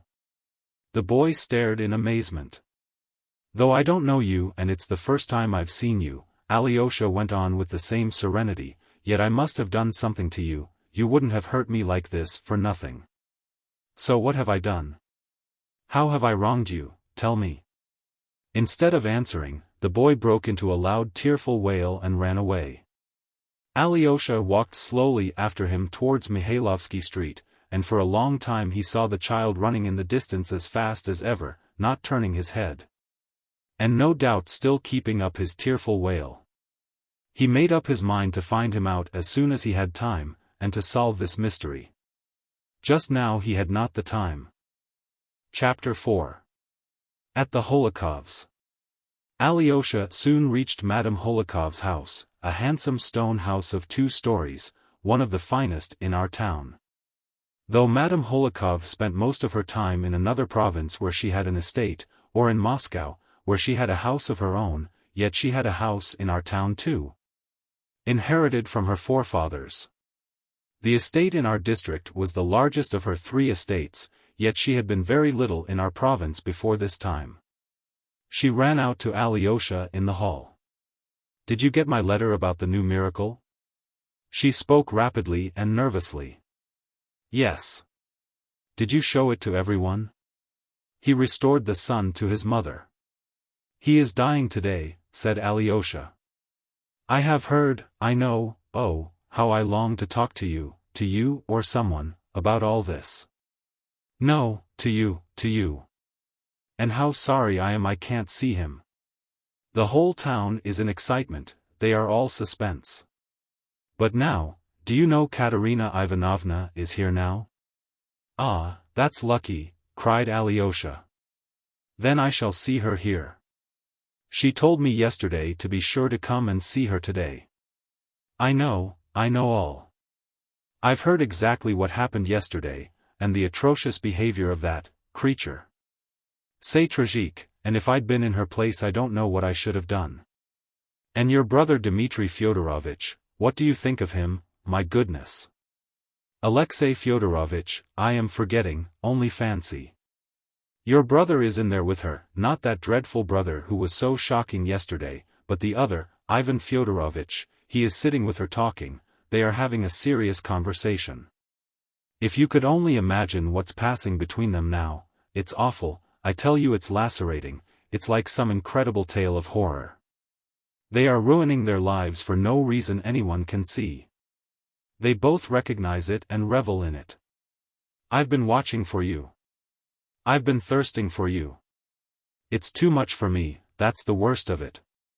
I'll tell you all about it presently, but now I must speak of something else, the most important thing. I had quite forgotten what's most important. Tell me, why has Liz been in hysterics? As soon as she heard you were here, she began to be hysterical. Maman, it's you who are hysterical now, not I. Lisa's voice caroled through a tiny crack of the door at the side. Her voice sounded as though she wanted to laugh, but was doing her utmost to control it. Alyosha at once noticed the crack, and no doubt Liz was peeping through it, but that he could not see. And no wonder, Liz, no wonder, your caprices will make me hysterical too. But she is so ill, Alexei Fyodorovitch, she has been so ill all night, feverish and moaning. I could hardly wait for the morning and for Herzenstube to come. He says that he can make nothing of it, that we must wait. Herzenstube always comes and says that he can make nothing of it. As soon as you approached the house, she screamed, fell into hysterics, and insisted on being wheeled back into this room here. Mama, I didn't know he had come. It wasn't on his account I wanted to be wheeled into this room. That's not true, Lise. Yulia ran to tell you that Alexei Fyodorovitch was coming. She was on the lookout for you. My darling Mama, it's not at all clever of you. But if you want to make up for it and say something very clever, dear Mama, you'd better tell our honored visitor, Alexei Fyodorovitch, that he has shown his want of wit by venturing to us after what happened yesterday, and although everyone is laughing at him. Lise, you go too far. I declare I shall have to be severe. Who laughs at him? I am so glad he has come, I need him, I can't do without him. Oh, Alexei Fyodorovitch, I am exceedingly unhappy. But what's the matter with you, Mama, darling? Ah, your caprices, Lise, your fidgetiness, your illness, that awful night of fever, that awful everlasting Herzenstube, everlasting, that's the worst of it. Everything, in fact, everything. Even that miracle, too. Oh, how it has upset me, how it has shattered me, that miracle, dear Alexei Fyodorovitch. And that tragedy in the drawing room, it's more than I can bear, I warn you. I can't bear it. A comedy, perhaps, not a tragedy. Tell me, will Father Zosim alive till tomorrow, will he? Oh, my God! What is happening to me? Every minute I close my eyes and see that it's all nonsense, all nonsense. I should be very grateful, Alyosha interrupted suddenly, if you could give me a clean rag to bind up my finger with. I have heard it, and it's very painful. Alyosha unbound his bitten finger. The handkerchief was soaked with blood. Madame Hohlakov screamed and shut her eyes. Good heavens, what a wound, how awful. But as soon as Lise saw Alyosha's finger through the crack, she flung the door wide open. Come here, she cried, imperiously. No nonsense now. Good heavens, why did you stand there saying nothing about it all this time? He might have bled to death, Mama. How did you do it? Water. You must wash it first of all, simply hold it in cold water to stop the pain, and keep it there. Make haste, Mama, some water in a slop basin. But do make haste, she finished nervously. She was quite frightened at the sight of Alyosha's wound. Shouldn't we send for Herzenstube? Cried Madame Hohlakov. Mama, you'll be the death of me. Your Herzenstube will come and say that he can make nothing of it. Water. Mama, for goodness sake go yourself and hurry Yulia, she is such a slow coach and never can come quickly. Make haste, Mama, or I shall die. Why, it's nothing much, cried Alyosha, frightened at this alarm. Yulia ran in with water and Alyosha put his finger in it. Some lint, Mama, for mercy's sake, bring some lint and that muddy caustic lotion for wounds, what's it called? We've got some. You know where the bottle is, Mama. It's in your bedroom in the right-hand cupboard, there's a big bottle of it there with the lint. I'll bring everything in a minute, Lise, only don't scream and don't fuss. You see how bravely Alexei Fyodorovitch bears it. Where did you get such a dreadful wound, Alexei Fyodorovitch? Madame Hohlakov hastened away. This was all Lise was waiting for. First of all, answer the question, where did you get hurt like this? She asked Alyosha, quickly. And then I'll talk to you about something quite different. Well? Instinctively feeling that the time of her mother's absence was precious for her, Alyosha hastened to tell her of his enigmatic meeting with the schoolboys in the fewest words possible. Lise clasped her hands at his story. How can you, and in that dress too, associate with schoolboys? She cried angrily, as though she had a right to control him. You are nothing but a boy yourself if you can do that, a perfect boy. But you must find out for me about that horrid boy and tell me all about it, for there's some mystery in it. Now for the second thing, but first a question, does the pain prevent you talking about utterly unimportant things, but talking sensibly? Of course not, and I don't feel much pain now. That's because your finger is in the water. It must be changed directly, for it will get warm in a minute. Yulia, bring some ice from the cellar and another basin of water. Now she is gone, I can speak. Will you give me the letter I sent you yesterday, dear Alexei Fyodorovitch? Be quick, for Mama will be back in a minute and I don't want. I haven't got the letter. That's not true, you have. I knew you would say that. You've got it in that pocket. I've been regretting that joke all night. Give me back the letter at once, give it me. I've left it at home. But you can't consider me as a child, a little girl, after that silly joke. I beg your pardon for that silliness, but you must bring me the letter. If you really haven't got it, bring it today, you must, you must. Today I can't possibly, for I am going back to the monastery and I shan't come and see you for the next 2 days, 3 or 4 perhaps, for Father Zosima. 4 days, what nonsense. Listen. Did you laugh at me very much?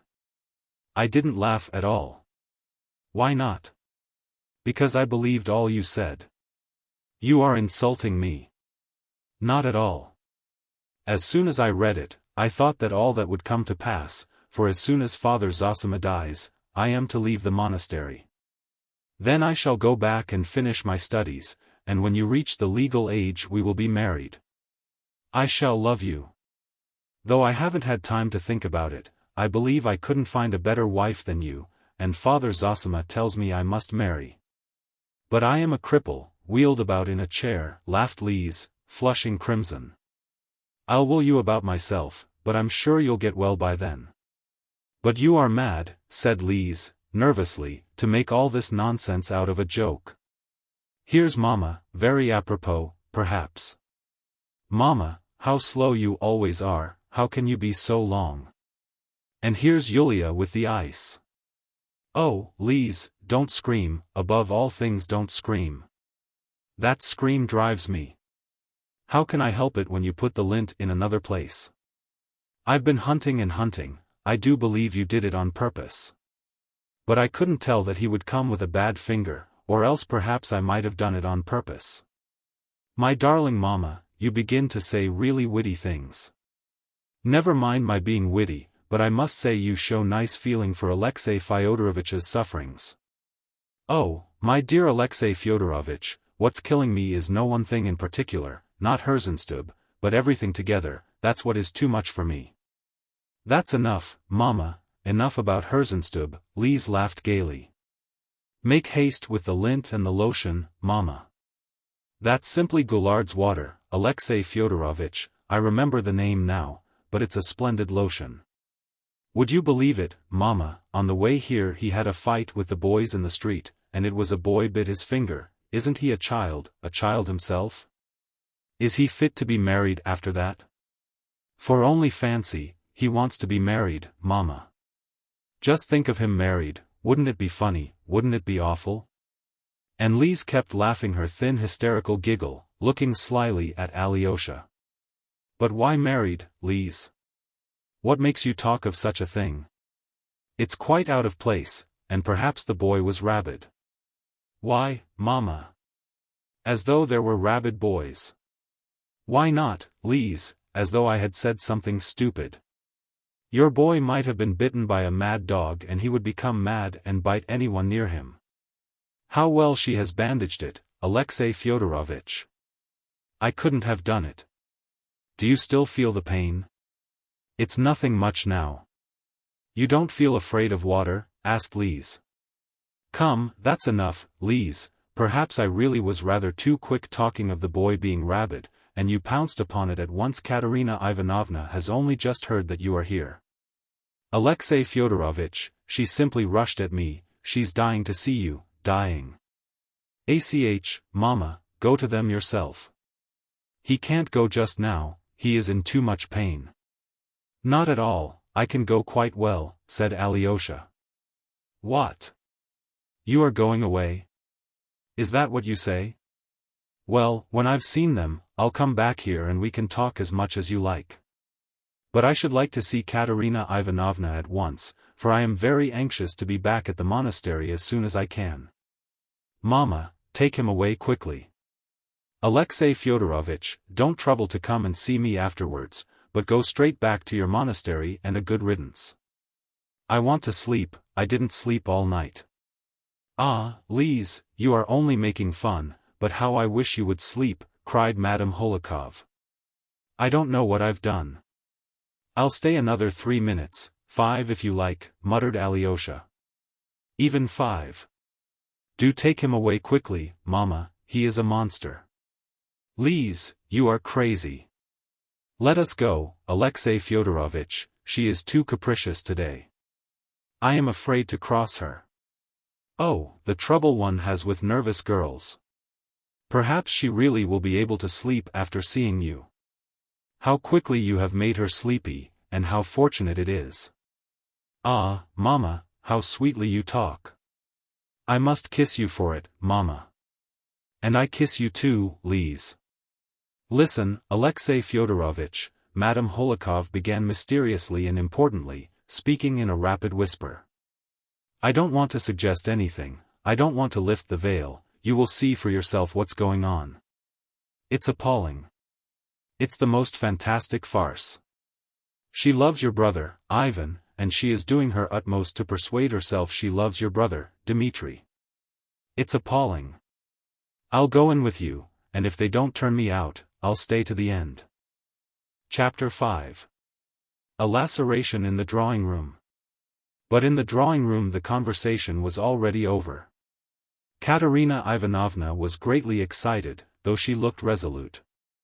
At the moment Alyosha and Madame Hohlakov entered, Ivan Fyodorovitch stood up to take leave. His face was rather pale, and Alyosha looked at him anxiously. For this moment was to solve a doubt, a harassing enigma which had for some time haunted Alyosha. During the preceding month it had been several times suggested to him that his brother Ivan was in love with Katerina Ivanovna, and, what was more, that he meant to carry her off from Dmitri. Until quite lately the idea seemed to Alyosha monstrous, though it worried him extremely. He loved both his brothers, and dreaded such rivalry between them. Meantime, Dmitri had said outright on the previous day that he was glad that Ivan was his rival, and that it was a great assistance to him, Dmitri.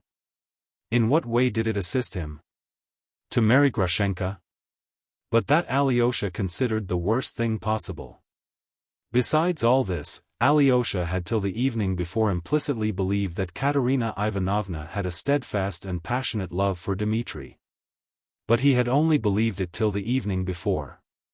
He had fancied, too, that she was incapable of loving a man like Ivan, and that she did love Dmitri, and loved him just as he was, in spite of all the strangeness of such a passion. But during yesterday's scene with Grushenka another idea had struck him.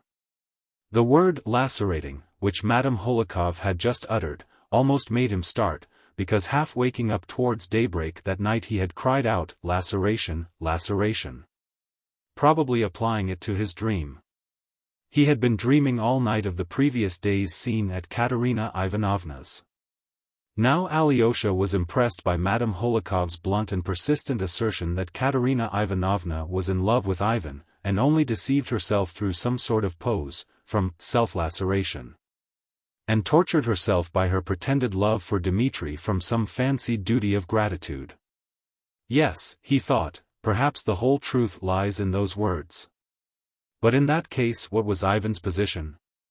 Alyosha felt instinctively that a character like Katerina Ivanovna's must dominate, and she could only dominate someone like Dmitri, and never a man like Ivan. For Dmitri might at last submit to her domination, to his own happiness, which was what Alyosha would have desired, but Ivan, no, Ivan could not submit to her. And such submission would not give him happiness. Alyosha could not help believing that of Ivan. And now all these doubts and reflections flitted through his mind as he entered the drawing room. Another idea, too, forced itself upon him. What if she loved neither of them, neither Ivan nor Dmitri? It must be noted that Alyosha felt as it were ashamed of his own thoughts and blamed himself when they kept recurring to him during the last month. What do I know about love and women, and how can I decide such questions, he thought reproachfully, after such doubts and surmises. And yet it was impossible not to think about it. He felt instinctively that this rivalry was of immense importance in his brothers' lives and that a great deal depended upon it. One reptile will devour the other, Ivan had pronounced the day before, speaking in anger of his father and Dmitri. So Ivan looked upon Dmitri as a reptile, and perhaps had long done so. Was it perhaps since he had known Katerina Ivanovna? That phrase had, of course, escaped Ivan unawares yesterday, but that only made it more important. If he felt like that, what chance was there of peace? Were there not, on the contrary, new grounds for hatred and hostility in their family? And with which of them was Alyosha to sympathize? And what was he to wish for each of them? He loved them both, but what could he desire for each in the midst of these conflicting interests? He might go quite astray in this maze, and Alyosha's heart could not endure uncertainty, because his love was always of an active character. He was incapable of passive love.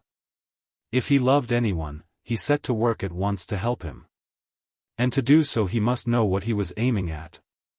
He must know for certain what was best for each, and having ascertained this it was natural for him to help them both. But instead of a definite aim, he found nothing but uncertainty and perplexity on all sides. It was lacerating, as was said just now. But what could he understand even in this laceration? He did not understand the first word in this perplexing maze. Seeing Alyosha, Katerina Ivanovna said quickly and joyfully to Ivan, who had already got up to go, "A minute. Stay another minute. I want to hear the opinion of this person here whom I trust absolutely. Don't go away," she added, addressing Madame Hohlakov. She made Alyosha sit down beside her, and Madame Hohlakov sat opposite, by Ivan. "You are all my friends here, all I have in the world, my dear friends," she began warmly, in a voice which quivered with genuine tears of suffering, and Alyosha's heart warmed to her at once. "You, Alexei Fyodorovitch, were witness yesterday of that abominable scene, and saw what I did. You did not see it, Ivan Fyodorovitch, he did. What he thought of me yesterday I don't know. I only know one thing, that if it were repeated today, this minute, I should express the same feelings again as yesterday, the same feelings, the same words, the same actions. You remember my actions, Alexei Fyodorovitch, you checked me in one of them." As she said that, she flushed and her eyes shone. "I must tell you that I can't get over it. Listen, Alexei Fyodorovitch. I don't even know whether I still love him. I feel pity for him, and that is a poor sign of love. If I loved him, if I still loved him, perhaps I shouldn't be sorry for him now, but should hate him." Her voice quivered, and tears glittered on her eyelashes. Alyosha shuddered inwardly. That girl is truthful and sincere, he thought, and she does not love Dmitri any more. That's true, cried Madame Hohlakov. "Wait, dear. I haven't told you the final decision I came to during the night. I feel that perhaps my decision is a terrible one, for me, but I foresee that nothing will induce me to change it, nothing. It will be so all my life. My dear, kind, ever faithful and generous adviser, the one friend I have in the world, Ivan Fyodorovitch, with his deep insight into the heart, approves and commends my decision. He knows it." "Yes, I approve of it," Ivan assented, in a subdued but firm voice. "But I should like Alyosha, too, Alexei Fyodorovitch, forgive my calling you simply Alyosha, I should like Alexei Fyodorovitch, too, to tell me before my two friends whether I am right. I feel instinctively that you, Alyosha, my dear brother, for you are a dear brother to me," she said again ecstatically, taking his cold hand in her hot one, "I foresee that your decision, your approval, will bring me peace, in spite of all my sufferings, for, after your words, I shall be calm and submit, I feel that. I don't know what you are asking me, said Alyosha, flushing. I only know that I love you and at this moment wish for your happiness more than my own. But I know nothing about such affairs, something impelled him to add hurriedly. In such affairs, Alexei Fyodorovitch, in such affairs, the chief thing is honor and duty in something higher, I don't know what, but higher perhaps even than duty. I am conscious of this irresistible feeling in my heart, and it compels me irresistibly.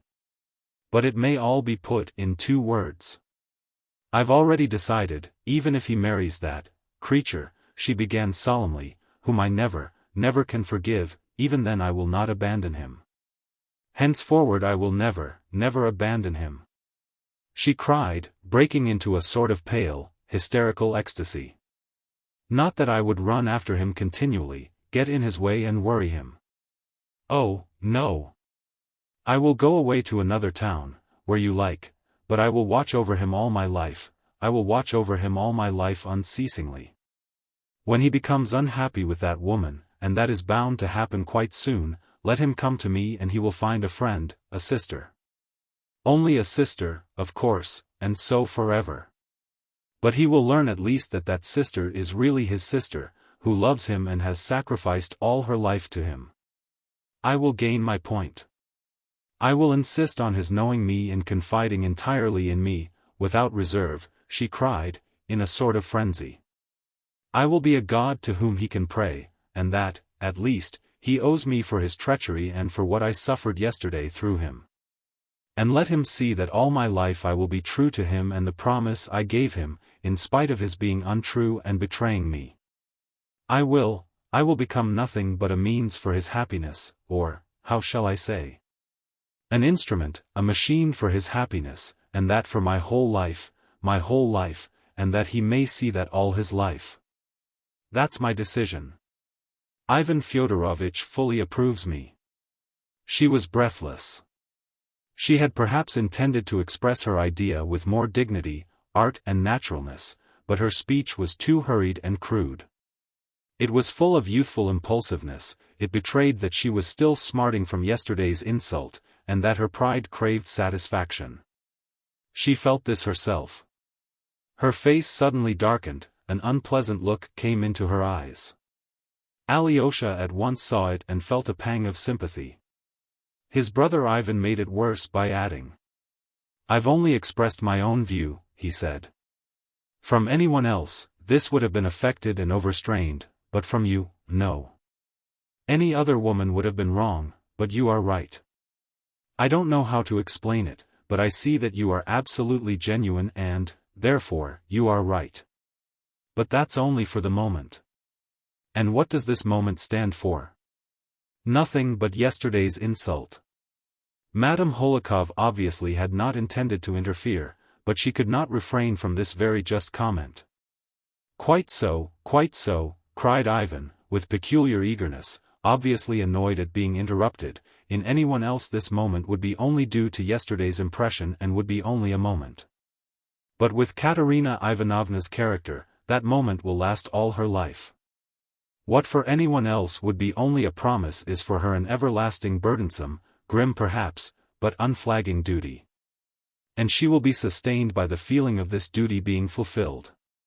Your life, Katerina Ivanovna, will henceforth be spent in painful brooding over your own feelings, your own heroism, and your own suffering. But in the end that suffering will be softened and will pass into sweet contemplation of the fulfillment of a bold and proud design. Yes, proud it certainly is, and desperate in any case, but a triumph for you. And the consciousness of it will at last be a source of complete satisfaction and will make you resigned to everything else.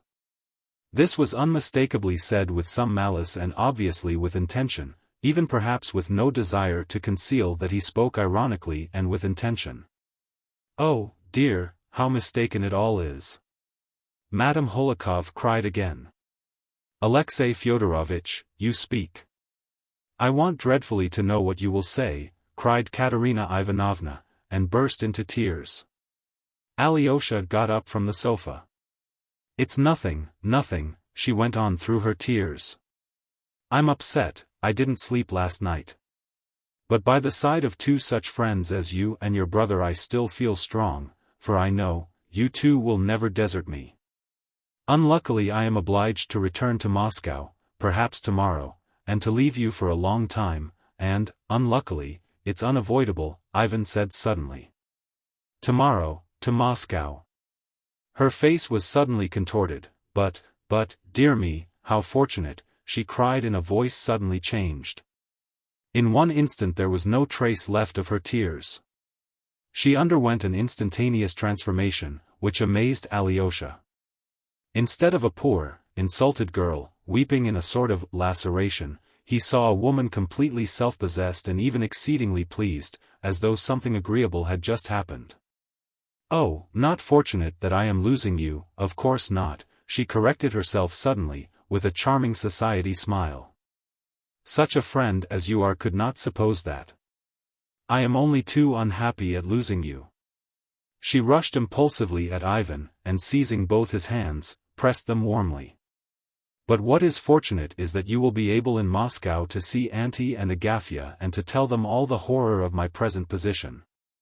You can speak with complete openness to Agafya, but spare dear Auntie. You will know how to do that.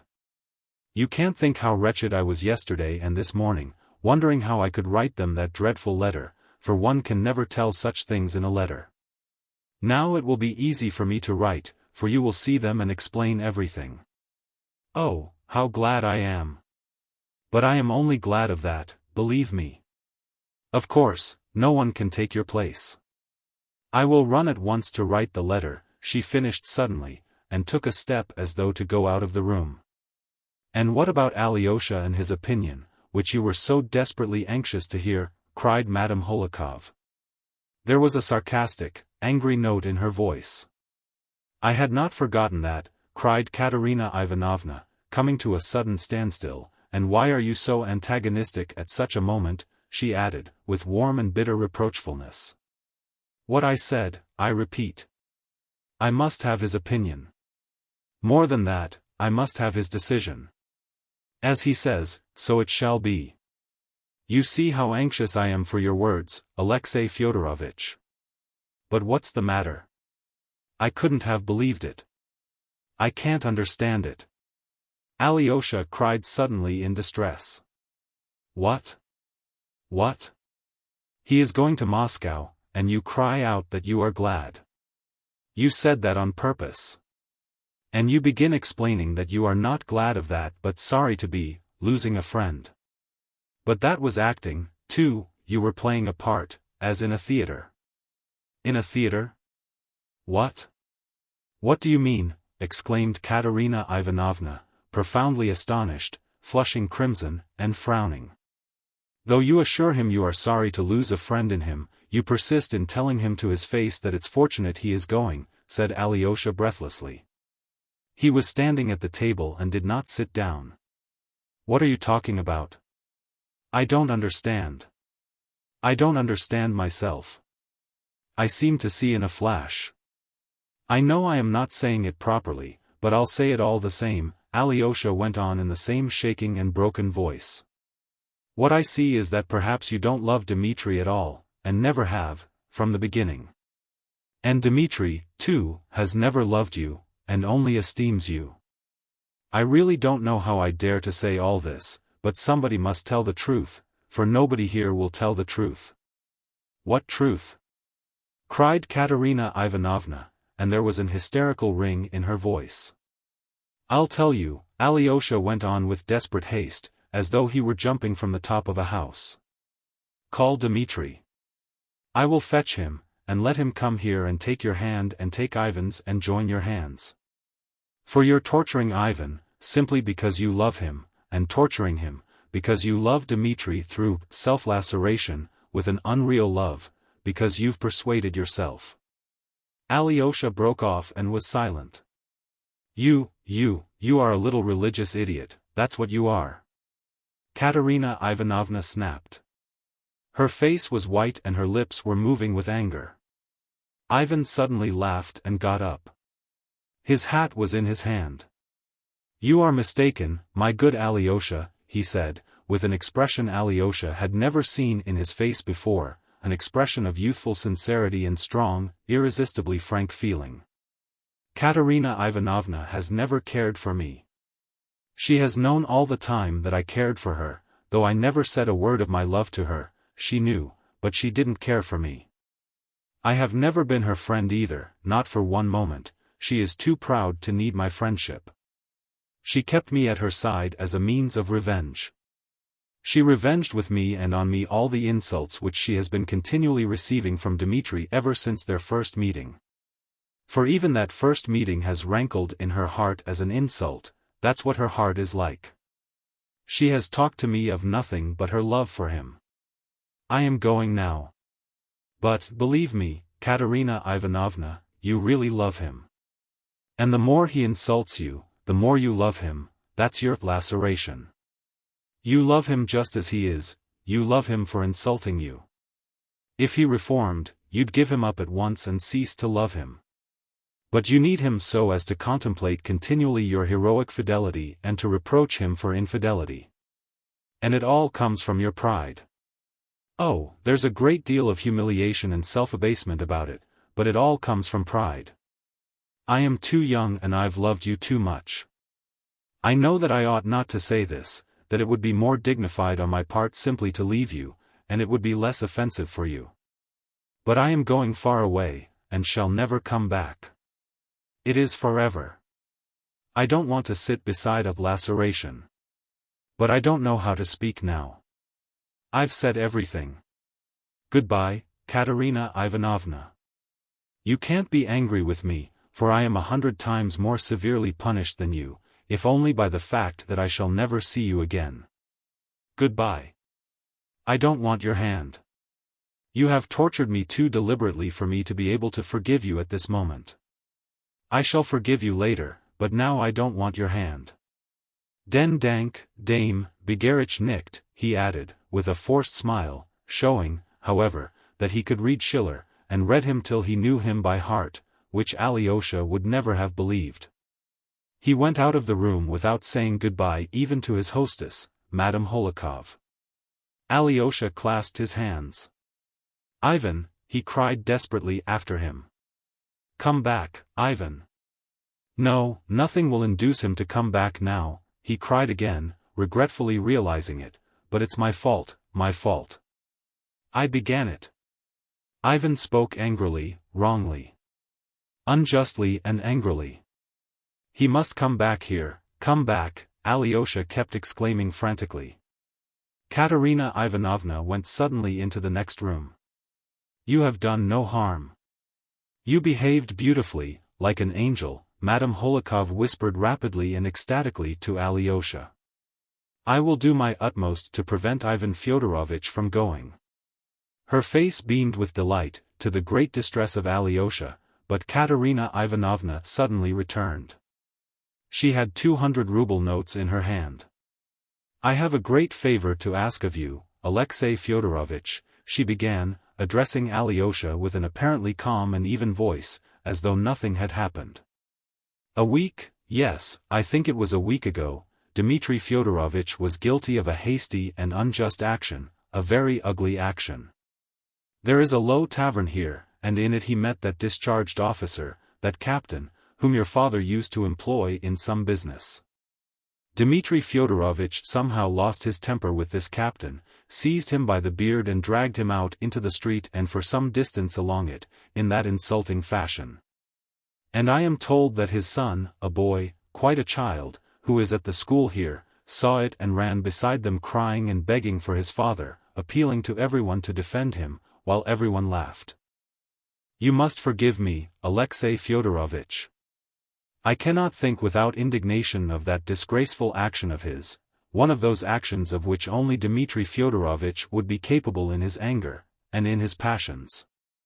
I can't describe it even. I can't find my words. I've made inquiries about his victim, and find he is quite a poor man. His name is Snegiryov. He did something wrong in the army and was discharged. I can't tell you what.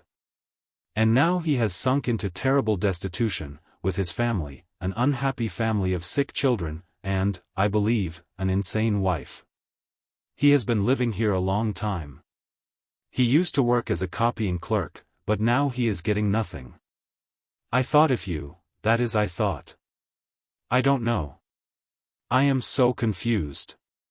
You see, I wanted to ask you, my dear Alexei Fyodorovitch, to go to him, to find some excuse to go to them, I mean to that captain. Oh, goodness, how badly I explain it.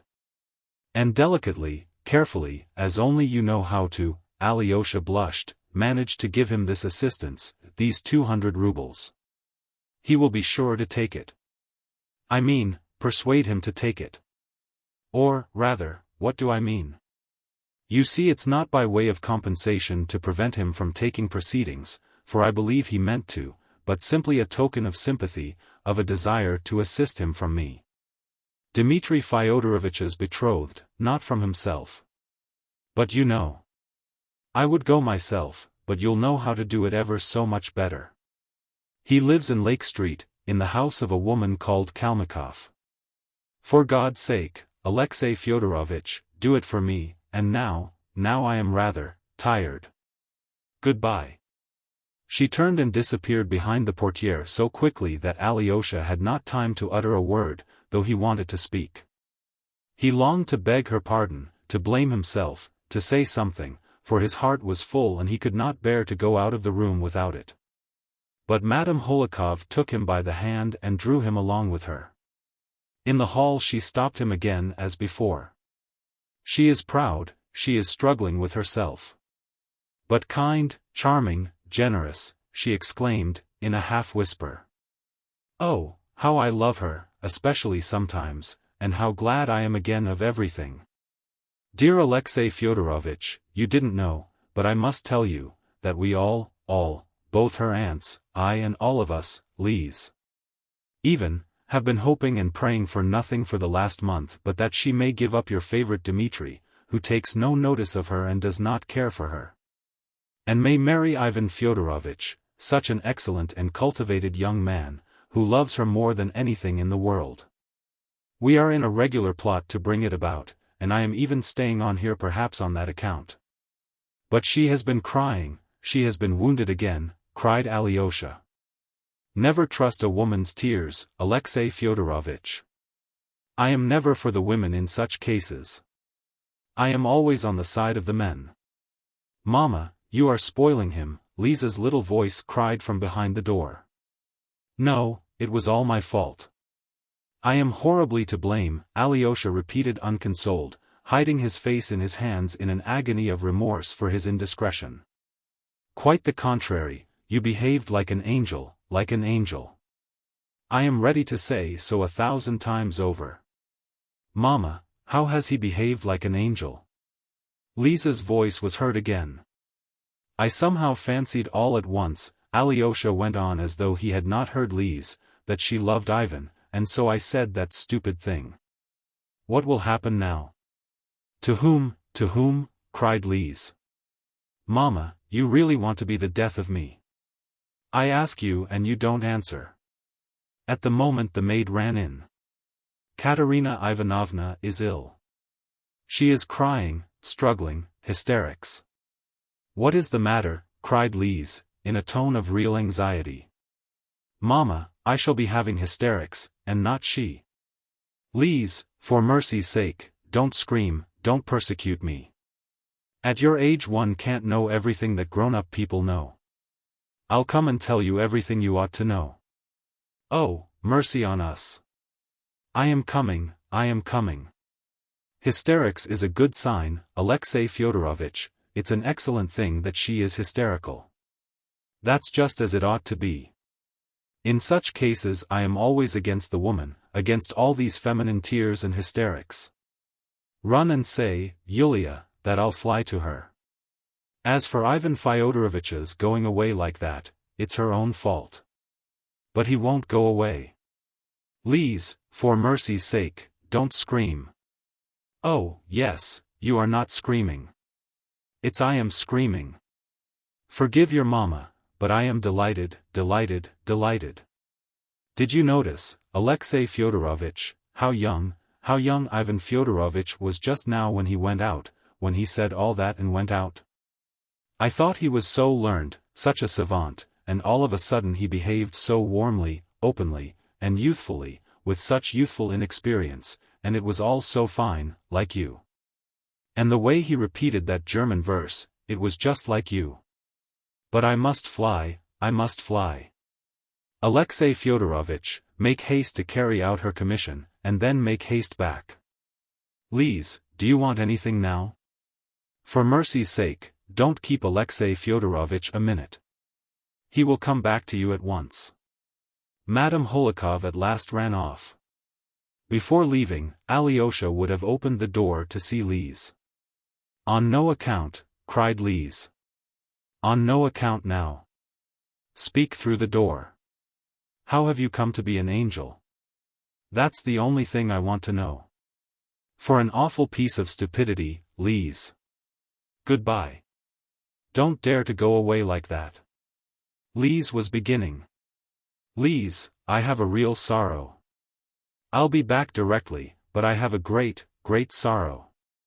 And he ran out of the room. Chapter 6. A laceration in the cottage. He certainly was really grieved in a way he had seldom been before. He had rushed in like a fool, and meddled in what? In a love affair. But what do I know about it? What can I tell about such things, he repeated to himself for the 100th time, flushing crimson. Oh, being ashamed would be nothing. Shame is only the punishment I deserve. The trouble is I shall certainly have caused more unhappiness. And Father Zosima sent me to reconcile and bring them together. Is this the way to bring them together? Then he suddenly remembered how he had tried to join their hands, and he felt fearfully ashamed again. Though I acted quite sincerely, I must be more sensible in the future, he concluded suddenly, and did not even smile at his conclusion. Katerina Ivanovna's commission took him to Lake Street, and his brother Dmitri lived close by, in a turning out of Lake Street. Alyosha decided to go to him in any case before going to the captain, though he had a presentiment that he would not find his brother. He suspected that he would intentionally keep out of his way now, but he must find him anyhow. Time was passing. The thought of his dying elder had not left Alyosha for 1 minute from the time he set off from the monastery. There was one point which interested him particularly about Katerina Ivanovna's commission. When she had mentioned the captain's son, the little schoolboy who had run beside his father crying. The idea had at once struck Alyosha that this must be the schoolboy who had bitten his finger when he, Alyosha, asked him what he had done to hurt him. Now Alyosha felt practically certain of this, though he could not have said why. Thinking of another subject was a relief, and he resolved to think no more about the mischief he had done, and not to torture himself with remorse, but to do what he had to do, let come what would. At that thought he was completely comforted. Turning to the street where Dmitri lodged, he felt hungry, and taking out of his pocket the roll he had brought from his father's, he ate it. It made him feel stronger. Dmitri was not at home. The people of the house, an old cabinet-maker, his son, and his old wife, looked with positive suspicion at Alyosha. He hasn't slept here for the last 3 nights. Maybe he has gone away, the old man said in answer to Alyosha's persistent inquiries. Alyosha saw that he was answering in accordance with instructions. When he asked whether he were not at Grushenka's or in hiding at Foma's, Alyosha spoke so freely on purpose, all 3 looked at him in alarm. They are fond of him, they are doing their best for him, thought Alyosha. That's good. At last he found the house in Lake Street. It was a decrepit little house, sunk on one side, with 3 windows looking into the street, and with a muddy yard, in the middle of which stood a solitary cow. He crossed the yard and found the door opening into the passage. On the left of the passage lived the old woman of the house with her old daughter. Both seemed to be deaf. In answer to his repeated inquiry for the captain, one of them at last understood that he was asking for their lodgers, and pointed to a door across the passage. The captain's lodging turned out to be a simple cottage room. Alyosha had his hand on the iron latch to open the door, when he was struck by the strange hush within. Yet he knew from Katerina Ivanovna's words that the man had a family. Either they are all asleep or perhaps they have heard me coming and are waiting for me to open the door. I'd better knock first, and he knocked.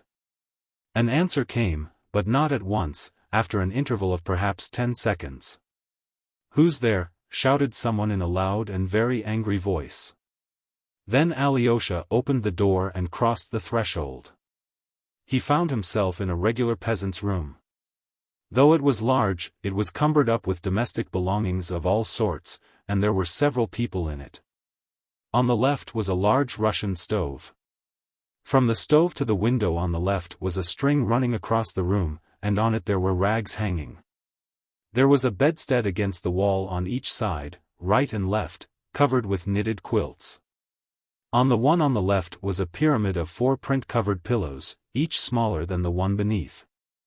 On the other there was only one very small pillow.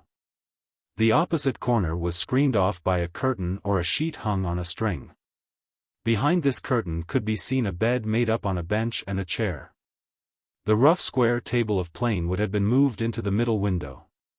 The 3 windows, which consisted each of 4 tiny greenish mildewy panes, gave little light, and were close shut, so that the room was not very light and rather stuffy. On the table was a frying pan with the remains of some fried eggs, a half-eaten piece of bread, and a small bottle with a few drops of vodka. A woman of genteel appearance, wearing a cotton gown, was sitting on a chair by the bed on the left. Her face was thin and yellow, and her sunken cheeks betrayed at the first glance that she was ill. But what struck Alyosha most was the expression in the poor woman's eyes, a look of surprised inquiry and yet of haughty pride. And while he was talking to her husband, her big brown eyes moved from one speaker to the other with the same haughty and questioning expression. Beside her at the window stood a young girl, rather plain, with scanty reddish hair, poorly but very neatly dressed. She looked disdainfully at Alyosha as he came in. Beside the other bed was sitting another female figure. She was a very sad sight, a young girl of about 20, but hunchback and crippled, with withered legs, as Alyosha was told afterwards. Her crutches stood in the corner close by. The strikingly beautiful and gentle eyes of this poor girl looked with mild serenity at Alyosha. A man of 45 was sitting at the table, finishing the fried eggs. He was spare, small and weakly built. He had reddish hair and a scanty light-colored beard, very much like a wisp of tow. This comparison and the phrase, "a wisp of tow," flashed at once into Alyosha's mind for some reason. He remembered it afterwards. It was obviously this gentleman who had shouted to him, as there was no other man in the room. But when Alyosha went in, he leapt up from the bench on which he was sitting, and, hastily wiping his mouth with a ragged napkin, darted up to Alyosha. "It's a monk come to beg for the monastery." "A nice place to come to," the girl standing in the left corner said aloud. The man spun round instantly towards her and answered her in an excited and breaking voice. "No, Varvara, you are wrong. Allow me to ask," he turned again to Alyosha, "what has brought you to our retreat?" Alyosha looked attentively at him. It was the first time he had seen him. There was something angular, flurried and irritable about him. Though he had obviously just been drinking, he was not drunk. There was extraordinary impudence in his expression, and yet, strange to say, at the same time there was fear. He looked like a man who had long been kept in subjection and had submitted to it, and now had suddenly turned and was trying to assert himself. Or, better still, like a man who wants dreadfully to hit you but is horribly afraid you will hit him. In his words and in the intonation of his shrill voice there was a sort of crazy humor, at times spiteful and at times cringing, and continually shifting from one tone to another. The question about our retreat he had asked as it were quivering all over, rolling his eyes, and skipping up so close to Alyosha that he instinctively drew back a step. He was dressed in a very shabby dark cotton coat, patched and spotted. He wore checked trousers of an extremely light color, long out of fashion, and of very thin material. They were so crumpled and so short that he looked as though he had grown out of them like a boy. "I am Alexei Karamazov," Alyosha began in reply. "I quite understand that, sir," the gentleman snapped out at once to assure him that he knew who he was already. "I am Captain Smerdyakov, sir, but I am still desirous to know precisely what has led you." "Oh, I've come for nothing special. I wanted to have a word with you, if only you allow me." "In that case, here is a chair, sir, kindly be seated." That's what they used to say in the old comedies, "Kindly be seated," and with a rapid gesture he seized an empty chair, it was a rough wooden chair, not upholstered, and set it for him almost in the middle of the room. Then, taking another similar chair for himself, he sat down facing Alyosha, so close to him that their knees almost touched.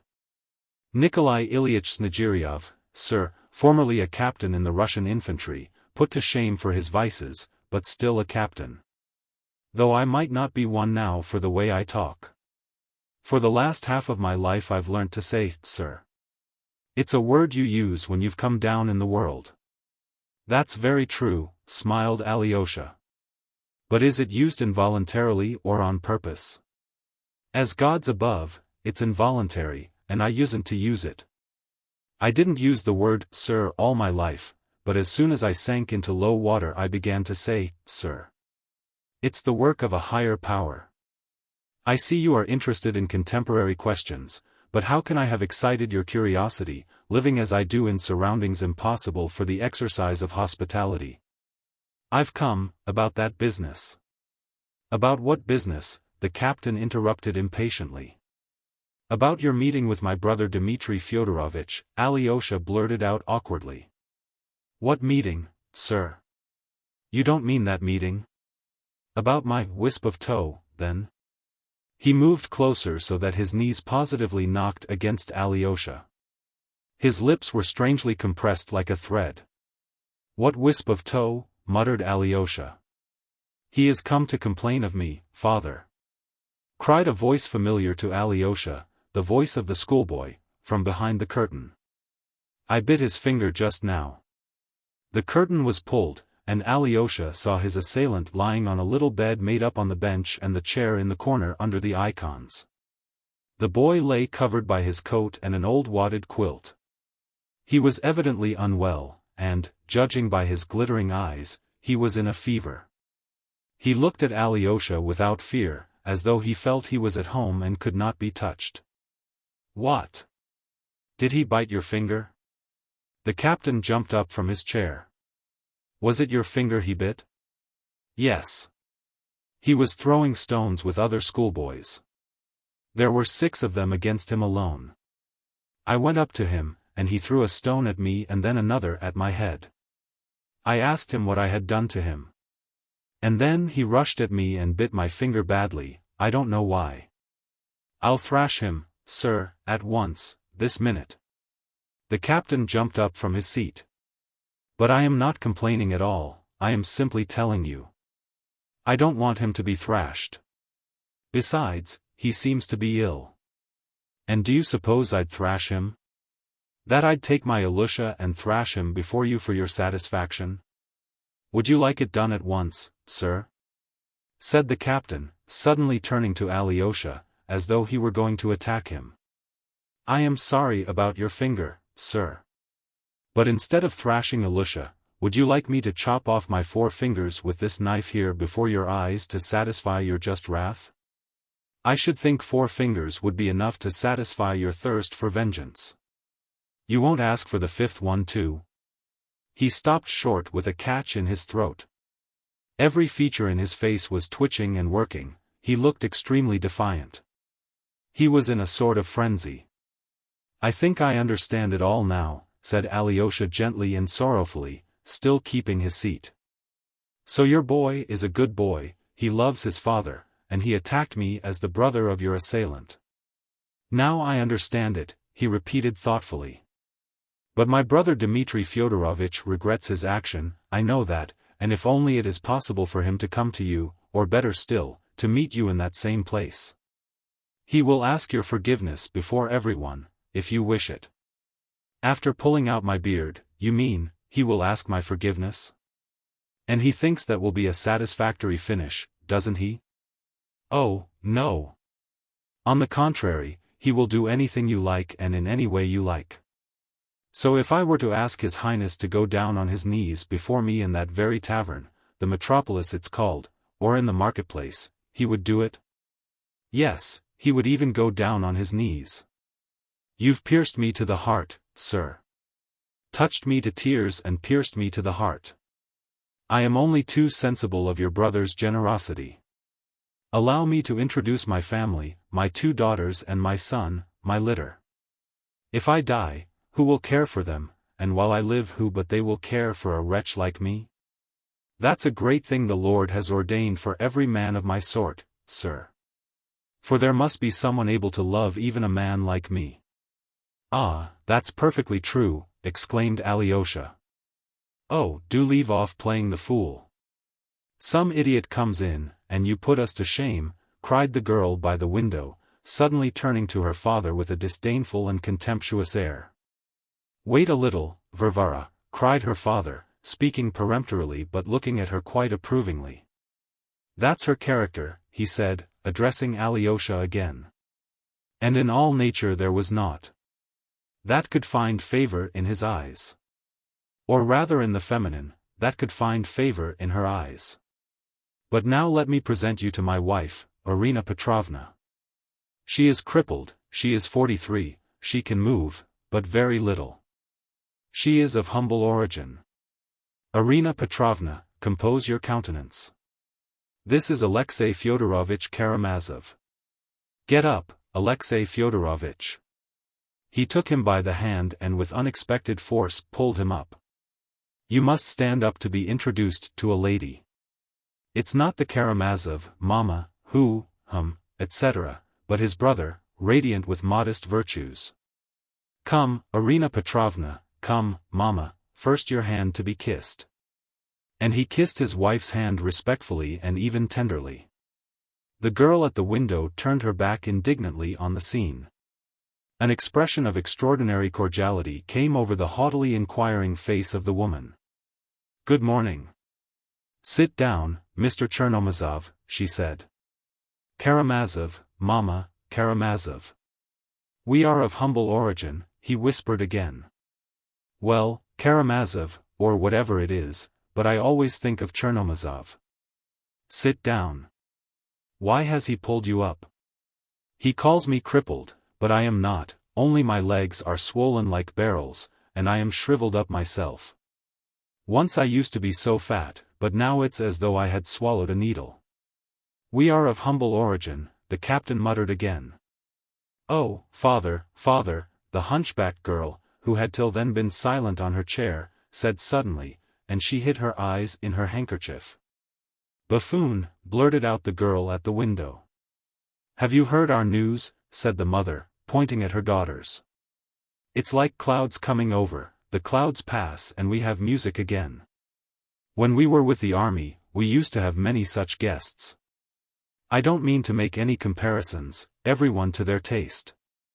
The deacon's wife used to come then and say, Alexander Alexandrovich is a man of the noblest heart, but Nastasia Petrovna, she would say, is of the brood of hell.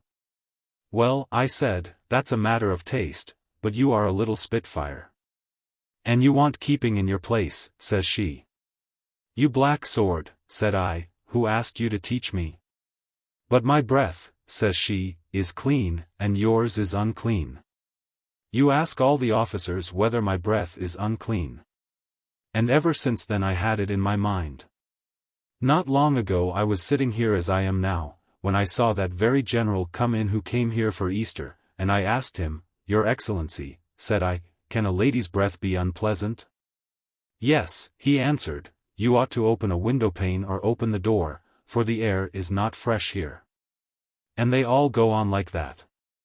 And what is my breath to them? The dead smell worse still. I won't spoil the air, said I, I'll order some slippers and go away. My darlings, don't blame your own mother. Nikolai Ilyich, how is it I can't please you?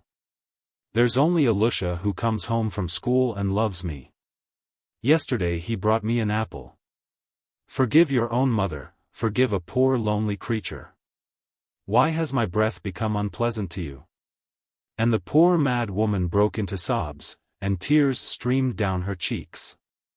The captain rushed up to her. "Mama, Mama, my dear, give over. You are not lonely. Everyone loves you, everyone adores you." He began kissing both her hands again and tenderly stroking her face. Taking the dinner napkin, he began wiping away her tears. Alyosha fancied that he too had tears in his eyes. "There, you see, you hear," he turned with a sort of fury to Alyosha, pointing to the poor imbecile. "I see and hear," muttered Alyosha. "Father, father, how can you, with him?" "Let him alone," cried the boy, sitting up in his bed and gazing at his father with glowing eyes. "Do give over fooling, showing off your silly antics which never lead to anything," shouted Varvara, stamping her foot with passion. "Your anger is quite just this time, Varvara, and I'll make haste to satisfy you. Come, put on your cap, Alexei Fyodorovitch, and I'll put on mine. We will go out. I have a word to say to you in earnest, but not within these walls. This girl sitting here is my daughter Nina. I forgot to introduce her to you. She is a heavenly angel incarnate, who has flown down to us mortals, if you can understand." There he is shaking all over, as though he is in convulsions. Varvara went on indignantly. "And she there stamping her foot at me and calling me a fool just now. She is a heavenly angel incarnate too, and she has good reason to call me so. Come along, Alexei Fyodorovitch, we must make an end." And, snatching Alyosha's hand, he drew him out of the room into the street. Chapter 7. And in the open air. The air is fresh, but in my apartment it is not so in any sense of the word. Let us walk slowly, sir. I should be glad of your kind interest. I too have something important to say to you, observed Alyosha, only I don't know how to begin. To be sure you must have business with me. You would never have looked in upon me without some object. Unless you come simply to complain of the boy, and that's hardly likely. And, by the way, about the boy, I could not explain to you in there, but here I will describe that scene to you.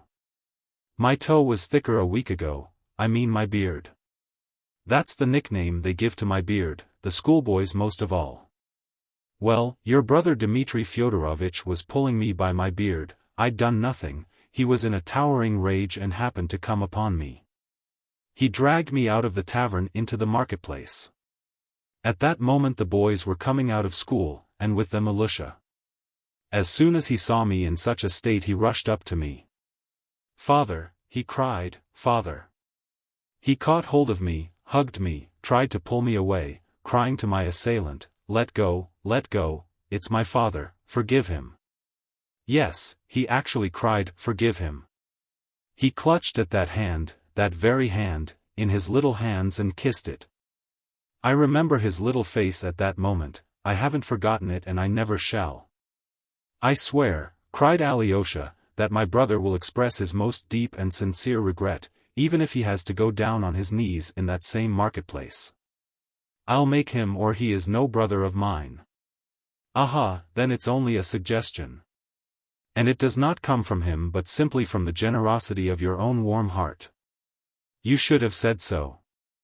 "No, in that case allow me to tell you of your brother's highly chivalrous soldierly generosity, for he did give expression to it at the time. He left off dragging me by my beard and released me. 'You are an officer,' he said, 'and I am an officer. If you can find a decent man to be your second, send me your challenge. I will give satisfaction, though you are a scoundrel.' That's what he said. A chivalrous spirit indeed. I retired with Alyosha, and that scene is a family record imprinted forever on Alyosha's soul. No, it's not for us to claim the privileges of noblemen. Judge for yourself. You've just been in our mansion, what did you see there? 3 ladies, one a cripple and weak-minded, another a cripple and hunchback and the third not crippled but far too clever. She is a student, dying to get back to Petersburg, to work for the emancipation of the Russian woman on the banks of the Neva. I won't speak of Alyosha, he is only 9. I am alone in the world, and if I die, what will become of all of them? I simply ask you that. And if I challenge him and he kills me on the spot, what then? What will become of them? And worse still, if he doesn't kill me but only cripples me, I couldn't work, but I should still be a mouth to feed. Who would feed it and who would feed them all? Must I take Alyosha from school and send him to beg in the streets? That's what it means for me to challenge him to a duel. It's silly talk and nothing else. He will beg your forgiveness, he will bow down at your feet in the middle of the marketplace, cried Alyosha again, with glowing eyes. I did think of prosecuting him, the captain went on, but look in our code, could I get much compensation for a personal injury? And then Agrafena Alexandrovna III sent for me and shouted at me, don't dare to dream of it. If you proceed against him, I'll publish it to all the world that he beat you for your dishonesty, and then you will be prosecuted. I call God to witness whose was the dishonesty and by whose commands I acted, wasn't it by her own and Fyodor Pavlovitch's? And what's more, she went on, I'll dismiss you for good and you'll never earn another penny from me. I'll speak to my merchant too, that's what she calls her old man, and he will dismiss you. And if he dismisses me, what can I earn then from anyone? Those two are all I have to look to, for your Fyodor Pavlovitch has not only given over employing me, for another reason, but he means to make use of papers I've signed to go to law against me. And so I kept quiet, and you have seen our retreat. But now let me ask you, did Alyosha hurt your finger much? I didn't like to go into it in our mansion before him. Yes, very much, and he was in a great fury. He was avenging you on me as a Karamazov, I see that now. But if only you had seen how he was throwing stones at his schoolfellows. It's very dangerous.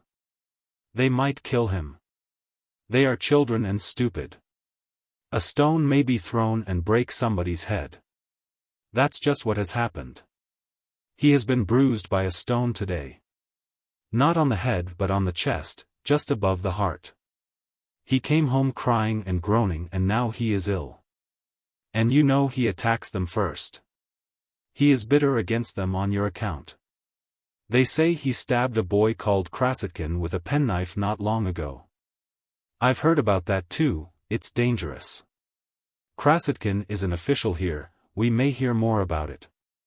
I would advise you, Alyosha went on warmly, not to send him to school at all for a time till he is calmer, and his anger is past. Anger, the captain repeated, that's just what it is. He is a little creature, but it's a mighty anger.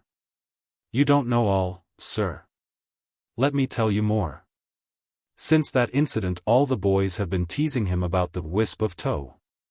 Schoolboys are a merciless race, individually they are angels, but together, especially in schools, they are often merciless. Their teasing has stirred up a gallant spirit in Alyosha. An ordinary boy, a weak son, would have submitted, have felt ashamed of his father, sir, but he stood up for his father against them all. For his father and for truth and justice.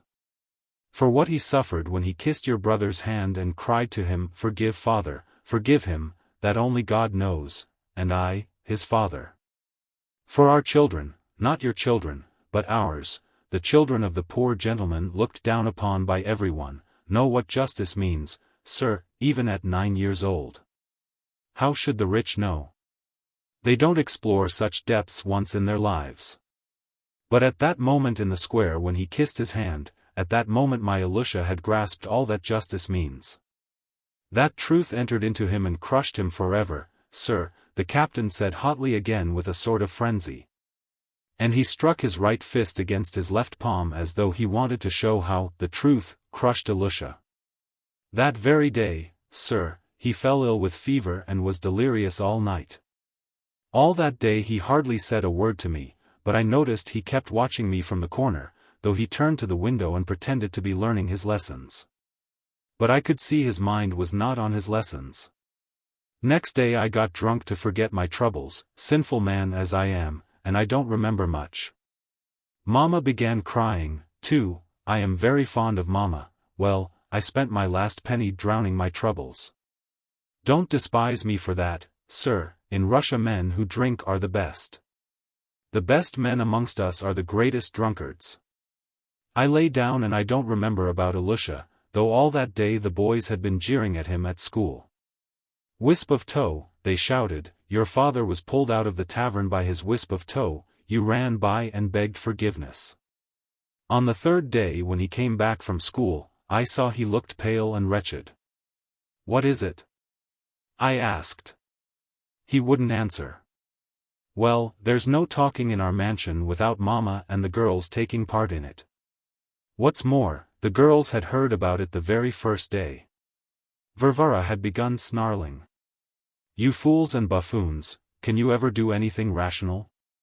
Quite so, I said, can we ever do anything rational? For the time I turned it off like that. So in the evening I took the boy out for a walk, for you must know we go for a walk every evening, always the same way. Along which we are going now, from our gate to that great stone which lies alone in the road under the hurdle, which marks the beginning of the town pasture. A beautiful and lonely spot, sir. Alyosha and I walked along hand in hand as usual. He has a little hand, his fingers are thin and cold, he suffers with his chest, you know. Father, said he, father. Well, said I. I saw his eyes flashing. Father, how he treated you then. It can't be helped, Alyosha, I said. Don't forgive him, father, don't forgive him. At school they say that he has paid you 10 rubles for it. No, Alyosha, said I would not take money from him for anything. Then he began trembling all over, took my hand in both his and kissed it again. Father, he said, father, challenge him to a duel. At school they say you are a coward and won't challenge him, and that you'll accept 10 rubles from him. I can't challenge him to a duel, Alyosha, I answered. And I told briefly what I've just told you. He listened. Father, he said, anyway don't forgive it. When I grow up I'll call him out myself and kill him. His eyes shone and glowed. And of course I am his father, and I had to put in a word, it's a sin to kill, I said, even in a duel. Father, he said, when I grow up, I'll knock him down, knock the sword out of his hand, I'll fall on him, wave my sword over him and say, I could kill you, but I forgive you, so there. You see what the workings of his little mind have been during these 2 days, he must have been planning that vengeance all day, and raving about it at night. But he began to come home from school badly beaten. I found out about it the day before yesterday, and you are right, I won't send him to that school any more. I heard that he was standing up against all the class alone and defying them all, that his heart was full of resentment, of bitterness. I was alarmed about him. We went for another walk. Father, he asked, are the rich people stronger than anyone else on earth? Yes, Alyosha, I said, there are no people on earth stronger than the rich. Father, he said, I will get rich, I will become an officer and conquer everybody. The Tsar will reward me, I will come back here and then no one will dare. Then he was silent and his lips still kept trembling. Father, he said, what a horrid town this is. Yes, Alyosha, I said, it isn't a very nice town. Father, let us move into another town, a nice one, he said, where people don't know about us. We will move, we will, Alyosha, said I, only I must save up for it. I was glad to be able to turn his mind from painful thoughts, and we began to dream of how we would move to another town, how we would buy a horse and cart. We will put Mama and your sisters inside, we will cover them up and we'll walk, you shall have a lift now and then, and I'll walk beside, for we must take care of our horse, we can't all ride. That's how we'll go. He was enchanted at that, most of all at the thought of having a horse and driving him. For of course a Russian boy is born among horses. We chattered a long while. Thank God, I thought, I have diverted his mind and comforted him. That was the day before yesterday, in the evening, but last night everything was changed. He had gone to school in the morning, he came back depressed, terribly depressed. In the evening I took him by the hand and we went for a walk. He would not talk.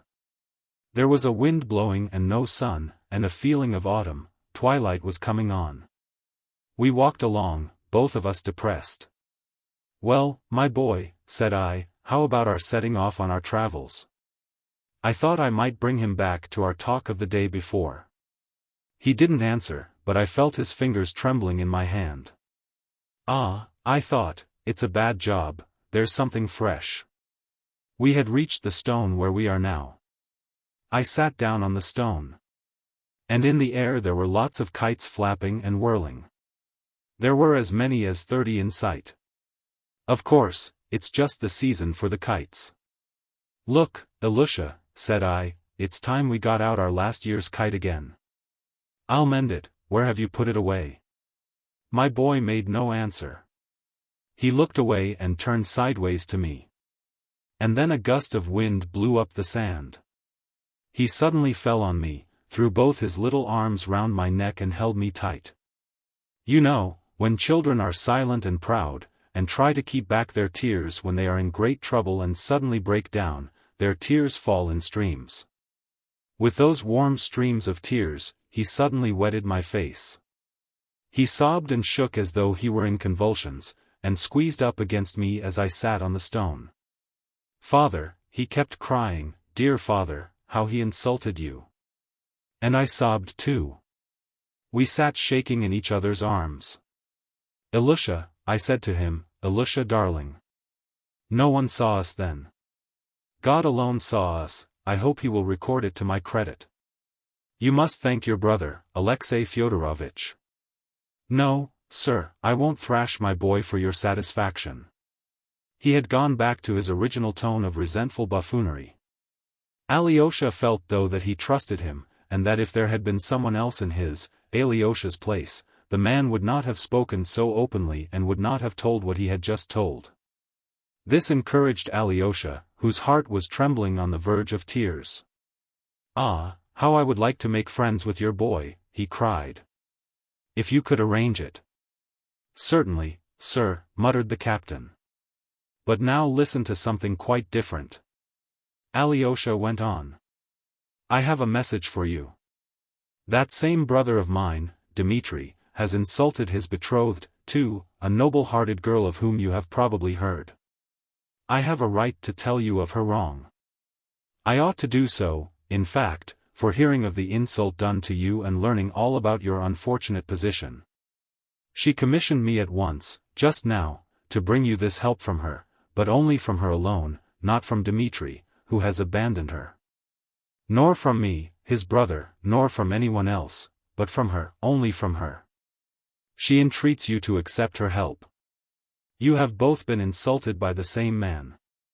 She thought of you only when she had just received a similar insult from him, similar in its cruelty, I mean. She comes like a sister to help a brother in misfortune. She told me to persuade you to take these 200 rubles from her, as from a sister, knowing that you are in such need. No one will know of it, it can give rise to no unjust slander. There are the 200 rubles, and I swear you must take them unless all men are to be enemies on earth. But there are brothers even on earth. You have a generous heart, you must see that, you must," and Alyosha held out 2 new rainbow-colored 100-ruble notes. They were both standing at the time by the great stone close to the fence, and there was no one near. The notes seemed to produce a tremendous impression on the captain. He started, but at first only from astonishment. Such an outcome of their conversation was the last thing he expected. Nothing could have been farther from his dreams than help from anyone, and such a sum. He took the notes, and for a minute he was almost unable to answer. Quite a new expression came into his face. "That for me? So much money, 200 rubles. Good heavens! Why, I haven't seen so much money for the last 4 years. Mercy on us! And she says she is a sister. And is that the truth?" "I swear that all I told you is the truth," cried Alyosha. The captain flushed red. "Listen, my dear, listen. If I take it, I shan't be behaving like a scoundrel?" In your eyes, Alexei Fyodorovitch, I shan't be a scoundrel? No, Alexei Fyodorovitch, listen, listen, he hurried, touching Alyosha with both his hands. You are persuading me to take it, saying that it's a sister sends it, but inwardly, in your heart won't you feel contempt for me if I take it, eh? No, no, on my salvation I swear I shan't. And no one will ever know but me, I, you, and she, and one other lady, her great friend. Never mind the lady. Listen, Alexei Fyodorovitch, at a moment like this you must listen, for you can't understand what these 200 rubles mean to me now. The poor fellow went on rising gradually into a sort of incoherent, almost wild enthusiasm. He was thrown off his balance and talked extremely fast, as though afraid he would not be allowed to say all he had to say. Besides its being honestly acquired from a sister, so highly respected and revered, do you know that now I can look after Mama and Nina, my hunchback angel daughter? Dr. Herzenstube came to me in the kindness of his heart and was examining them both for a whole hour. I can make nothing of it, said he, but he prescribed a mineral water which is kept at a chemist's here. He said it would be sure to do her good, and he ordered baths, too, with some medicine in them. The mineral water costs 30 kopecks, and she'd need to drink 40 bottles perhaps. So I took the prescription and laid it on the shelf under the icons, and there it lies. And he ordered hot baths for Nina with something dissolved in them, morning and evening. But how can we carry out such a cure in our mansion, without servants, without help, without a bath, and without water? Nina is rheumatic all over, I don't think I told you that. All her right side aches at night, she is in agony, and, would you believe it, the angel bears it without groaning for fear of waking us. We eat what we can get, and she'll only take the leavings, what you'd scarcely give to a dog. I am not worth it, I am taking it from you, I am a burden on you, that's what her angel eyes try to express. We wait on her, but she doesn't like it. I am a useless cripple, no good to anyone. As though she were not worth it, when she is the saving of all of us with her angelic sweetness. Without her gentle word it would be hell among us. She softens even Varvara. And don't judge Varvara harshly either, she is an angel too, she, too, has suffered wrong. She came to us for the summer, and she brought 16 rubles she had earned by lessons and saved up, to go back with to Petersburg in September, that is now. But we took her money and lived on it, so now she has nothing to go back with. Though indeed she couldn't go back, for she has to work for us like a slave. She is like an overdriven horse with all of us on her back. She waits on us all, mends and washes, sweeps the floor, puts Mama to bed. And Mama is capricious and tearful and insane. And now I can get a servant with this money, you understand, Alexei Fyodorovitch, I can get medicines for the dear creatures, I can send my student to Petersburg, I can buy beef. I can feed them properly. Good Lord, but it's a dream. Alyosha was delighted that he had brought him such happiness and that the poor fellow had consented to be made happy. Stay, Alexei Fyodorovitch, stay, the captain began to talk with frenzied rapidity, carried away by a new daydream. Do you know that Alyosha and I will perhaps really carry out our dream? We will buy a horse and cart, a black horse, he insists on its being black, and we will set off as we pretended the other day. I have an old friend, a lawyer in K. Province, and I heard through a trustworthy man that if I were to go he'd give me a place as clerk in his office, so, who knows, maybe he would. So I'd just put Mama and Nina in the cart, and Alyosha could drive, and I'd walk.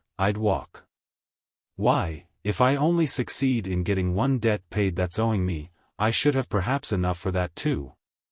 There would be enough, cried Alyosha.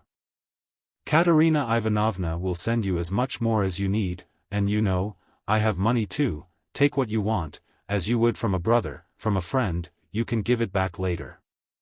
You'll get rich. And you know you couldn't have a better idea than to move to another province. It would be the saving of you, especially of your boy, and you ought to go quickly, before the winter, before the cold. You must write to us when you are there, and we will always be brothers. No, it's not a dream. Alyosha could have hugged him, he was so pleased. But glancing at him he stopped short. The man was standing with his neck outstretched and his lips protruding, with a pale and frenzied face. His lips were moving as though trying to articulate something. No sound came, but still his lips moved.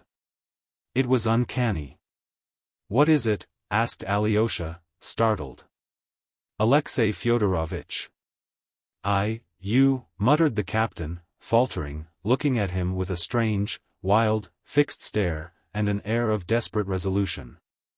At the same time there was a sort of grin on his lips. You, sir, wouldn't you like me to show you a little trick I know?" he murmured, suddenly, in a firm rapid whisper, his voice no longer faltering. "What trick?" "A pretty trick," whispered the captain. His mouth was twisted on the left side, his left eye was screwed up. He still stared at Alyosha. "What is the matter?" "What trick?" Alyosha cried, now thoroughly alarmed. "Why, look," squealed the captain suddenly, and showing him the 2 notes which he had been holding by one corner between his thumb and forefinger during the conversation. He crumpled them up savagely and squeezed them tight in his right hand. Do you see, he shrieked, pale and infuriated. And suddenly flinging up his hand, he threw the crumpled notes on the sand. "Do you see?" he shrieked again, pointing to them. "Look there." And with wild fury he began trampling them under his heel, gasping and exclaiming as he did so. "So much for your money. So much for your money. So much for your money. So much for your money." Suddenly he darted back and drew himself up before Alyosha, and his whole figure expressed unutterable pride. "Tell those who sent you that the wisp of tow does not sell his honor," he cried, raising his arm in the air. Then he turned quickly and began to run. But he had not run 5 steps before he turned completely round and kissed his hand to Alyosha. He ran another 5 paces and then turned round for the last time. This time his face was not contorted with laughter, but quivering all over with tears. In a tearful, faltering, sobbing voice he cried, "What should I say to my boy if I took money from you for our shame?" And then he ran on without turning. Alyosha looked after him, inexpressibly grieved. Oh, he saw that till the very last moment the man had not known he would crumple up and fling away the notes. He did not turn back. Alyosha knew he would not. He would not follow him and call him back, he knew why. When he was out of sight, Alyosha picked up the 2 notes. They were very much crushed and crumpled, and had been pressed into the sand, but were uninjured and even rustled like new ones when Alyosha unfolded them and smoothed them out. After smoothing them out, he folded them up, put them in his pocket and went to Katerina Ivanovna to report on the success of her commission. Book. Chapter 5. Pro and Contra. Chapter 1. The Engagement. Madame Hohlakov was again the first to meet Alyosha. She was flustered, something important had happened.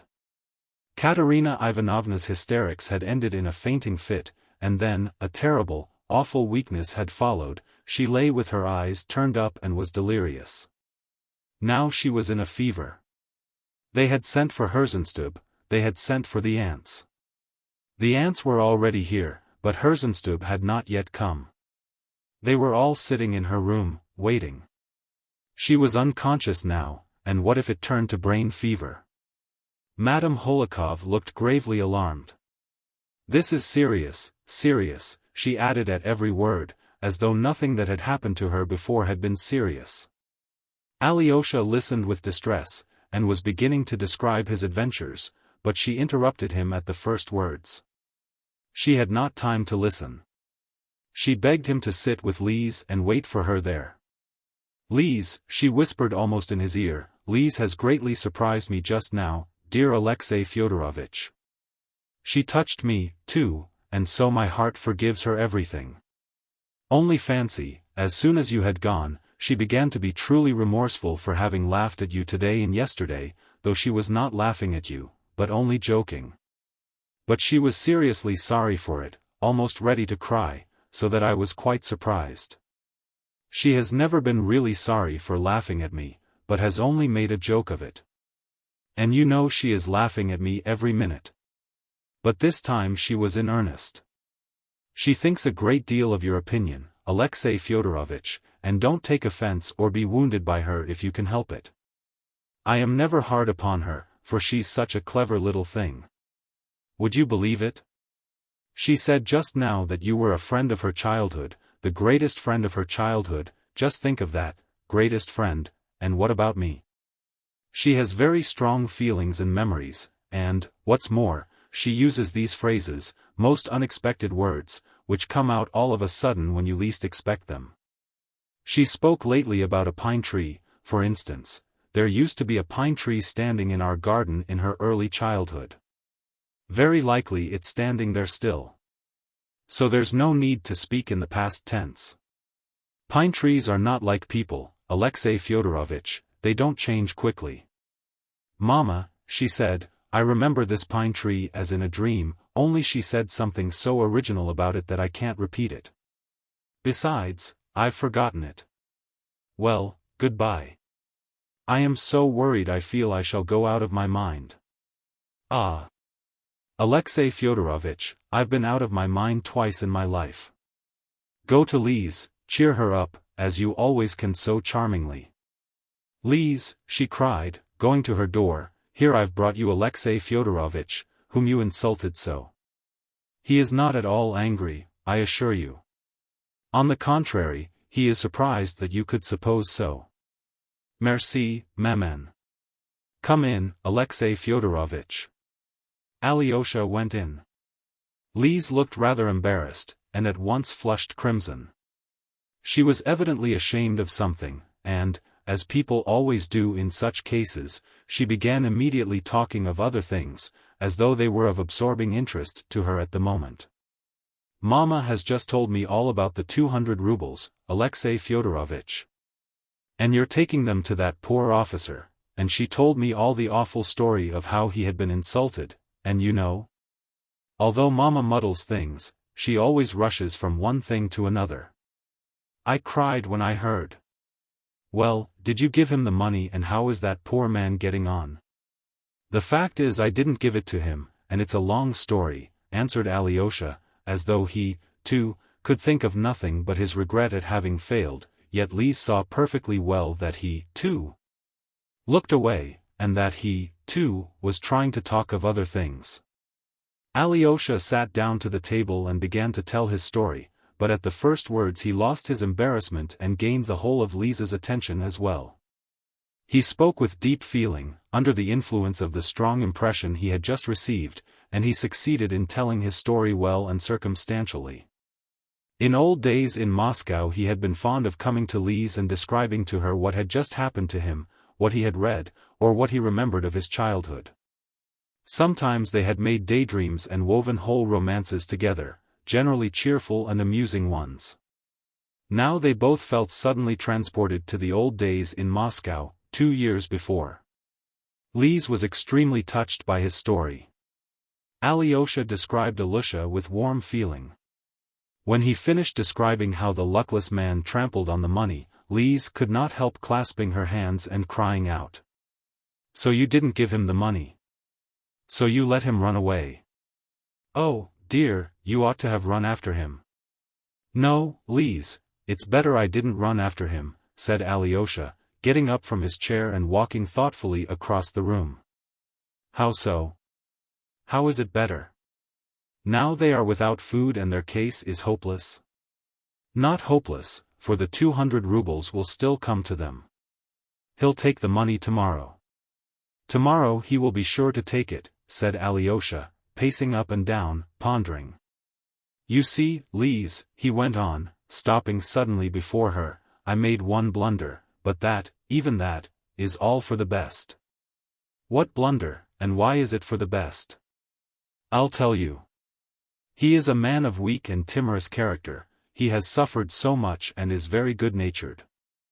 I keep wondering why he took offense so suddenly, for I assure you, up to the last minute, he did not know that he was going to trample on the notes. And I think now that there was a great deal to offend him, and it could not have been otherwise in his position. To begin with, he was sore at having been so glad of the money in my presence and not having concealed it from me. If he had been pleased, but not so much, if he had not shown it. If he had begun affecting scruples and difficulties, as other people do when they take money, he might still endure to take it. But he was too genuinely delighted, and that was mortifying. Ah, Lise, he is a good and truthful man, that's the worst of the whole business. All the while he talked, his voice was so weak, so broken, he talked so fast, he kept laughing such a laugh, or perhaps he was crying, yes, I am sure he was crying. He was so delighted, and he talked about his daughters, and about the situation he could get in another town. And when he had poured out his heart, he felt ashamed at having shown me his inmost soul like that. So he began to hate me at once. He is one of those awfully sensitive poor people. What had made him feel most ashamed was that he had given in too soon and accepted me as a friend, you see. At first he almost flew at me and tried to intimidate me, but as soon as he saw the money he had begun embracing me, he kept touching me with his hands. This must have been how he came to feel it all so humiliating, and then I made that blunder, a very important one.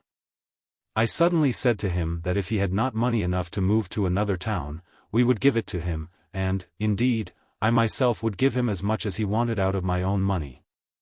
That struck him all at once. Why, he thought, did I put myself forward to help him? You know, Lise, it's awfully hard for a man who has been injured, when other people look at him as though they were his benefactors. I've heard that, Father Zosima told me so. I don't know how to put it, but I have often seen it myself. And I feel like that myself, too. And the worst of it was that though he did not know, up to the very last minute, that he would trample on the notes, he had a kind of presentiment of it, I am sure of that.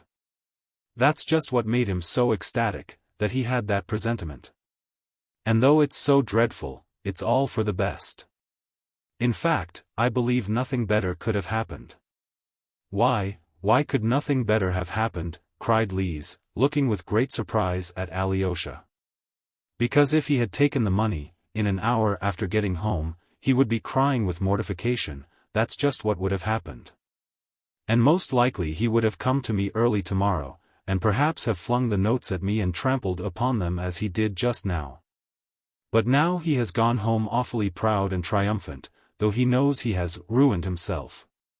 So now nothing could be easier than to make him accept the 200 rubles by tomorrow, for he has already vindicated his honor, tossed away the money, and trampled it underfoot. He couldn't know when he did it that I should bring it to him again tomorrow, and yet he is in terrible need of that money. Though he is proud of himself now, yet even today he'll be thinking what a help he has lost. He will think of it more than ever at night, will dream of it, and by tomorrow morning he may be ready to run to me to ask forgiveness. It's just then that I'll appear. Here, you are a proud man, I shall say, you have shown it, but now take the money and forgive us. And then he will take it. Alyosha was carried away with joy as he uttered his last words, and then he will take it.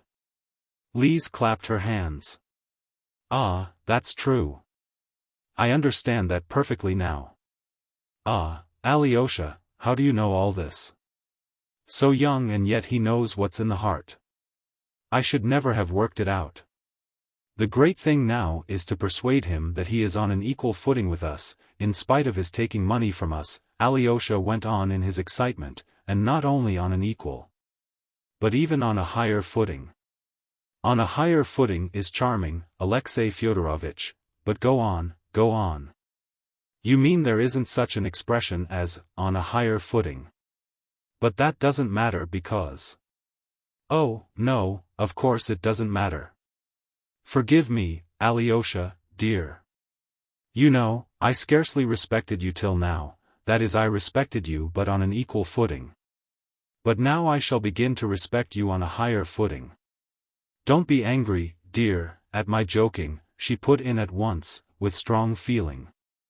I am absurd and small, but you. Listen, Alexei Fyodorovitch. Isn't there in all our analysis, I mean your analysis, no, better call it ours, aren't we showing contempt for him, for that poor man, in analyzing his soul like this, as it were, from above, eh? In deciding so certainly that he will take the money? No, Lise, it's not contempt, Alyosha answered, as though he had prepared himself for the question. I was thinking of that on the way here. How can it be contempt when we are all like him, when we are all just the same as he is? For you know we are just the same, no better. If we are better, we should have been just the same in his place. I don't know about you, Lise, but I consider that I have a sordid soul in many ways, and his soul is not sordid. On the contrary, full of fine feeling. No, Lise, I have no contempt for him. Do you know, Lise, my elder told me once to care for most people exactly as one would for children, and for some of them as one would for the sick in hospitals.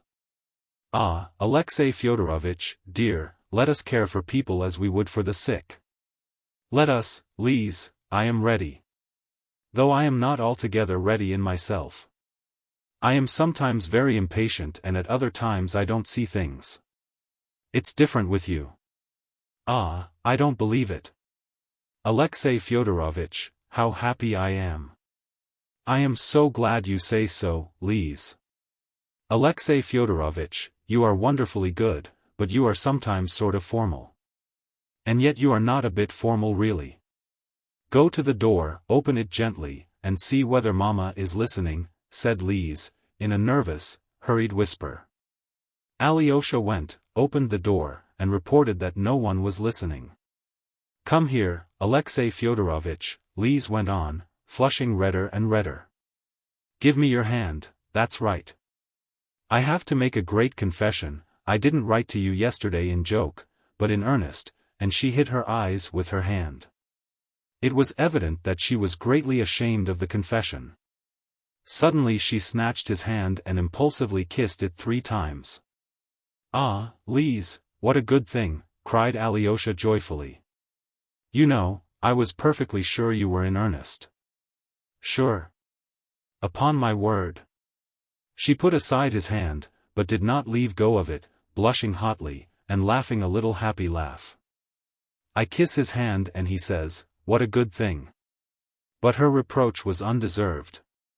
Alyosha, too, was greatly overcome. I should like to please you always, Lise, but I don't know how to do it, he muttered, blushing too. Alyosha, dear, you are cold and rude. Do you see? He has chosen me as his wife and is quite settled about it. He is sure I was in earnest. What a thing to say. Why, that's impertinence, that's what it is. Why, was it wrong of me to feel sure? Alyosha asked, laughing suddenly. Ah, Alyosha, on the contrary, it was delightfully right, cried Lise, looking tenderly and happily at him.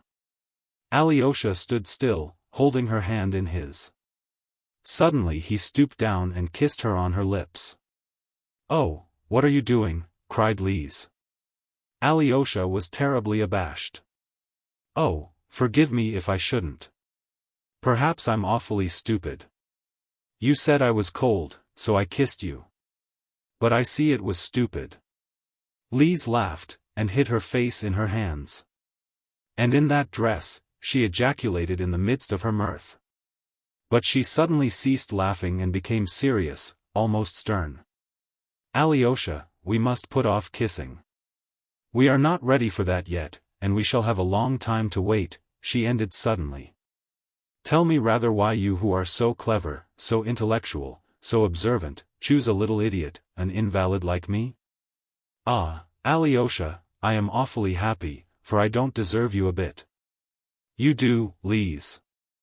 I shall be leaving the monastery altogether in a few days.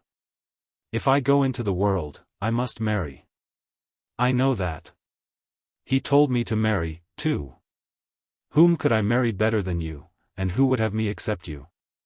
I have been thinking it over. In the first place, you've known me from a child and you've a great many qualities I haven't. You are more light-hearted than I am, above all, you are more innocent than I am. I have been brought into contact with many, many things already. Ah, you don't know, but I, too, am a Karamazov. What does it matter if you do laugh and make jokes, and at me, too? Go on laughing. I am so glad you do. You laugh like a little child, but you think like a martyr. Like a martyr? How? Yes, Liz, your question just now, whether we weren't showing contempt for that poor man by dissecting his soul, that was the question of a sufferer. You see, I don't know how to express it, but anyone who thinks of such questions is capable of suffering. Sitting in your invalid chair you must have thought over many things already. Alyosha, give me your hand. Why are you taking it away? Murmured Liz in a failing voice, weak with happiness. Listen, Alyosha. What will you wear when you come out of the monastery? What sort of suit? Don't laugh, don't be angry, it's very, very important to me. I haven't thought about the suit, Liz, but I'll wear whatever you like. I should like you to have a dark blue velvet coat, a white pique waistcoat, and a soft grey felt hat. Tell me, did you believe that I didn't care for you when I said I didn't mean what I wrote? No, I didn't believe it. Oh, you insupportable person, you are incorrigible. You see, I knew that you seemed to care for me, but I pretended to believe that you didn't care for me to make it easier for you. That makes it worse. Worse and better than all. Alyosha, I am awfully fond of you. Just before you came this morning, I tried my fortune. I decided I would ask you for my letter, and if you brought it out calmly and gave it to me, as might have been expected from you, it would mean that you did not love me at all. That you felt nothing, and were simply a stupid boy, good for nothing, and that I am ruined. But you left the letter at home and that cheered me. You left it behind on purpose, so as not to give it back, because you knew I would ask for it? That was it, wasn't it? Ah, Liz, it was not so a bit. The letter is with me now, and it was this morning, in this pocket. Here it is. Alyosha pulled the letter out laughing, and showed it her at a distance. But I am not going to give it to you. Look at it from here. Why, then you told a lie. You, a monk, told a lie. I told a lie if you like, Alyosha laughed, too. I told a lie so as not to give you back the letter. It's very precious to me, he added suddenly, with strong feeling, and again he flushed. It always will be, and I won't give it up to anyone. Liz looked at him joyfully. Alyosha, she murmured again, look at the door. Isn't Mama listening? Very well, Liz, I'll look, but wouldn't it be better not to look? Why suspect your mother of such meanness? What meanness? As for her spying on her daughter, it's her right, it's not meanness, cried Liz, firing up. You may be sure, Alexei Fyodorovitch, that when I am a mother, if I have a daughter like myself I shall certainly spy on her. Really, Liz? That's not right. Oh, my goodness. What has meanness to do with it? If she were listening to some ordinary worldly conversation, it would be meanness, but when her own daughter is shut up with a young man. Listen, Alyosha, do you know I shall spy upon you as soon as we are married, and let me tell you I shall open all your letters and read them, so you may as well be prepared. Yes, of course, if so, muttered Alyosha, only it's not right. Ah, how contemptuous. Alyosha, dear, we won't quarrel the very first day. I'd better tell you the whole truth. Of course, it's very wrong to spy on people, and, of course, I am not right and you are, only I shall spy on you all the same. Do, then, you won't find out anything, laughed Alyosha. And, Alyosha, will you give in to me? We must decide that too. I shall be delighted to, Liz, and certain to, only not in the most important things. Even if you don't agree with me, I shall do my duty in the most important things. That's right. But let me tell you, I am ready to give in to you not only in the most important matters, but in everything. And I am ready to vow to do so now, in everything, and for all my life. Cried Lise fervently, and I'll do it gladly, gladly. What's more, I'll swear never to spy on you, never once, never to read one of your letters. For you are right and I am not. And though I shall be awfully tempted to spy, I know that I won't do it since you consider it dishonorable. You are my conscience now. Listen, Alexei Fyodorovitch, why have you been so sad lately, both yesterday and today? I know you have a lot of anxiety and trouble, but I see you have some special grief besides, some secret one, perhaps? Yes, Lise, I have a secret one, too, answered Alyosha mournfully. I see you love me, since you guessed that. What grief? What about? Can you tell me? Asked Lise with timid entreaty. I'll tell you later, Lise, afterwards, said Alyosha, confused. Now you wouldn't understand it perhaps, and perhaps I couldn't explain it. I know your brothers and your father are worrying you, too. Yes, my brothers too, murmured Alyosha, pondering. I don't like your brother Ivan, Alyosha, said Lise suddenly. He noticed this remark with some surprise, but did not answer it. My brothers are destroying themselves, he went on, my father, too. And they are destroying others with them. It's the primitive force of the Karamazovs, as Father Pacey said the other day, a crude, unbridled, earthly force. Does the Spirit of God move above that force? Even that I don't know. I only know that I, too, am a Karamazov. Me a monk, a monk. Am I a monk, Lise? You said just now that I was. Yes, I did. And perhaps I don't even believe in God. You don't believe? What is the matter? Said Lise quietly and gently. But Alyosha did not answer.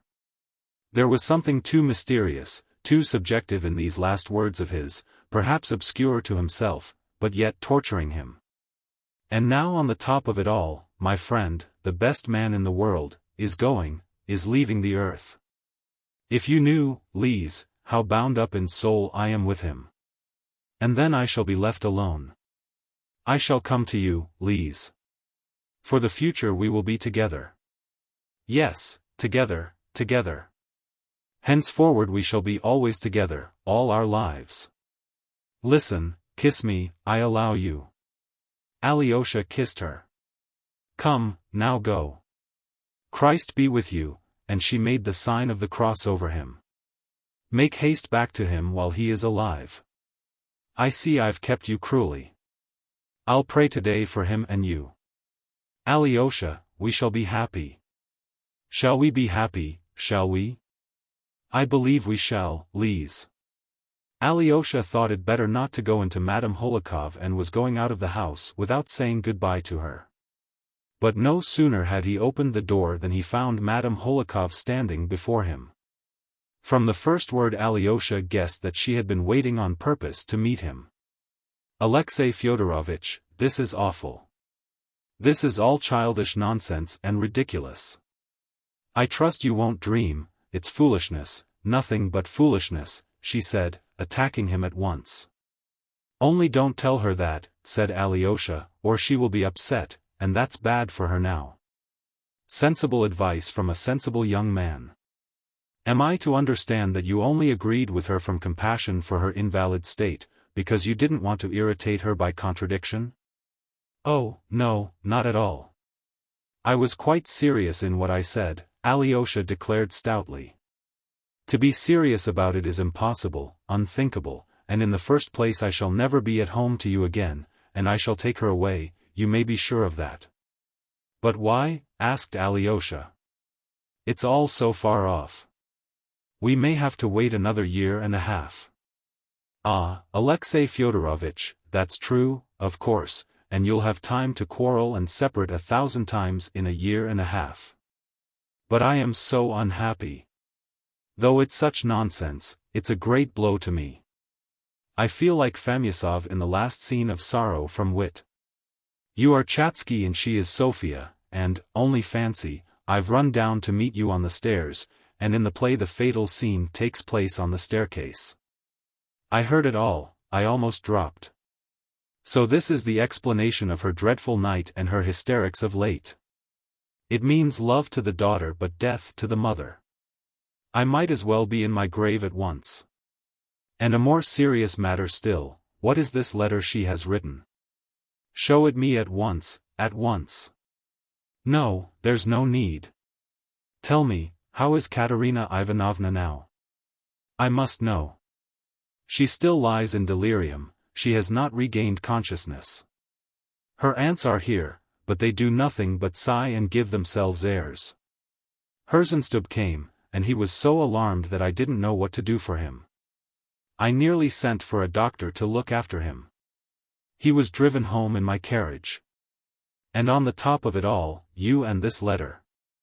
It's true nothing can happen for a year and a half. In the name of all that's holy, in the name of your dying elder, show me that letter, Alexei Fyodorovitch. I'm her mother. Hold it in your hand, if you like, and I will read it so. No, I won't show it to you. Even if she sanctioned it, I wouldn't.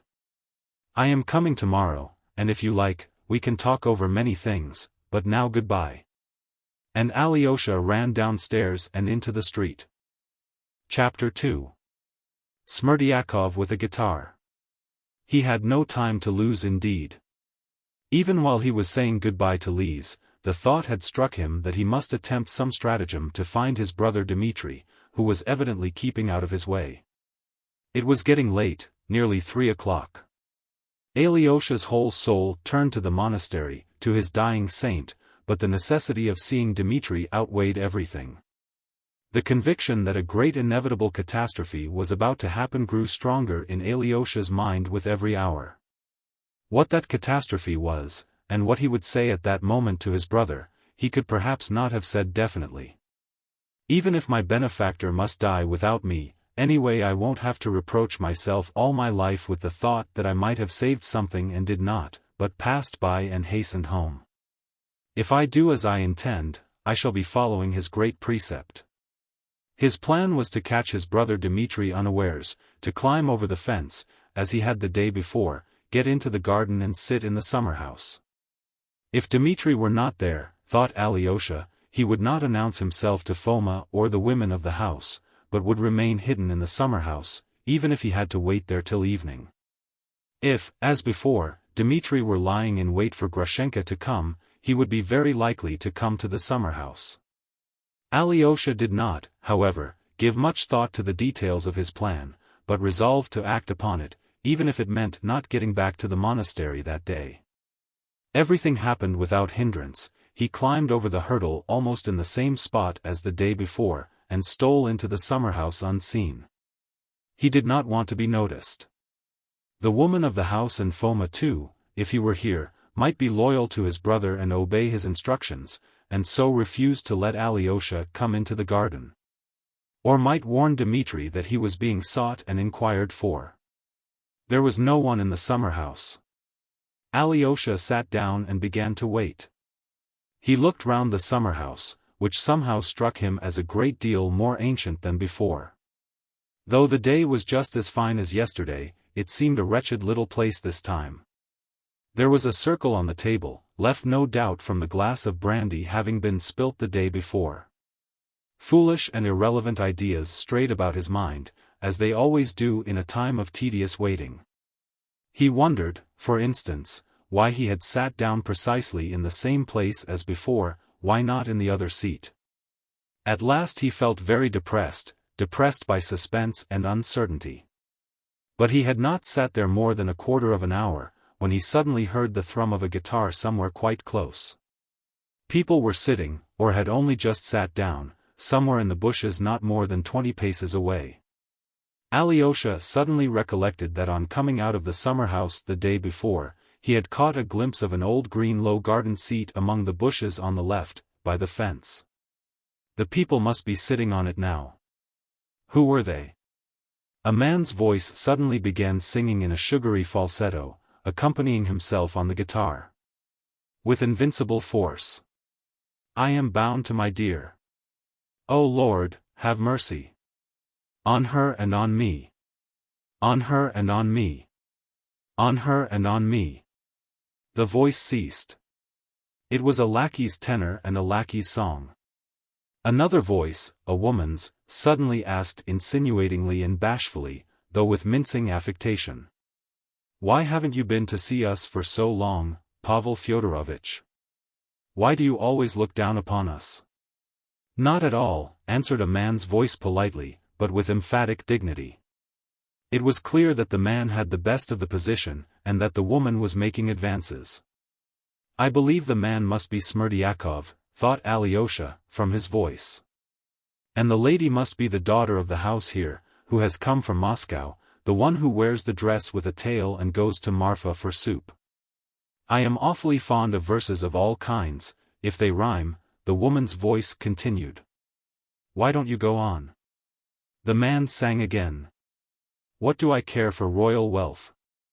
If but my dear one be in health? Lord have mercy. On her and on me. On her and on me. On her and on me. It was even better last time, observed the woman's voice. You sang, if my darling be in health, it sounded more tender. I suppose you've forgotten today. Poetry is rubbish, said Smerdyakov curtly. Oh, no. I am very fond of poetry. So far as it's poetry, it's essential rubbish. Consider yourself, whoever talks in rhyme. And if we were all to talk in rhyme, even though it were decreed by government, we shouldn't say much, should we? Poetry is no good, Maria Kondratyevna. How clever you are. How is it you've gone so deep into everything? The woman's voice was more and more insinuating. I could have done better than that. I could have known more than that, if it had not been for my destiny from my childhood up. I would have shot a man in a duel if he called me names because I am descended from a filthy beggar and have no father. And they used to throw it in my teeth in Moscow. It had reached them from here, thanks to Grigory Vassilyevich. Grigory Vassilyevich blames me for rebelling against my birth, but I would have sanctioned their killing me before I was born that I might not have come into the world at all. They used to say in the market, and your mamma too, with great lack of delicacy, set off telling me that her hair was like a mat on her head, and that she was short of 5 foot by a wee bit.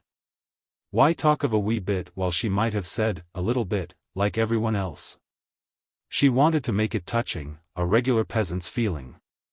Can a Russian peasant be said to feel, in comparison with an educated man? He can't be said to have feeling at all, in his ignorance. From my childhood up when I hear, a wee bit, I am ready to burst with rage. I hate all Russia, Maria Kondratyevna. If you'd been a cadet in the army, or a young hussar, you wouldn't have talked like that, but would have drawn your saber to defend all Russia. I don't want to be a hussar, Maria Kondratyevna, and, what's more, should like to abolish all soldiers. And when an enemy comes, who is going to defend us? There's no need of defense. In 1812 there was a great invasion of Russia by Napoleon, first emperor of the French, father of the present one, and it would have been a good thing if they had conquered us. A clever nation would have conquered a very stupid one and annexed it. We should have had quite different institutions. Are they so much better in their own country than we are? I wouldn't change a dandy I know of for 3 young Englishmen, observed Maria Kondratyevna tenderly, doubtless accompanying her words with a most languishing glance. That's as one prefers. But you are just like a foreigner, just like a most gentlemanly foreigner. I tell you that, though it makes me bashful. If you care to know, the folks there and ours here are just alike in their vice. They are swindlers, only there the scoundrel wears polished boots and here he grovels in filth and sees no harm in it. The Russian people want thrashing, as Fyodor Pavlovitch said very truly yesterday, though he is mad, and all his children. You said yourself you had such a respect for Ivan Fyodorovitch. But he said I was a stinking lackey. He thinks that I might be unruly. He is mistaken there. If I had a certain sum in my pocket, I would have left here long ago. Dmitri Fyodorovich is lower than any lackey in his behavior, in his mind, and in his poverty. He doesn't know how to do anything, and yet he is respected by everyone.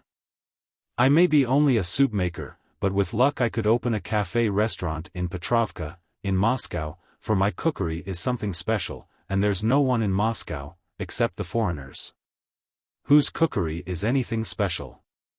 Dmitri Fyodorovich is a beggar, but if he were to challenge the son of the first count in the country, he'd fight him. Though in what way is he better than I am?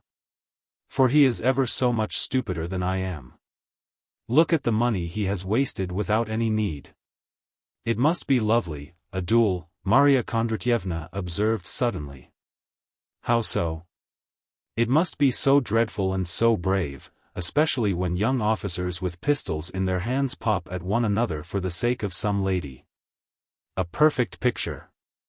Ah, if only girls were allowed to look on, I'd give anything to see one. It's all very well when you are firing at someone, but when he is firing straight in your mug, you must feel pretty silly. You'd be glad to run away, Marya Kondratyevna. You don't mean you would run away? But Smerdyakov did not deign to reply. After a moment's silence the guitar tinkled again, and he sang again in the same falsetto. Whatever you may say, I shall go far away. Life will be bright and gay. In the city far away. I shall not grieve. I shall not grieve at all. I don't intend to grieve at all. Then something unexpected happened. Alyosha suddenly sneezed. They were silent. Alyosha got up and walked towards them. He found Smerdyakov dressed up and wearing polished boots, his hair pomaded, and perhaps curled. The guitar lay on the garden seat. His companion was the daughter of the house, wearing a light blue dress with a train 2 yards long. She was young and would not have been bad-looking, but that her face was so round and terribly freckled. "Will my brother Dmitri soon be back?" asked Alyosha with as much composure as he could. Smerdyakov got up slowly, Marya Kondratyevna rose too. "How am I to know about Dmitri Fyodorovich?" "It's not as if I were his keeper," answered Smerdyakov quietly, distinctly, and superciliously. "But I simply asked whether you do know?" Alyosha explained. "I know nothing of his whereabouts and don't want to. But my brother told me that you let him know all that goes on in the house, and promised to let him know when Agrafena Alexandrovna comes." Smerdyakov turned a deliberate, unmoved glance upon him. "And how did you get in this time, since the gate was bolted an hour ago?" he asked, looking at Alyosha. "I came in from the back alley, over the fence, and went straight to the summer house. I hope you'll forgive me," he added, addressing Marya Kondratyevna. "I was in a hurry to find my brother." As though we could take it amiss in you," drawled Marya Kondratyevna, flattered by Alyosha's apology. "For Dmitri Fyodorovich often goes to the summer house in that way. We don't know he is here and he is sitting in the summer house. I am very anxious to find him, or to learn from you where he is now. Believe me, it's on business of great importance to him." "He never tells us," lisped Marya Kondratyevna. "Though I used to come here as a friend," Smerdyakov began again, "Dmitri Fyodorovich has pestered me in a merciless way even here by his incessant questions about the master. 'What news?' he'll ask. 'What's going on in there now? Who's coming and going, and can't I tell him something more? Twice already he's threatened me with death." "With death?" Alyosha exclaimed in surprise. "Do you suppose he'd think much of that, with his temper, which you had a chance of observing yourself yesterday? He says if I let Agrafena Alexandrovna in and she passes the night there, I'll be the first to suffer for it. I am terribly afraid of him, and if I were not even more afraid of doing so, I ought to let the police know. God only knows what he might not do. His honor said to him the other day, 'I'll pound you in a mortar,'" added Marya Kondratyevna. "Oh, if it's pounding in a mortar, it may be only talk," observed Alyosha. "If I could meet him, I might speak to him about that too." Well, the only thing I can tell you is this, said Smerdyakov, as though thinking better of it. I am here as an old friend and neighbor, and it would be odd if I didn't come.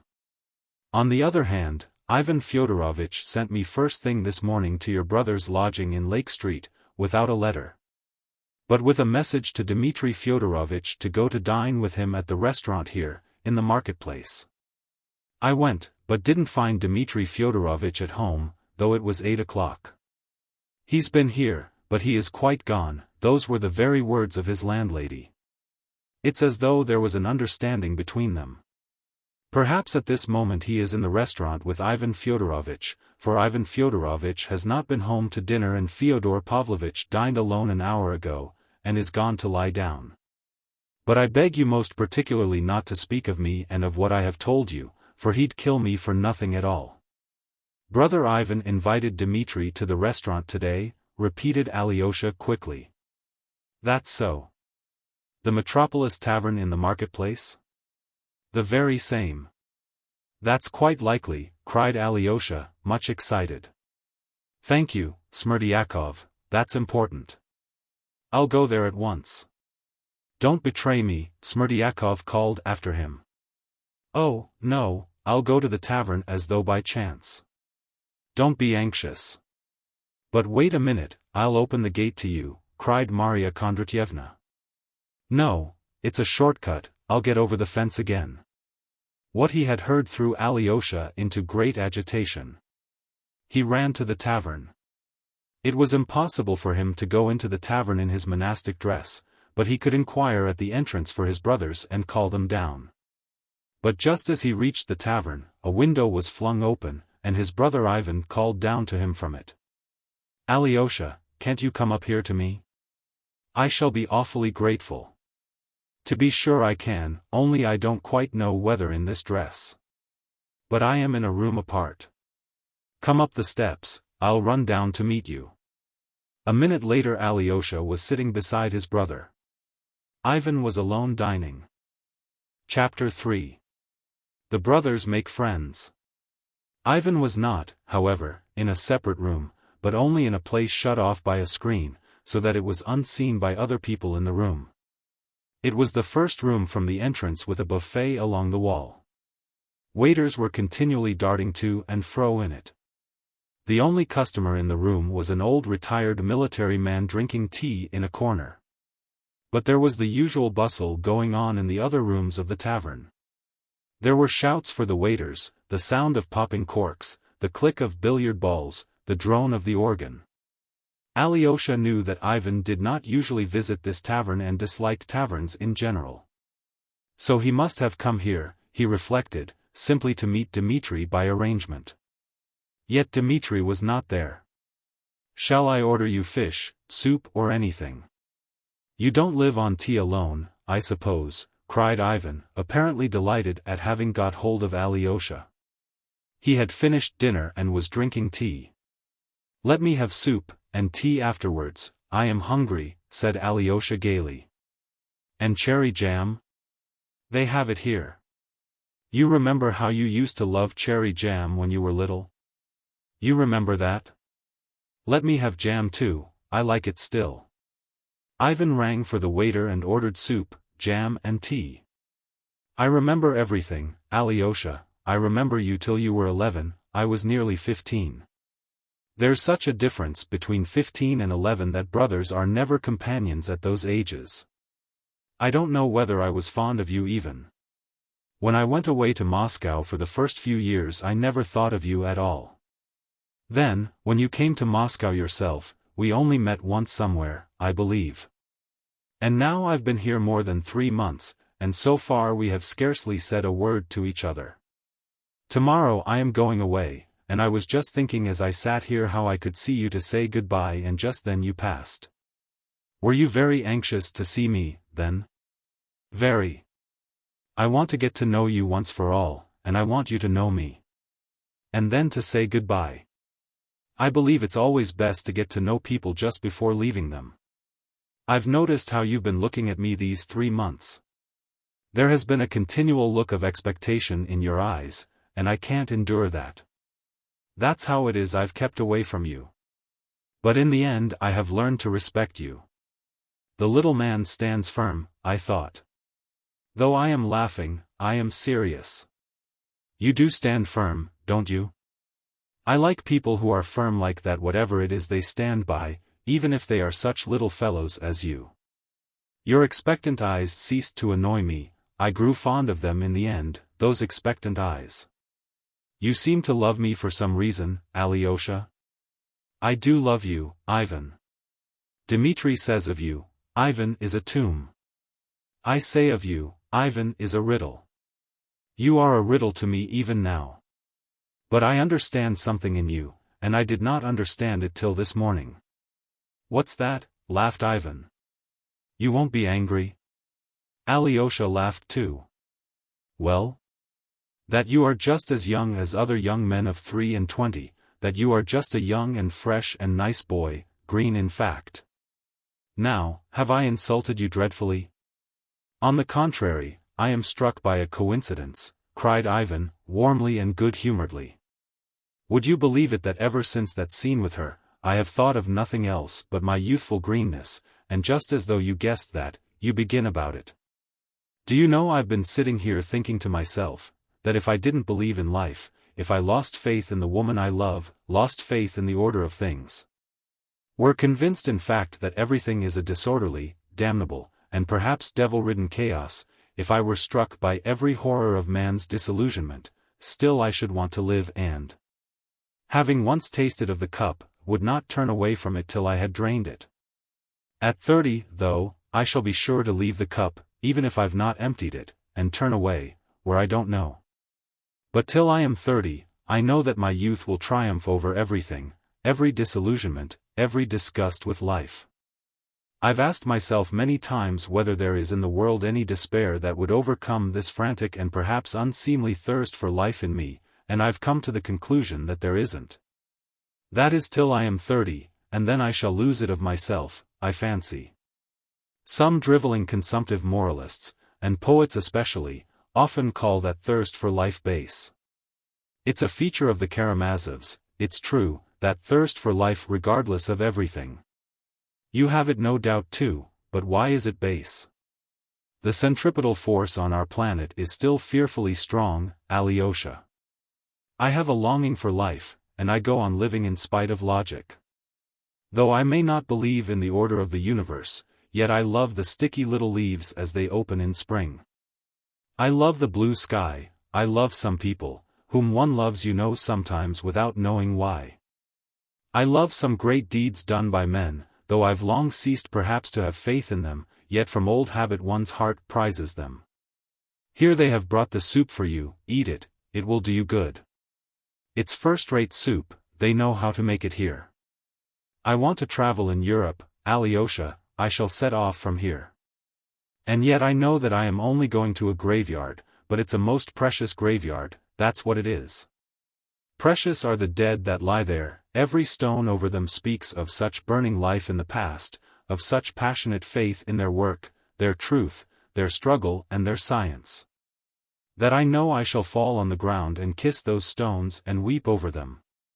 Though I'm convinced in my heart that it's long been nothing but a graveyard. And I shall not weep from despair, but simply because I shall be happy in my tears, I shall steep my soul in my emotion. I love the sticky leaves in spring, the blue sky, that's all it is. It's not a matter of intellect or logic, it's loving with one's inside, with one's stomach. One loves the first strength of one's youth. Do you understand anything of my tirade, Alyosha? Ivan laughed suddenly. I understand too well, Ivan. One longs to love with one's inside, with one's stomach. You said that so well, and I am awfully glad that you have such a longing for life, cried Alyosha. I think everyone should love life above everything in the world. Love life more than the meaning of it? Certainly, love it, regardless of logic as you say, it must be regardless of logic, and it's only then one will understand the meaning of it. I have thought so a long time. Half your work is done, Ivan, you love life. Now you've only to try to do the second half and you are saved. You are trying to save me, but perhaps I am not lost. And what does your second half mean? Why, one has to raise up your dead, who perhaps have not died after all. Come, let me have tea. I am so glad of our talk, Ivan. I see you are feeling inspired. I am awfully fond of such professions de foi from such novices. You are a steadfast person, Alexei. Is it true that you mean to leave the monastery? Yes, my elder sends me out into the world. We shall see each other then in the world. We shall meet before I am 30, when I shall begin to turn aside from the cup. Father doesn't want to turn aside from his cup till he is 70, he dreams of hanging on to 80 in fact, so he says. He means it only too seriously, though he is a buffoon. He stands on a firm rock, too, he stands on his sensuality, though after we are 30, indeed, there may be nothing else to stand on. But to hang on to 70 is nasty, better only to 30. One might retain a shadow of nobility by deceiving oneself. Have you seen Dmitri today? No, but I saw Smerdyakov, and Alyosha rapidly, though minutely, described his meeting with Smerdyakov. Ivan began listening anxiously and questioned him. But he begged me not to tell Dmitri that he had told me about him, added Alyosha. Ivan frowned and pondered. Are you frowning on Smerdyakov's account? Asked Alyosha. Yes, on his account. Damn him, I certainly did want to see Dmitri, but now there's no need, said Ivan reluctantly. But are you really going so soon, brother? Yes. What of Dmitri and father? How will it end? Asked Alyosha anxiously. You are always harping upon it. What have I to do with it? Am I my brother Dmitri's keeper? Ivan snapped irritably, but then he suddenly smiled bitterly.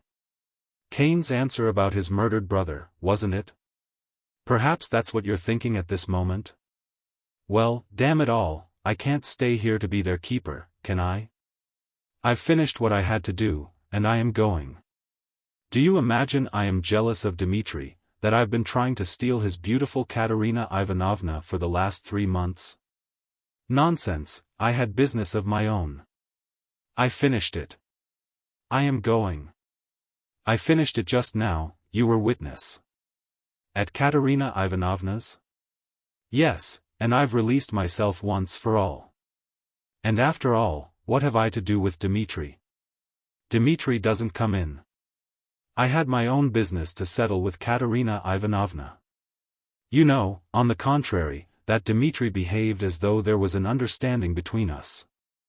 I didn't ask him to do it, but he solemnly handed her over to me and gave us his blessing. It's all too funny. Ah, Alyosha, if you only knew how light my heart is now.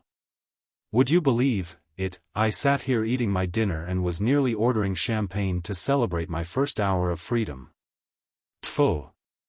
It's been going on nearly 6 months, and all at once I've thrown it off.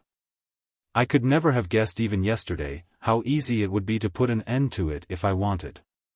You are speaking of your love, Ivan? Of my love, if you like. I fell in love with the young lady, I worried myself over her and she worried me. I sat watching over her, and all at once it's collapsed. I spoke this morning with inspiration, but I went away and roared with laughter. Would you believe it? Yes, it's the literal truth.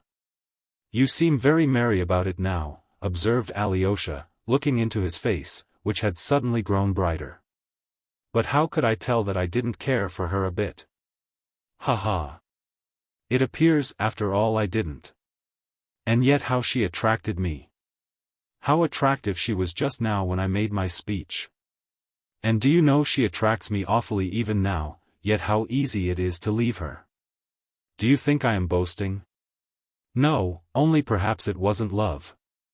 Alyosha, laughed Ivan, don't make reflections about love, it's unseemly for you.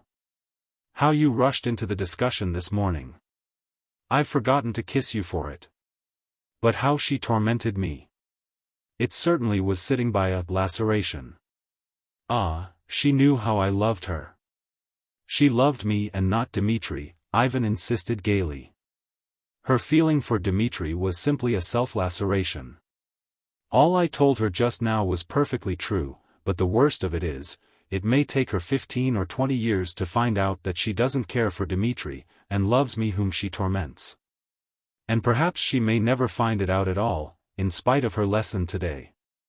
Well, it's better so, I can simply go away for good. By the way, how is she now? What happened after I departed? Alyosha told him she had been hysterical, and that she was now, he heard, unconscious and delirious. Isn't Madame Hohlakov laying it on? I think not. I must find out. Nobody dies of hysterics, though. They don't matter. God gave woman hysterics as a relief. I won't go to her at all. Why push myself forward again? But you told her that she had never cared for you. I did that on purpose. Alyosha, shall I call for some champagne? Let us drink to my freedom. Ah, if only you knew how glad I am. No, brother, we had better not drink, said Alyosha suddenly. Besides, I feel somehow depressed. Yes, you've been depressed a long time, I've noticed it. Have you settled to go tomorrow morning, then? Morning? I didn't say I should go in the morning. But perhaps it may be the morning. Would you believe it, I dined here today only to avoid dining with the old man, I loathe him so. I should have left long ago, so far as he is concerned. But why are you so worried about my going away? We've plenty of time before I go, an eternity. If you are going away tomorrow, what do you mean by an eternity? But what does it matter to us? Laughed Ivan. We've time enough for our talk, for what brought us here. Why do you look so surprised? Answer, why have we met here? To talk of my love for Katerina Ivanovna, of the old man and Dmitri? Of foreign travel? Of the fatal position of Russia? Of the Emperor Napoleon? Is that it? No. Then you know what for. It's different for other people, but we in our green youth have to settle the eternal questions first of all. That's what we care about. Young Russia is talking about nothing but the eternal questions now. Just when the old folks are all taken up with practical questions. Why have you been looking at me in expectation for the last 3 months? To ask me, what do you believe, or don't you believe at all? That's what your eyes have been meaning for these 3 months, haven't they? Perhaps so, smiled Alyosha. You are not laughing at me, now, Ivan? Me laughing? I don't want to wound my little brother who has been watching me with such expectation for 3 months. Alyosha, look straight at me. Of course I am just such a little boy as you are, only not a novice. And what have Russian boys been doing up till now, some of them, I mean? In this stinking tavern, for instance, here, they meet and sit down in a corner. They've never met in their lives before and, when they go out of the tavern, they won't meet again for 40 years. And what do they talk about in that momentary halt in the tavern? Of the eternal questions, of the existence of God and immortality. And those who do not believe in God talk of socialism or anarchism, of the transformation of all humanity on a new pattern, so that it all comes to the same. They're the same questions turned inside out. And masses of the most original Russian boys do nothing but talk of the eternal questions. Isn't it so? Yes, for real Russians the questions of God's existence and of immortality, or, as you say, the same questions turned inside out, come first and foremost, of course, and so they should. Said Alyosha, still watching his brother with the same gentle and inquiring smile. Well, Alyosha, it's sometimes very unwise to be a Russian at all, but anything stupider than the way Russian boys spend their time one can hardly imagine. But there's one Russian boy called Alyosha I am awfully fond of. How nicely you put that in. Alyosha laughed suddenly. Well, tell me where to begin, give your orders. The existence of God, eh? Begin where you like. You declared yesterday at father's that there was no God. Alyosha looked searchingly at his brother.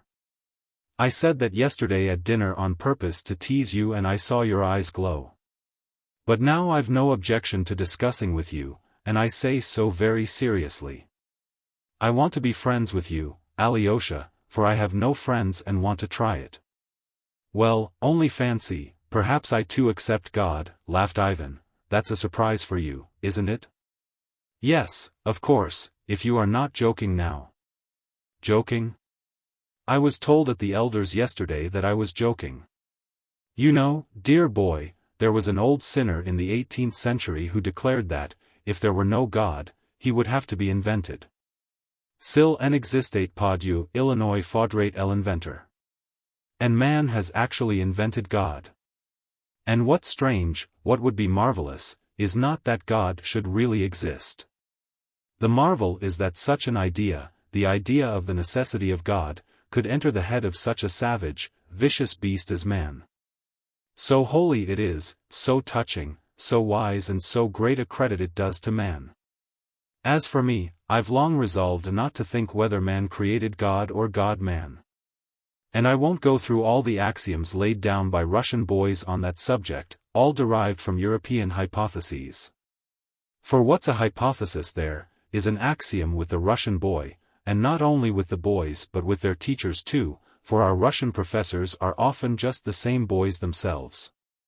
And so I omit all the hypotheses. For what are we aiming at now? I am trying to explain as quickly as possible my essential nature, that is what manner of man I am, what I believe in, and for what I hope, that's it, isn't it? And therefore I tell you that I accept God simply. But you must note this, if God exists and if he really did create the world, then, as we all know, he created it according to the geometry of Euclid and the human mind with the conception of only 3 dimensions in space.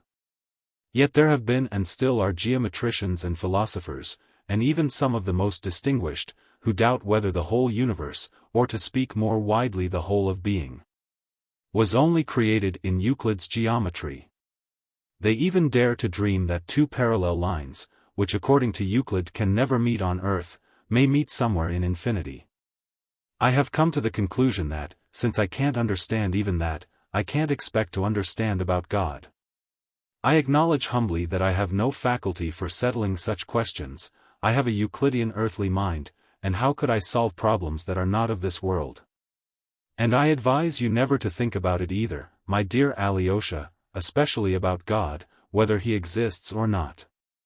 All such questions are utterly inappropriate for a mind created with an idea of only 3 dimensions.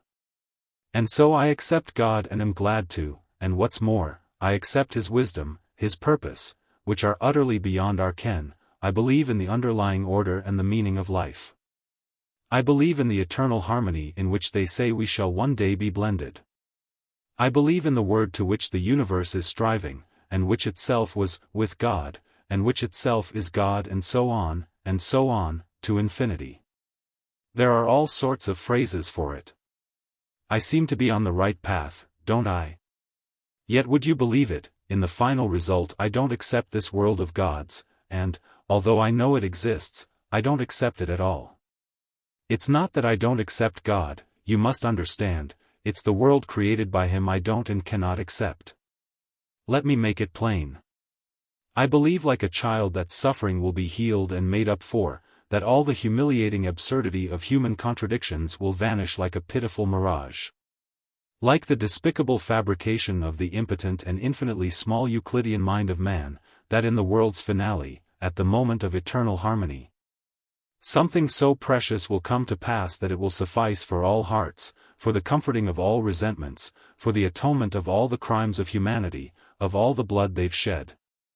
That it will make it not only possible to forgive but to justify all that has happened with men, but though all that may come to pass, I don't accept it. I won't accept it. Even if parallel lines do meet and I see it myself, I shall see it and say that they've met, but still I won't accept it.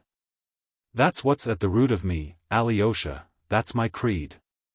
I am in earnest in what I say. I began our talk as stupidly as I could on purpose, but I've led up to my confession, for that's all you want. You didn't want to hear about God, but only to know what the brother you love lives by. And so I've told you." Ivan concluded his long tirade with marked and unexpected feeling. "And why did you begin as stupidly as you could?" asked Alyosha, looking dreamily at him. "To begin with, for the sake of being Russian. Russian conversations on such subjects are always carried on inconceivably stupidly. And secondly, the stupider one is, the closer one is to reality. The stupider one is, the clearer one is. Stupidity is brief and artless, while intelligence wriggles and hides itself. Intelligence is a knave, but stupidity is honest and straightforward. I've led the conversation to my despair, and the more stupidly I have presented it, the better for me." "You will explain why you don't accept the world," said Alyosha. "To be sure I will, it's not a secret, that's what I've been leading up to. Dear little brother, I don't want to corrupt you or to turn you from your stronghold, perhaps I want to be healed by you." Ivan smiled suddenly quite like a little gentle child. Alyosha had never seen such a smile on his face before. Chapter 4. Rebellion.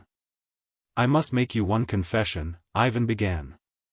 "I could never understand how one can love one's neighbors.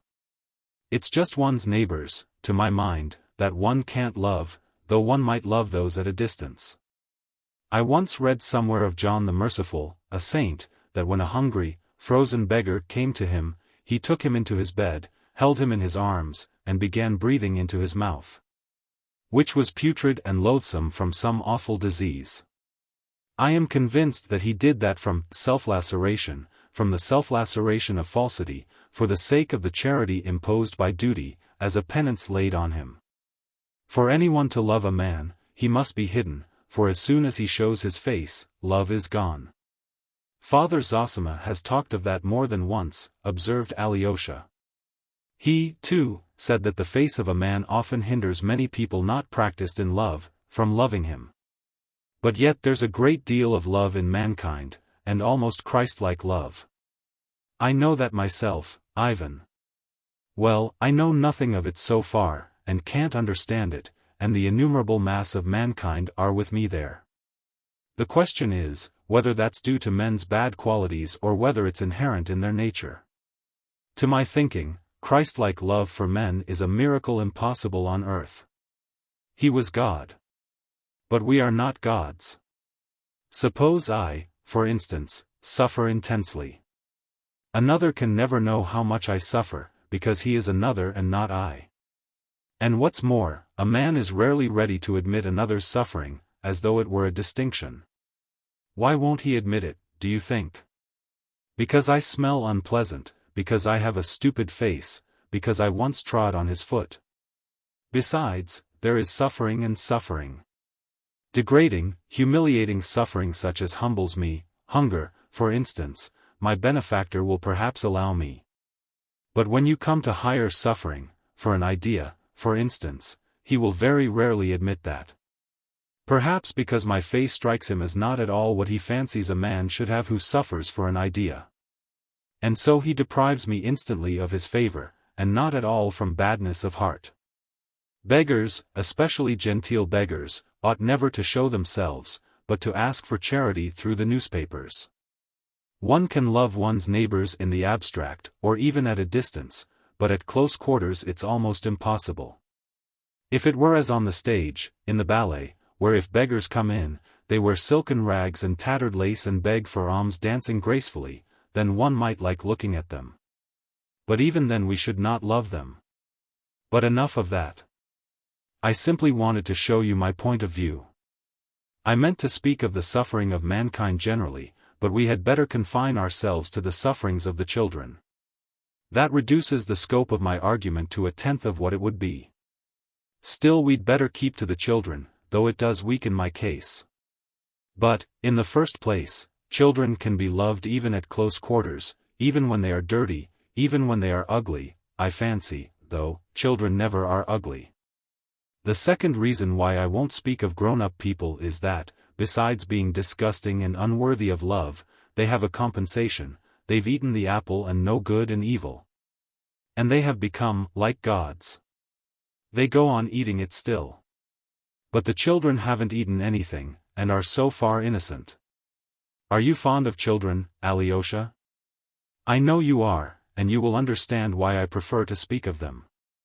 If they, too, suffer horribly on earth, they must suffer for their father's sins, they must be punished for their fathers, who have eaten the apple. But that reasoning is of the other world and is incomprehensible for the heart of man here on earth. The innocent must not suffer for another's sins, and especially such innocence. You may be surprised at me, Alyosha, but I am awfully fond of children, too. And observe, cruel people, the violent, the rapacious, the Karamazovs are sometimes very fond of children. Children while they are quite little, up to 7, for instance, are so remote from grown-up people, they are different creatures, as it were, of a different species. I knew a criminal in prison who had, in the course of his career as a burglar, murdered whole families, including several children. But when he was in prison, he had a strange affection for them. He spent all his time at his window, watching the children playing in the prison yard. He trained one little boy to come up to his window and made great friends with him. You don't know why I am telling you all this, Alyosha? My head aches and I am sad. You speak with a strange air, observed Alyosha uneasily, as though you were not quite yourself. By the way, a Bulgarian I met lately in Moscow, Ivan went on, seeming not to hear his brother's words, told me about the crimes committed by Turks and Circassians in all parts of Bulgaria through fear of a general rising of the Slavs. They burn villages, murder, outrage women and children, they nail their prisoners by the ears to the fences, leave them so till morning. And in the morning they hang them, all sorts of things you can't imagine. People talk sometimes of bestial cruelty, but that's a great injustice and insult to the beasts. A beast can never be so cruel as a man, so artistically cruel. The tiger only tears and gnaws, that's all he can do. He would never think of nailing people by the ears, even if he were able to do it. These Turks took a pleasure in torturing children, too. Cutting the unborn child from the mother's womb, and tossing babies up in the air and catching them on the points of their bayonets before their mother's eyes. Doing it before the mother's eyes was what gave zest to the amusement. Here is another scene that I thought very interesting. Imagine a trembling mother with her baby in her arms, a circle of invading Turks around her. They've planned a diversion, they pet the baby, laugh to make it laugh. They succeed, the baby laughs. At that moment a Turk points a pistol 4 inches from the baby's face. The baby laughs with glee, holds out its little hands to the pistol, and he pulls the trigger in the baby's face and blows out its brains. Artistic, wasn't it? By the way, Turks are particularly fond of sweet things, they say. Brother, what are you driving at? Asked Alyosha. I think if the devil doesn't exist, but man has created him, he has created him in his own image and likeness. Just as he did God, then, observed Alyosha. It's wonderful how you can turn words, as Polonius says in Hamlet, laughed Ivan. You turn my words against me. Well, I am glad. Yours must be a fine God, if man created him in his image and likeness. You asked just now what I was driving at. You see, I am fond of collecting certain facts, and, would you believe, I even copy anecdotes of a certain sort from newspapers and books, and I've already got a fine collection. The Turks, of course, have gone into it, but they are foreigners. I have specimens from home that are even better than the Turks. You know we prefer beating, rods and scourges, that's our national institution. Nailing ears is unthinkable for us, for we are, after all, Europeans. But the rod and the scourge we have always with us and they cannot be taken from us. Abroad now they scarcely do any beating. Manners are more humane, or laws have been passed, so that they don't dare to flog men now. But they make up for it in another way just as national as ours. And so national that it would be practically impossible among us, though I believe we are being inoculated with it, since the religious movement began in our aristocracy. I have a charming pamphlet, translated from the French, describing how, quite recently, 5 years ago, a murderer, Richard, was executed, a young man, I believe, of 23, who repented and was converted to the Christian faith at the very scaffold. This Richard was an illegitimate child who was given as a child of 6 by his parents to some shepherds on the Swiss mountains. They brought him up to work for them. He grew up like a little wild beast among them. The shepherds taught him nothing, and scarcely fed or clothed him, but sent him out at 7 to herd the flock in cold and wet, and no one hesitated or scrupled to treat him so. Quite the contrary, they thought they had every right, for Richard had been given to them as a chattel, and they did not even see the necessity of feeding him. Richard himself describes how in those years, like the prodigal son in the Gospel, he longed to eat of the mash given to the pigs, which were fattened for sale. But they wouldn't even give him that, and beat him when he stole from the pigs. And that was how he spent all his childhood and his youth, till he grew up and was strong enough to go away and be a thief. The savage began to earn his living as a day laborer in Geneva. He drank what he earned, he lived like a brute, and finished by killing and robbing an old man. He was caught, tried, and condemned to death. They are not sentimentalists there. And in prison he was immediately surrounded by pastors, members of Christian brotherhoods, philanthropic ladies, and the like. They taught him to read and write in prison, and expounded the gospel to him. They exhorted him, worked upon him, drummed at him incessantly, till at last he solemnly confessed his crime. He was converted. He wrote to the court himself that he was a monster, but that in the end God had vouchsafed him light and shown grace.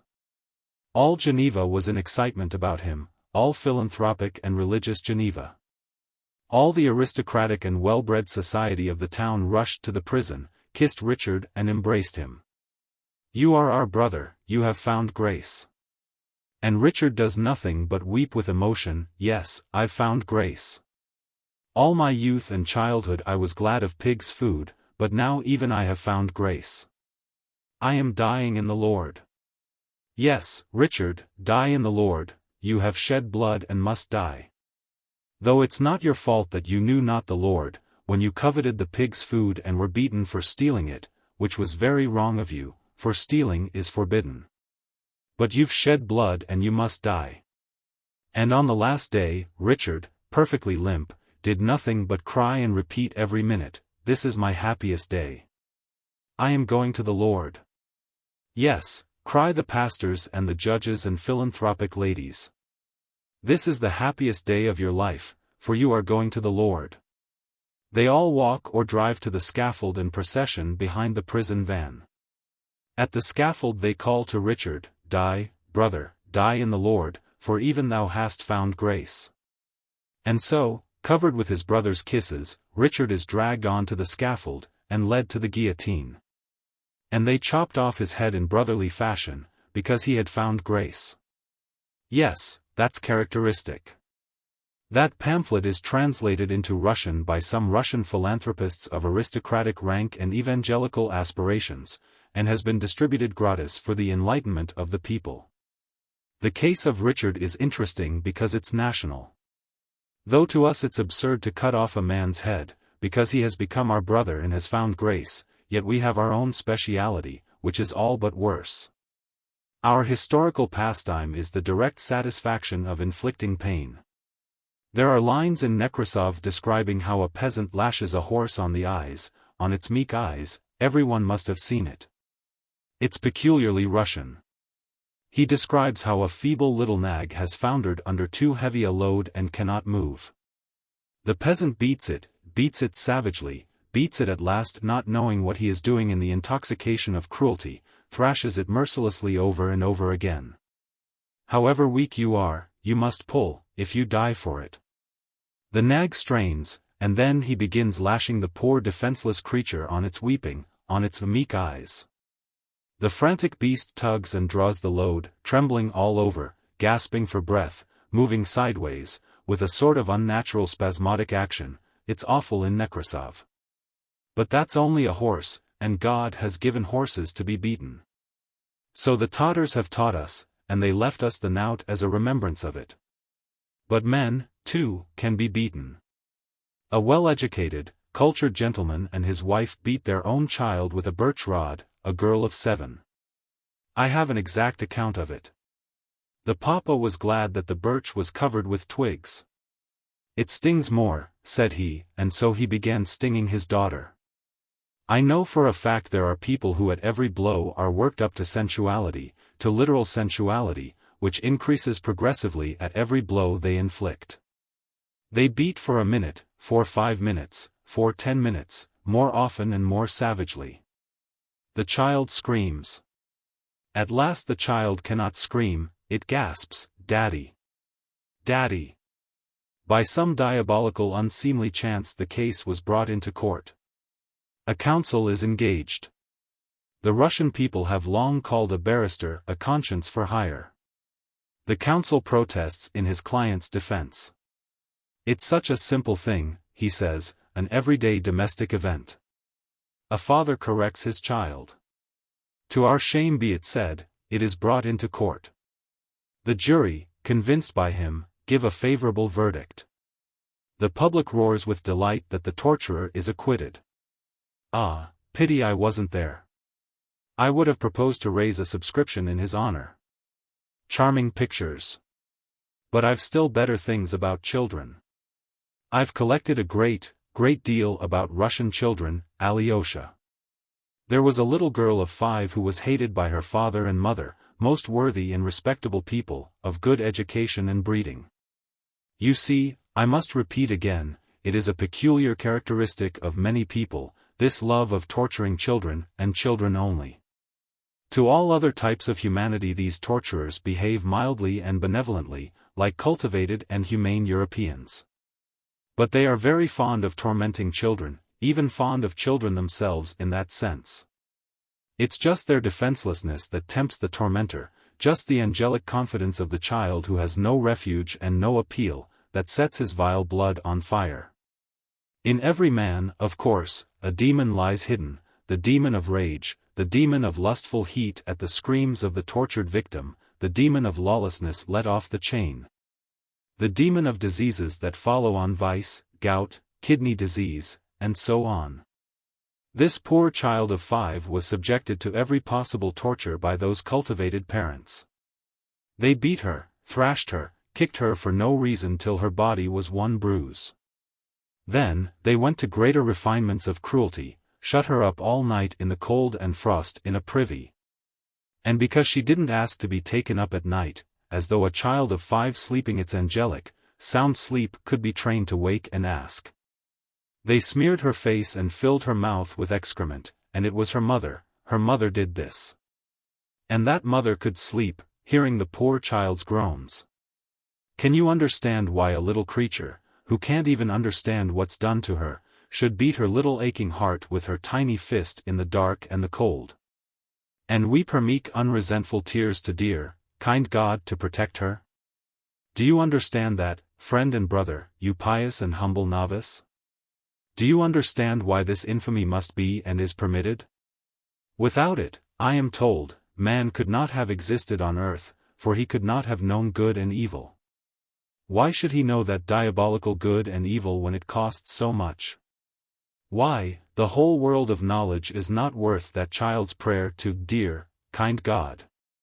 I say nothing of the sufferings of grown-up people, they have eaten the apple, damn them, and the devil take them all. But these little ones. I am making you suffer, Alyosha, you are not yourself. I'll leave off if you like. Never mind. I want to suffer too, muttered Alyosha. One picture, only one more, because it's so curious, so characteristic, and I have only just read it in some collection of Russian antiquities. I've forgotten the name. I must look it up. It was in the darkest days of serfdom at the beginning of the century, and long live the liberator of the people.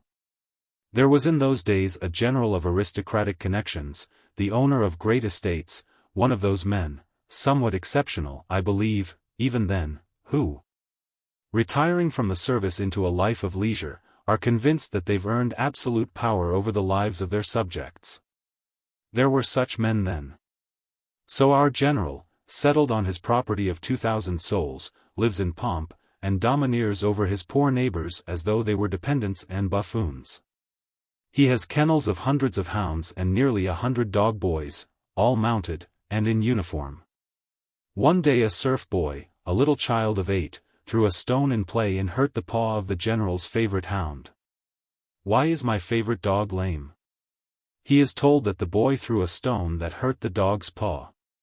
So you did it. The general looked the child up and down. Take him. He was taken from his mother and kept shut up all night. Early that morning the general comes out on horseback, with the hounds, his dependents, dog boys, and huntsmen, all mounted around him in full hunting parade. The servants are summoned for their edification, and in front of them all stands the mother of the child. The child is brought from the lockup. It's a gloomy, cold, foggy autumn day, a capital day for hunting. The general orders the child to be undressed. The child is stripped naked. He shivers, numb with terror, not daring to cry. Make him run, commands the general. Run! Run, shout the dog boys. The boy runs. At him, yells the general, and he sets the whole pack of hounds on the child. The hounds catch him, and tear him to pieces before his mother's eyes. I believe the general was afterwards declared incapable of administering his estates. Well, what did he deserve? To be shot? To be shot for the satisfaction of our moral feelings? Speak, Alyosha. To be shot, murmured Alyosha, lifting his eyes to Ivan with a pale, twisted smile. Bravo, cried Ivan, delighted. If even you say so. You're a pretty monk. So there is a little devil sitting in your heart, Alyosha Karamazov. What I said was absurd, but... That's just the point, but, cried Ivan.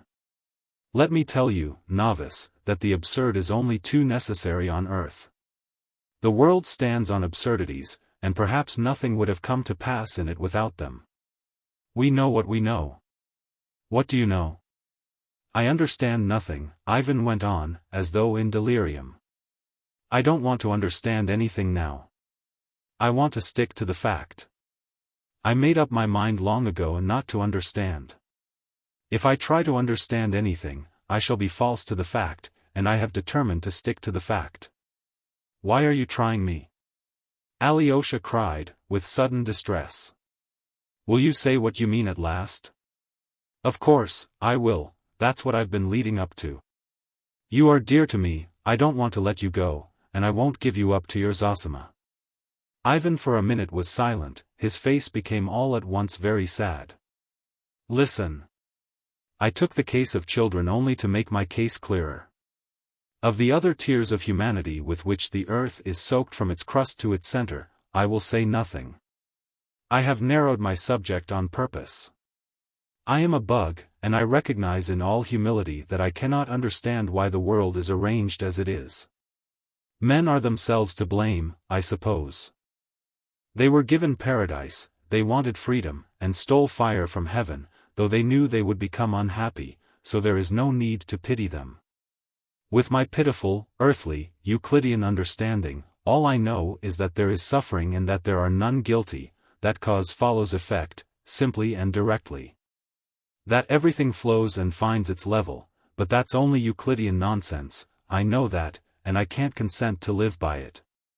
What comfort is it to me that there are none guilty and that cause follows effect simply and directly, and that I know it? I must have justice, or I will destroy myself.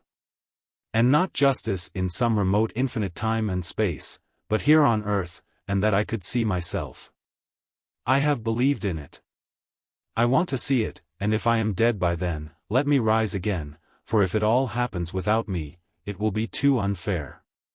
Surely I haven't suffered, simply that I, my crimes and my sufferings, may manure the soil of the future harmony for somebody else. I want to see with my own eyes the hind lie down with the lion and the victim rise up and embrace his murderer. I want to be there when everyone suddenly understands what it has all been for. All the religions of the world are built on this longing, and I am a believer. But then there are the children, and what am I to do about them? That's a question I can't answer. For the 100th time I repeat, there are numbers of questions, but I've only taken the children, because in their case what I mean is so unanswerably clear. Listen. If all must suffer to pay for the eternal harmony, what have children to do with it, tell me, please? It's beyond all comprehension why they should suffer, and why they should pay for the harmony. Why should they, too, furnish material to enrich the soil for the harmony of the future? I understand solidarity in sin among men. I understand solidarity in retribution, too. But there can be no such solidarity with children. And if it is really true that they must share responsibility for all their father's crimes, such a truth is not of this world and is beyond my comprehension. Some jester will say, perhaps, that the child would have grown up and have sinned, but you see he didn't grow up, he was torn to pieces by the dogs, at 8 years old. Oh, Alyosha, I am not blaspheming. I understand, of course, what an upheaval of the universe it will be. When everything in heaven and earth blends in one hymn of praise and everything that lives and has lived cries aloud, Thou art just, O Lord, for thy ways are revealed. When the mother embraces the fiend who threw her child to the dogs, and all three cry aloud with tears, Thou art just, O Lord. Then, of course, the crown of knowledge will be reached and all will be made clear. But what pulls me up here is that I can't accept that harmony. And while I am on earth, I make haste to take my own measures. You see, Alyosha, perhaps it really may happen that if I live to that moment, or rise again to see it, I, too, perhaps, may cry aloud with the rest. Looking at the mother embracing the child's torturer, Thou art just, O Lord. But I don't want to cry aloud then. While there is still time, I hasten to protect myself, and so I renounce the higher harmony altogether. It's not worth the tears of that one tortured child who beat itself on the breast with its little fist and prayed in its stinking outhouse, with its unexpiated tears to dear, kind God. It's not worth it, because those tears are unatoned for. They must be atoned for, or there can be no harmony. But how? How are you going to atone for them? Is it possible? By their being avenged? But what do I care for avenging them? What do I care for a hell for oppressors? What good can hell do, since those children have already been tortured? And what becomes of harmony, if there is hell? I want to forgive. I want to embrace. I don't want more suffering.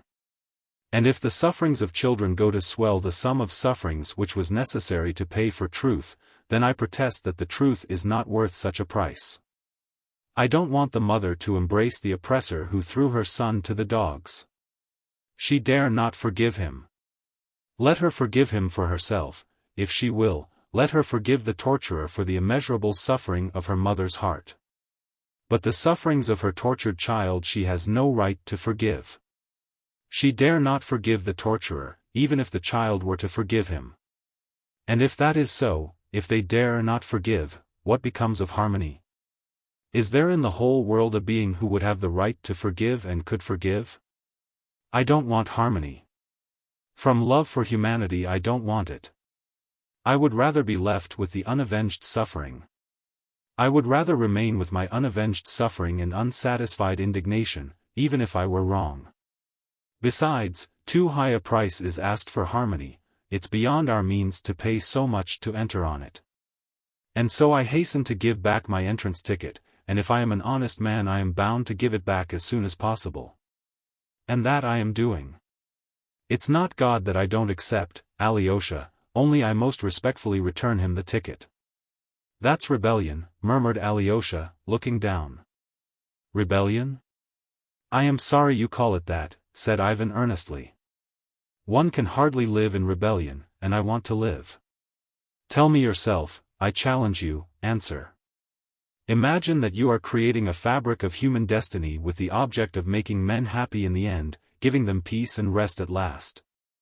But that it was essential and inevitable to torture to death only one tiny creature, that baby beating its breast with its fist, for instance, and to found that edifice on its unavenged tears. Would you consent to be the architect on those conditions? Tell me, and tell the truth. No, I wouldn't consent, said Alyosha softly. And can you admit the idea that men for whom you are building it would agree to accept their happiness on the foundation of the unexpiated blood of a little victim? And accepting it would remain happy forever? No, I can't admit it. Brother, said Alyosha suddenly, with flashing eyes, you said just now, is there a being in the whole world who would have the right to forgive and could forgive? But there is a being and he can forgive everything, all and for all, because he gave his innocent blood for all and everything. You have forgotten him, and on him is built the edifice, and it is to him they cry aloud, Thou art just, O Lord, for thy ways are revealed. Ah! The one without sin and his blood. No, I have not forgotten him, on the contrary I've been wondering all the time how it was you did not bring him in before, for usually all arguments on your side put him in the foreground. Do you know, Alyosha, don't laugh. I made a poem about a year ago. If you can waste another 10 minutes on me, I'll tell it to you. You wrote a poem? Oh, no, I didn't write it, laughed Ivan, and I've never written 2 lines of poetry in my life. But I made up this poem in prose and I remembered it. I was carried away when I made it up. You will be my first reader, that is listener. Why should an author forego even one listener, smiled Ivan. Shall I tell it to you? I am all attention, said Alyosha. My poem is called The Grand Inquisitor, it's a ridiculous thing, but I want to tell it to you.